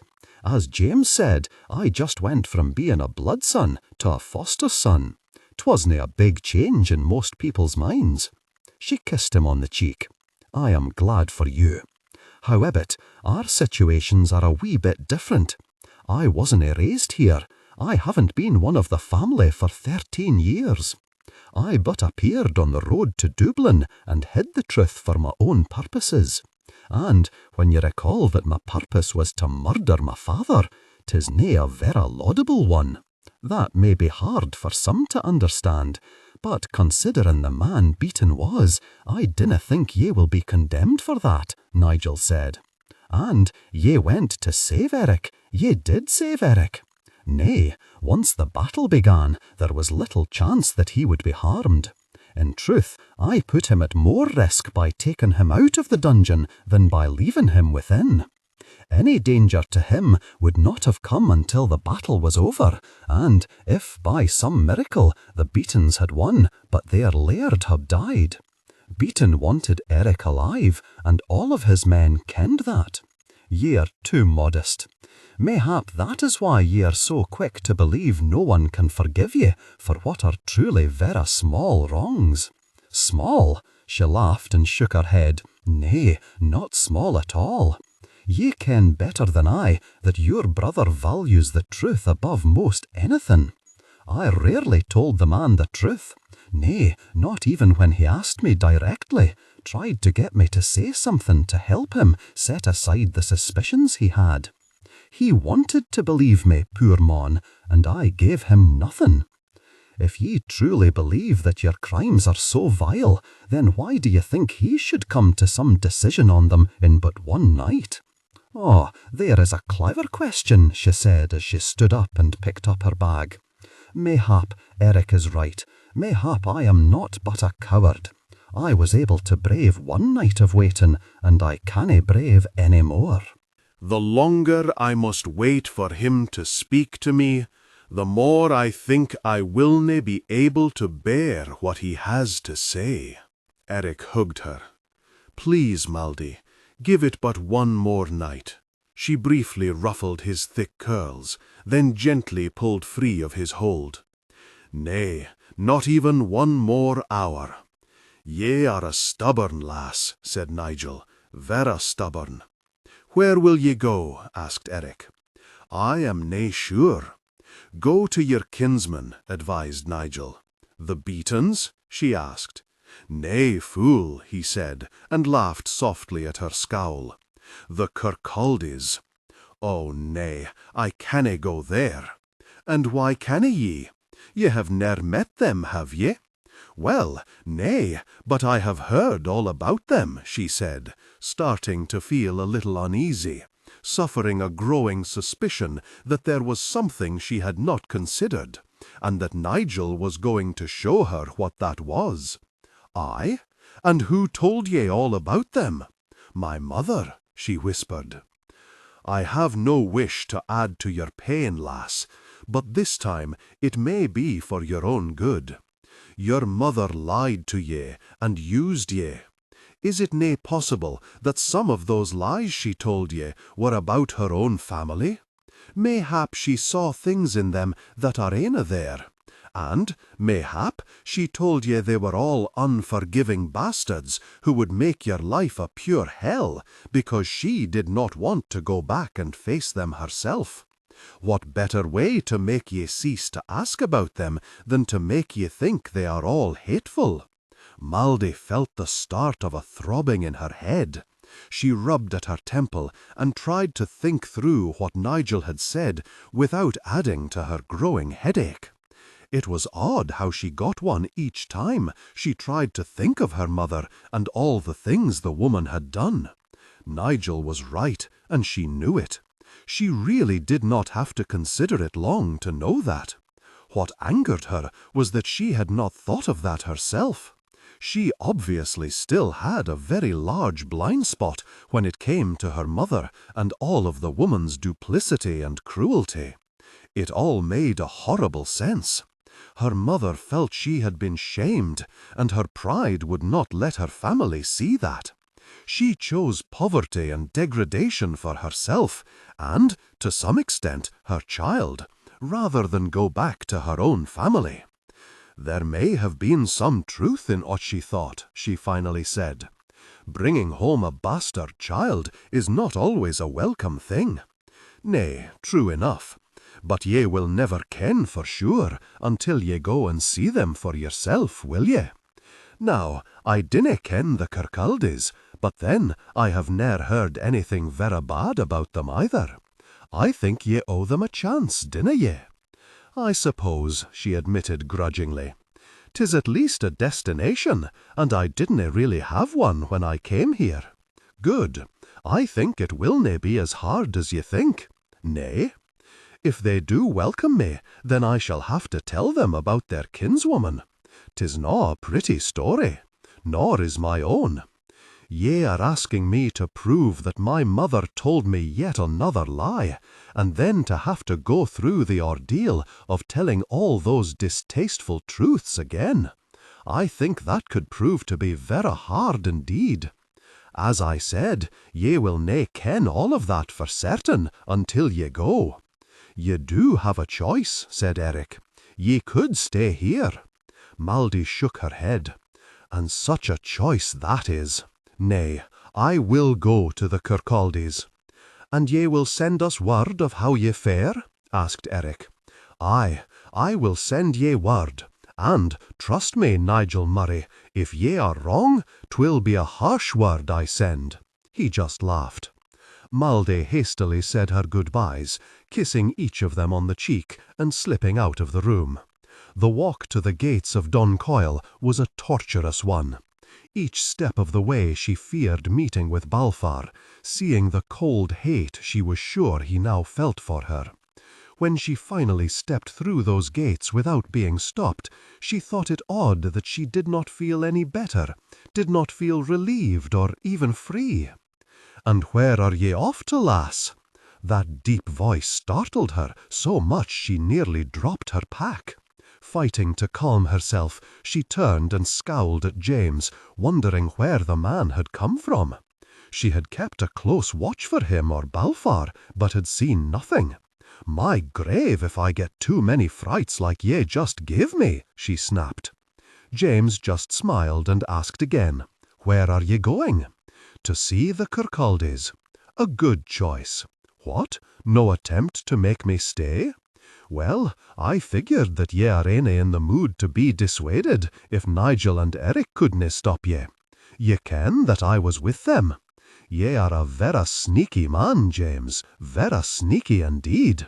Go on, lass, and take care. I dinna like the thought of ye wandering about alone, but ye have been doing it for a verra long time, so I shall try not to worry about ye. Ye need to see the Kirkcaldies, I am thinking, more than ye need to stay here. Mayhap ye are right, James." She gave him a kiss on the cheek and smiled when he blushed. "Take care. God be with ye, lass." As Maldy started on her way, she tried not to think too much on how easily everyone was letting her go. It may be exactly as they said, that they felt she really needed to see her Kirkcaldy kin, and not that they believed she had no chance with Balfour. Or worse, she mused, did not want her to be there so that she could even try to win the man back. She shook that thought aside. It was unkind and possibly very unfair. No one save Balfour had shown any difficulty in accepting the truth about her and understanding it. They could just as easily be sending her on her way so that she did not linger at Doncoil and face further heartbreak at Balfour's hands. It was going to be hard to try and push Balfour out of her mind and heart. She loved him more than even she could understand. Simply walking away from Doncoil and possibly relinquishing all chance of being with him again was killing her. But she could not turn back. If Balfour truly wanted her, he would not have to work too hard to find her. She briefly wondered if that was why James, Nigel and Eric had all steered her toward the Kirkcaldies, then told herself not to be a fool. There was only one thing she had to think about, and that was getting to her kinsman safely and as quickly as possible. There would be time enough in the days and years ahead to deal with her pain. "Where is she?" demanded Balfour of the trembling guard at the gates of Doncoil. Duncan groaned and rolled his eyes. "You have lost her again?" He took one long look at the dark expression on Balfour's face and swiftly took a few steps back. "I dinna ken," he muttered, then turned and hurried away. "I haven't seen her." Balfour cursed and dragged his hands through his hair. Poor Duncan was soon going to refuse to stand guard over anything. Even when the man was not guarding Maldie herself, he found himself the object of his laird's fury when the girl disappeared. This time, Balfour had no idea of why Maldie was nowhere to be found, did not even know whether to be angry or afraid. It appeared that she had walked away from him yet again. But why? He turned and walked back into the keep, then headed straight to Nigel's bedchamber. It hurt, but Balfour knew that Maldie still felt more comfortable talking of some things with Nigel and Eric than she did with him. He had spent one very long night and nearly all of the day thinking on all she had told him. Now he was ready to talk to Maldie about it all. Balfour began to fear that he had waited too long, that Maldie had decided she no longer wished to discuss it with him. Or maybe telling him the full truth and walking away had been her plan from the very beginning. The moment he entered Nigel's bedchamber, Balfour knew there was something he needed to do first, even before he gave another minute of thought to Maldie. Nigel was sprawled on his bed, talking quietly with Eric, who sat on the end of the bed, his back against one of the tall posts. The wary looks both of them sent his way made him feel somewhat ashamed of himself, a feeling enhanced when, after that first glance, Eric just stared at his hands. Lower the pitch slightly and use a heavy, deliberate, and slightly traditional old-fashioned tone. Balfour knew that, selfishly, he had given little thought to the boy while he had been sunk deep in his own misery. Everything Eric had believed in, everything he had come to depend upon, had been taken from him. He needed to know, without doubt, that his parentage made no difference. Balfour knew that stiff hug he had given the boy just before fleeing Dublin, and all the ugly truths Maldie had told him, was simply not enough. Eric needed a great deal more assurance of his acceptance than that. Balfour walked to the end of the bed and put his arm around the boy's slender shoulders, regretting the stiffness he could feel in Eric and hoping he could talk it away. "It seems that we were both cursed in our fathers," Balfour said. "Your father just cuckolded men. My father killed them," Eric said, but he relaxed a little. "Lad, no clan and no family is without its bastards. Ye ken better than most that the Murrays have had their share. Ye have heard all of the stories. Every now and then, someone or something twists a person, pulls the darkness up from deep in his soul until it poisons his every act and thought. A bad seed, 'tis what some people call them. I suppose there can be such a thing. Most evil men are made. We all ken who made Beaton, his father." Eric grimaced. "And Beaton killed him for it, didn't he?" Balfour was so shocked he stepped back a little. Beaton killed his own father? I am sure Maldie and I said so. Eric shrugged. "Mayhap not to you, though, I canna recall, and mayhap I just didn't hear it.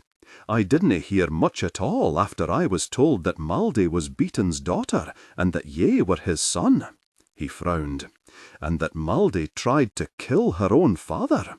So, like father, like daughter. Nay, Maldie rather proves your feeling that someone or something twists a person, doesn't she? With Maldie, 'twas her own mother. She isn't like Beaton," Eric said firmly. "I ken it, lad, and I could tell her that if I just kenned where she was." Balfour kensed when both Nigel and Eric suddenly averted their eyes. "Where is she?" he demanded. "Why should ye think that we would ken where she is?" asked Nigel, crossing his arms behind his head. Balfour moved to stand at the side of the bed and scowled down at his aggravatingly calm brother. Where is she? And I have a question for ye. Why do ye wish to find her? To talk to her, of course. Ha, of course. It took ye a full night and a day to think of what to say. I had nae thought ye were so slow of wit, Balfour. Nigel, Eric murmured, watching the two older men nervously, I dinna think this is a game ye ought to play. Ye would spoil my fun, lad? Nigel asked, smiling faintly at the youth. Aye, this time I would. She has fled Doncoil again, hasn't she? Said Balfour, suddenly feeling exhausted and defeated. Aye, replied Nigel. She fled from here this morning. She has gone to meet with her Kirkcaldy kin. But she has always said that they dinna want her. So her mother said, but 'tis clear that her thrice cursed mother was nae much concerned with the truth. Maldy decided to go to her mother's kinsman and try to find out what that truth is. So, 'tis over, Balfour whispered, desperately wishing he was alone, but knowing that he could not simply run away. That would tell his brothers far too much about the feelings he had for Maldy. He suspected that they had already guessed the sad state of his heart, but he saw no reason to give them hard proof. Over! Nigel sat up straight, rubbing his leg when the abrupt movement brought him a twinge of pain. The lass has gone to see her kinsman, and that tells you that it is over. And what else am I to think? That she grew weary of waiting for ye to decide whether or not ye liked what she had told ye? No one could like what she told me. Nigel cursed softly. A poor choice of word. Accept, forgive, understand, do they sit better on the tongue? I needed time to think. Why is that so difficult to understand? We didn't need more than a few minutes. What do ye think it told her when ye needed so much longer? Ye love the lass, but ye dinna really ken much about her, do ye? Aye, and what little she did tell me was a lie. Not all, said Eric, rising quickly to Maldy's defence. Balfour sighed and rubbed the back of his neck. He really didn't want to talk about this. His emotions were strong and sharp, and causing him a great deal of pain. He wanted to go and hide in his room like a chastised child and nurse his injuries. The lass has made her choice. One night was not much to wait if she truly cared what I thought or felt. If not else, she could have come to me to tell me that she was leaving if she was so deeply interested in my feelings. She didn't. She just slipped away. He started toward the door. Ye asked what I thought my long silence told her. Well, ye are a clever man, Nigel. What do ye think her leaving ere we could talk about all of this tells me? Eric winced as the door slammed shut behind Balfour. Is that it then? Nay, Nigel answered. That just means that it will be a wee while and take a wee bit of clever talking ere he hies out after her. Do ye think Maldy will wait for him? Aye. Nigel's smile was a little sad. For far longer than she might want to. Well, I hope we have guessed right about the Kirkcaldys. Maldy will need their acceptance, their welcome, to ease the pain of waiting for Balfour to come to his senses. Maldy clutched her bag tightly and looked around the great hall of the Kirkcaldy keep. Walking through the high gates of her mother's old home had been the hardest thing she had ever done. Now she stood terrified that in but a few moments she would be tossed back out through them. In her heart she knew there was every chance her mother had lied about her kinsman, just as she had lied about so much else. Either that, or Margaret had been looking at them in the same twisted, incomprehensible way she had looked at so many other things. There was also the chance that, for once in her life, Margaret had been completely honest. It was the last possibility that had Maldy trembling where she stood. The men at the gates had stared at her so hard it had made her nervous. They had not hesitated to honour her request that she speak to the laird. That, she knew, was a little odd. Someone should have at least asked what she wanted to talk to the laird about. She wondered if the ease with which she had gained a private audience with the laird was because she had the same green eyes and black hair so many others had. When she had seen the similarities between herself and several of the guards at the gates, she had experienced a sense of coming home. Maldy had killed that as quickly as she could. Until she spoke to her mother's brother, she dared not think of such things. If she was cast out as her mother had said she would be, it would only add to her pain if she had tasted the brief joy of kinship. A tall man walked into the great hall, watching her closely as he moved to his seat at the head table. He only had one man with him, a shorter, thinner man, whose hand never left the hilt of his sheathed sword. More green eyes and black hair, she mused, as she obeyed the tall man's silent gesture to move closer to the table. "Ye are a Kirkcaldy?" the tall man asked. "Are ye the laird of this clan?" She tried to stand straight and steady, to hide her fears. "Aye," he answered, smiling faintly. "I am Colin Kirkcaldy. Am I the one ye seek?" "Ye are. I am Maldy Kirkcaldy, the bastard daughter of Margaret Kirkcaldy." The only thing she was sure of was that she had deeply shocked them. Both men stared at her with faintly agape expressions. Colin had paled ever so slightly. He looked around quickly before fixing his gaze on her again. "Where is Margaret?" he asked. "She died during this last winter. Ye have the look of her, of a Kirkcaldy. I have the look of a Kirkcaldy because I am one. And your father?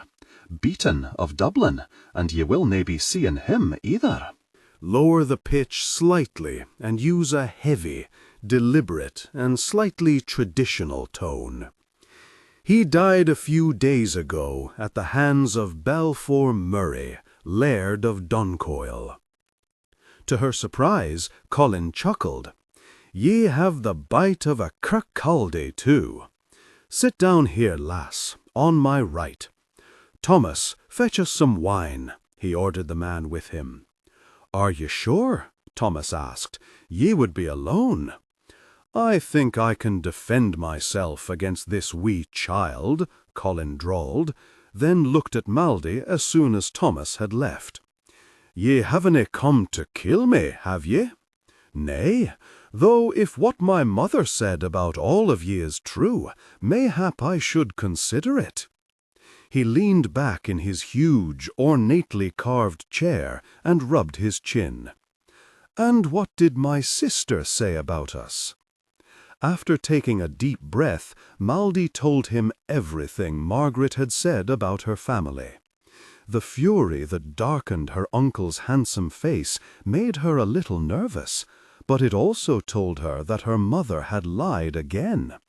Her uncle did not only look angry, he looked hurt and deeply insulted. When Thomas returned with the wine and saw how upset Colin was, he glared at Maldy. "Easy, laddie," Colin said, tugging Thomas down into the seat on his left and pouring them all some wine. He quietly repeated what Maldy had said, and Thomas looked equally as furious. "It seems Margaret was true to her ilk to the day she died," Colin murmured. "If you believed all of that, then why are you here?" Maldy took a long drink of wine to steady herself. Something in the way Colin had spoken of Margaret being true to her ilk told her that the man had few delusions about his sister. What she was about to tell him, however, were not simple errors of thinking or the follies of pride. She could not even guess how the man would react or if he would believe her at all. It was tempting to just say nothing, but Maldy knew to her cost the problems brought on by hiding the truth or telling lies. This time she was going to start and finish with the truth, the whole ugly truth. Taking a deep breath, she told him everything. It was a long time after Maldy finished speaking before Colin could speak.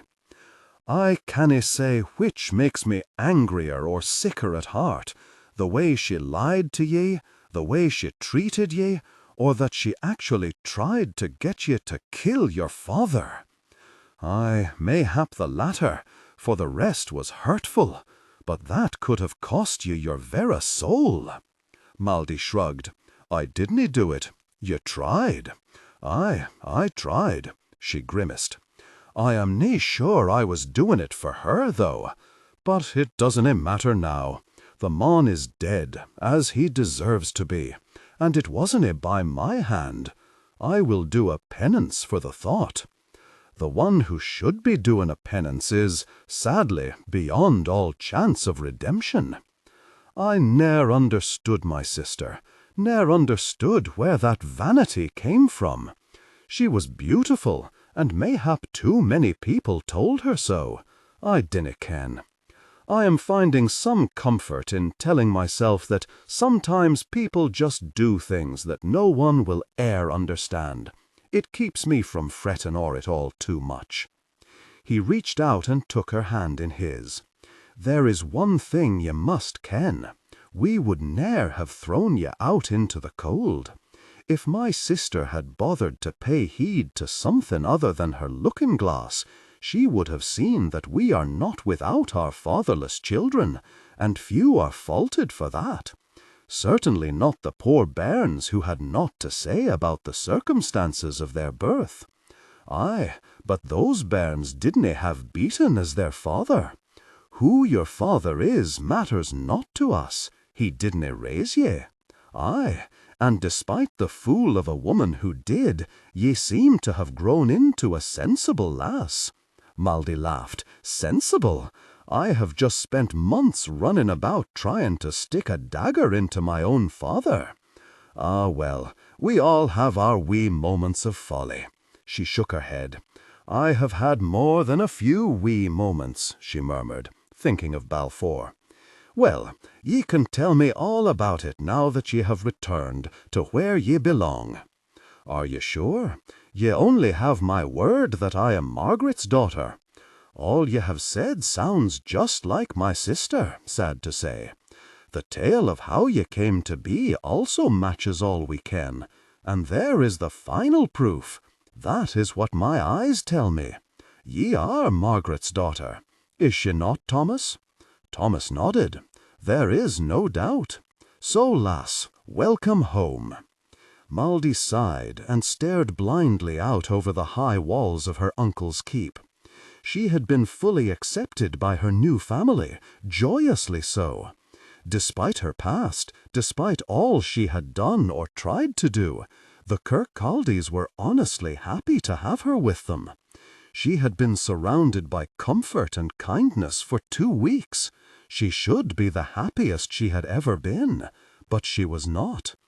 The moment she left the warmth of her family, the moment she was alone with her own thoughts, she grew sad, and all the pain she had tried so hard to ignore swelled up inside of her.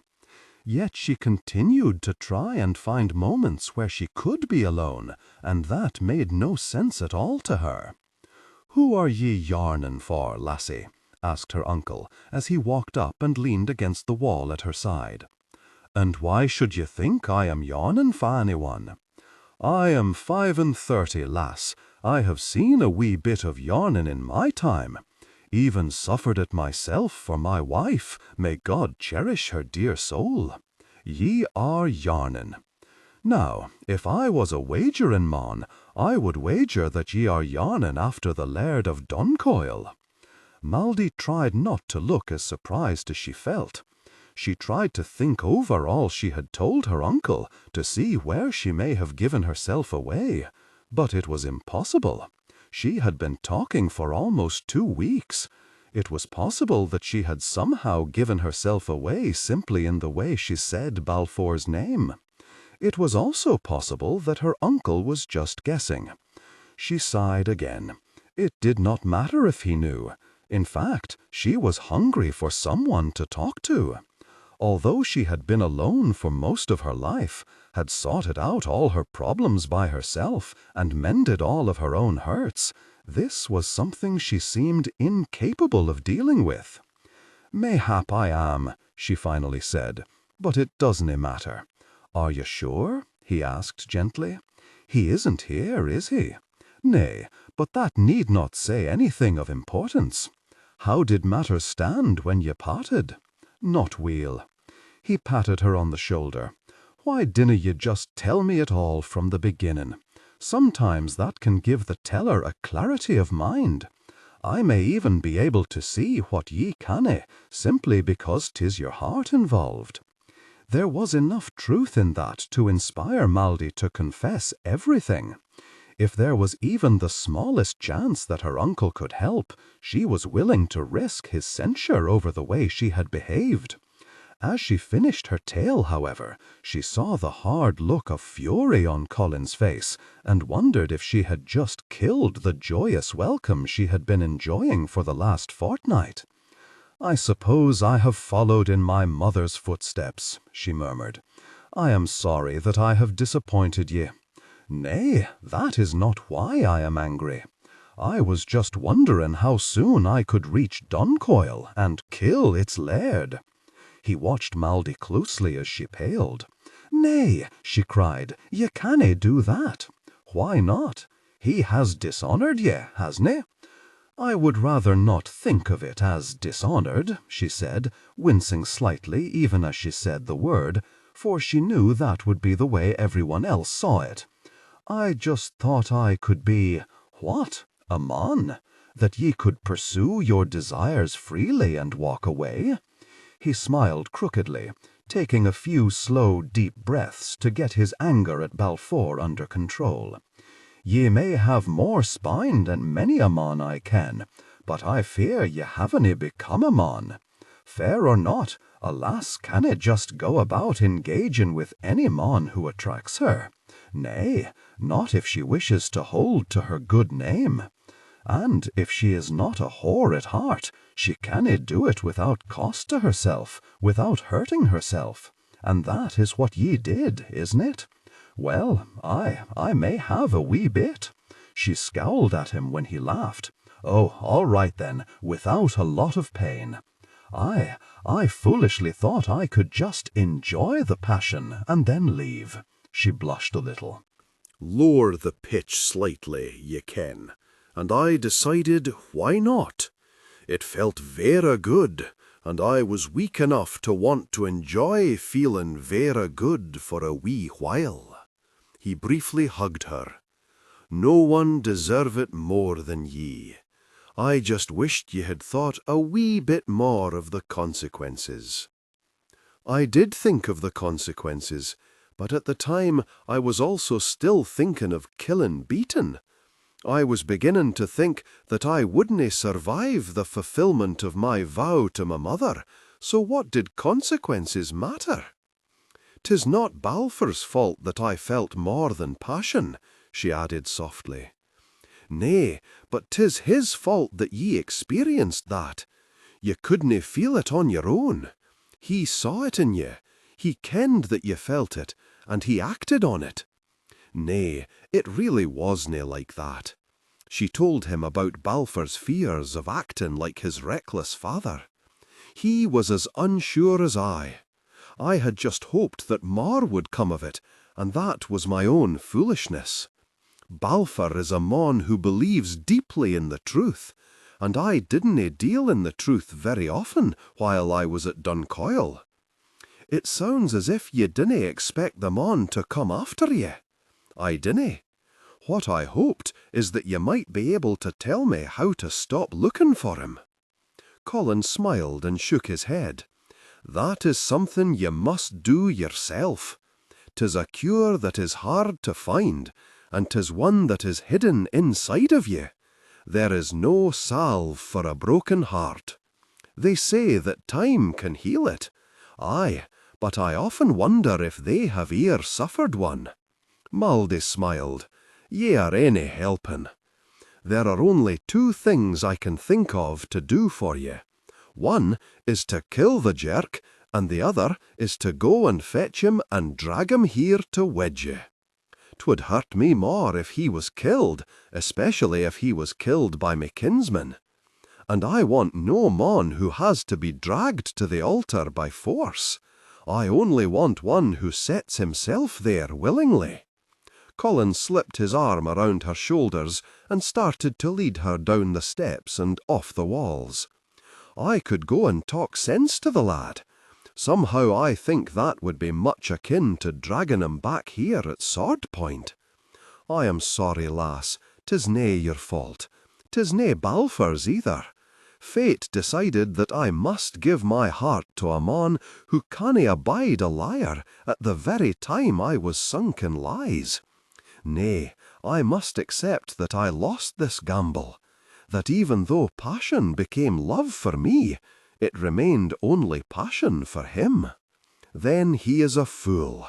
Mayhap I will soon think so too, and I am sure that will help cure me of yearning for him. 'Tis hard to ken that ye could love someone so much, and they dinna feel the same. Mayhap near can. 'Tis even harder when ye ken that it may well be all your own fault. Your sins werena that big, lass. If the mon loves ye, he will forgive the wee lies ye told.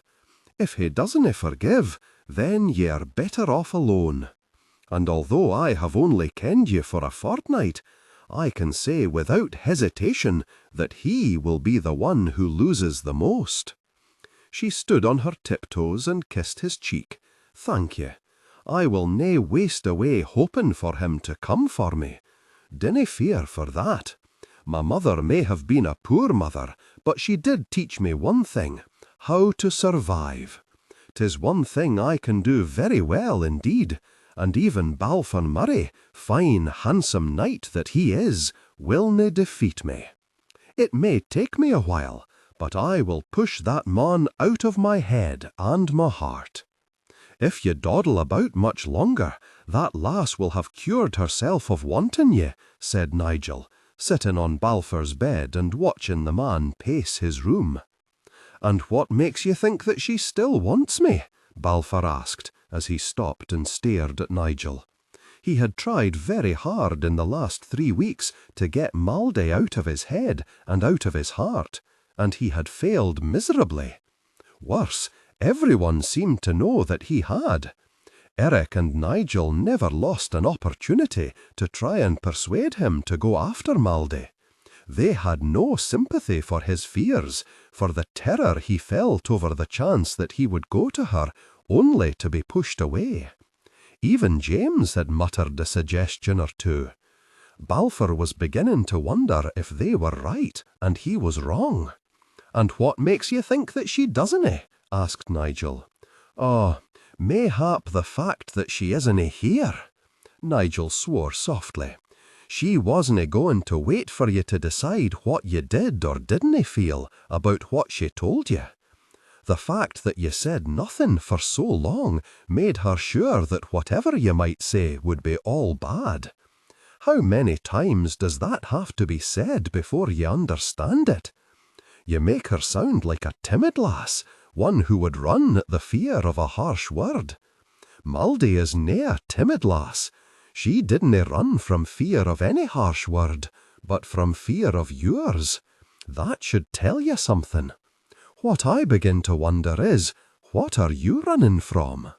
Balfour sighed and sat down on the end of his bed. "A hard question, but mayhap one ye should ask yourself. Aye, and mayhap one I should have asked sooner. I dinna wish to ride there and present myself, heart in hand, only to discover that she left because she was done with me.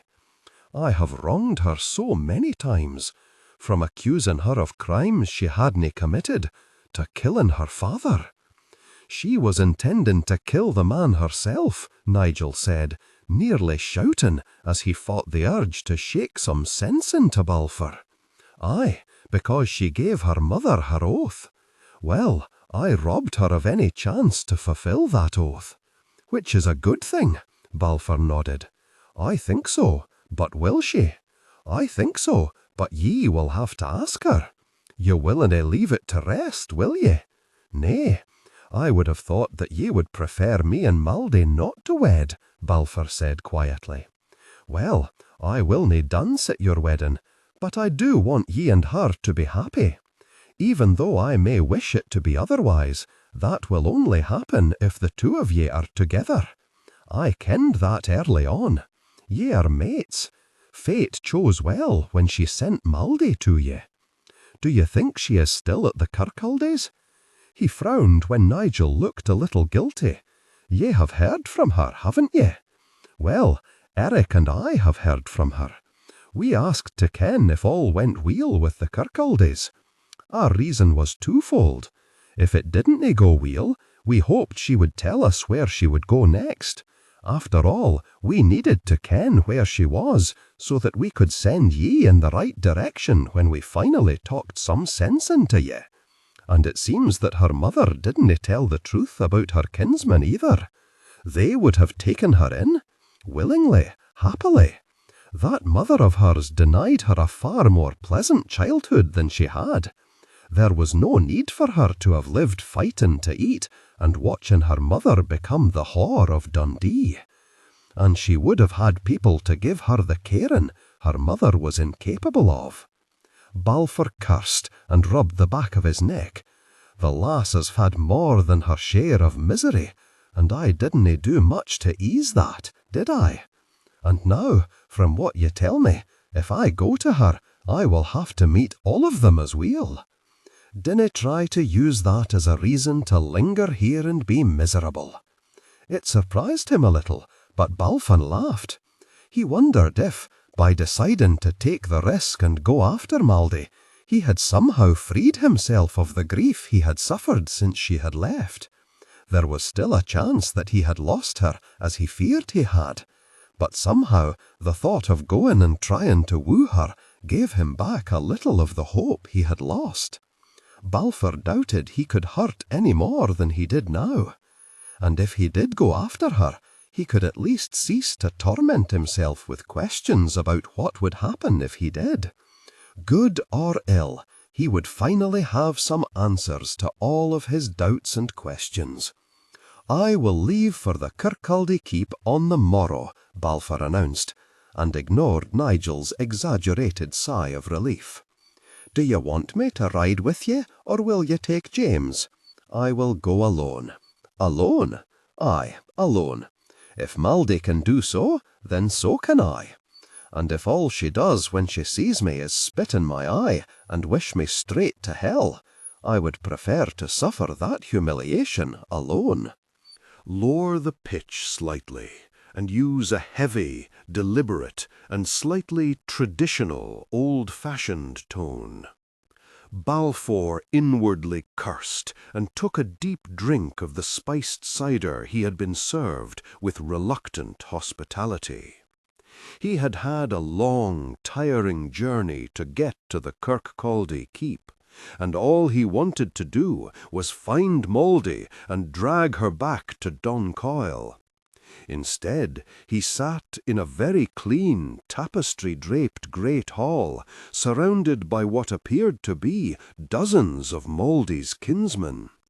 If that was not discomforting enough, they were all staring at him as if he was a threat to her, and many of them had the same striking green eyes that Maldy did.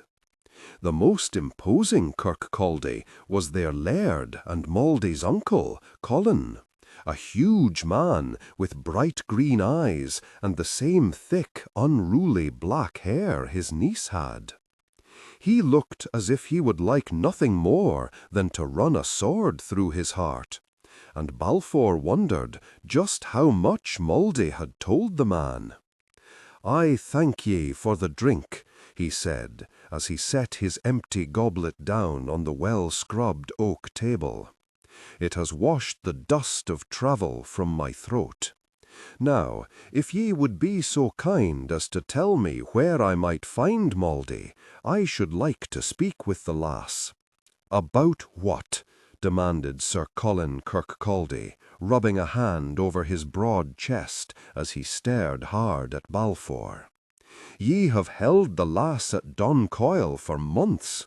I am thinking ye had more than enough time to say whate'er ye wished to her. Aye, and more than enough time to say some things ye should ne'er have said at all. Mayhap, sir, while she was there, I didna ken exactly what I wished to say. And, mayhap, now that she has been returned to her kinsman, she doesn't wish to hear it. Aye, true enough. But what harm in letting me speak my piece? I believe wee Mouldy has the spine to tell me aye or nay, or bluntly wish me gone from her sight. The lass has more spine than some men I know. Colin frowned at Balfour and softly drummed his long fingers on the table. The child has had a hard life, and I dinna think she will e'er tell us all she had to endure. She was cast aside by her father, though that was truly for the best, and treated poorly by her mother. My sister had more pride than wit. She should have brought herself and that wee bairn home, not hidden herself away from us until we all thought her dead. An even larger crime, to my way of thinking, was how she raised that child to believe that we all wished for such a separation. Nay, the woman's worst crime was raising Mouldy to be her sword of vengeance. Balfour smiled coldly when Colin and some of the other Kirkcaldies stared at him in surprise. Ye ken that, do ye? Colin refilled Balfour's goblet, watching the man closely as he did so. I should like to boast that I guessed it all upon my own, that my wits were that keen. Howbeit, they arene, and I was too all-consumed with Beaton, with stopping his constant crimes against my clan, and with retrieving my brother Eric. Mouldy's brother, aye, and mine. Ye canna cast aside 13 years of fostering a child, of calling him brother and believing it, just because his blood proves to be of another clan. Colin scratched the grey spattered beard stubble on his chin. Ye didna say that when ye were first told the truth. I was told that ye didn't say much of anything. Balfour leaned back in his chair and felt his confidence slowly return. Colin Kirkcaldy was willing to give him a chance, to hear him out. He briefly wondered why Colin needed to know anything about his relationship with Eric, then inwardly shrugged. In some ways, Eric's future and well-being could be of interest to the Kirkcaldies, since the boy was blood kin to Mouldy. The way the boy was treated now, that all knew he was Beaton's son, could also tell the man something. And although he could rightfully declare such things a private matter, Balfour certainly had nothing to hide, and did not want the Kirkcaldies to think he did. I rode up to Eric and Mouldy heady with the sweet taste of victory. Ere I could speak, I was told that not only is the lass I want the daughter of the mon I had just killed, but so is the boy I have called brother for 13 years. Mayhap I am not as quick of wit as others, but I found such news enough to steal away both speech and thought. Aye, especially since the reason for the long bloody feud was that all thought my father had betted Beaton's wife and got her with child, and now Mouldy was telling me that it wasn't true. Well, not all of it, leastwise. She then added to my shock by telling me the true reason she had been on the road to Dublin, that she had come to murder her own father. Aye, and she added that she had planned to use me and mine to achieve that vengeance. I needed time to think o'er all I had been told, and she gave me none, fleeing Doncoil ere we had cleaned our weapons of the blood of the Beatons. That was nearly a month past, my friend. 'Tis nae that long a ride from Doncoil to here. I have slow horses, Balfour drawled, then inwardly cursed when Colin just grinned, while a few of the many other Kirkcaldies crowding the hall softly chuckled. She gave me no reason for why she was leaving. She just left. No fare thee well, no explanation, not even a thank ye for helping me exact the revenge I sought. I was left to find my own answers for all she had done, for why she had fled, and none of them suggested that she would wish me to follow her. If naught else, I had just killed her father. She cared not for the bastard. So she said. So everyone kept reminding me. But even if that were true, then there remained the fact that I had robbed her of the revenge she had been seeking for so long. She had made a deathbed vow to her mother, a blood oath, and I had just stolen all chance for her to fulfill it. If that had troubled the lass, ye would have kenned it. She wouldna have quietly slipped away. Nay, though I have kenned the lass for less than a month, I can say with confidence that she would have let ye ken she was angry. Colin crossed his arms over his chest. Do ye ken what I think? I think ye were sulking. Did ye really expect our Mouldy to sit about and placidly wait for ye to decide what ye did or didn't feel about all she had just told you, or what ye did or didn't feel about her? I felt she should have given me a day or two to swallow all she had told me. 'Twas a bellyful. My lover was my enemy's child. My brother wasn't my brother. A long, costly feud had been based upon a lie. A bairn had nearly been cruelly murdered because of that lie, and might still be deprived of his birthright because of it. And the lass I trusted admitted that she had lied to me from the beginning. Ye didn't trust her the whole time she was there. Ye seem to have won the lass's confidence, Balfour murmured, a little surprised that Mouldy had told the man so much. Nay, I didn't, and in the end it was revealed that I was right to wonder what game she played. She had a lot of secrets, and she had lied to me. Now, although I can understand your concern for your niece, our discussing all of this only keeps me from seeing her. I have told ye all I mean to. Whate'er else needs to be said must be between me and Mouldy. She is on the east side of the loch. Balfour tried not to gape at the man as he slowly stood up. That is it? No more questions? Ye are any even going to ask me what my intentions are? Colin just smiled. I feel they must be all that is honourable, or ye wouldn't have chased the lass down. Ye certainly wouldn't have sat here trying to patiently answer my questions, some of which were most impertinent. And if ye just mean to further shame the lass, ye will ne'er leave my lands alive. Now, see if ye can get the full lass back here for the evening meal. She hasn't been eating as she should. Balfour almost laughed as he stared at the man.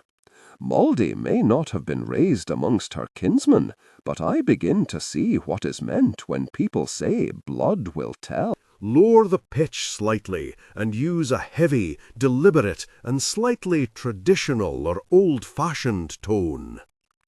As soon as he mounted his horse, it took all of his willpower not to gallop out of the Kirkcaldy keep and race for the loch. The thought that Colin might see him or hear of his haste and have a hearty laugh gave him the strength to act as if he felt no real urgency.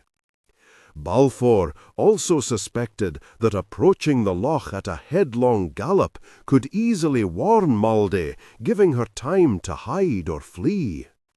The last thing he wished to do was to spend more precious time hunting her down.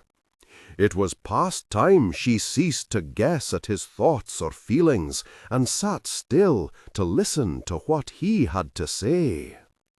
Mouldy sighed, baited her fishing line, and dropped it into the water.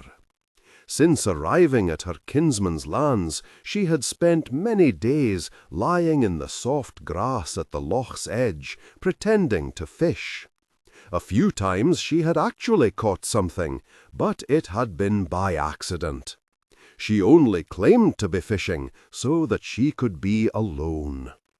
Her uncle Colin was a very clever man, and she suspected he had guessed her game, but he said nothing. At times she caught a fleeting glimpse of one of her many kinsmen, so she knew she was being watched, but she did not really mind. The guards her uncle set around her never disturbed her solitude, so she felt no urge to complain. Most of her was still delighted beyond words to have found her family and be warmly accepted by them. There was a small part of her, however, that found such a large family very difficult to adjust to, even after a month of trying. She was accustomed to being alone, to having no one save her mother to speak to, and, quite often, her mother had been either sullenly silent or sharp-tongued and angry. Those ill moods had grown so frequent in the last year of Margaret's life that Maldy had rarely spoken to the woman. Now, suddenly, she was surrounded by people who loved to talk, boisterous, friendly people. There were times when she had to escape to the quiet of the loch, had to steal a moment to be alone with her thoughts. Although, why I should continually seek that, when they arena vera pretty ones, I dinna ken, she muttered to her reflection in the still, clear water. I should be running away from the cursed things. Balfour still remained prominent in her thoughts, and that angered her. It had been a month since she had seen him, longer since she had been kissed or held by him. He should not be haunting her, not so strongly or frequently. She loved him, but that love had not been returned, had not even been acknowledged by either of them, and it had not been strengthened by word or touch or even sight of the man in weeks. Maldy did not understand why her stubborn heart was so reluctant to let the man go. It hurt, and she could almost hate him for that, except that she knew it was not Balfour's fault, not completely. He had made her no promises, never once speaking of anything but the passion they shared. She had tried to talk sense to herself time and time again, but her heart simply refused to listen to reason. It had decided that it wanted Balfour Murray, despite her better judgment, and it now refused to let him go. A soft noise in the grass pulled her from her dark thoughts, and she looked behind her, gaping up at the man standing there. As she stumbled to her feet, she wondered wildly if her mind or her heart was playing tricks on her. She then thought of running, but sternly told herself not to be such a coward. Maldy straightened her shoulders and tried to calm the rapid beating of her heart. "Why are ye here?" she asked, inwardly cursing the tremor in her voice, for she did not want Balfour to guess how tumultuous her emotions were. "I have come for you," he said, stepping closer and effectively trapping her between him and the loch. "Ye left without saying farewell, sweet Maldy." He watched her closely, but, except for a darkening of his fine eyes, she could not read his expression. To her astonishment, she could not sense any emotion in him at all. It was as if he had shut himself away from her completely. Maldy wondered when and how he had gained that skill. It was a very inconvenient time for him to learn how to shield himself. She shivered, feeling chilled by the loss of her ability to touch him in that way. "No one likes the bearer of bad news," she muttered. "How is Eric?" "The lad is hale. All of his bruises have healed. What did you think I would do to him? Nothing bad, truly." She dragged her fingers through her hair and grimaced. "I was just worried about him. He had suffered an ordeal. All he had once thought was true had been shown to be a lie. A man he had been taught to hate, a man who had tried to cruelly murder him ere his life had truly begun, was shown to be his true father. Aye, and although he told me that all was well, I did wonder how ye and the others might truly feel about that. Eric is my brother, he shrugged. I canna change what I have felt and believed for so many years, simply because I have discovered that the lad and I dinna share a blood kinship. Until Eric told me how the truth had been revealed, I did, for a brief time, wonder how ye could have been so cruel as to tell him something he didn't need to know, something that could only hurt him.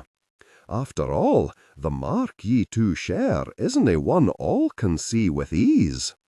Then all I had to try and understand was why ye had lied to me, and why ye lacked the courage to stand and face me. I didn't think ye would wish to see me again after I had deceived ye. Balfour reached out and took her by the hand, tugging her into his arms. Did ye not once think that I might wish to hear the why of it all? I told you the why of it after the battle. She tried to remain taut, to resist the allure of being back in his arms, but it had been too long. Slowly she rested against him, encircling his trim waist with her arms. I told you everything. Oh, aye, and you started with the worst news, the most shocking. After you told me that ye were Beaton's daughter, that your own mother had made you vow to come to Dublin and kill your own father, and that my brother wasn't truly my brother, can you be so very surprised that I wasn't listening too closely to anything you said after that? She looked up at him and tried to think back to the day of the battle. It was hard, for what she wanted to do was savour the beauty of him, kiss those firm lips, and longed for intimate closeness on the soft grass. Maldy pushed those thoughts aside, certain they would return with a vengeance, and relived the moment she had told him the whole ugly truth. She had thought the still, wide-eyed look upon his face had been shock and anger, but now realized that he had been stunned. The truths she had told him had hit him like blows to the head, each one scrambling his wits until he simply heard no more. She had not actually felt anything from within him, had not really been aware of his emotions at all. Maldy realized that she had decided how he would feel and had never looked any further. She had also been too concerned with her own turbulent emotions, desperate to keep them tightly controlled, to even try to touch upon what Balfour had been suffering. Well, it doesn't really matter how ye have or haven't accepted the truth, for one thing hasn't changed, she said. Not fully meaning what she said. It did matter. She was just not sure she wanted to know how he felt about it all, for the truth could easily add to the pain she was already suffering. I am still Beaton's daughter, the spawn of your greatest and oldest enemy. My greatest and oldest enemy is the English. Balfour almost laughed at the way she stared at him somewhat stupidly. Many men would hold her bloodline against her, but he did not care what it was. He knows some of that was because he had come to know her before he had discovered who had sired her. There had been time to learn about her, time to see that she carried none of Beaton's taint. It was not going to be easy to convince her of that, however. Lower the pitch slightly and use a heavy, deliberate, and slightly traditional, old-fashioned tone. Even after staying with her Kirkcaldy kin for a month, Maldy was obviously still deeply concerned about carrying Beaton's blood in her veins. There was also the fact that he did not feel much like talking. It had been too long since he had held her, too long since he had kissed her, and far too long since they had shared intimacy. He touched a kiss to the top of her head, breathing deeply of her scent as he smoothed his hands down her slim back. She trembled, and he felt his desire leap to life in response to that sign that she might still share his hunger. Balfour knew they had a great deal to talk about, but as he tilted her face up to his, he decided that talking could wait. Mauldy only briefly considered refusing his kiss. There was so much they had to say.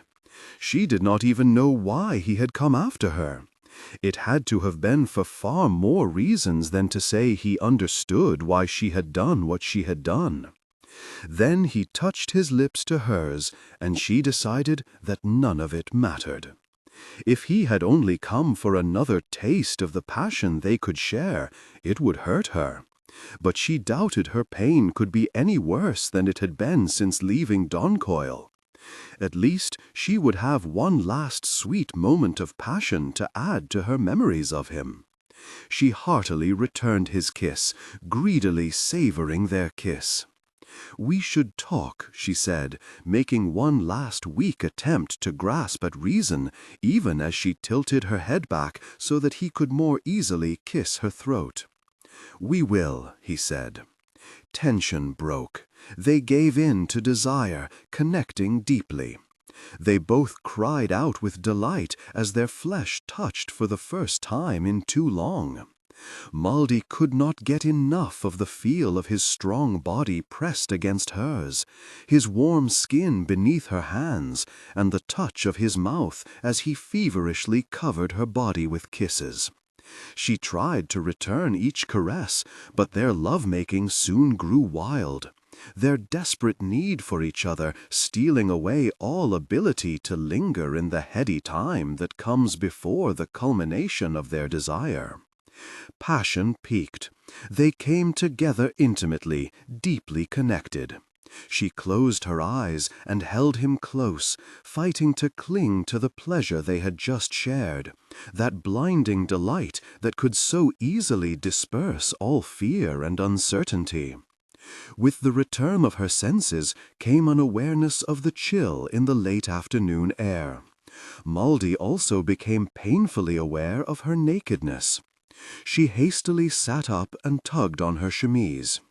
For the first time since they had become lovers, Mauldy felt the harsh sting of embarrassment. They had truly let passion rule this time, allowing it to hurl themselves into each other's arms while there was still so much left unsaid between them, so many troubles unsolved and questions unanswered. She recalled that she did not even know why he had hunted her down. Now that her blood had cooled, she feared she had made a grave error in judgment. One last taste of passion would not be enough to ease the pain of being a fool, and, if Balfour had come only to bed her, that was exactly what she would be. "Ye are thinking the worst of me, Arena, ye lass," Balfour said, as he sat up and wrapped his plaid around himself. "Trust me when I tell ye, lovin', that I wouldna ride so long away just for a moment of passion, sweet as it was." "Sorry," she murmured, casting him a weak smile. "As always, I acted upon what I wanted. Then, after I rushed ahead and was beyond redemption, I paused to wonder if I had done the right thing." She laughed, a short, self-abasing laugh. "I near do the right thing." Balfour pulled her into his arms. "Oh, aye, you do." "I betrayed you," she whispered. "Nay, although I did see it as such for a wee while. I wish I could find the words to tell you how very sorry I am for any pain I caused you with my mistrust. But what you did was nae betrayal. You told no one my secrets, and helped no one to harm me in any way. You didna act against me or my clan in even the smallest way. You just lied." She stared at Balfour in surprise. "Just lied? Aye, and you did a poor job of it too. You twisted your tongue into knots, trying not to tell me the truth, yet not tell too big a lie.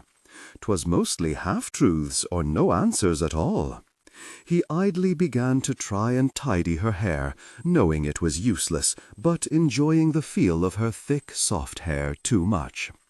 After I calmed enough to see beyond my anger and hurt, I looked more closely at all ye had told me.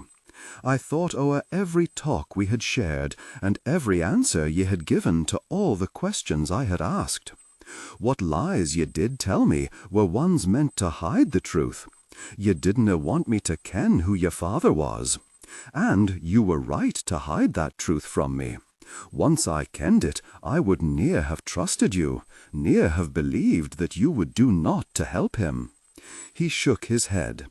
'Tis unfair to hold a child at fault for what was done by a mother, a father, or any other kinsman. I can it well. Howbeit, learning that Beaton had sired you would have made me do exactly that. After all Beaton had done, ye canna blame yourself for that. She reached up to stroke his cheek, delighted beyond words that he had forgiven her for her deception, that he even understood why he had deceived him. I told you so little about myself, ye had naught with which to decide my guilt or innocence. And would ye have believed me if I had told you that I ached to kill the mon, that I was there to fulfill a vow of revenge? Balfour grimaced. Nay, 'tis hard to believe that a child would kill her own father, bastard though Beaton was. 'Twould also have been hard to believe that a wee lass such as your own self would do so. I almost succeeded, she protested, her pride stung. Then she sighed. 'Tis probably best that I didn't. Despite your vow to your dying mother, and the fact that Beaton deserved to die, 'tis probably for the best. Heartless filth though he was, that mon's death was not a worth your immortal soul. For a time, I wasn't sure which you would find harder to forgive, that I had robbed ye of your vengeance, or that I had killed your father. He fought the urge to heartily return her brief kiss, knowing that they needed to talk before they let passion rule them again. I then began to hope that you faulted me for nather. None of it troubled me. She snuggled up against him, savouring the feel of his strong arms wrapped around her. I had come to see the hard, cold truth about my mother. Margaret cared not for me. From the moment I was born, she had but one use for me, to avenge her lost honour. She would have also liked me to become a whore, so that she wouldn't have had to work so hard. But mostly she wished me to kill Beaton for her. I think I have always kenned the truth, but I pushed it from my mind, for it was a painful one. Even when I could no longer turn away from the truth, I struggled against thinking on it much, for I didn't wish to let loose all the ugly feelings it stirred within me. Balfour held her a little tighter, knowing there was nothing he could say or do to ease that pain. 'Tis they, Margaret and Beaton, who lost the most, Mouldy. They denied themselves the joy of a child, one who would have loved them well, and done any parent proud. He smiled when he saw her blush, even the tips of her ears turning a faint red. I fear we cannot choose our kinsman. 'Tis sad that you were cursed with such a heartless pair, but you rose from that mire clean and bonny, in soul as well as in body. I think you had better cease speaking so kindly, she said, her voice unsteady as she struggled to control a surge of emotion. 'Tis odd, but I feel near to weeping. He laughed and kissed her cheek. I have no skill with flattery and pretty words, and ye have no skill at accepting them. We make a fine pair. He slipped his hand beneath her chin and turned her face up toward his. Now, 'tis past time I tell ye why I hunted ye down again. Especially since I begin to think of foregoing talk again. Lower the pitch slightly, and she asked, her heart beating so hard it pounded painfully in her ears. The soft look in his dark eyes held such promise she was almost afraid to look into them. For you, I have come for you. He touched his fingers to her lips when she frowned and started to speak. Nay, let me say it all. Then all ye will need to say is aye or nay. There will be no confusion. I want ye to come back to Doncoil with me. Since ye left, 'tis as if all the life has fled the place. I need ye there. I need ye at my side. I want ye to be my wife, to be the lady of Doncoil. It took all of Maldy's will to stop herself from loudly crying out an immediate yes. He had said so much, yet not enough. He needed her, he wanted her, and he would marry her. She knew most women would think her mad to even hesitate, but she needed more. He was speaking of marriage, of being bound by law and God for life. She needed him to love her. For a moment she wondered if she could make him say it before she had to, then decided that that could take a long time. Men were so reluctant to bare their souls to a woman that, even if Balfour did love her, she could be wedded, shared a life with, and the mother of 3 of his children, ere he finally made mention of the fact. Although she dreaded baring her soul, she knew it was the only way. And, she mused as she steadied herself, he deserved the full truth. If they were to be married, it was also the best way to begin. She prayed that she was not taking too great a gamble with her heart. Once she had exposed all she felt for him, it would be that much easier for him to devastate her, even if he did not want or mean to. I want to marry you, she began, and, when he started to hug her, she placed a hand on his chest and firmly kept a small distance between them. Howbeit, I may yet say no. Ye speak of need and want, and we both ken that our passion is weel matched. What ye canna know, for I have worked hard to hide it from ye, is that I love you, Balfour Murray. She could tell little from the wide-eyed look upon his face and the sudden tautness in his body, so she doggedly continued, I may love ye more than is wise or sane, and have done so since the beginning. Mayhap it will make little sense to ye, but I canna wed ye, canna bind myself to ye for a lifetime, if ye dinna feel the same. Ah, my bonny wee lass, ye are such a fool. Or, mayhap we both are. Aye, ye will have love, possibly more than ye wanted times. Ye love me, she whispered, wriggling in his arms until his hold loosened enough for her to look at him. Her heart was pounding so hard, and she felt a little nauseated. Aye, I love you. I too think I fell in love the moment I set eyes upon ye.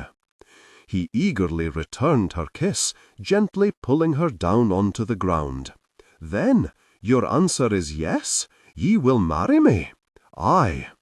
She started to kiss him again, then frowned, as a familiar sound cut sharply through the air. Was that a hunting horn? She asked as she sat up and looked around. Balfour laughed, sat up, and reached for their clothes. Aye, 'twas a hunting horn. 'Tis your uncle, Colin, telling us that we have been alone long enough, and, he tossed her gown, if we dinna appear before him vera soon, the hunt will indeed be on. He smiled at her when she frowned in doubt. Trust me, lass, if we aren't dressed and walking back to that keep vera soon, we will indeed be encircled by your grinning kinsman. Maldy grimaced as she got dressed. She was no longer alone in the world, able to do as she wished without answering to anyone. It delighted her, made her feel wanted and cared for the first time in her life. But as Balfour paused for one brief kiss before walking her back to her uncle's keep, she began to see that a big family could also be a big problem. "I think the days until we are wed are going to be long ones," she murmured, watching as nearly a dozen widely grinning Kirkcaldies appear as if from nowhere, and began to escort them back to the keep. Balfour nodded in heartfelt agreement. "Vera long indeed." Maldy grit her teeth and tried to sit still as Jenny fought to comb the tangles from her hair. She cursed herself for forgetting to braid it last night, for her restless sleep had left it in a sadly gnarled mess. It was going to take a lot of work to make it look good for her wedding, or at least as good as her thick, unruly hair could ever look. Her wedding, she thought, and sighed. She found it odd that her stomach could churn with fears and nerves, while her heart soared with happiness. It had been exactly 1 month since Balfour had told her that he loved her and asked her to be his wife. Aside from the time they had been apart, and she had thought him lost to her forever, Maldy was sure that this had been the longest month of her life. Balfour and she had seen less and less of each other, as the days had slipped by and more Kirkcaldies had arrived for the wedding. It had quickly become clear that her uncle was determined to keep them apart until their wedding night. They had not even been able to steal a kiss in days. Worse, she had not been able to woo those 3 sweet words out of Balfour again, and she was beginning to wonder if she had actually heard him say that he loved her, or had just dreamed it. There was a sharp rap at the door, and, even as she turned to bid the person enter, her uncle strode in. She frowned at him as he sat on her bed. He really was a fine figure of a man, tall and strong, his kind, good-humoured nature clear to see in his handsome face. Maldy was continually amazed that her mother could believe such a man would turn her and her bairn out into the cold. That Margaret would deprive her child of knowing such a good man was something else Maldy struggled to forgive her mother for. She even appreciated the similarity in their looks, the same wild black hair and green eyes, for it gave her a sense of belonging. Colin's constant guard over her and Balfour, however, was not endearing him to her at the moment. "I haven't hidden him under the bed," she drawled. Colin laughed. "I ken it. I just saw the lad pacing his room." "Pacing? That implies that he is troubled. Do you think he has changed his mind?" she asked, cursing the uncertainty that made her even ask such a question. She knew it was unreasonable, but she blamed her uncle for that, as his efforts to keep her and Balfour apart had ensured that all of her fears were not soothed by sweet words of love from her betrothed. "Foolish child," Colin scolded, but his smile was filled with gentle understanding. "Nay, he but suffers as all men do when they take a bride. Dinna they tell me that ye are any uneasy, for I will not believe ye." She smiled faintly and shrugged. "I am, yet I dinna understand it. This is what I want.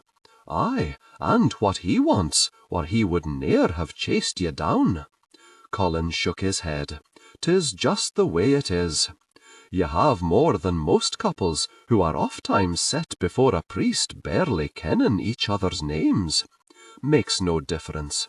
Ye are swearing vows afore God and kinsmen.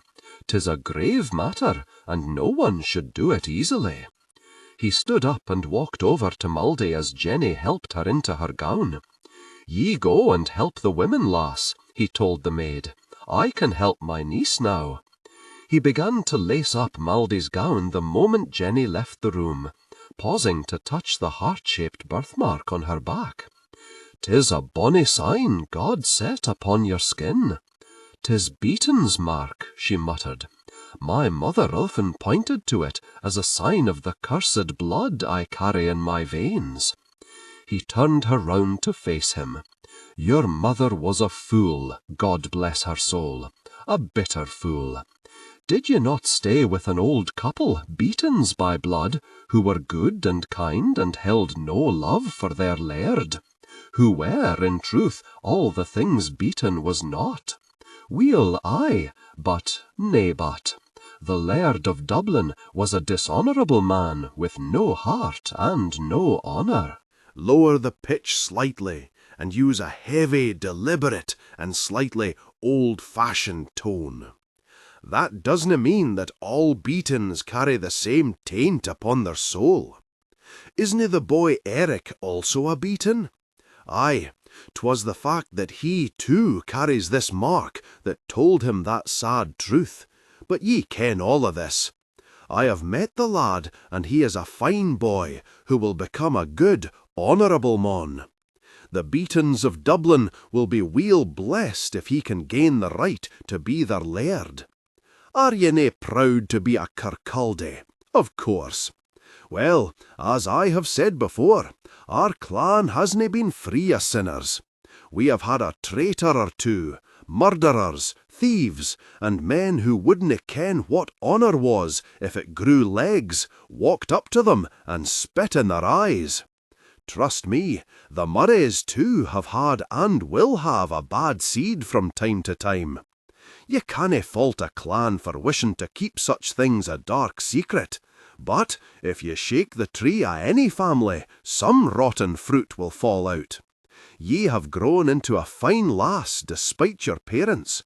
Be proud o' that. Tears choked her throat, and a deep blush seared her cheeks as she stared up at her uncle, deeply touched by the honest affection she could see softening his eyes. "Thank ye, uncle," she managed to whisper. "Ye haven't been told your worth vera often, have ye, lass?" he said, shaking his head. "It doesna matter." "Oh, aye, it does. A child needs to be told his worth from time to time if he is to grow up hale and strong, in spirit and in body. 'Tis that lack of deserved praise that makes you so quick to fear that your big brown mon is about to change his mind about marrying ye." "My big brown mon," she muttered, biting back a smile. "Aye, I have ne'er seen so much brown on a mon. Brown hair, brown eyes, brown skin. I hope he doesna wear something brown to stand afore the priest, or we might mistake him for a log." "Uncle," Mouldy cried, laughing as she lightly swatted him on the arm. "Be kind, he is a bonny mon." He slipped his arm around her shoulders and started to lead her out of the room.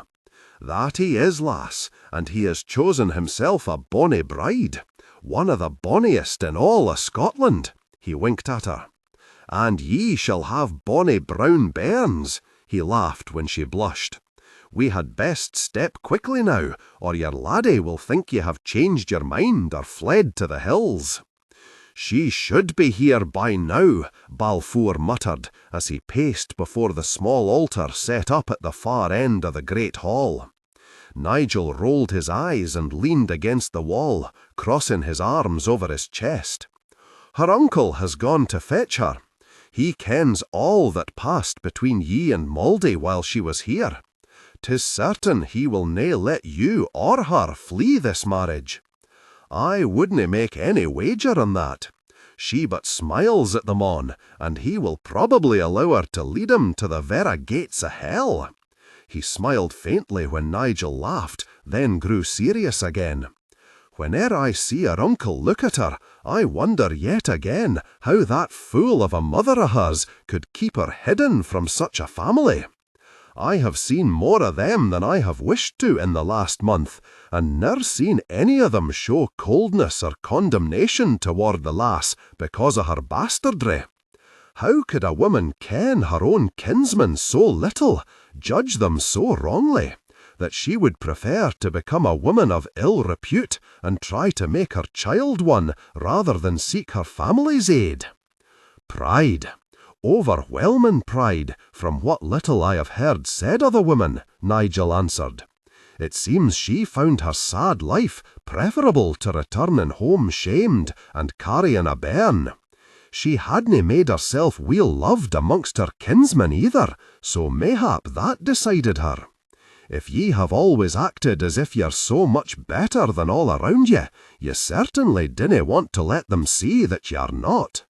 Let it lie, brother. 'Tisna something you or anyone else will ever understand. Moldy survived her mother's pride and idiocy, and survived it vera well too. Now, turn your attention to your marriage, for here comes your bride." Balfour looked toward Moldy and sharply caught his breath. She wore the soft green gown he had had made for her. It fit her slender body perfectly, and the rich colour flattered her. Her thick hair tumbled over her shoulders, its soft waves decorated with green ribbons. There was a light flush upon her cheeks, and he thought that she had never looked so beautiful. Wondering yet again how he had won the heart of such a woman, he walked over to take her hand from her uncle's grasp. "'Tis your last chance to consider the step ye take, Moldy," he said.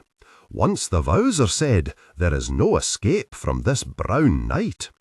Moldy smiled, remembering her uncle naming Balfour her big brown man. That made Balfour sound almost common, and as he stood there in his fine white shirt, draped in the plaid of his clan, he looked far from common. She wondered what madness had seized her, which made her think she could make such a fine laird content, then hastily shook aside that pinch of doubt. He said he loved her, and she loved him. She would have a lifetime at his side. There would be plenty of time to learn all that could make him happy.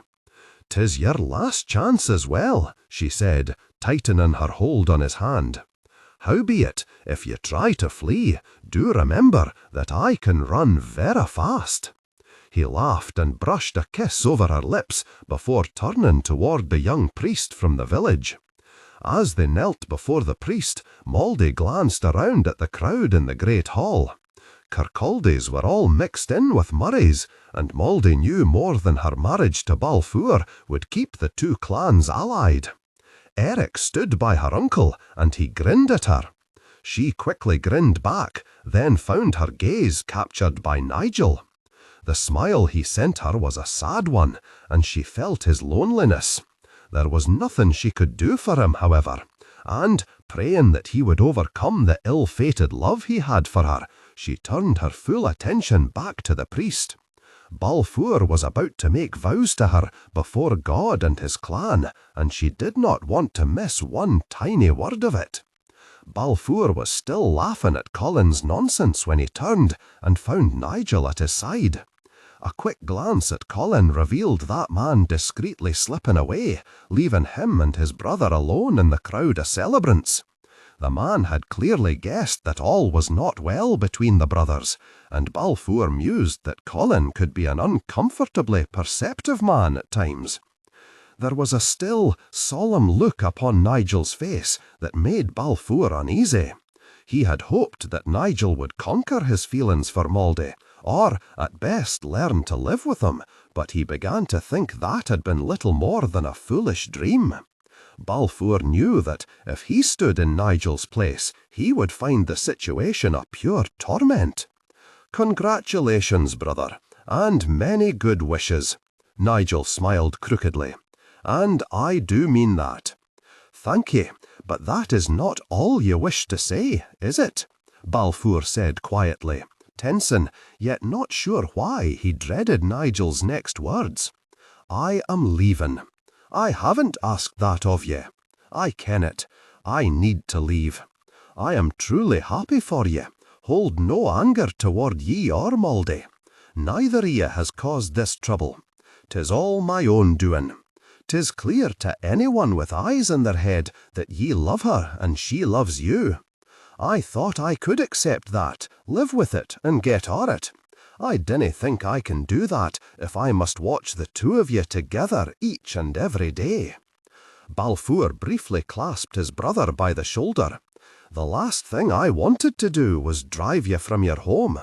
You're ain't driving me out," he said firmly. "I swear it. I am taking myself away for a wee while. 'Twill be easier to cure myself of these unasked for and unwanted feelings if the one who stirs them isna before my eyes. I dared not even kiss the bride, and, in truth, I fear what jealousy may drive me to do. I willna allow this to come between us, to hurt ye or her. Both of ye have been more tolerant and understanding than I deserve, and I dinna want to destroy that. Where will ye go? To France. The French are willing to pay a Scotsman to fight the English." Lower the pitch slightly and use a heavy, deliberate, and slightly traditional, old-fashioned tone. He smiled at the dark frown that crossed Balfour's face. "And ye can set that thought aside, brother. I dinna go to war seeking death. I may be in love with my brother's wife, and aye, 'tis torment, but I fear I love myself as weel. I go to kill the English, and mayhap this cursed feeling that causes us both trouble. That is all. Will ye stay for the morning feast? I will leave at first light. There are a few Kirkcaldies who set out for France at dawn, and I will ride with them." He briefly hugged Balfour. "I will nae be gone forever. I am nae a complete fool, one who will spend all his days yearning for what he canna have. I will be back." He sighed and looked around at the crowd. "And now I must go and tell Eric." Balfour watched Nigel disappear into the crowd and sighed. When Maldie stepped up beside him and took him by the hand, he held on tightly. She frowned up at him, and he realized she did not know about Nigel yet. He knew how easily she could sense how he felt, and so he forced all thought of Nigel from his mind. Unwilling to steal any of the joy of their wedding day, he decided he would tell her the sad news later. "Do you think we can creep away unseen now?" he asked as he tugged her into his arms. "I doubt it." She laughed softly and shook her head. "There are simply too many people here. We will have to nudge a few aside just to get to the doors. So I think all chance of slipping away unseen has been stolen." "Aye." He grinned and picked her up in his arms. "So let us make a grand show of it, then." Maldie laughed and buried her face in his neck as he strode through the cheering crowd. Some of the remarks hurled at them as they left the great hall made her blush. She recognized her uncle's voice bellowing out some of the more ribald suggestions, and swore she would make him pay for that. Getting out of the great hall did not end the gauntlet they had to walk through. There were people throughout the keep. They passed cheerful guests on the stairs and all along the upper hall. Maldie was almost surprised to find their bedchamber empty. "One of us has too large a family," she said, then laughed as, after he had loudly shut and latched the door, he tossed her onto the bed. Balfour sprawled on top of her and gave her a quick, hard kiss. There was more than enough room here until Kirkcaldies began to swarm through the gates. "Ye looked vera bonny in this gown," he murmured as he began to unlace it. "Aye, I did." She exchanged a quick grin with him. "I do like it, so mayhap ye could be careful." Her words were muffled by the gown as he yanked it over her head and tossed it aside. "I was careful. I didna rip it off as I felt inclined to." She curled her arms around his neck. "It has been a vera long time, hasna?" she whispered against his lips. "Too long. But 'tis our wedding night. We should at least try to control our greed." She wriggled free of his grasp to kneel at his side, smiling sweetly at his frown. Her desire for him was so strong it made her weak, and she found that an amusing contradiction. Maldy was determined to gain some control over her passion, however. This was her wedding night, a once-in-a-lifetime event, and she wanted their coming together to be something special. The first time she and Balfour were joined as man and wife should not be some hasty, greedy, blind coupling. She knew she was too hungry for him to fulfill all of her fancies, but she was determined to at least try and fulfill one or two. "I am feeling vera greedy indeed, lass," he muttered when he reached for her and she gently slapped his hands away. "As I am, but one of us must show some restraint, and 'tis clear that that will not be you.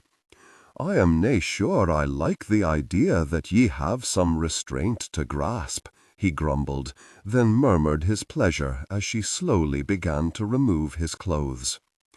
Maldy took every opportunity she could grasp to kiss him and stroke him as she tugged off his clothes. The way he trembled beneath her touch had her own passion soaring, and control grew harder to maintain. When he was finally naked, she kissed him from head to toe and back up again, careful not to linger over the pleasurable chore, knowing his need was already at a painful height.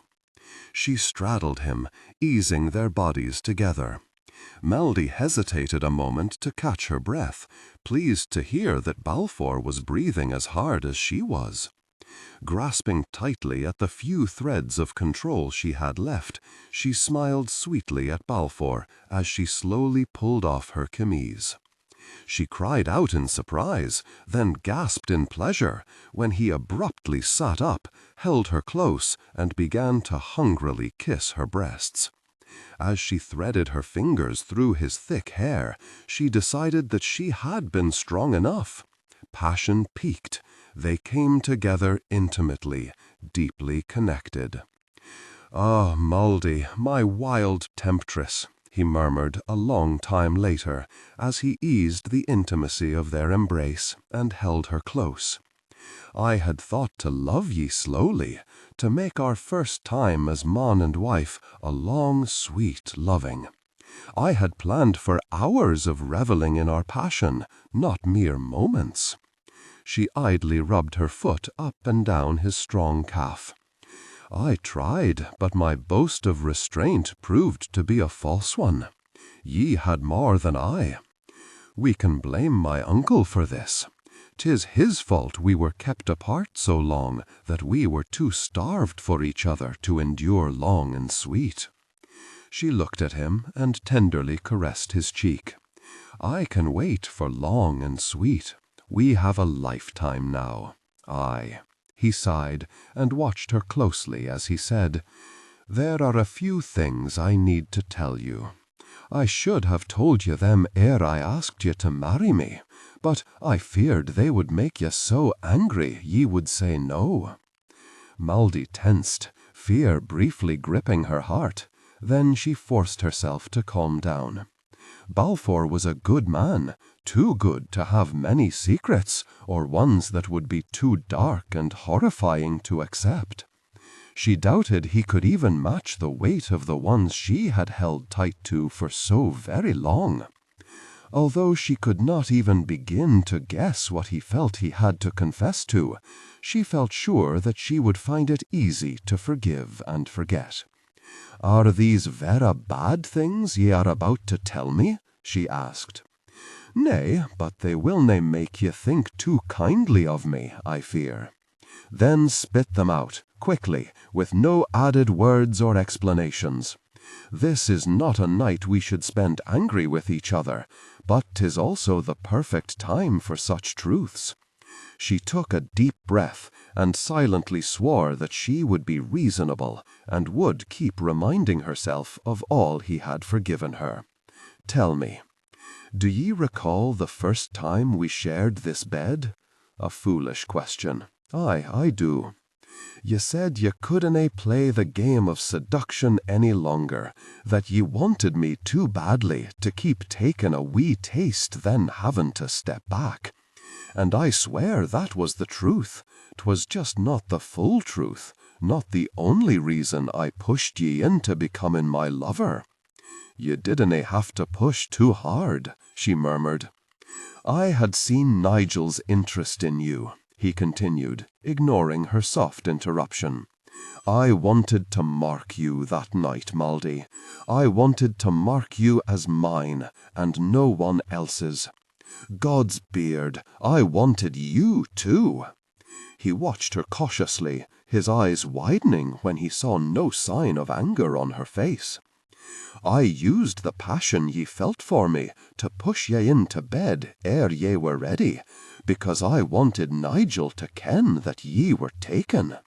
That is your big confession? She asked. Ye have been fretting o'er that for months, have ye?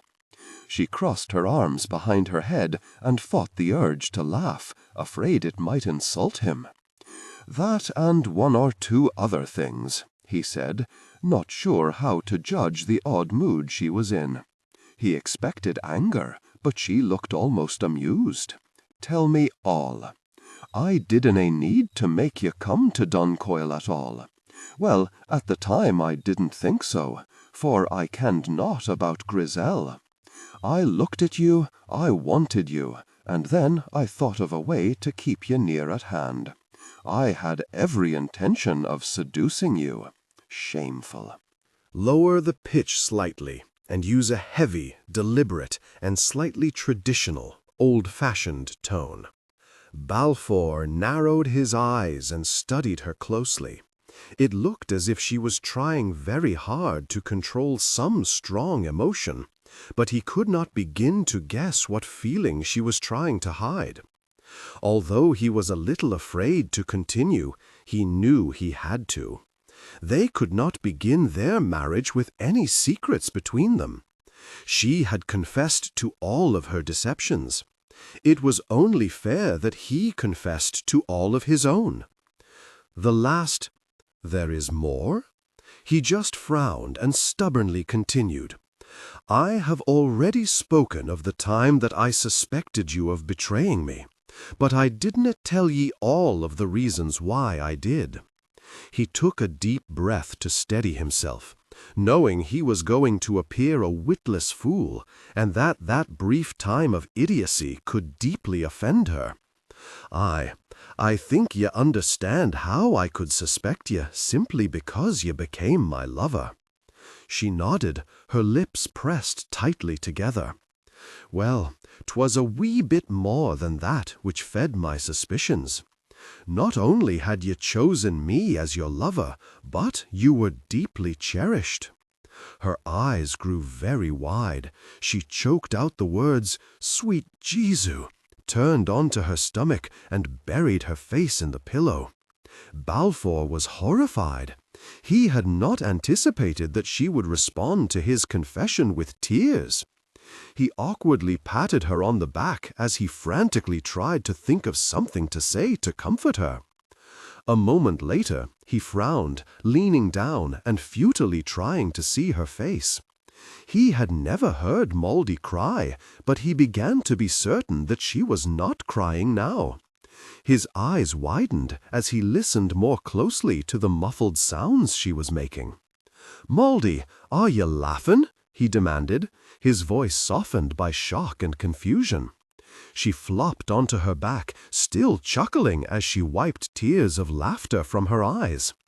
"Aye, and 'tis glad I am that ye finally guessed, for I was near to smothering myself in that cursed pillow. I am sorry, Balfour, I mean no insult." She reached out to touch his cheek. "Such dark sins ye confess.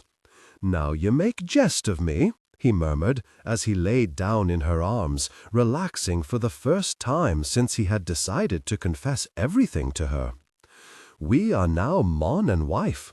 I wanted us to begin our marriage with only the truth between us. A laudable plan. But, Balfour, ye worried yourself or not. Aye, mayhap ye didna act in the most honourable way, but compared to the lies I told and the deceptions I indulged in, I fear yours simply dinna measure up." She grinned when he laughed. "Then I declare ye the winner in the games we played with each other." "Thank ye. Howbeit, it was not a right for me to plot so hard to seduce ye. Be at ease, my bonny brown mon. I was plotting as hard as ye at times." She readily returned his quick kiss. "I wanted ye from the start as weel. Aye, mayhap I didna plot and plan as ye did, but I grew verra skilled at telling myself lies, convincing myself that I could do as I pleased, e'en though most of the world and its confessor would condemn me for it. And I was even able to unfairly set all blame upon your shoulders from time to time. Ye forgive a man his faults verra easily. When his faults are that he wants me, desires me, and tries verra hard to get me, 'tis nae so hard. Nay, e'en the last sin ye confess to is verra easy to forgive. What woman can be hurt by the fact that the man she loves thinks she is deeply cherished? In truth, I am just sorry that foolish women left ye feeling so unsure of your worth that ye could think it odd that I would want ye. I love ye, Mouldy Murray." She smiled faintly when she grimaced. "What have I said now?" "Mouldy Murray." She shook her head. "I didna think this through verra weel at all. It has the taste of a lilt some minstrel would use when he canna think of the words." She giggled as he laughed. "'Tis music to my ears. I can think of no sweeter sound than that of your name joined with mine." She curled her arms around his neck. "Ye are getting much better with your flatteries, husband." Mouldy covered his hand with hers when he began to caress her, halting his gentle touch. "There is one more thing we must discuss ere we give in to the intimacy of our wedding night. No more confessions, please." "Nay, I have no more. I saw ye speaking with Nigel ere we left the great hall. The solemn looks upon your faces told me he wasn't wishing ye weel, that ye spoke of much weightier matters." She decided not to tell him of how she had felt the deep sadness between him and Nigel, for Balfour sometimes found her ability to sense a person's feelings a little uncomfortable. "Is there some trouble lurking around the corner that ye haven't told me about?" Balfour touched his forehead to hers. "Nay and I. There is no enemy trying to kill me or mine, or take my lands. This trouble lurks within our own family. Nigel will not be at our morning feast." "Why?" she asked in a soft voice, dreading his answer. "He rides away at dawn to fight in France." Mouldy could hear the pain in his voice, and she held him close. "I am so sorry, Balfour. This is not your doing." "Of course it is my doing. 'Tis because of me he is leaving, isn't it?" "Nay, 'tis because he loves you as any mon with good eyes and a heart must.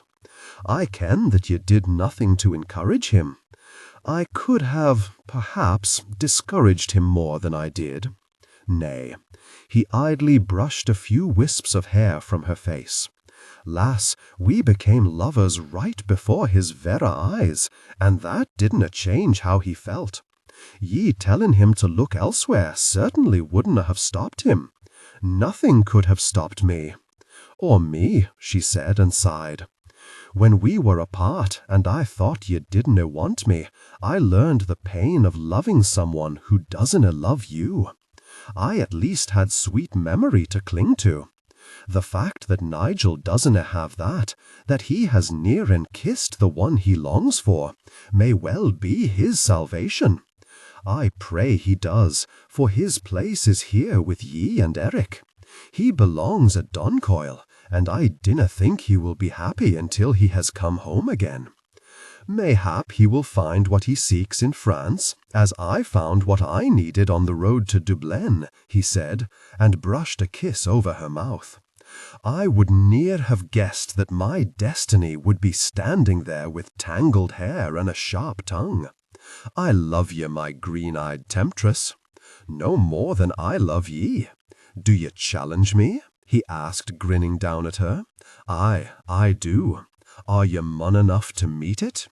It could take a long time to decide a winner. We have a lifetime, she murmured, and I can think of no better way to spend our years together than in showing each other how much love we have. Neither can I, Mouldy Murray, neither can I.